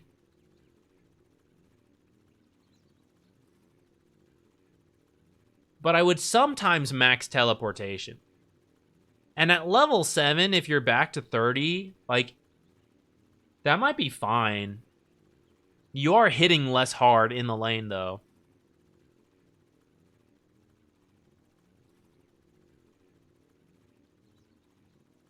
Didn't remove him from the game, but still fair. What about the, any item changes massive to him? Bloodthorn, not that we really did that.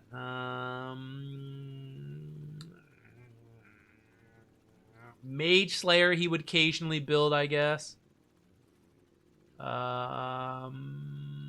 Orchid buffed, actually. Vlad's, which you'd sometimes see, not that big a deal. You can probably still play him. I mean, I'll try it, right? We'll see what this comes out to. Let's be honest. In theory, this means you can show up to less places. But that probably only matters at the highest level. Because there was definitely a lot of inefficiency where you're just waiting for a teleport, like an opportunity to arise. You weren't using this ability off cooldown. So this cooldown nerf may not be that big a deal in practice to a lot of pub players, so long as you are still maxing it out relatively early. If you try to leave it at like a low level, that might matter. Which you used to by maxing Sprout first, but with these Sprout nerfs, maybe you just go max teleportation and depend on the ganks versus Sprout damage less farm. I'll try it. I'll let you guys know. It's good to nerf him. I just don't know how much it'll actually matter. Omni Knight, Repel, now correctly nullifies pure damage, similarly to other sources of debuff immunity. Should this just be similar? Now correctly nullifies pure damage. Similarly. I was born in America, but I don't know English. I didn't know it didn't do that, so it's good that it does. I don't really feel like that was Omni Knight's issue. I don't think there were a lot of Reddit threads saying like, Omni Knight's Repel does not nullify pure damage. Maybe depending on like what else, how the meta shifts around, maybe it'll be good, but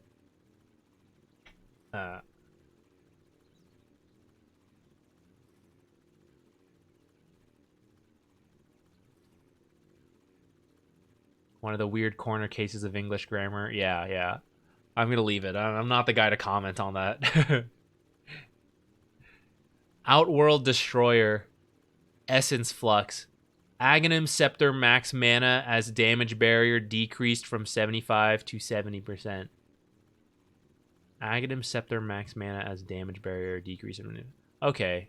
This ability does feel crazy. It got nerfed in the last patch, I think, and nerfed again here. Okay. He might like the meteor change. I don't know. PA. She's been kind of missing. 0.2 more agility gain. Stifling Dagger. Cast range increase from 550, 750, 950, 1150 to 700. Ooh. So an extra 150 cast range at level 1. Okay, that helps her laning stage. She's one of the better melee heroes when you like can't approach the lane. You can use Dagger. But the level 1, like, this was sometimes a pain because like a ranged hero might have 550 attack range. or more. So like you come into Dagger, but you're still getting hit a couple times until you're at least level 3, where you then pick up 750. But now at 700 at level 1, it should be easier to not be harassed if there are ranged heroes against you, because you're daggering from further away. It also means, of course, if you're actually playing aggressive in these early levels, you can dagger from further away to slow sooner, to then like play aggressive and catch up and stuff. Should help her lane a little bit. I don't think this is really going to bring her back to the top of the meta. MKB got a little cheaper, I guess.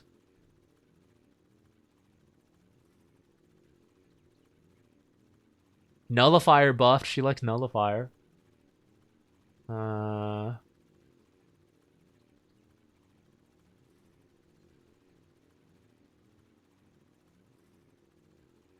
No baseline lifesteal on W is still destroying her.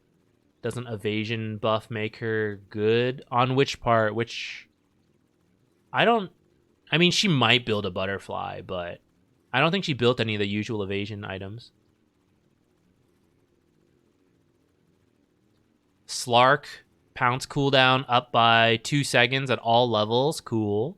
I think Aghanim still sets...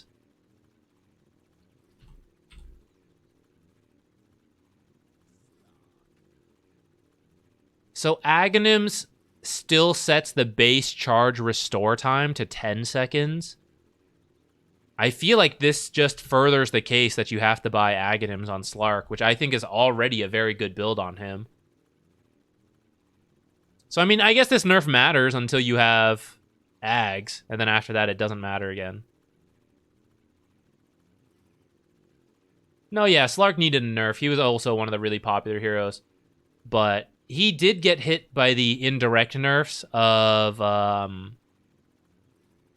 Diffusal / Disperser and then Mage Slayer. He really liked both of those items. So now both of them are worse. That makes Slark worse. He is one of the heroes who, like, would sometimes get Orb of Venom into Orb of Corrosion. So maybe that's a potentially early game buff to him. But he does not like dealing with Orchid, and Orchid got cheaper. So should be a nerf to him in general.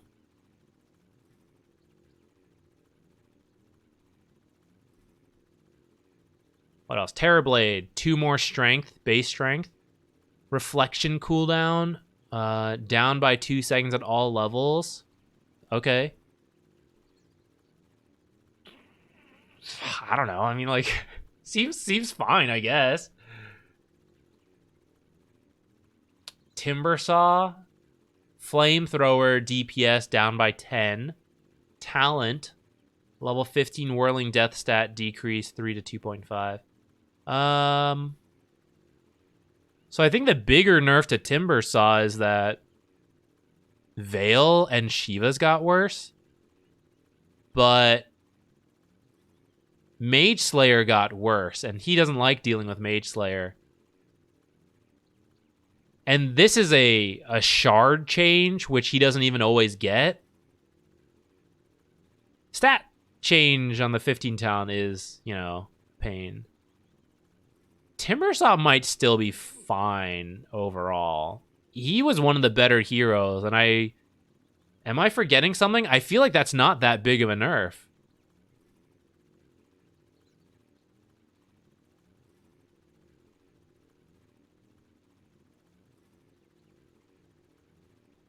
Orchid buff hurts him a little.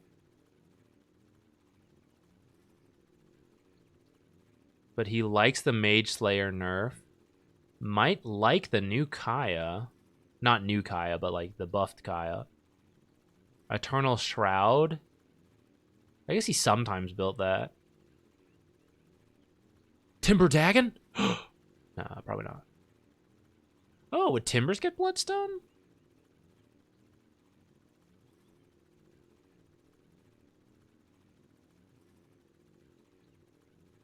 Okay,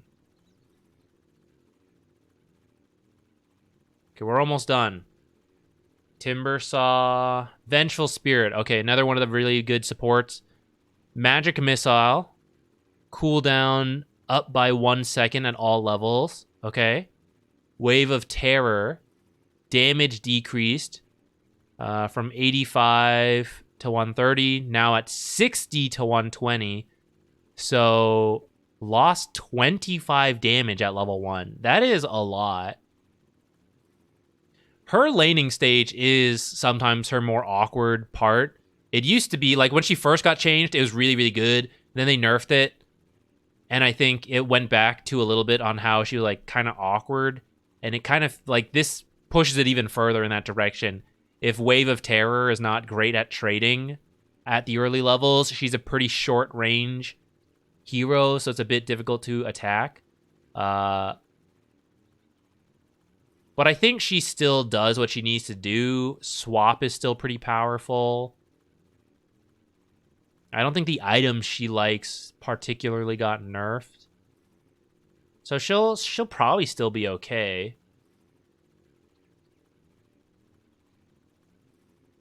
Viper. Nether Toxin DPS, max DPS decreased. Quite a lot at level 1, but I think the level 1 Nether Toxin, like, you didn't usually take it that... Well, if you had to farm a lot... Well, yeah, if you had to farm a lot, didn't you just max Nether Toxin so this level 1 DPS wouldn't be a huge deal? And if you were going for, like, a killer build, I think a lot of times you actually skipped Nether Toxin and went, like, 302. I don't know Viper builds, like, off the top of my head, so maybe that's not correct, but... It's a nerf, but it feels like it's maybe not that bad? Could be wrong. Corrosive Skin, max range radius decrease from 14 to 1200. Okay. I was trying to think of, like, who that affects that much. I'm not sure. But, okay, that's fine. Witch Doctor, Aghanim Scepter no longer grants True Strike. PA on the rise again. Okay.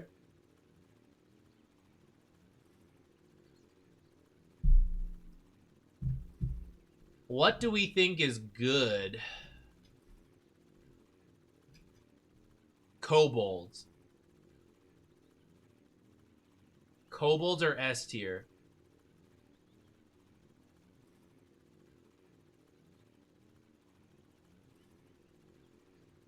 Do I have a first impressions thing? Oh, here we go.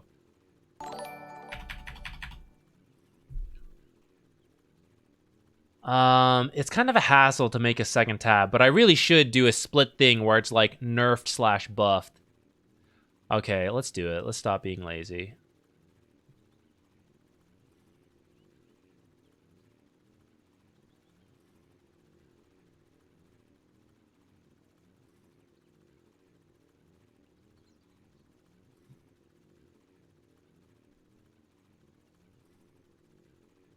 I was being lazy for about 30 seconds of work here. It looks ugly as heck right now, but I'll maybe do it later, I say, but with no real intention of actually doing that. Actually, I probably didn't need to throw him out. Okay, so... Nerfed. Where is he? We need to at least put one hero here before you can, like, move people around. Okay, so...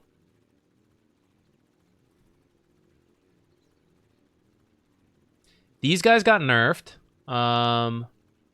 Jug, not much change to him. I don't think Luna got a change, and she's actually considered pretty good. Actually, Medusa might be buffed because of... If Disperser drops off, that's actually pretty good for her. Abaddon got nerfed, but I actually already can't fully remember what it was.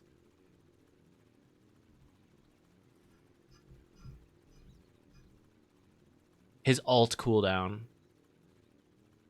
Well, there already wasn't... Like, when Abaddon first got changed, everyone was all aboard the Abaddon train, but it feels like it really dropped off, actually, so I haven't really actually seen it that much. Mid lane, we'll have to keep an eye on Leshrac, but I don't think it'll be that great. OD got a small nerf. I don't think it's a big deal. I feel like Timbersaw is still fine. Death Prophet did get nerfed, but she was also... one of those heroes who started off looking good and then kind of dropped off a bit. Where is she? I am blind. What's wrong with me? There she is. Arc Warden did get nerfed. Meepo nerfed. Puck. Nothing actually happened to Puck. Puck should probably still be fine. Viper, I think, got a nerf, but actually we said it wasn't that big of a deal, so we'll leave it here. Nothing really happened to Pudge. Invoker. I don't think anything changed with those heroes.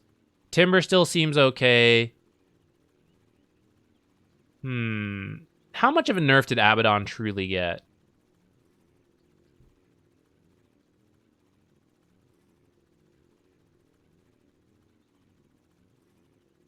Did anyone not get nerfed that we think should? Al Control seemed good, but didn't get any nerfs. But I think they also weren't as strong as some of these like top tier ones. Position 2s. Pango did not get nerfed himself, but Diffuse on Mage Slayer did, and he was a big buyer of those. Puck surprised me a little bit that he didn't get nerfed. Many of these heroes did get touched. These two are fine, although their builds, her build especially, got changed a little bit. Mars didn't get changed, but I guess Vlad's did get nerfed. But for him, it's still the same. If he buys the Vlads, it's exactly the same. Doom did get nerfed. I think he'll still be okay, but maybe drops a little bit. We'll see. I don't think Centaur got changed, but Vale, Shivas did get nerfed. He liked that. Magnus got nerfed. Nigma, slight nerf, I think. Position 4s.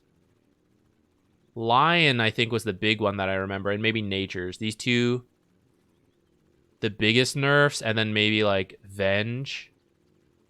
Techies wasn't touched at all, and Techies has been looking good. Though maybe if there's less Veil Shivas, Techies will also drop, because it felt like it combined really well with that. Chen did get nerfed. I don't think Enchantress did, right? And Enchantress is very good.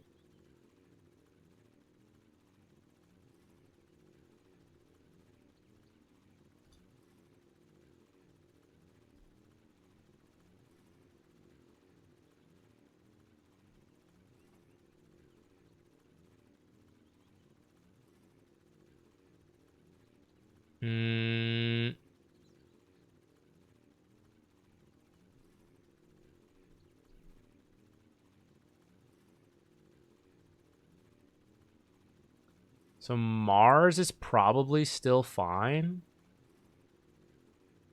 Doom, I think, got nerfed, but will still be okay. But I'll put him over here for now. Abaddon was strictly a nerf. What was Bats again? Like the AoE range on Flame Break. That doesn't seem like that big of a deal. Like annoying, but not the end of the world. Nature's definitely got a nerf. I think he'll still be playable. But we'll have to feel it out. Lion got hit with a nerf. Deservedly so. Venge nerf. We'll keep an eye on Leshrac support, but I think it's probably still not really going to be a thing. I think Hoodwink's nerf seemed pretty whatever, right? But the Mage Slayer change, maybe. She didn't have to build that, though. But we'll say it's nerfed because Mage Slayer was nerfed. And I do think that was one of her better builds. These heroes don't matter as much to me right now. I'm just gonna like remove all these guys for now. Oh, Chen did get nerfed. No change to him. Omni technically buffed, I suppose. Who sticks out to us? So I would say Techies still potentially looking quite good, even though no changes to Techies. And I said Veil, Shivas, maybe like iffy. But if other top tier supports are dropping, like Techies has looked really good. after all of those heroes were banned out. So that might make techies better. But I also have to like think about, we'll have to think about what heroes actually rise up and like what's good against them.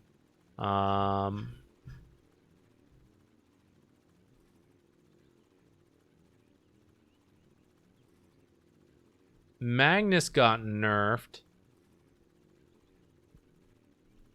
I don't know how much he cares though.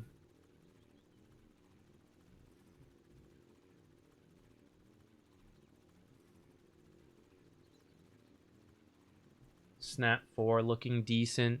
She's been getting a little bit more popular. I think she has some nice combos. I think she could still use like a little bit of a buff, but maybe it really does just matter like who's in the game. Slightly better because Dagon. Yeah, that one doesn't seem huge. Because Nyx isn't really about the spell lifesteal. It's more just like the burst damage. It doesn't show the patch in the client. I'm going to try restarting it to see if we can get it to show.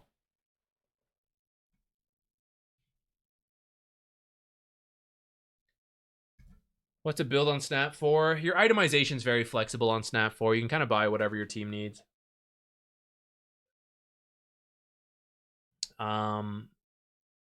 Late game Ags can be good. Some early, like, she can build a couple auras like Greaves and Vlad's. They're okay. Other classic stuff, just like Force, Blink, Glimmer. If you're playing like Snap 5 with the Glimmer. Snap 4s don't really buy Glimmer. I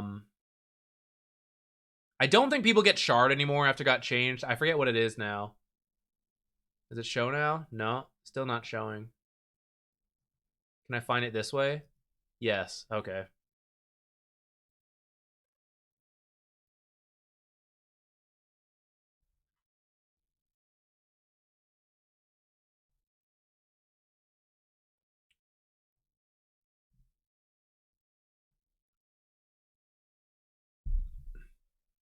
Naga got nerfed by items. Nagas were building a lot of Manta, which actually technically got slightly buffed. 50 gold, hell yeah. But she was building Eternal Shroud, which also used to work on illusions. That got nerfed. Diffusal and Disperser got nerfed. Bloodthorn buffed in price, but nerfed in terms of actual damage. Heart buff. Maybe she goes back to Heart. Orchid cheaper, actually, though. Which maybe she kind of likes.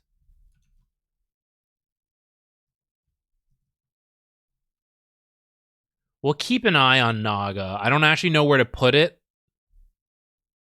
I think it's overall a nerf to her. But it might still be fine. Snap Shard, what is it? I thought it was the Cookie Glob. Is it still the same? Oh, it is. It is. Okay. No.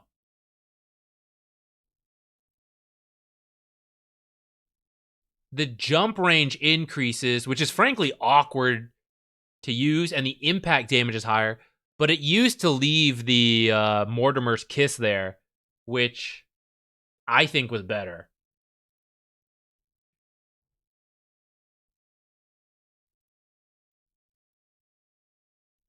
Did we discuss Snap 4 items? I would just do like auras, probably like Greaves, Vlad's. Force Staff Blink can be good too. You can sometimes get Aghanims. What else is good on Snap? Glimmer potentially. Solar potentially, but I think those are maybe a little better for position 5 Snap.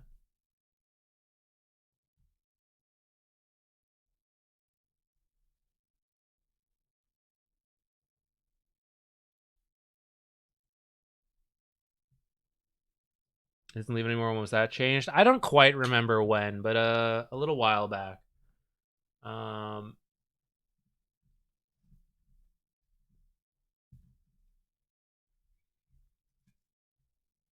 let's go. So I didn't change anything on this tier list. Who's gonna look good now with these considering that some of the S tiers are dropping. Wind Ranger, I don't think got touched. She might actually like the fact that Gleipnir is cheaper. She never really built... She wasn't a huge Mage Slayer build. She could build Diffusal and Disperser, but she didn't have to. MKB's a little cheaper now, too. Wind Ranger, I think, might still be looking good. Enchantress is still looking good. You're right, you're right. Yeah, we can throw her in there. I think she's still looking great. I actually think Chen will still be fine, but he was technically nerfed, so I'm going to put him over there. Let's go through carries first, I guess. Morphling, Konda got buffed, right? And he likes Konda. Manta a little cheaper. Maybe Orb of Corrosion is a little more popular, which I think would be good against Morphling, but I don't know about that. Helm of the Overlord did get buffed, and Morphling doesn't like getting tempo run down. So if someone like Beastmaster becomes popular again, that would be indirectly bad for Morphling. Alk. Troll. How do we feel about them? Medusa maybe buffed by lack of dispersers, we said earlier. Position 2s. Is there something that hurt Puck? I feel like Puck will look pretty good.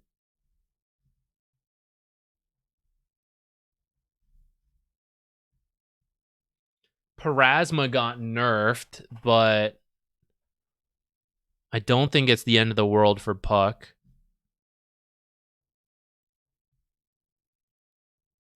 I'm going to say Puck is still looking good, because, like, Meepo brought down. Mage Slayer, Diffusal nerf. Mage Slayer nerf. Veil nerfed, but I think he's probably still looking okay. Mage Slayer nerfed, but also some nerfs himself. Maybe still okay. Dragon Knight does decently versus Puck, actually. So if Dragon Knight doesn't drop off, that could be a pain for Puck. I don't think Caudle got touched. He might actually like the Dagon and Orchid changes. Arc got nerfed. Mage Slayer nerf. Orchid buffed, though, for Queen of Pain. I think Queen will still be okay. Wind Ranger still seems like she'd be fine. Maybe I'm forgetting something. I don't think any of TA's major build items got affected. Though she can build Disperser. I mean, almost everyone could have built Disperser, right? It was so good on, like, any actual hero. The fact that Orchid buff hurts Puck. That is true. If more Orchids enter the game, Puck, maybe Queen of Pain, these kind of mobile heroes may not like that.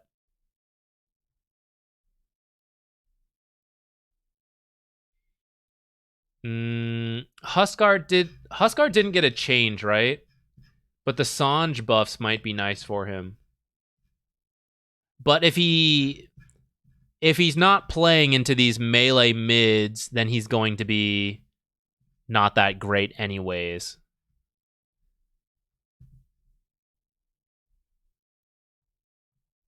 Monkey King. Lone Druid got some nerfs. Okay, let's go on to position 3. So Mars didn't get touched except for, like, item changes, but Mars is still looking like it could be good. Same with Doom. Centaur, the build changed. But honestly, I think he'll still look okay. Mag. Maybe late game Mag will change. Tide, probably still fine. Because he built the Vlads himself, usually. Or he got Mage Slayer in the right games. I think he probably won't get Mage Slayer now. And if he builds Vlads, it'll still be fine. Same with Enigma. Like, if he is building the Vlads, I don't think it's a huge deal. Huskar kind of suffered versus Shiva's Dooms. That's true. So if those drop, they might be good. It is still the same shard with the glob I went to demo for. The only change the impact damage. Oh, okay, okay. I misunderstood that. I see some pro teams like Brewmaster. Radiant's got a little better, right? The evasion. Maybe that's good for him. Though he does not like Orchid. If that becomes popular.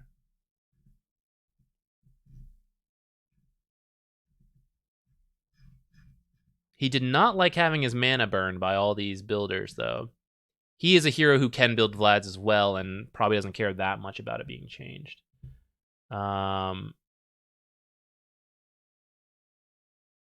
These guys are probably dropping a little. All right. Look at supports again. So Hoodwink probably nerfed a little bit. I don't think it's the end of the world, but I will probably end up moving her down to like A tier. Techies. I think Techies will look good. I think Line will drop down to A tier at least, if not a little lower. Natures might also drop down a little lower. We'll have to play it to see. Venge. I think Venge might stay around A tier, high B tier. I feel like there weren't that many support changes.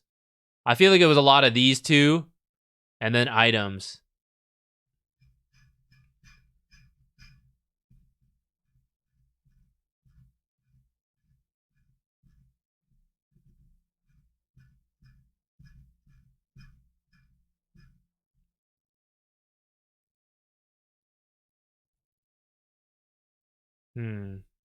Yeah, okay.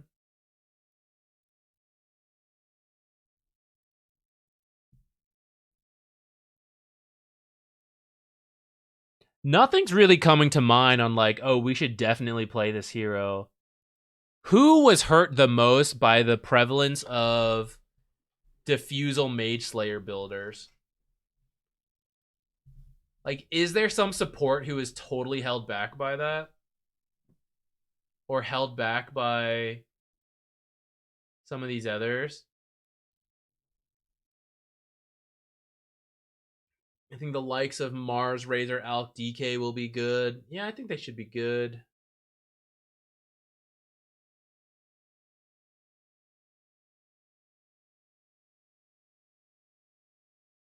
Vanguard being in the dumpster. Veil Shiva's getting dumpstered. I can see offlane shifting towards heroes that are slightly poorer carries. I don't think Veil was that bad, though. Shiva's did... That recipe change is pretty expensive now, but... I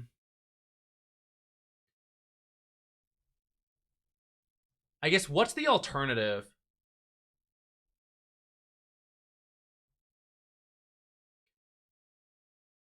If Mars still looks good, Tide and Enigma didn't need to build Veil. He didn't have to build Veil.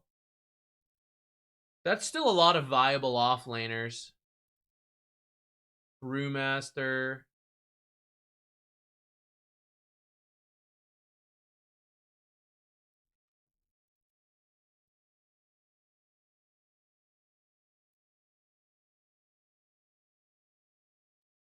Flesh support. Oh, yeah, maybe. Yeah, it probably still won't be that great.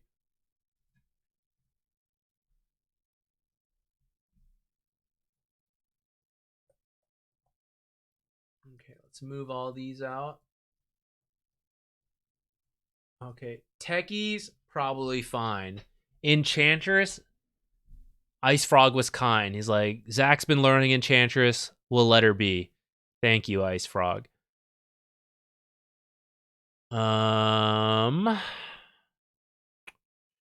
We'll consider testing Leshrac, even though I don't think it'll be that great. Natures, I think, will be playable, but not as good. Hopefully not a first phase pick thing all the time. But inherently, the ability to rotate around is still really good in pub games, I feel like. And for such a flexible build.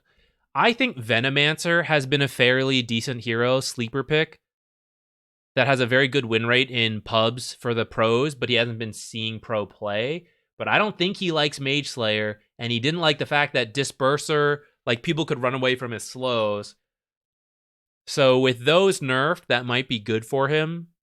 He did like his teammates building Veil and Shivas and stuff, but I think it might still be okay for him. Ooh, who's a good Orb of Venom builder? Maybe that will be good. It's now 250, so we can do things like let's go be Bounty. And we wanted to build Orb of Venom before, but it made the gold a little funny.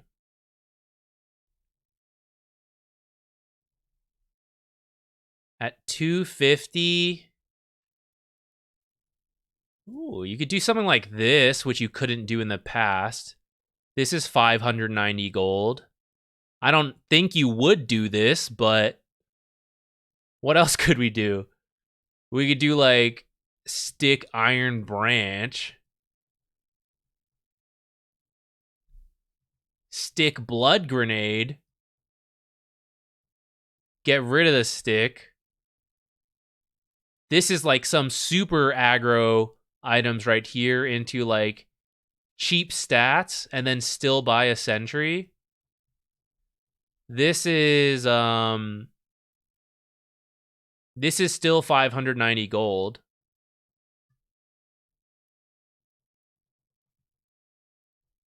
Oh, sorry. Yeah, we can shrink the camera now. Oh, I gotta redo it.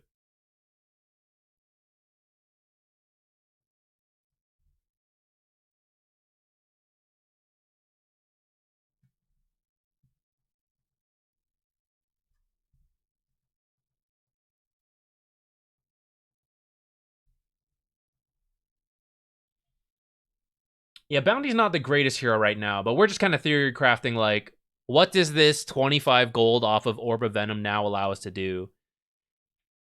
If you wanted to do this before, you couldn't afford this Iron Branch because you'd be out 25 gold.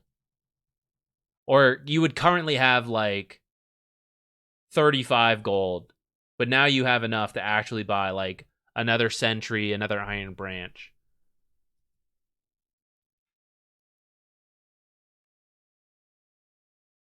But is this worth it when you can still just build, like, Blood Grenades? Orb of Corrosion. I think if Orb of Corrosion had been mildly buffed as well, that might have pushed more people to want Orb of Venom. Or Blood Grenade getting nerfed.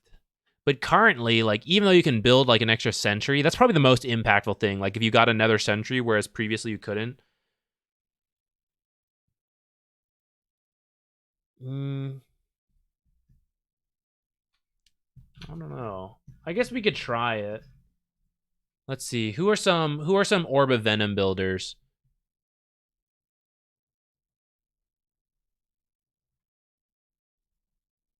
Let's see.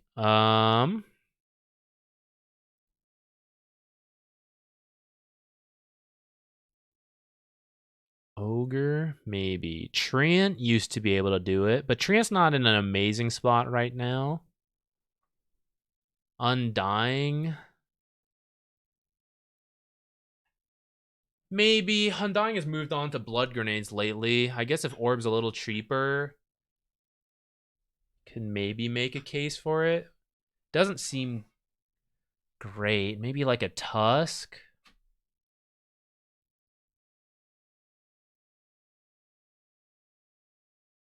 Clock. Monkey King. Okay, maybe Monkey King. Like, if you did support Monkey King with Orb of Venom, and you would apply it later with your ultimate, especially if you got Orb of Corrosion, I could kind of see that. Maybe support Monkey King could be nice. Wraithbands got nerfed, which support Monkey King would sometimes build. But Orchid got cheaper, and Orchid was something he would build sometimes if it's needed.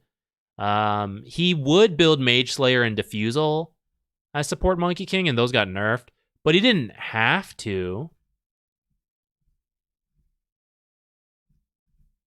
Yeah, maybe. We can put him in here. I think Monkey King is at least the most fun orb builder we've mentioned so far to me. So I'm down. I'm down to give it a go. I think he was already decent before.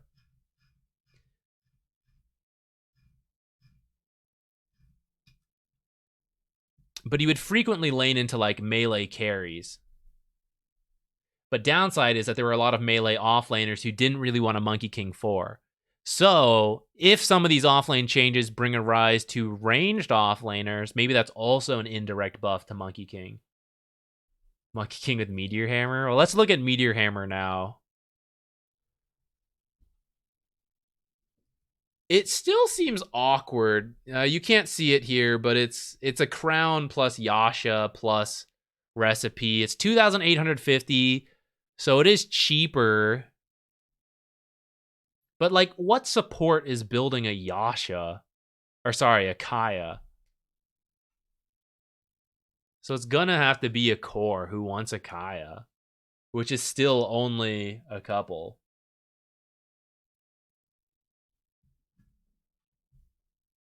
Oh, who's that? Phoenix? Yeah, we did run into that Phoenix earlier. He's gonna be happy. Quack! Severo AB, thank you. I just realized I was getting close to about stopping the stream. I kind of wish we had stopped earlier, and then I could have eaten, and then the patch would have come out, and then I would have come back. I'll have to go eat something in a bit.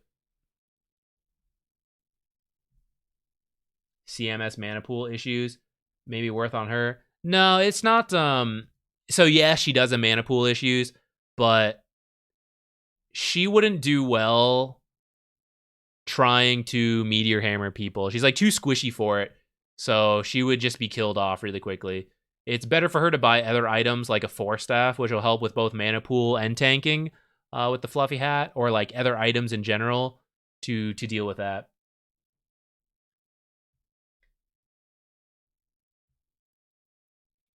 Can Ogre meme Hammer? I don't think he would want to. There's like two kinds of Meteor Hammer builders, guys. One, you have the setup Meteor Hammer builder, so it's chain stunning. It's like the old Dragon Knight into Meteor Hammer, and that was better when Meteor Hammer had more regen. Now it doesn't have regen. So like you get it because you have that setup, or you get it because you're already winning the lane, but you can't take the tower, and so it helps you do that. So like Tidehunters used to build Meteor Hammer because they would win the lane, but there were slow tower takers. So now you need to either have the setup or the need to take towers, but you are also someone who needs to be a spellcaster who is like that.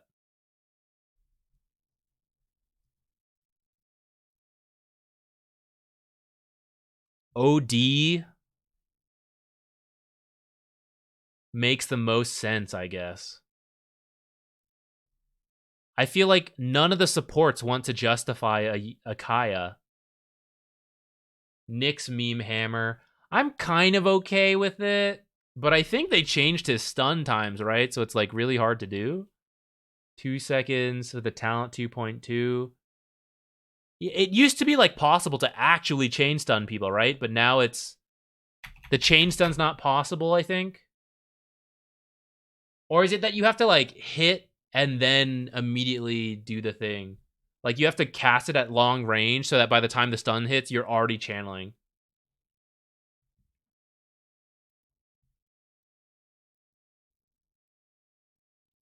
Offlaner wise, I don't know if they're like killed. I think they're nerfed a bit.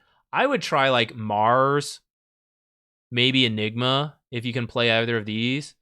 I think Magnus will still be kind of okay. Brewmaster's probably all right. I'm not 100% sure who else will rise up.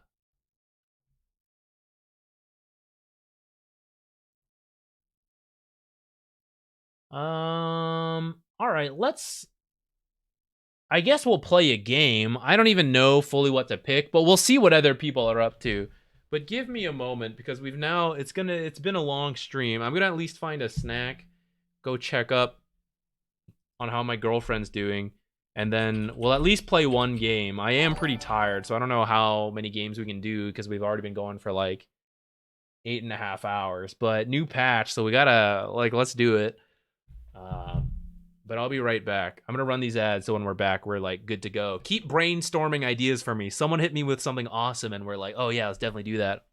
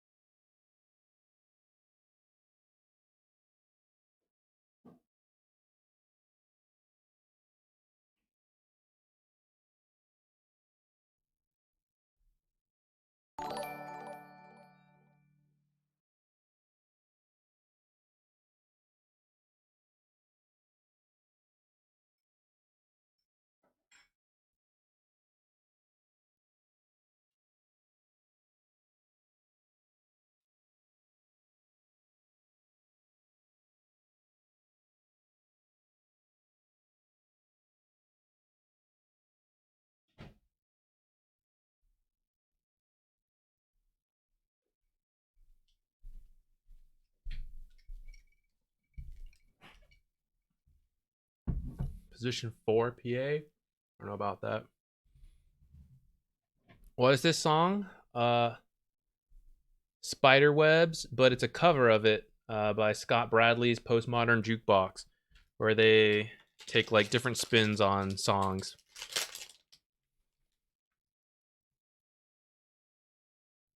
Let's take off offlane. Let's just play support. What should we do? To be honest, I really don't know if it'll be that different. It is a 7.35C patch, but it's mainly like what cores are going to change, and the supports will adjust from that. So I feel like we can go in playing the exact same way, but that seems unfun for a new patch. So I'm down for either, like, if we're position 4, maybe we try an Orb of Venom builder. Or if we're position 5, I mean, we could just keep playing Enchantress or Venomancer. Techies, like, I think they'd be good. We could play Natures just to test how bad we think it is. Or if it's really not that bad, it's like no big deal.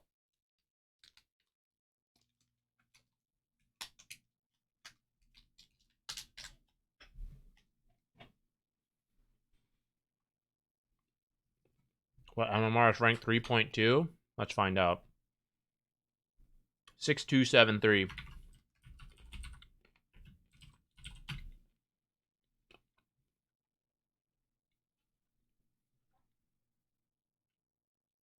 Nothing terribly high. Like Venom with Orb of Venom? God, no. Absolutely not.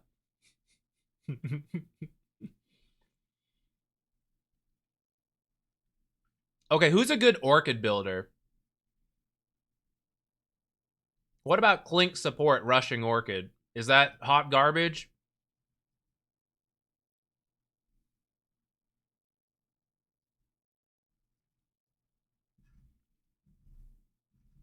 NP Orchid?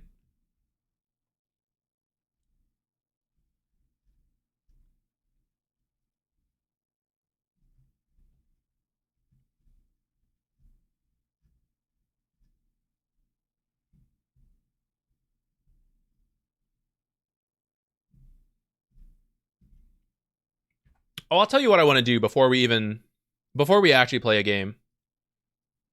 Okay, well, first we'll update. Let's go test the Kobold camp. We should see like how strong it is now, actually.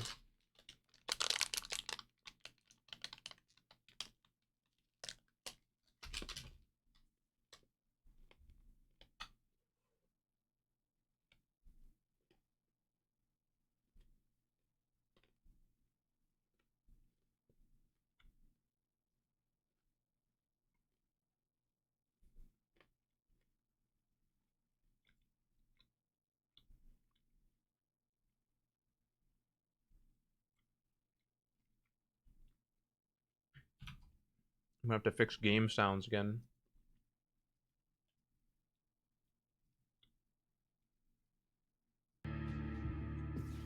Any Studio Ghibli fans? I'm a pretty big fan of most of their work. Hopefully no one worked on this movie. But the song we're currently listening to is from one of the ones they did. Earwig or something like that. I was not a fan. I like a couple of the songs a lot, but the movie itself.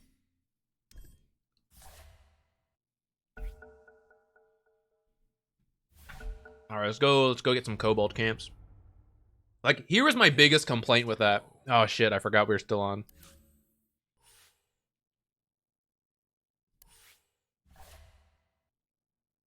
Totoro?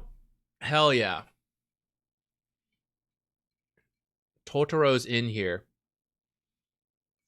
The issue with Earwig, I don't know. Is it a spoiler?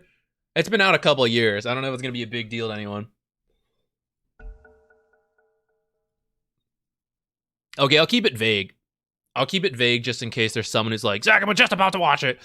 Don't do this to me. Oh, I got to turn cheats on. Very early on in the movie, literally the opening sequence, they show like a setup. And I think the hardest part of telling a good story is like coming up with an interesting story, right? So in the opening, they show a very, very interesting concept. They show two potentials, right? A very, very interesting concept and then a spin-off that is far less interesting. And they go with the boring one. Like, that is my complaint with the movie. I'm like, why did you do this to yourselves? Why is my camera, like, slightly too high as well? You had a great idea, and you chose the most boring version of it to do. Wow. Lucky. Actual kobolds.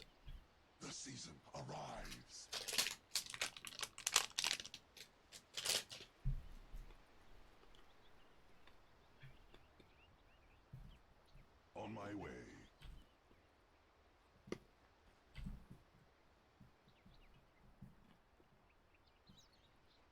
By leaf and limb.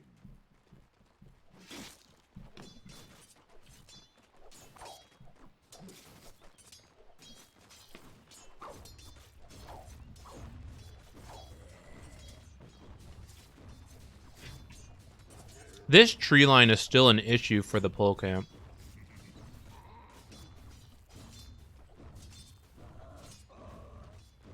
All right. Oh, he was disarmed, I see. All right, maybe put your pitchforks down. I think the Kobold Rebellion, I don't know, it might not be time. We may need to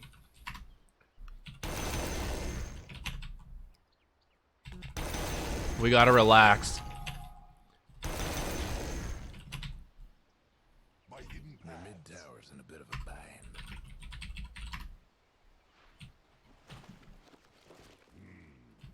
It's time we go for a half pull. Okay, just the range creep, that's fine. Let's see, can you guys do this?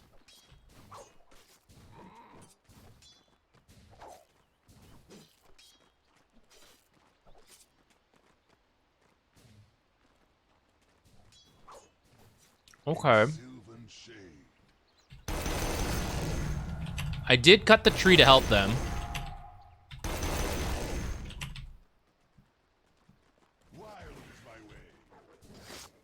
Oops, 3. Okay, well, let's see how they do with 3. Now with the trees cut.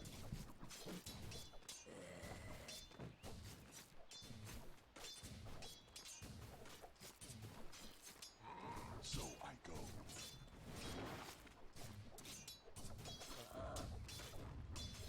Your bottom tower ain't long for this world. I'm sorry, boys. You're still garbage. I'm very sorry. Very sorry. All right. Moon Ramen, yeah, I agree. The issue with the kobolds is that like take, okay, now we'll use small camps as an example since we're talking about small camps. So the issue with kobolds is the fact that like this creep does 33 damage and has 500 health. So until you do 500 damage to this harpy creep and kill it, it contributes 33 damage the entire time. And like the same concept for any of these. 31 damage the entire time until you do 400 damage. Ghost Creep, 47 damage, 500 health, 14, 400 health, right? But kobolds die much sooner. So like even though they quote unquote technically have the same amount of health and in theory damage, the issue is that after only 240 damage, you've now removed 13 damage. And after like another 240, you removed another 13 damage. This guy, after 325 damage, you've taken out 20 damage. So like, I actually think the kobolds need a lot of damage to compensate for the fact that they're so squishy and they actually die and drop off faster than the other creeps. I would love it if this guy just, okay, not this one because he's in other camps, but this kobold soldier, God, he's a soldier. Give this guy like 70 damage. Make him mess me up. I want that guy to absolutely wreck me. Give this guy a ton of damage because he's squishy as hell and he dies so quickly. Give these kobolds, like, put an extra, like, 20 damage in here. Give him 33 damage or some shit. Make him powerful. 3 damage is, I mean, I was super excited to see it, but that, I know we only did like 2 pulls, but it really didn't translate to much. You could have not shown me that kobolds got 3 more damage, and I would have played the entire patch without ever realizing like the kobold camp was different.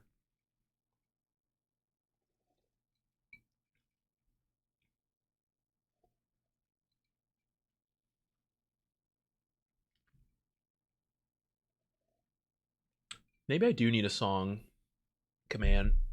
This is In the Shadows by the Rasmus.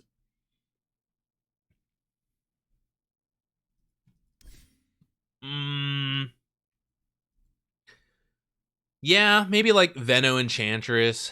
Maybe a Monkey King if we're 4. Any other good Orb of Venom builders we're not thinking of?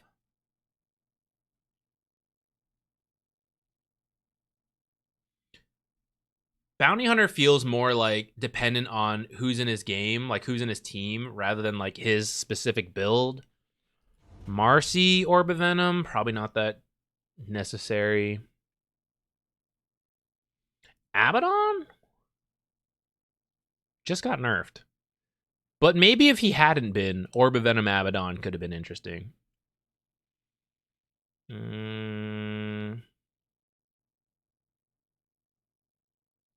Maybe it's not meant for supports. Maybe it'll be like Ursas and Slarks being more willing to buy Orb of Venom to go for these early kills. Yeah, Venge is still good.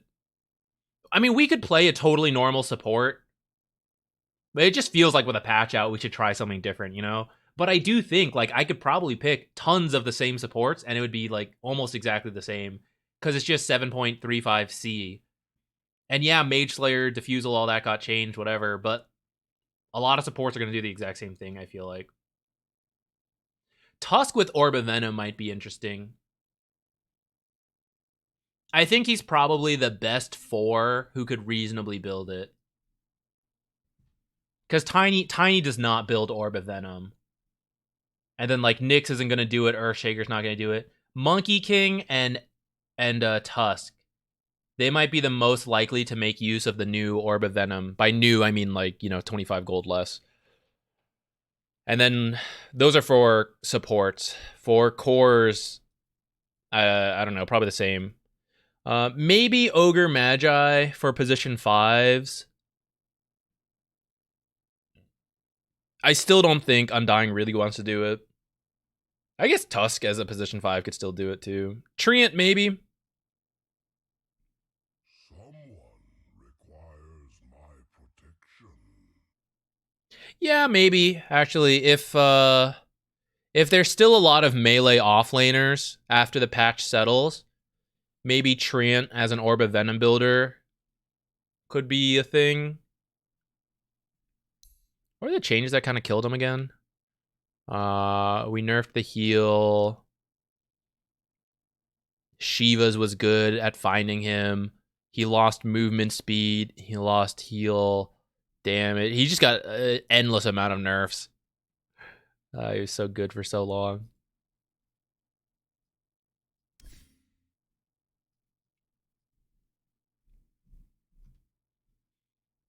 I don't really feel like the Orb of Venom change is actually enough to get him to come back. Oh, Meteor?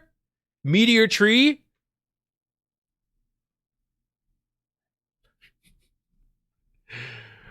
Tree can kind of build Vlads. I think Vlads will probably still be bought. I don't think it's that big a deal.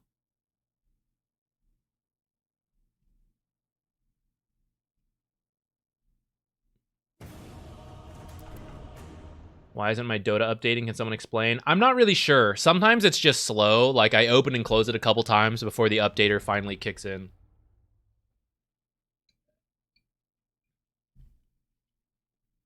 All right, we're position 4.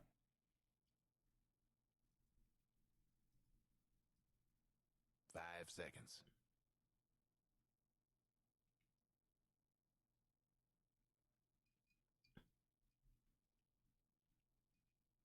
All right, he's going techies. All right, let's do it. Let's grab Monkey King. Maybe I won't even end up building Oov. Let's see what we lane into. If it's a ranged hero, I'm not getting Oov. And unfortunately, because we're first phasing our support, I mean, they're probably not going to pick. Ah, damn. And it might be a ranged 5 as well. That sucks.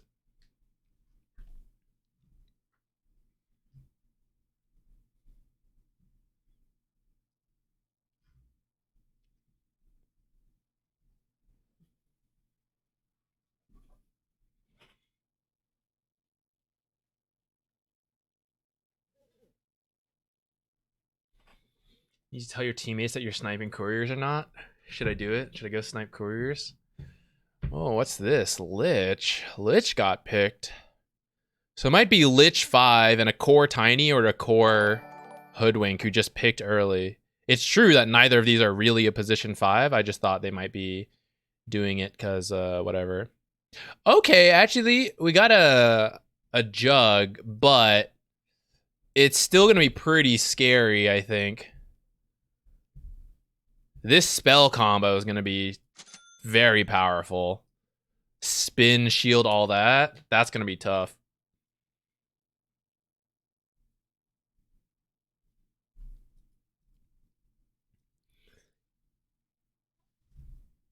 Actually, I don't even know if I need Orb of Venom, actually. I think I just need the stats to tank up and fight the Juggernaut when he spins. Which I don't think is the Orb of Venom, but I feel like I've got to for the sake of trying it out, you know? Challenge at last. They can't stop me. Should we go for Courier Snipes, guys? Okay. I could sneak in. We're at a bracket where people might put their couriers outside the base. Where the action is. What do we think? Ready for anything.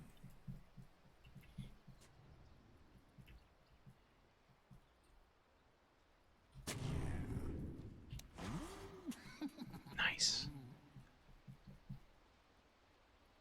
Where to? Grief your offlaner? No, we're not gonna do it forever. I'm just like, you know, do it the one time. Yes. I'm thinking about it. 30 seconds to go. We could also start with W and hop in properly. Very well. Oh shit, there's not a path back there? I thought there was. Let's go.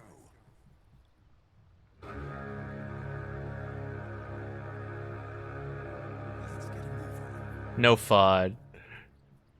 And here we go. Follow me and see how it's done. First blood. Let's move. First blood. Always the sweetest. Damn it.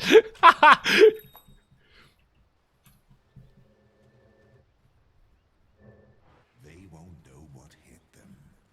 Dude, I could have killed a Wraith Band on that thing.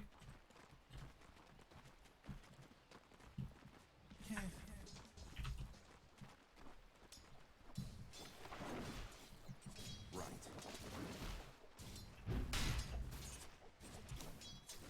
I don't know if I should really start with the passive. They can't stop me. I'd be really careful of Jug just spinning on me. Moving to position. We're tanking a lot of damage for the Slardar, which is kind of good, but he's full health, so I want to balance it out. I want him to tank some, and then I'll heal up in that time.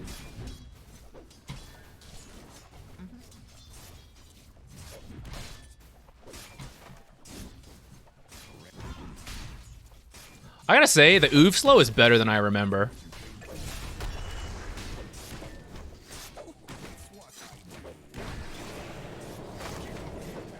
Oh, should have gotten that. On it. Oh, you know what I haven't been doing? Using Mischief to attempt to dodge anything. Pick up lines. I journey forward.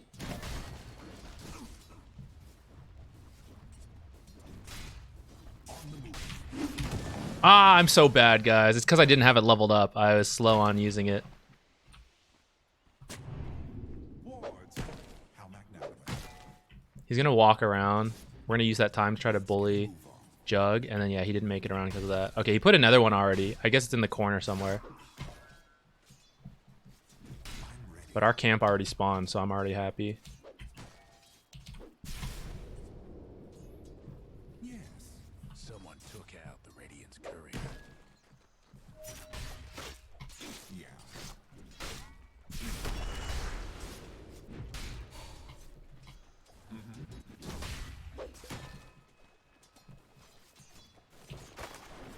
Yes.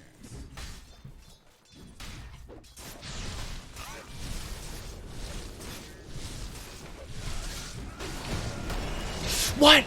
Oh, my last attack got slowed, guys. I screwed that up. I needed the Jingu hit before the stun to at least heal off of, like, the Lich. I swear I did the attack. It must have been slowed from the shield, and I just queued too soon. That sucks. That's bad on my part. Now we've lost the Lotus as well. Your mid tower needs a little help. Maybe I should have TP'd there. I want to buy a sentry before I TP. That's kind of why I'm waiting a second here.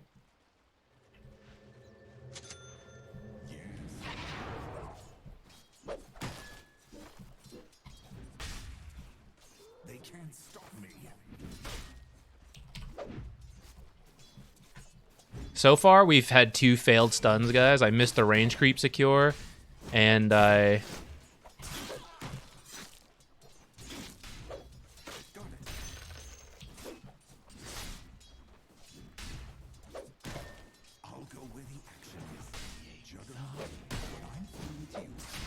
Damn. Tech's so slow, actually.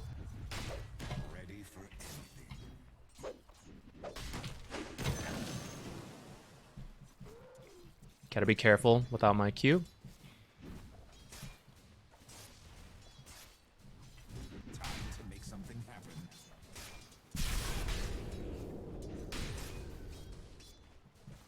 Time to move. Help here.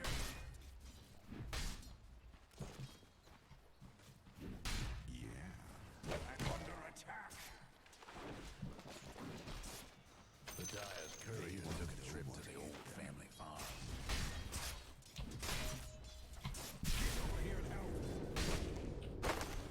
One day I'll mischief. Killing spree.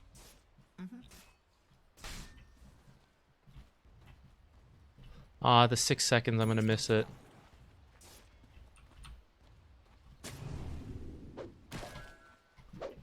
Damn. I lost sight of it for a little bit walking around that tree.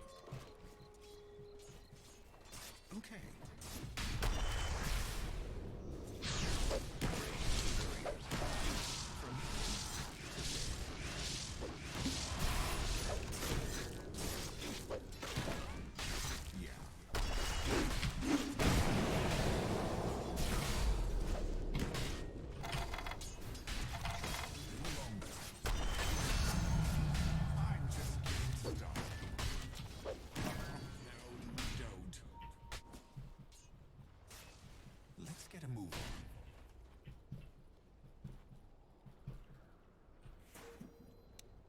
on. Max W.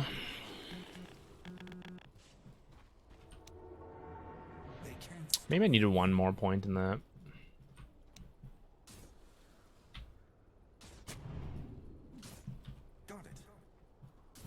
Unlucky. Rune's top. Or bottom.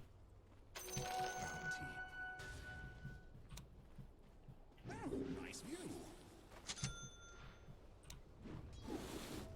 Ready for anything.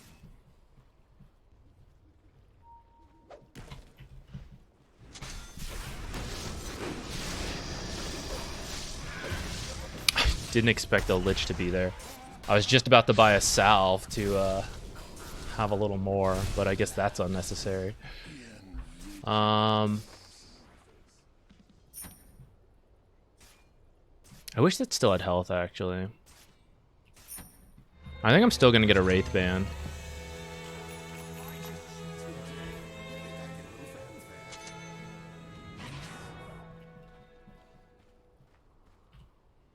How funny. Turn me into a Wisdom Rune. Time to pick a fight. How funny would it be to hide as a Wisdom Rune for Lich? He's still up there. Time to make something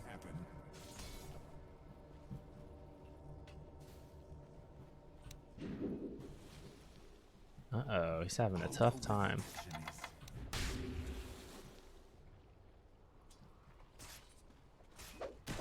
From here to there.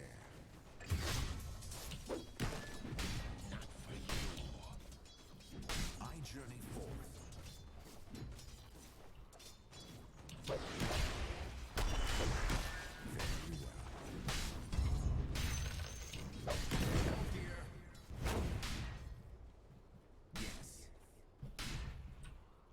Yeah, go for the 8-minute rune. The other fellas aiming to wreck your bottom tower.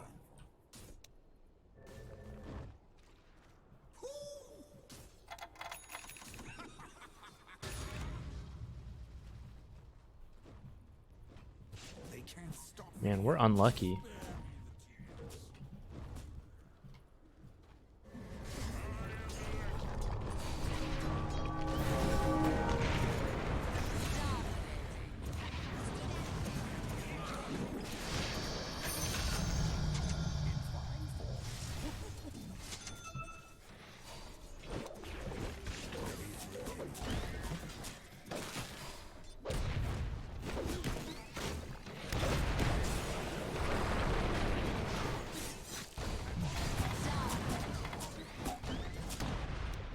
I was stunning. I know it looked like I, once again, did not get 4 Jingu stacks before stunning, but that time it was to try to make sure she stayed in the mine. Shit. I didn't think she was gonna come through here. I was just hopping over for her.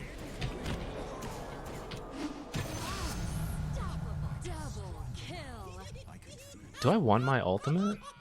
Support Monkey King? I feel like I could skip it. But I'm not sure what I...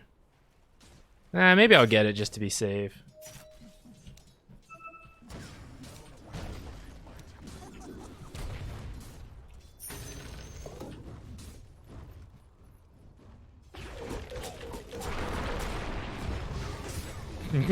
Oh no. Did I jump in vision of that tree?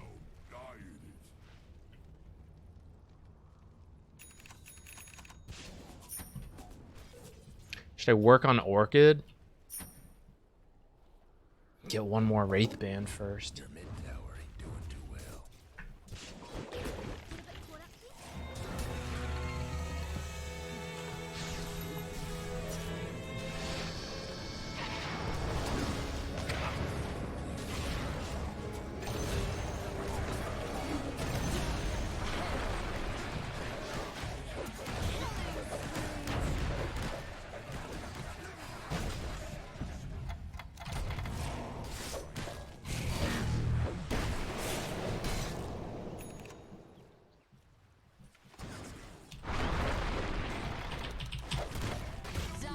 Aw.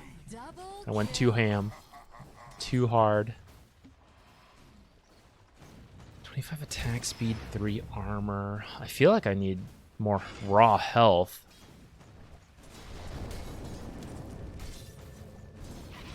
But maybe this will be good versus the healing of Juggernaut Ward. Nah, I feel like I could probably skip it.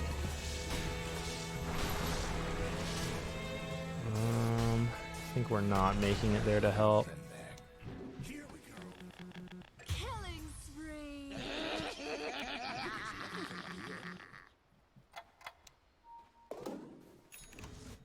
Ooh, let's pick a fight.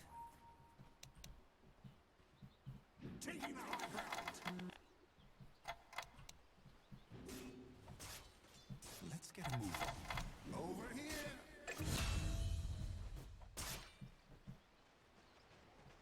On the move.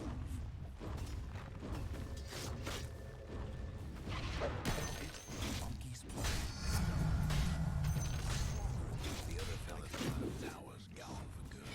Their mid tower's coming apart. Hate to say it. I think I want to tank up with some like Wraith Bands.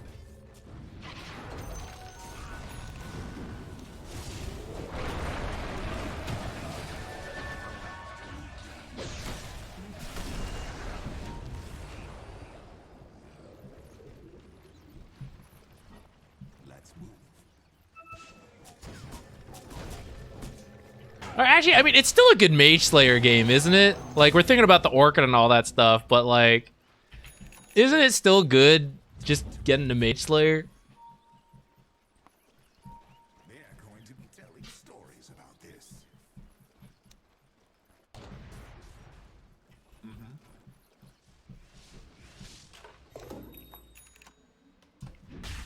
Almost feel bad for your top tower. See if anyone else still built one so I don't double up.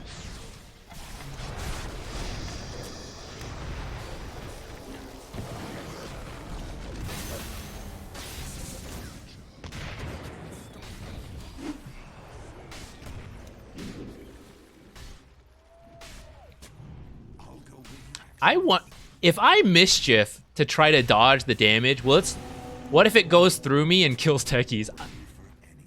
I don't know how that works. Can you mischief dodge the shot? That's still fine?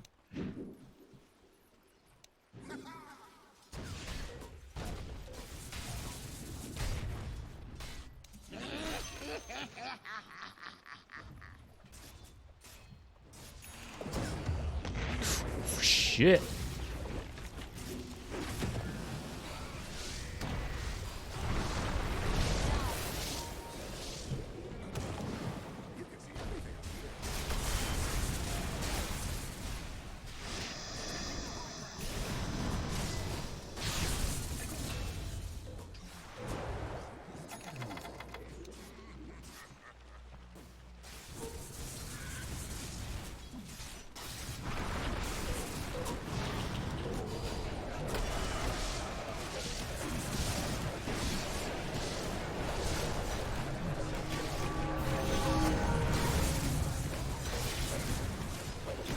Damn!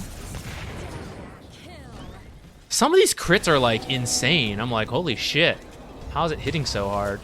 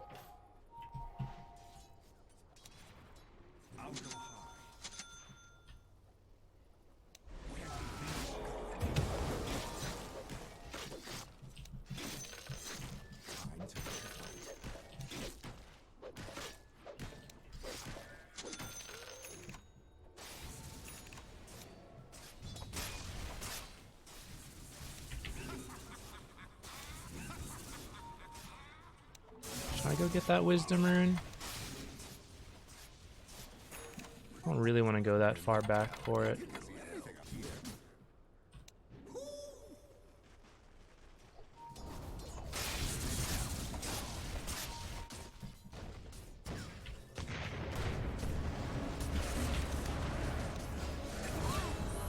Well, guess I wasn't really needed. Lance of Pursuit? Stack up these slows? Alright, my team's going for this tower, so I guess I should stick around here. The other fellas lost to mid tower.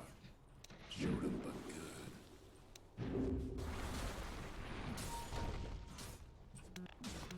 From here to there.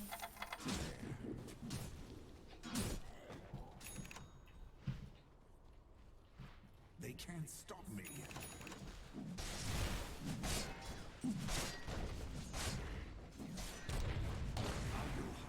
I guess an Orchid at this point probably won't make much sense. If I'd had a better lane and we went first item Orchid though, I think it would have been pretty cool. I'm not great at Monkey King support lately though, so been messing up a lot of my lanes.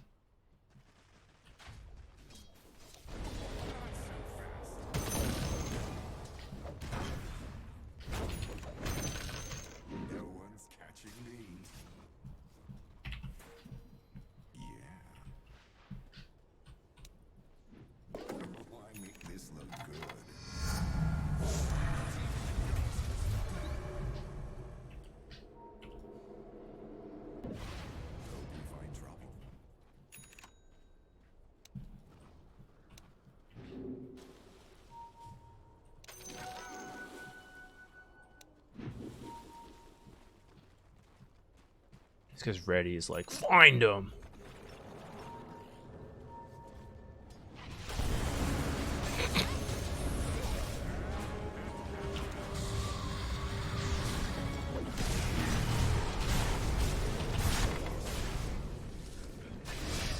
Man.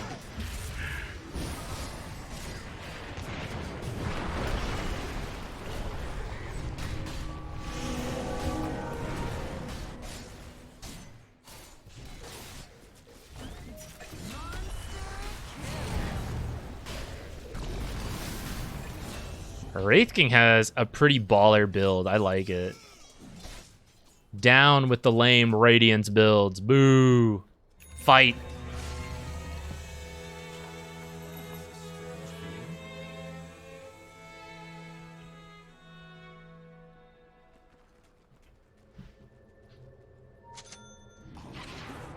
I want to finish this Mage Slayer.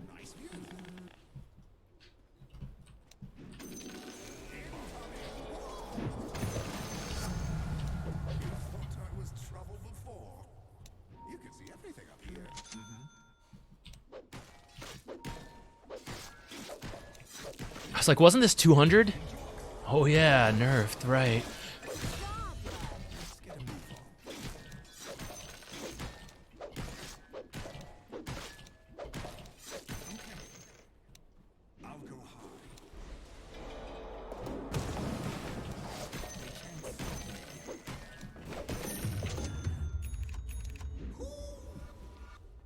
Specialist array. Will the monkeys hit for the extra whatever?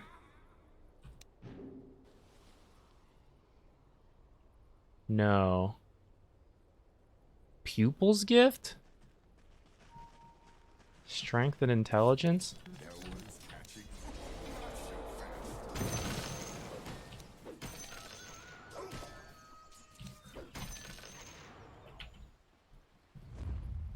Ready for anything.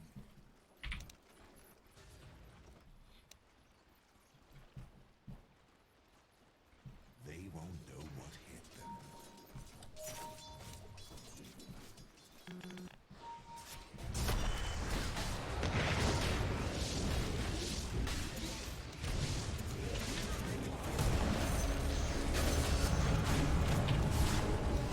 Oh, dodged the first bounce? Actually did something?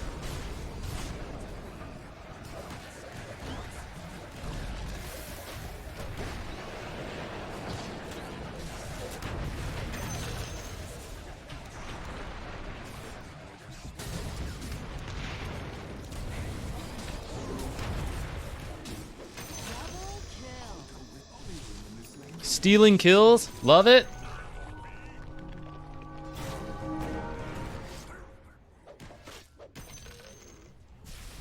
Does this give money? Am I griefing?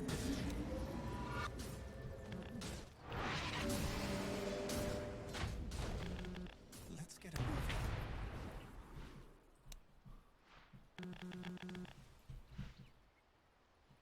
on the move.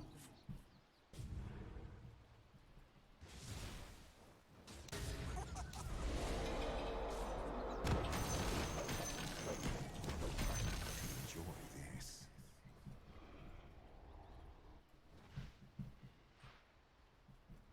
They can't stop me.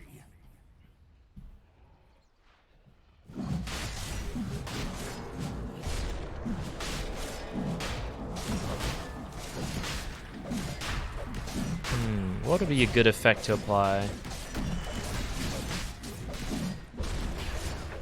Probably just like a Lotus is good for my team. Although it's not usually what Monkey King... I feel like Monkey King supports wants to be more aggressive. But I feel like it's a really good Lotus game. Jug, Lich, Doom. I guess like Tiny Toss, does that count?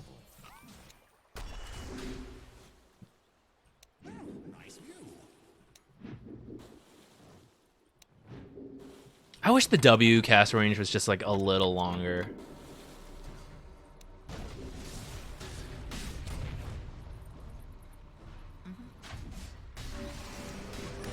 Oh, how come I didn't didn't see that this was captured. Was that just done? The other fella's bottom tower's done for. That'll show him.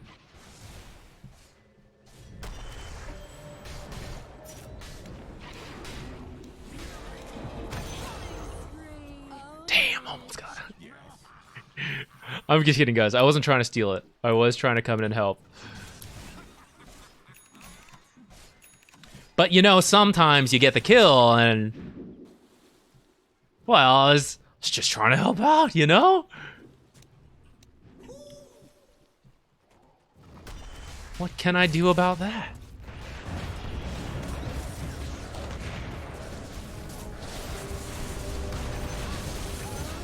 Alright, I just did not have to do anything. You'll love to see it.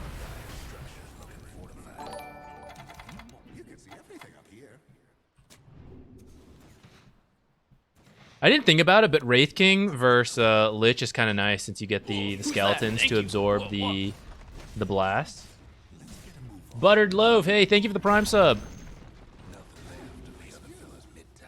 I'm just going to follow Wraith King. If Wraith King wanted to go high ground, I would follow him.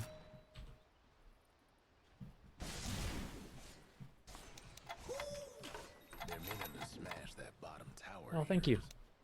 This ain't gonna end well, will it? Here we go.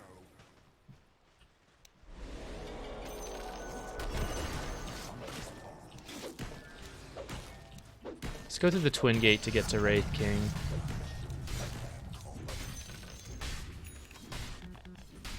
Time to pick a fight.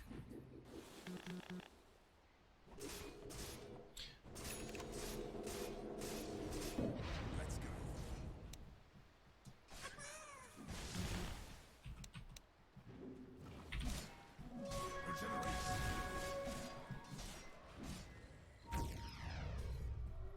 Time to move.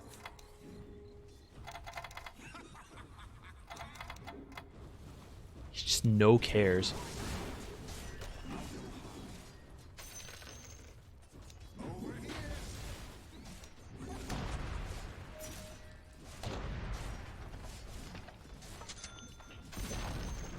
The other fellas couldn't save their top tower.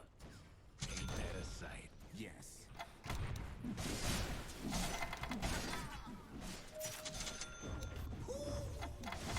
I'll go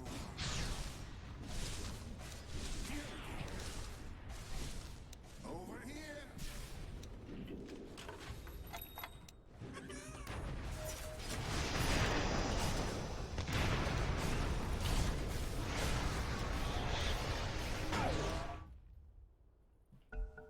Should I ult? I didn't pick up my stuff, huh?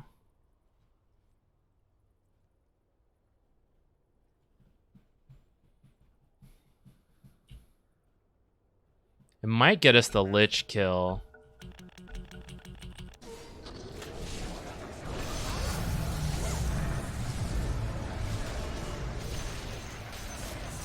Damn, he knew which one I was in.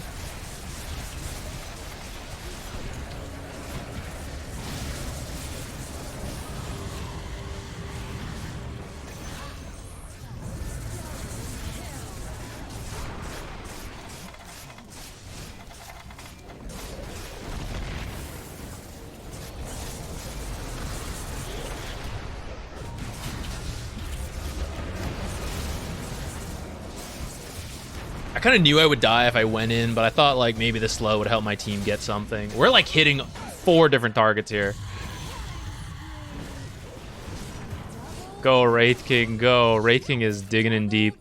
Man, if I had my, what's it called? Plate mail? Maybe we live.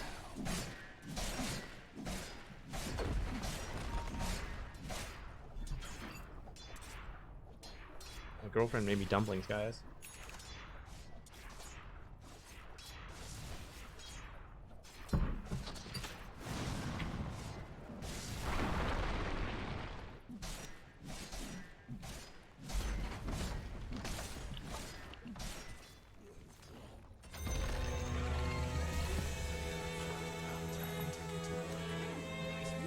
Let's get a Lotus and just throw it on Wraith King.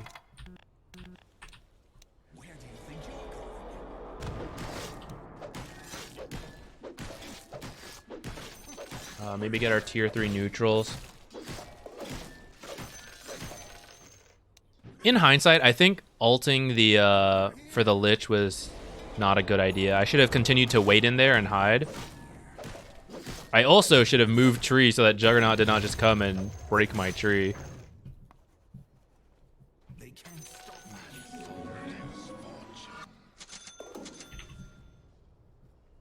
Why make this look good? I'll go high.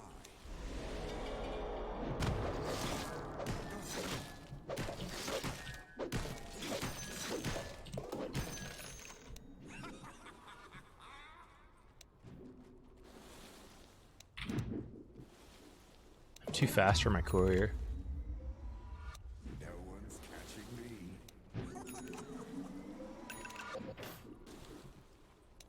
Here we go.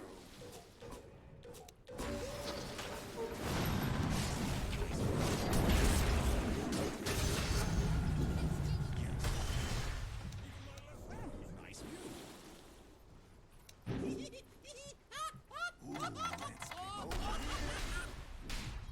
Ooh,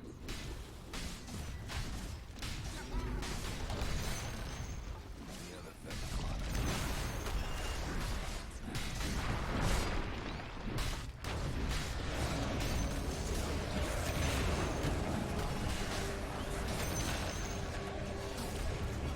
Nice. I think that should be it.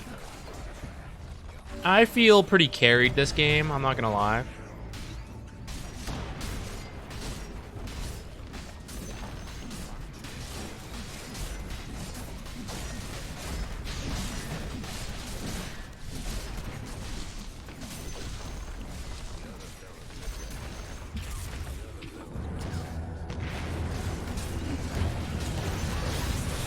I was chain stunned for years.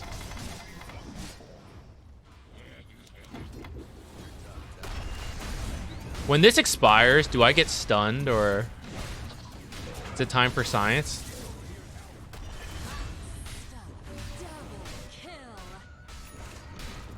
I don't. Interesting.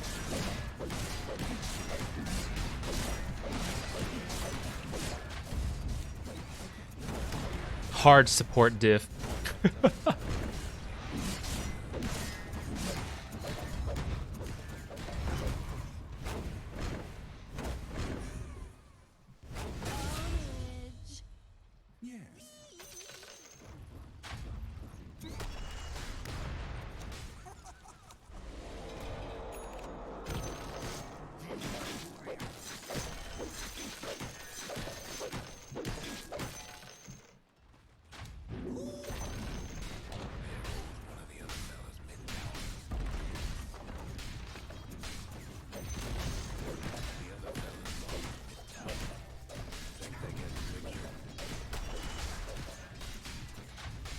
Wraith King wants to go, and I know he does. Here you go, buddy.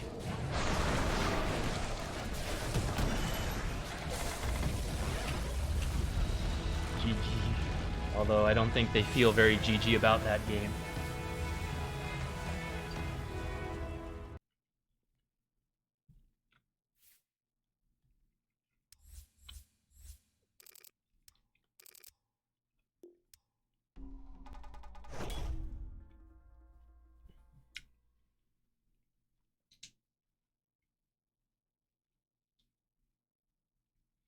It's a late night stream. Yeah, I was about to stop when the patch came out, so here we are. We're doing it.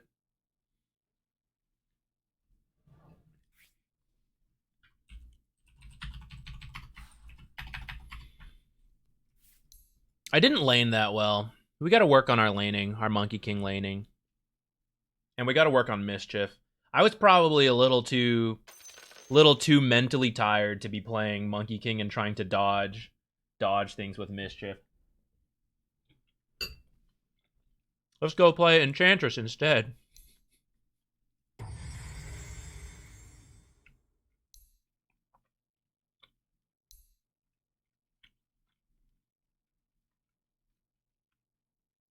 I mean, Wraith King had a great start, and holy shit.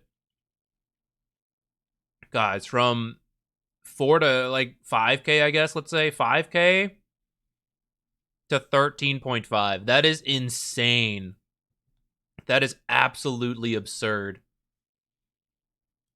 He was cleaning up every fight and getting like all the farm with the skeletons. That is, I cannot recall seeing such a high acceleration from someone not Alchemist in a while. 2 takeaways of the patch.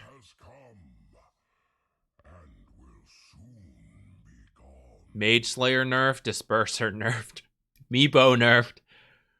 I'm not sure because it is just the 7.35C patch. The Kobold change was not as good as I wanted it to be. If we want to take that as like big change fake news, like I think we all saw Kobold damage and everyone was like, oh boy, maybe it's good. But we did a couple test pulls and it was not really any different. So 3 damage is not enough. I gotta bump that shit more. The memes for it were pretty good though. Veil nerf doesn't seem too bad. The Shiva's recipe nerf is a bit painful. Orchid, cheaper. Maybe seek some Orchid builders. I think people will still build Mage Slayer, but it'll be less.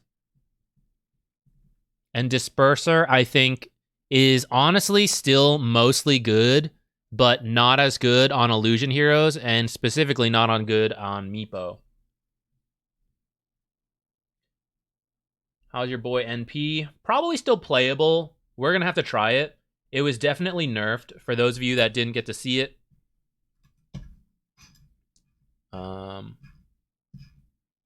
Where is it?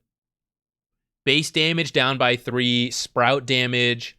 It looks like it got buffed at max level, but they're taking off the linger duration, so I think that probably ended up nerfing it overall. I didn't like sit down and do the nerd math yet, but I'm pretty sure that'll be a nerf overall because of that. Losing 1 extra tick, which would have been like 32 extra damage. I don't think it's compensated by like the 6 extra damage per second here.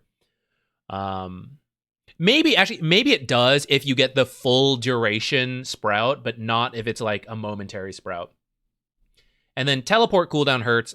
I think if I try Nature's Prophet, I will probably do a max teleport build.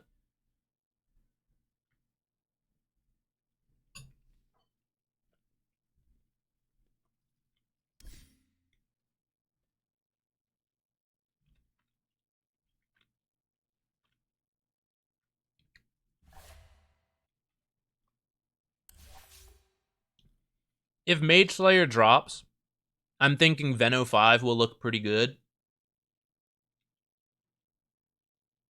I think it's already really good in pubs, but maybe even at the pro scene.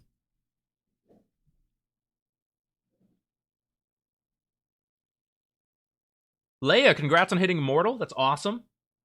2 years ago, that's pretty good. I'd say that's really good, actually, hitting Immortal in 2 years. Or maybe you started somewhere and then you decided to go for Immortal 2 years ago. I don't know, but either way, that's really good. Thank you. I appreciate you watching the content. Thanks for dropping by. Is Leshrac back yet? I don't think so. I think... So the nice change for him is that Bloodstone gives a little bit of mana regen, 3 now. But I don't know the exact math on it, but I'm pretty sure he got more mana back from the old Bloodstone when you would activate Bloodstone and get mana based on damage. Pretty sure that was better for him than where Bloodstone is now. Plus, BKB actually got buffed to do 60% magic resistance instead of 50. So that's also going to hurt him. He liked Veil Shivas, that got nerfed. Yasha, maybe a little better. Maybe that's something for him. Shall we be Veno? Veno or Enchantress? I said my brain was tired. Let's be Veno.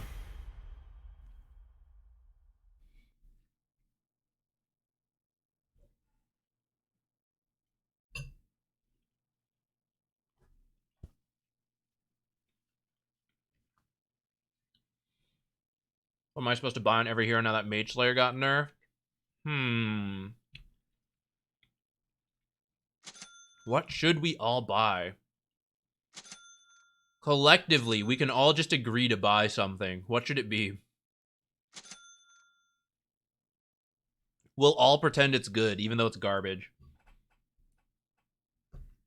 How about Dagon? How about we start the Dagon uprising? Kobolds didn't work out. Maybe it's Dagon time. Like, Dagon's garbage. And you'd be like, no, no, no, it's a farming item, guys. Farming. Farming burst item.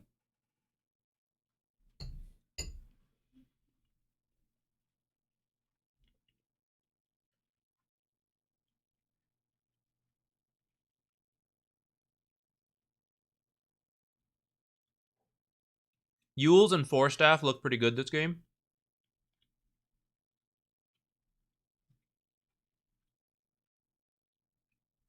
Is this Wind Ranger and Spirit Breaker offlane, maybe?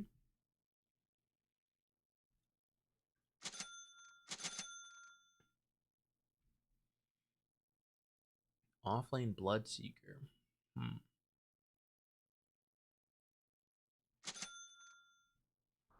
Maybe I'm gonna regret not buying a stick, actually. Oh well.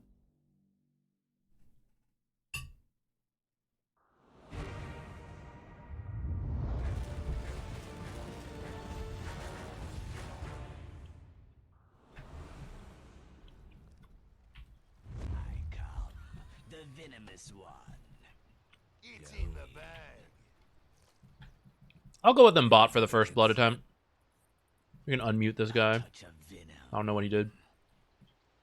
Does Nyx win it all with the Dagon changes? I don't think it'll really matter that much to him. I'm sure it'll help in a couple cases here and there, but overall, it's probably not a huge deal. But I think Nyx is still fine if you want to play Nyx.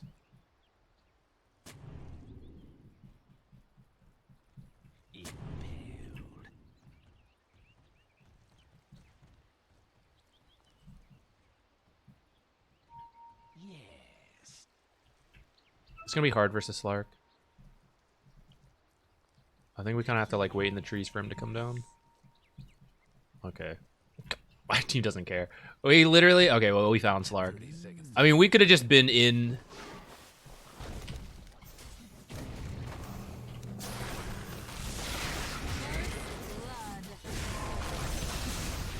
Nerf time dilation.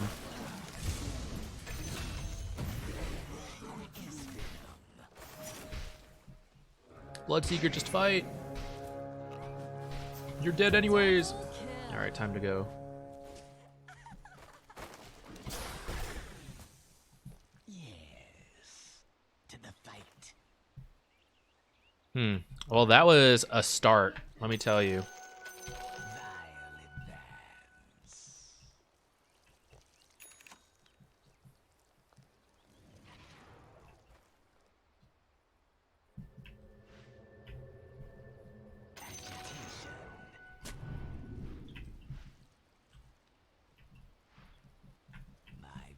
Just gonna walk across?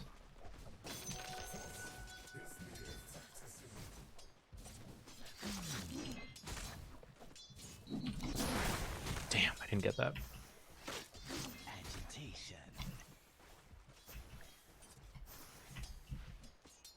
I don't think I want Vessel. I'm gonna buy a fast bracer.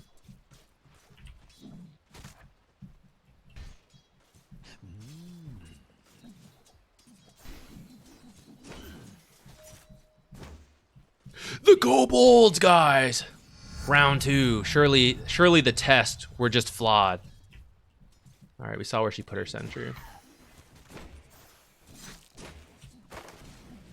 In a real scenario. Alright, they just have testing pressure. They're not good at taking tests.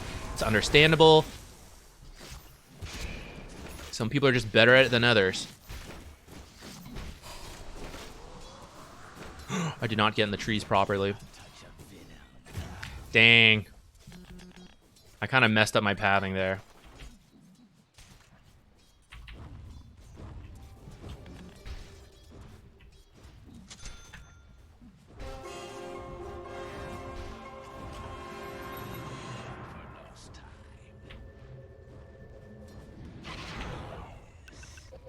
If I bought that bracer faster, I probably would have lived.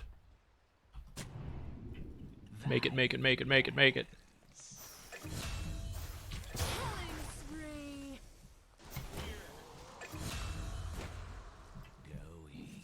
Do I go for a pull? Equilibrium's okay, I guess.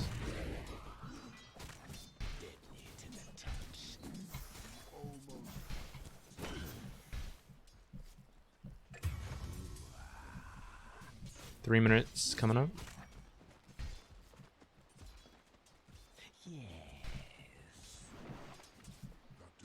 I have to be careful. If Faceless Void isn't ready to help me, I'll just die when they like run and charge at me.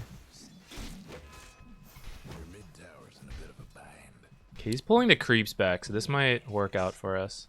It'll be hard for them to contest if they've got a lot of creeps on them.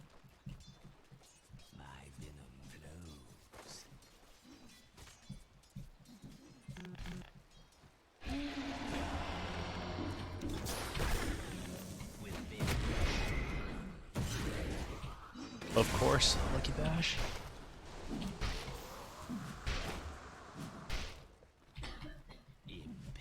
Get slowed, suckers. Damn! That long-ass attack range. I think he should have this. What if he got bashed right there?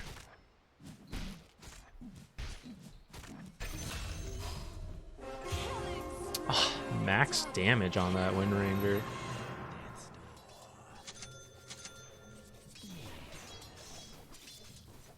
I should have checked mid for bottle refilling.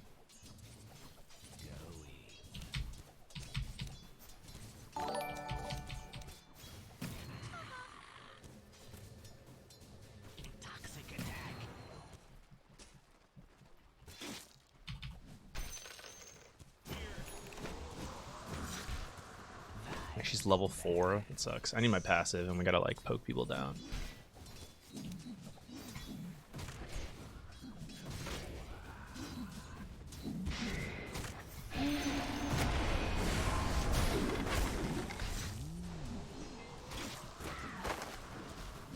Gotta watch for the power shot.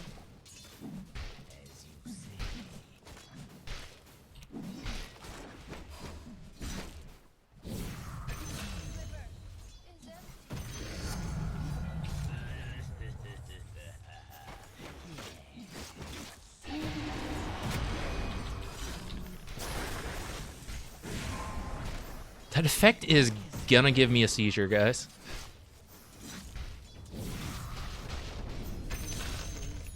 Wow.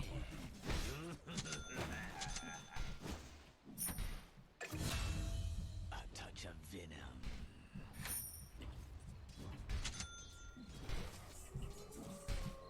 Agitation.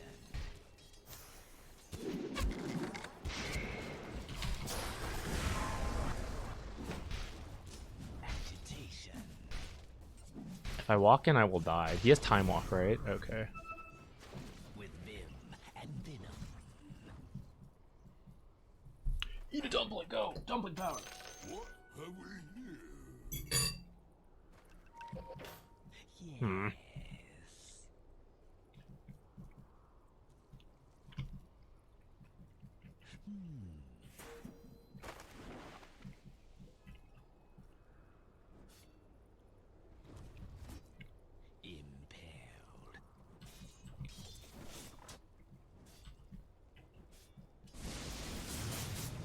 I'm here a bit early, but Quick as venom.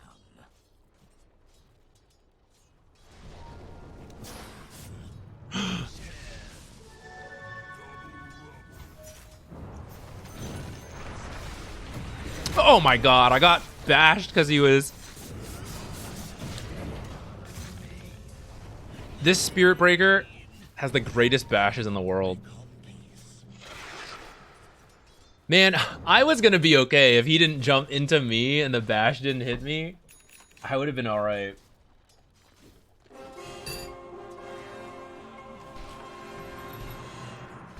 Taste my venom.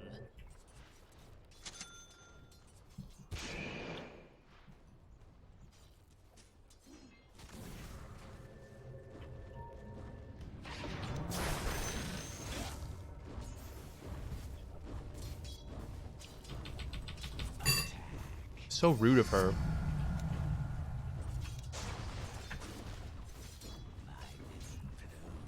Your mid tower ain't doing too well.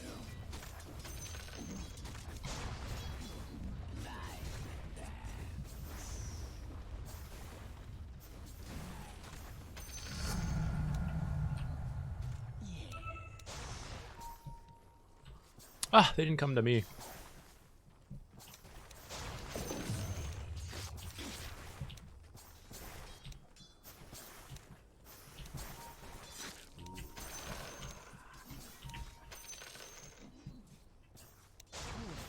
Hate to be your mid tower right about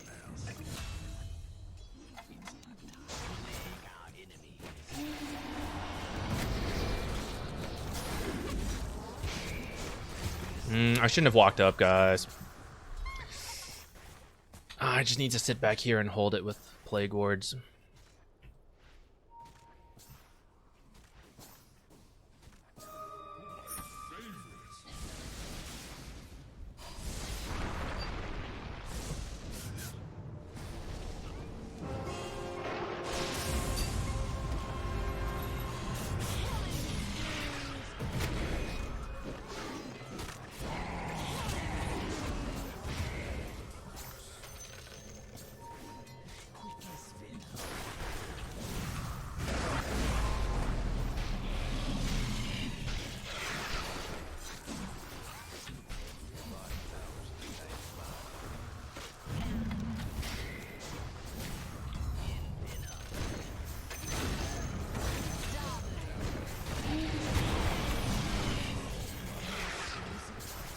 I think overall a good fight for us.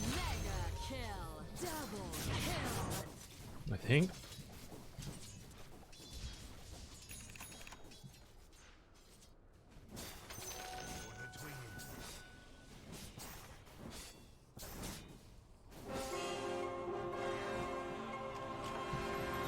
I kind of want to go straight Yules.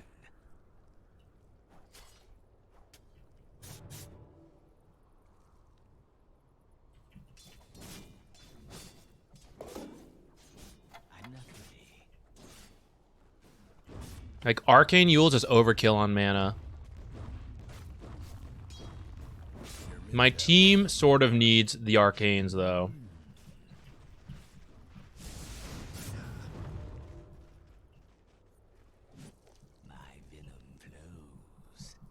That top tower of yours ain't doing so good.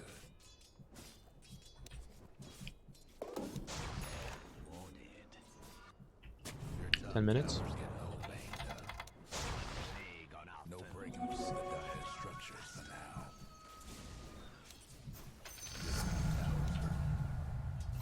We've been pretty good about runes this game. I'm happy about that. So much for your top tower. Watch this spot. I think there's smoke there. That CM just popped out of nowhere. Agitation.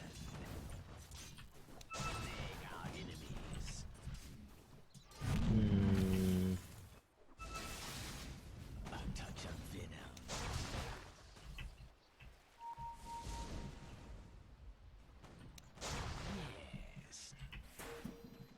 I feel very squishy if I get Yules. Does this guy have a blink? What am I baiting? Who's gonna help me?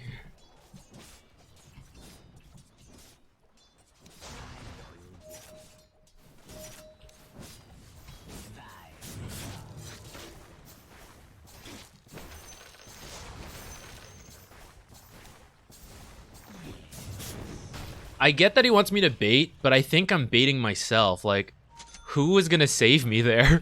Bottom tower. Dire structures looking fortified.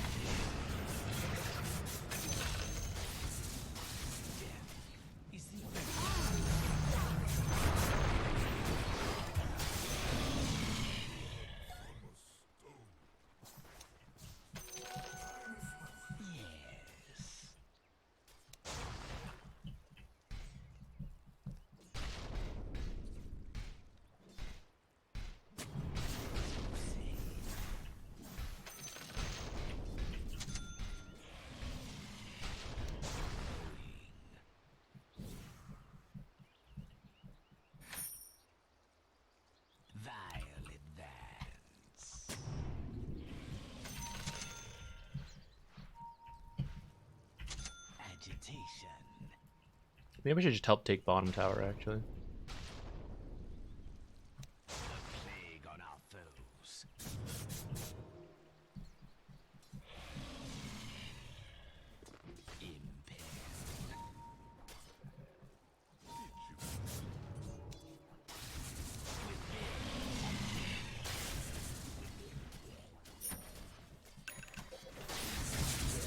Can't wait to 4-staff rupture people.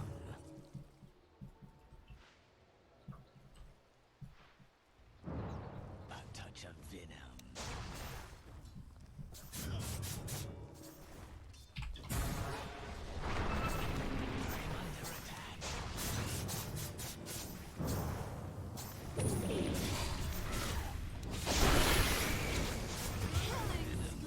Disaster.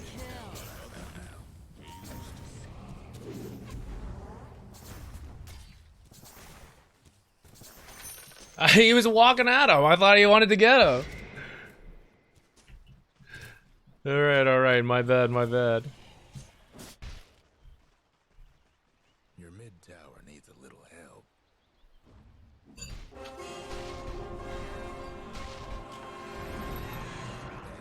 about your mid tower. Time for a little snooping around.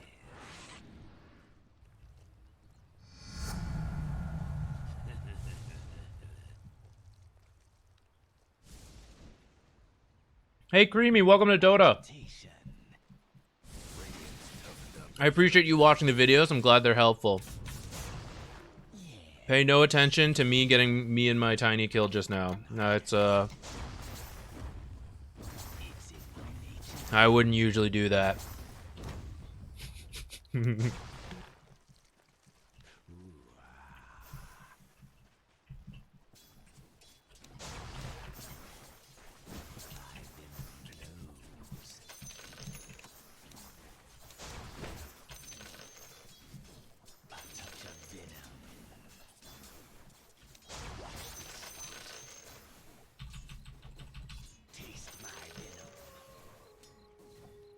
Your bottom tower is a nice spot.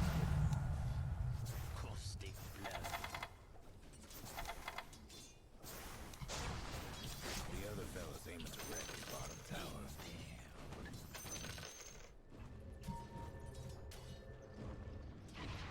Vile advance.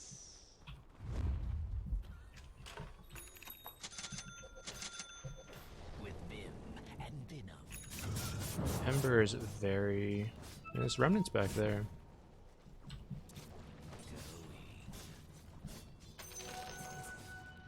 Oh, he has a shield ring though. It's like impossible.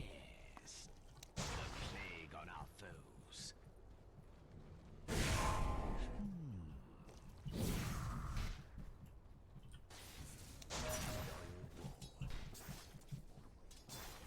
Ruination.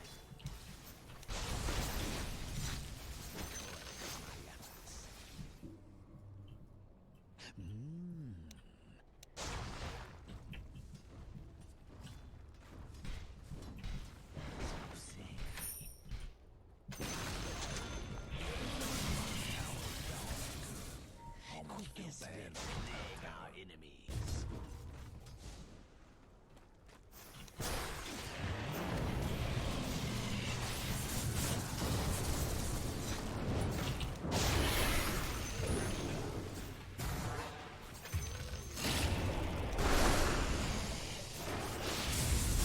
Bro.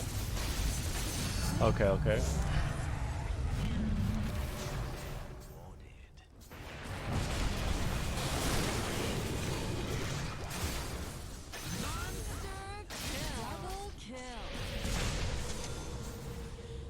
Let's see, if we didn't get that, because ult hit during Remnant, it was going to be so sad.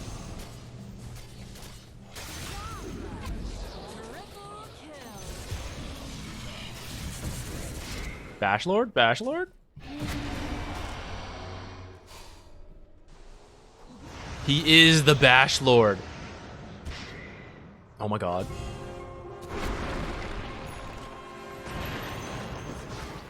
What is going on?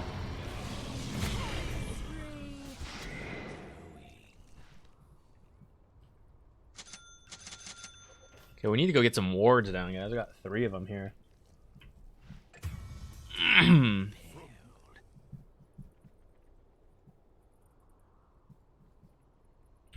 Yeah, that bash got him. Okay, what do we want to build next? Ags and Shard. Well, Ags at least. The Shard's not so good versus Slark, but Ags would be easy to apply to Slark, and there's also a Yules already. But do I really need to bring in more damage?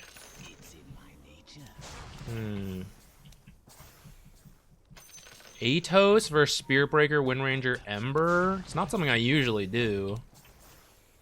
Could be interesting though.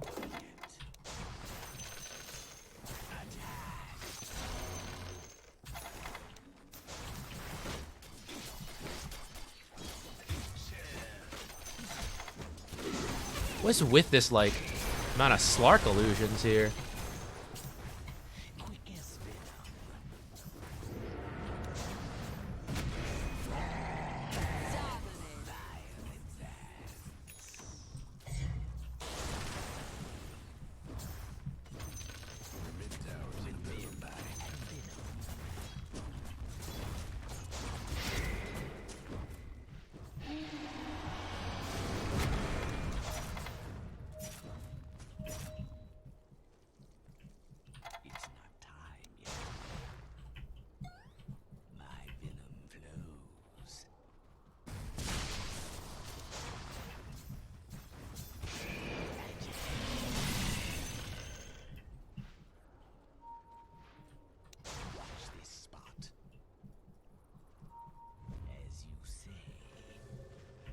I'll have to place a defensive ward along the way, I think.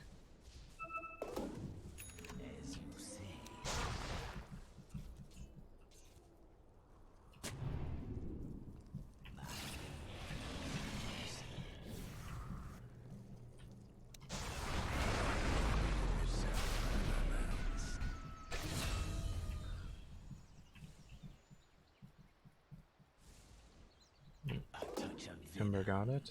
Your mid tower's coming apart. Just hang on tight. Oh man. I wanted to put the sentry and get the money, guys. Quick as venom.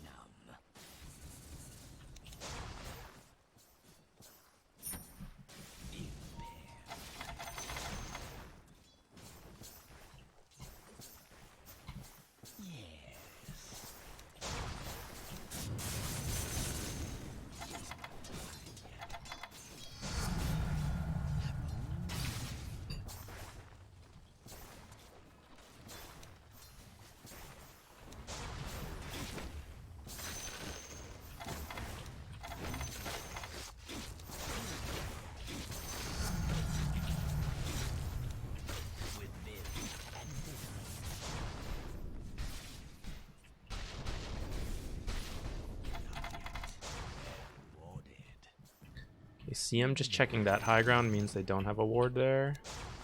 Or they probably didn't. She could have just put one in check now.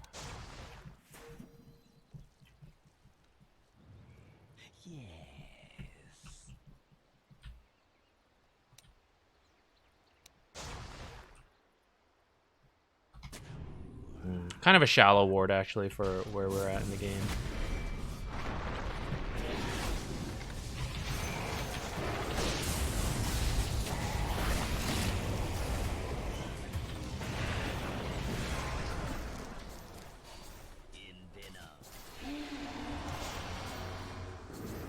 Damn, guys. My Force Staff even almost saved him. Too bad.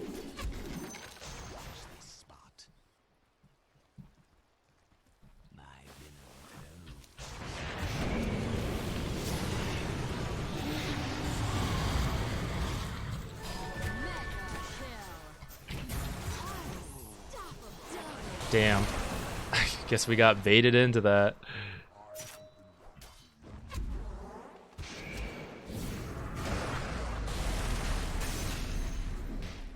Whoa, she was there? That's crazy.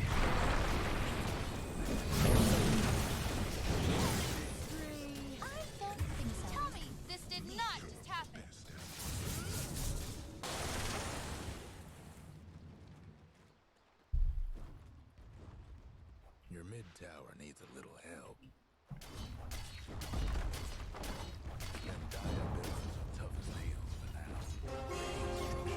Is she seriously going BKB?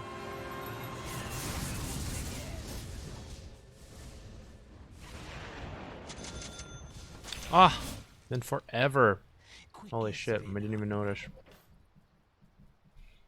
Growbo's tempting, but I think we just need to tank up more. So Pupil's Gift could be nice. But I guess I should just get Specialist Array then at that point. Since I'm universal. As you say.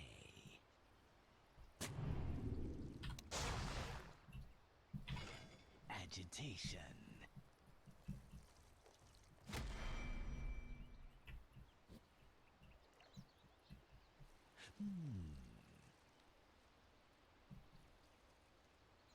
Grove Bow to apply Magic Amp for my team?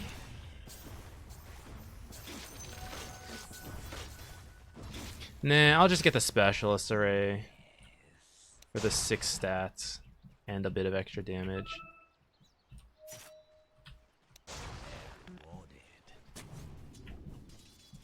With Vim and Venom.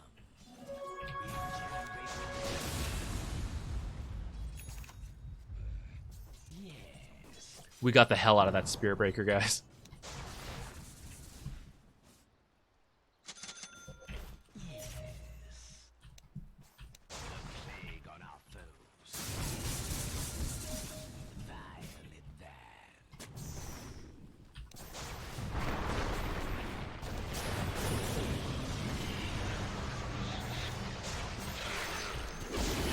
Alright, I guess I'm dropping the ult.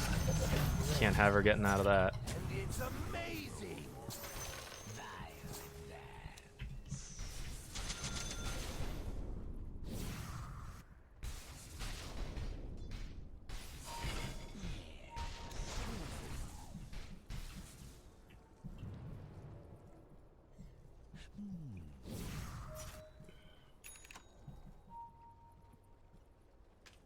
A touch of venom.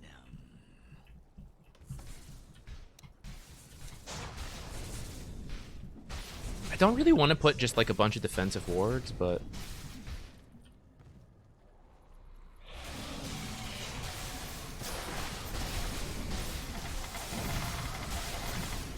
ouch. My shard's not that great this game because of Slark.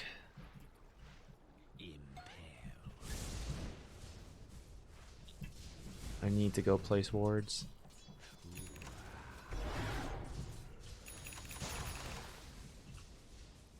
Your top tower's getting all banged up. That top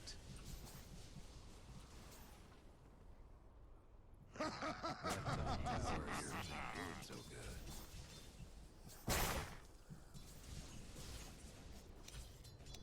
Quick as venom. Nice. Your mid tower ain't doing too well. These kind of wards are usually not the best, but we've been hoarding them for so long that we might as well get something down. Now Roche is top, so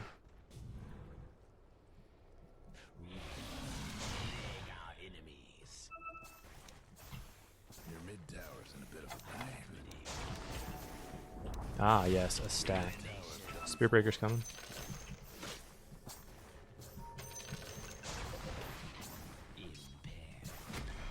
Oh, okay.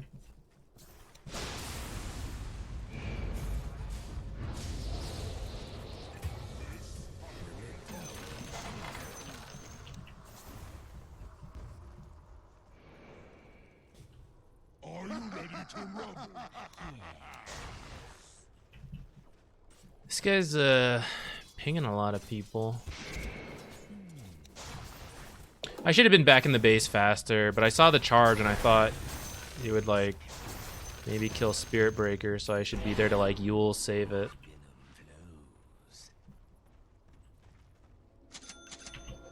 In the end, it wasn't really necessary though.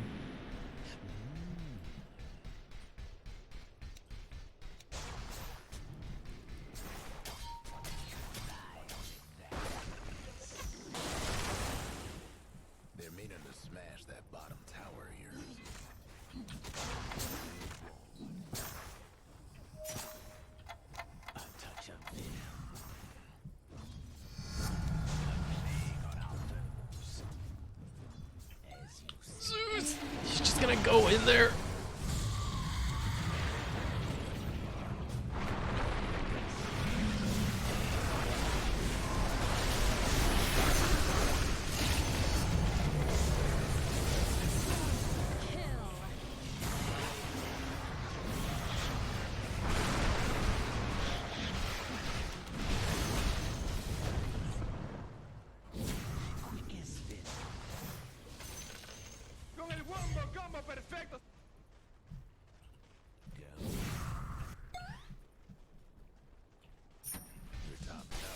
I'm gonna think about this Ags.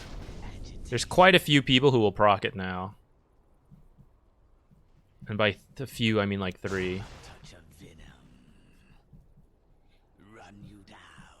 No Roche? Just wait for it to come bottom? I guess that's fine. Oh no, what happened?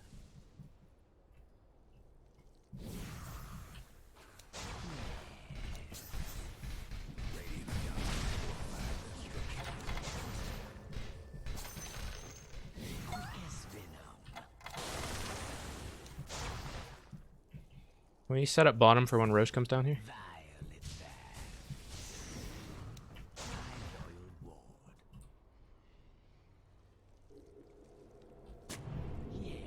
It's coming bottom.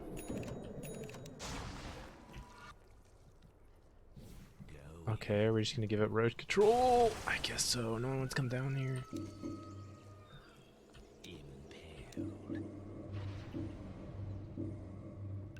Ah, I meant to lock that. Okay. I feel like we're giving up Roche.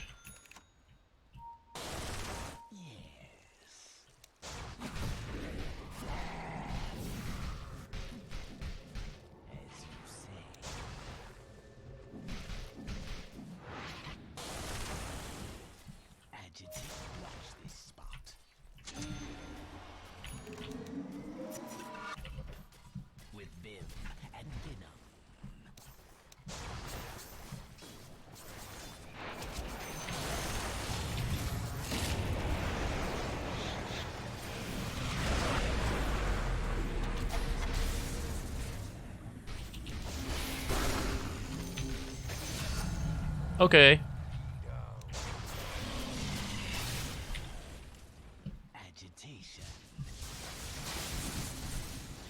Let's go Roche. My venom flows. You can't run from the venomous one. I think they fixed that. I don't think it works anymore.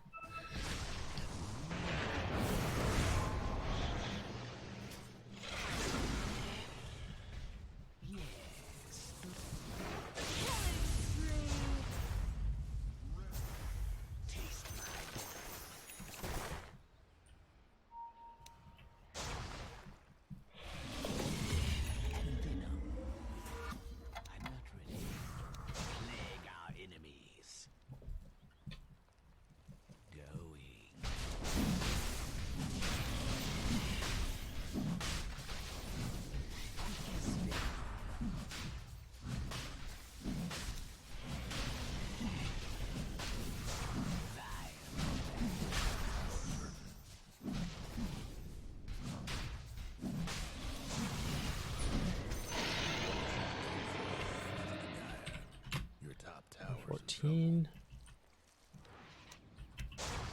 Sweet toxin.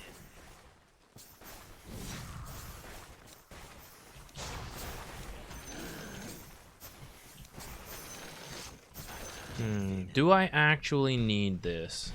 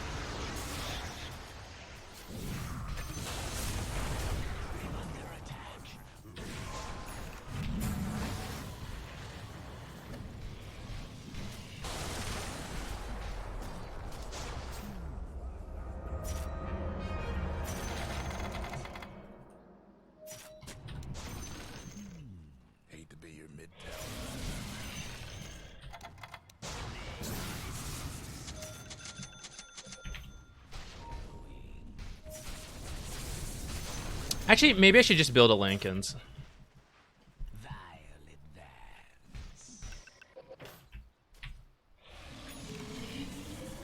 I don't know why I sent that back. I wanted to use it.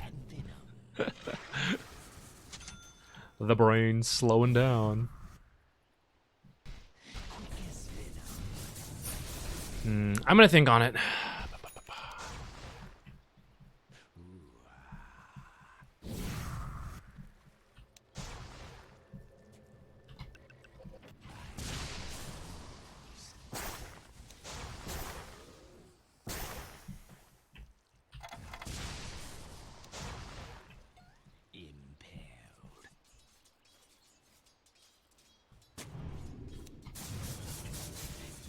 Such a basic observer, maybe they won't expect it. So obvious, only a fool would put it.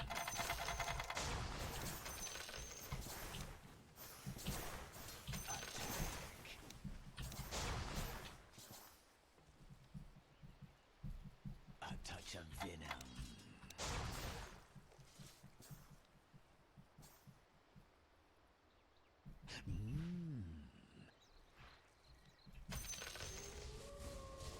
He's got a Wind Waker. Ew.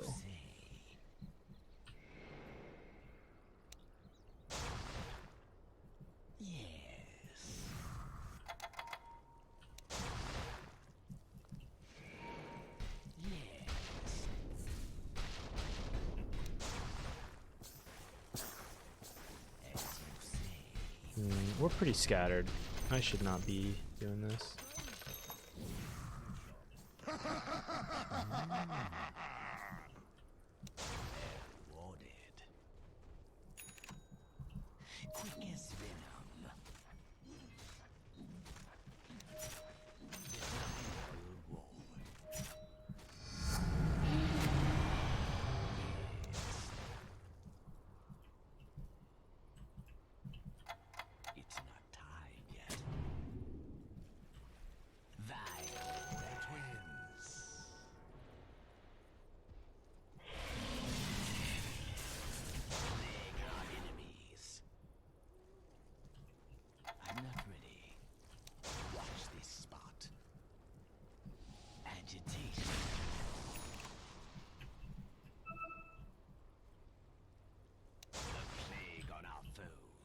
Got old Lightning Hand Zeus, I guess. Double Moon Shard, what in the hell?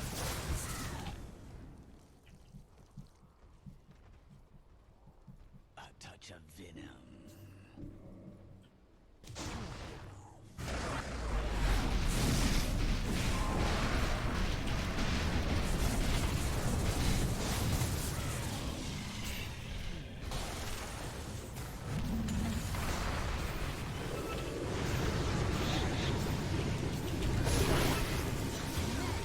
I shouldn't have ulted. It's kind of a waste.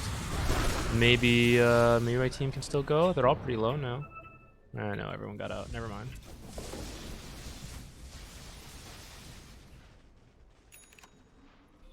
Yeah, I'm gonna go with Lincoln's.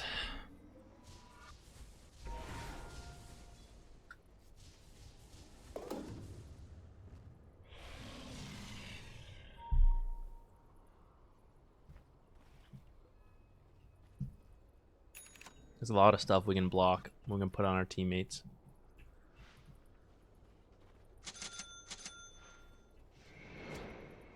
Getting close to a marathon stream. Yeah, I know. We'll probably stop after this one. And I probably will stream tomorrow, though. Oh.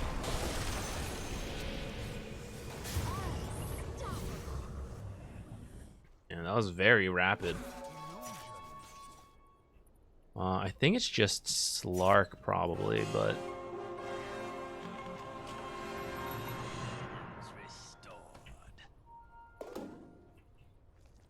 Okay, our high ground is fairly strong, though Zeus cannot be as far back as usually he can since he's going Lightning Hands build.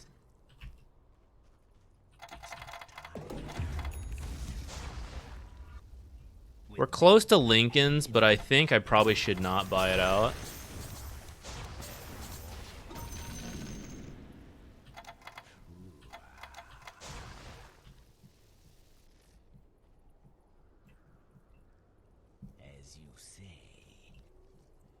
me try to get an observer in this area, I think. See if I just feed. Oh, I did mention a lane ward. Did not get it.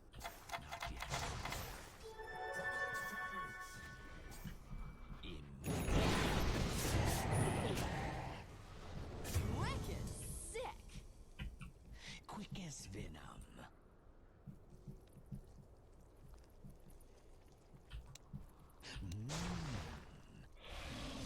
I guess I should get in the base. Agitation. Guess we can send the courier to get our... Oh, we'll get our tier 5 first. Our tier 4.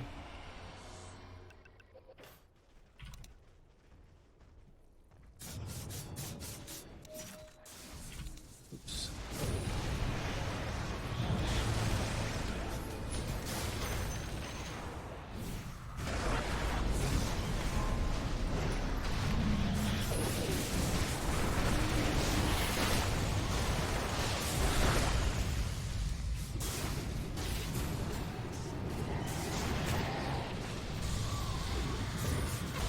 I can't believe everyone is so low.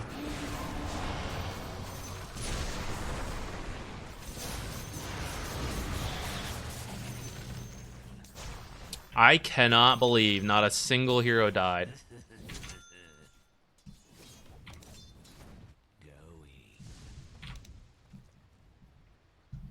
I don't think so.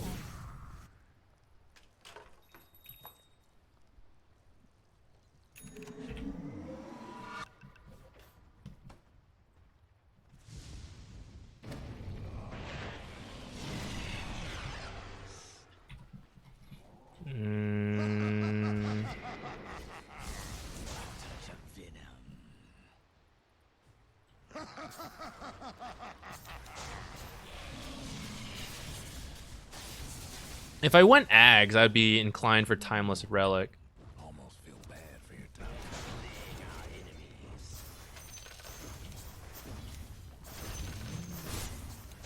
Maybe just a Trickster Cloak or a Cedix Cap could be good. It's a lot of regen. Yeah, keep your chin up. Do I need to bring damage for my team? Might. At this rate.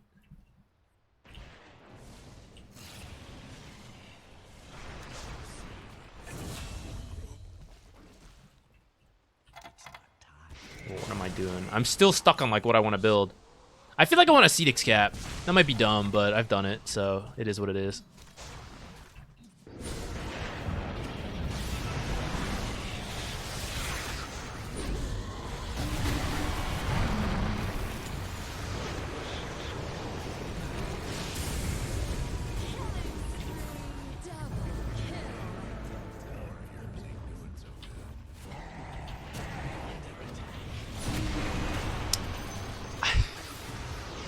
That's so annoying.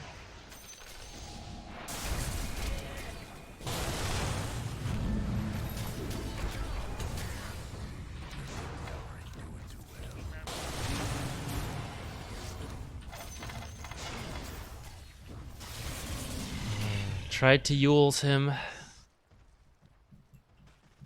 Bashed to death.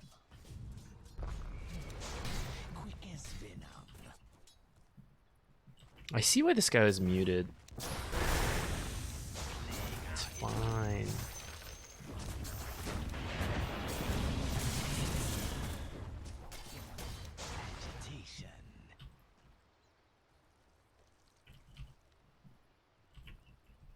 Agitation.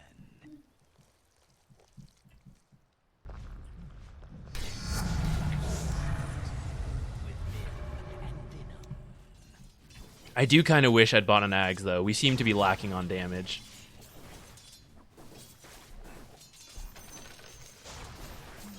I'll go Ags after this Lincoln's. We'll see. We'll see if we get there.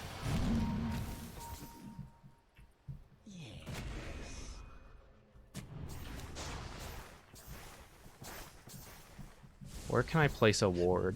I guess we can try to place one like a little bit out of the lane. Gonna gather for a smoke? Sure.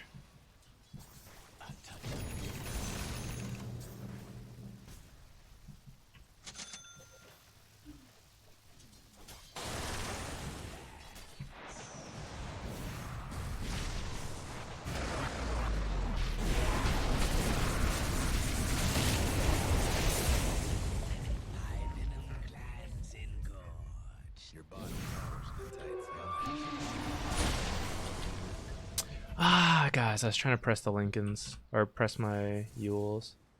Just too slow.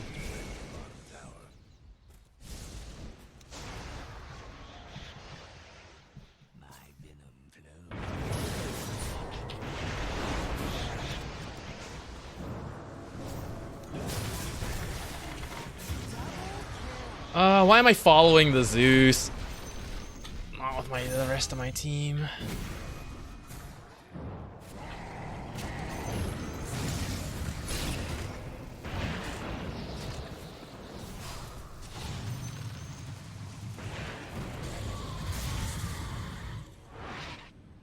I guess we can go ahead and buy this out since don't have buyback for 5 minutes. See if they break high ground while I'm dead. They probably will. Zeus. If Zeus buys back, we hold. I don't know if he will, though. This is a... I don't know, guys. I think this is a really bad build because it's so hard for him to auto-attack in this game. So why not just go regular spell Zeus? It makes way more sense. It's a lot easier to combo with Zeus ult, or Faceless Void ult. Sidus music? Hell yeah. I like Sidus a lot. I like Demo. I didn't like their later games as much. Probably because it really changed. Like, you had to buy more stuff, and it was like, meh.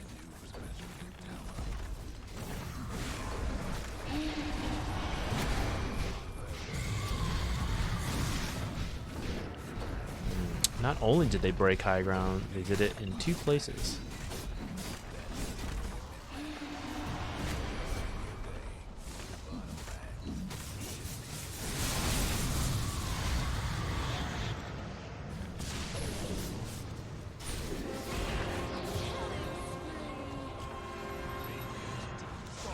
All right. I don't think our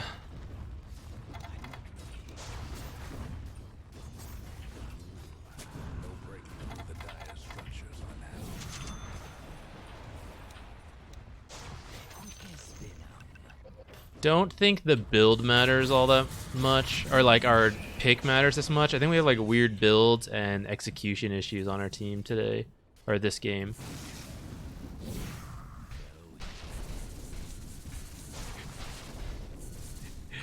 Our team's giving him some lessons.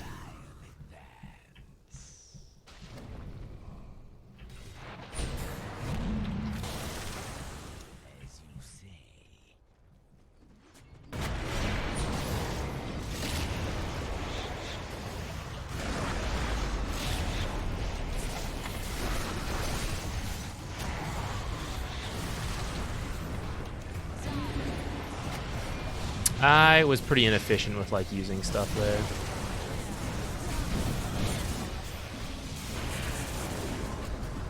I guess it doesn't really matter at this point, but it would be nice to press my buttons more appropriately.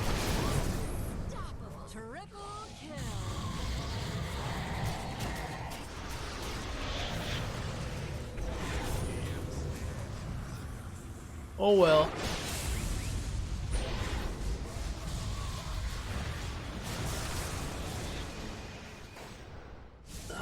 Oh, magic hands. Let's see it. Get him, lightning hands. Get him.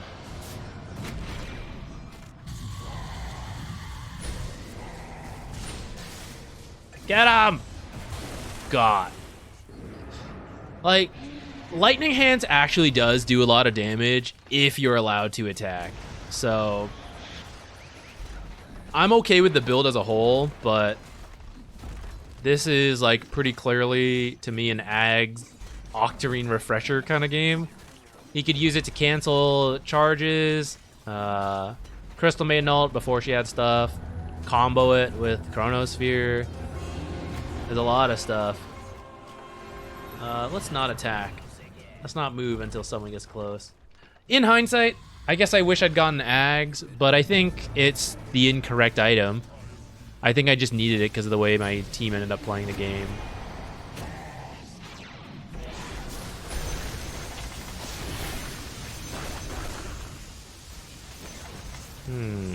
Come back?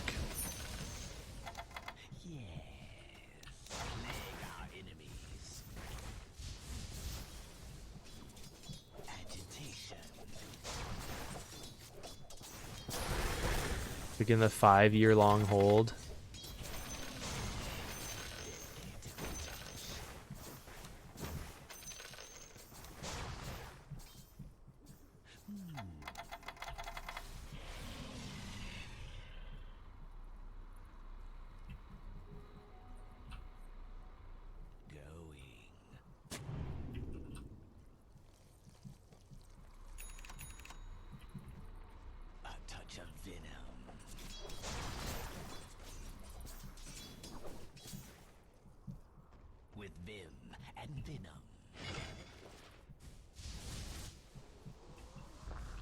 Tell you what, some giant 5-person chrono.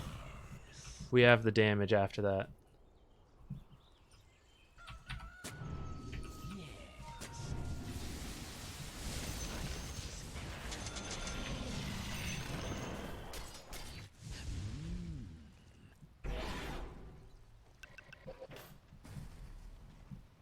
I never even used this dust. Bought it for like Spirit Breaker. Never even needed it. 25 talents what? I would usually say it should be the right talent, but perhaps holding megas is the left talent.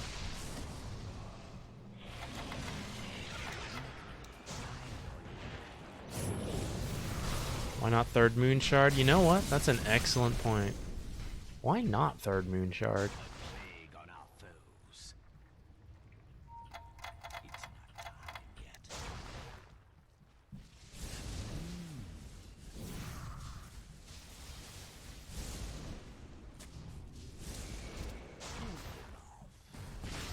I want this money.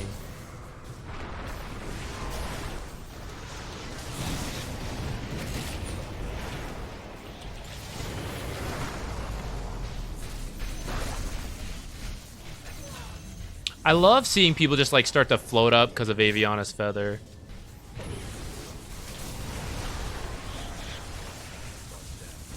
It's so funny.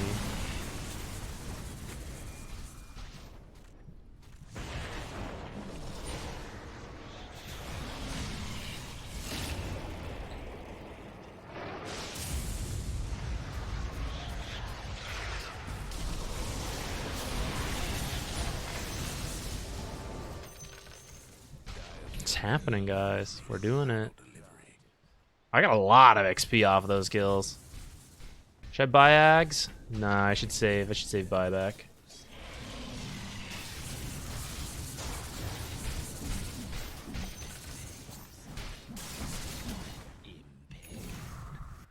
A 200 attack speed reduction's a lot.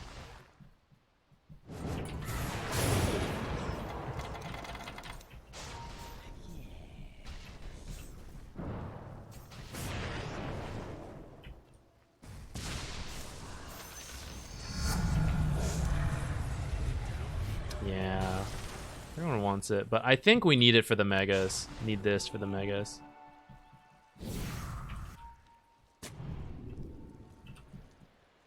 With Vim, a plague on our foes. Someone's having technical difficulties. Ooh, Wind Ranger disconnect. This is it.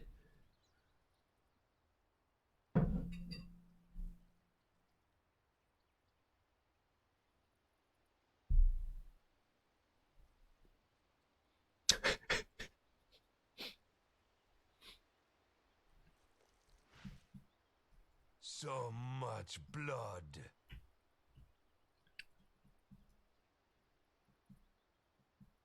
He ate one.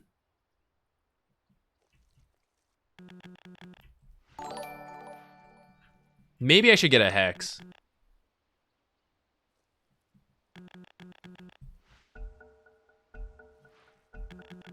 All right. I think I do agree. It's Shard is very good for Faceless Void. It's a little surprising he doesn't have one at this point. I guess I don't need to carry this for the efficiency anymore. What's our best tier 5 item?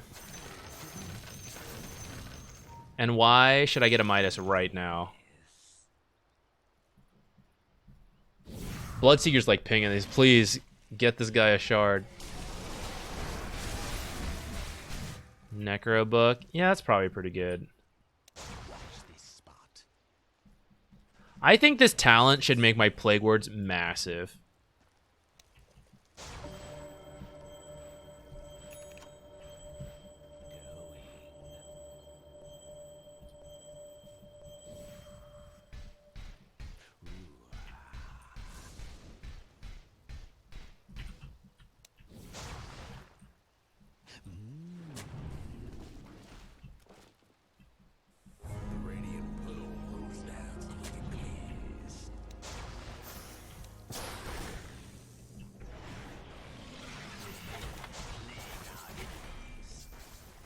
He's getting the base. He's getting a refresh orb. Thank you, Initiator. It's appreciated. Be positive. Ah, sucks.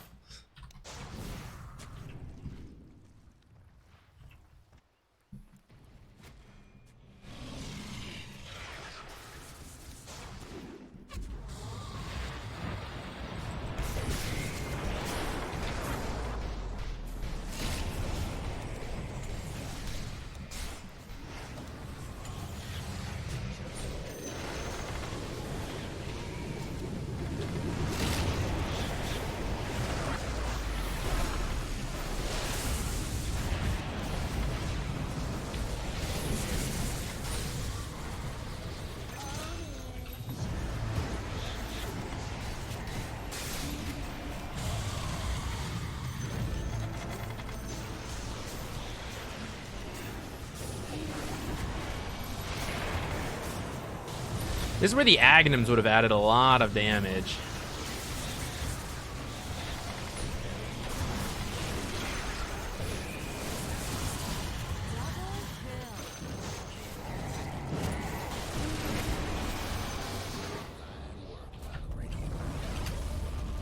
GG. I do wish I'd gotten Nags. Oh well.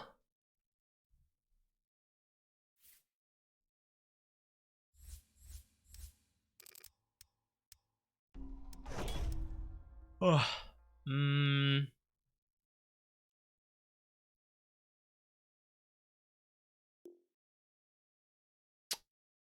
Pretty neutral. The build's bad. He didn't really say anything though.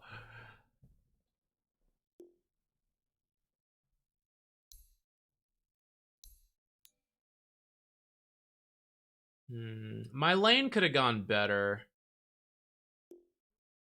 It was pretty close. There were a couple things that I just needed to do a bit better, and I think that lane will improve a lot.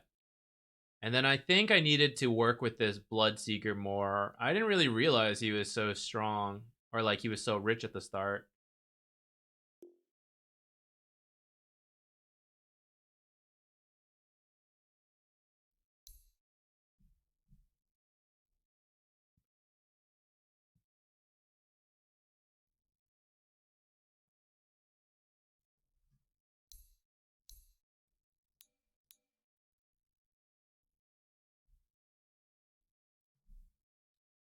Arcane Boots, Yasha, Shard, Manta, Moon Shard, Yules, Moon Shard, Lincolns, Wind Waker Ags. That's so... One Moon Shard is surely enough. Surely the second Moon Shard was not necessary.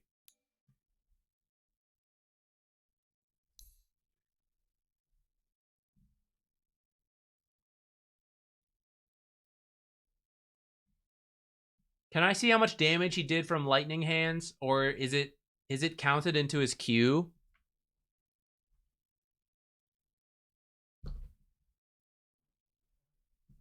Well, regardless, I would like to point out that his double Moonshard Lightning Hands build, if this is the damage, like this plus this, I don't know, his ults were the same. So if he had just built towards that, refresher, Octarine, stuff like that. It could have had so much more. So much more. Oh well. What'd that put us at? 6275. Oh, that's a nice clean number.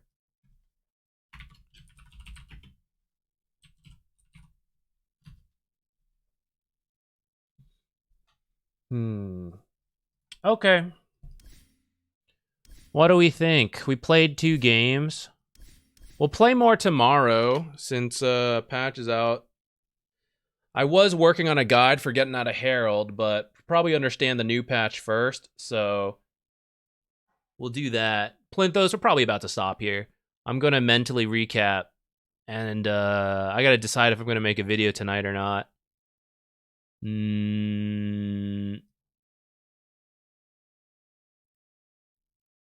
I do want to add Veno in here.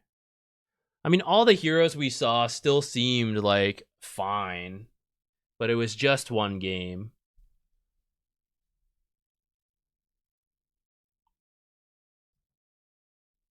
Yeah, maybe we need to see more before we can really add a whole bunch in here. We'll add Meepo in, though. He definitely got nerfed. Meepo. Here. Medusa, maybe Happy. She was already being somewhat picked. Maybe now she'll be even better. Yeah, I guess we'll have to see. We'll play more games tomorrow and see who goes up. All right, where shall we go?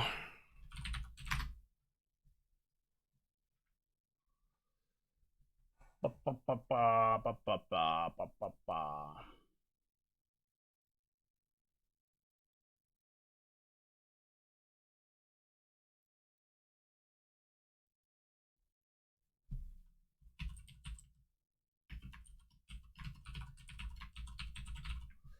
go over to Steven Johnson. Guys, thank you so much for hanging around for such a long stream. You'll see me in about like 12 hours at this rate, a little longer than that. Since, yeah, we'll probably stream tomorrow. Maybe make a patch video. I feel like at this point we might as well just wait till tomorrow to play more and then do all that. Wait, it's too late to delay this ad? I don't want to do this ad. Stop it. We'll go raid before this ad starts. You guys don't have to watch it. Bye, everybody.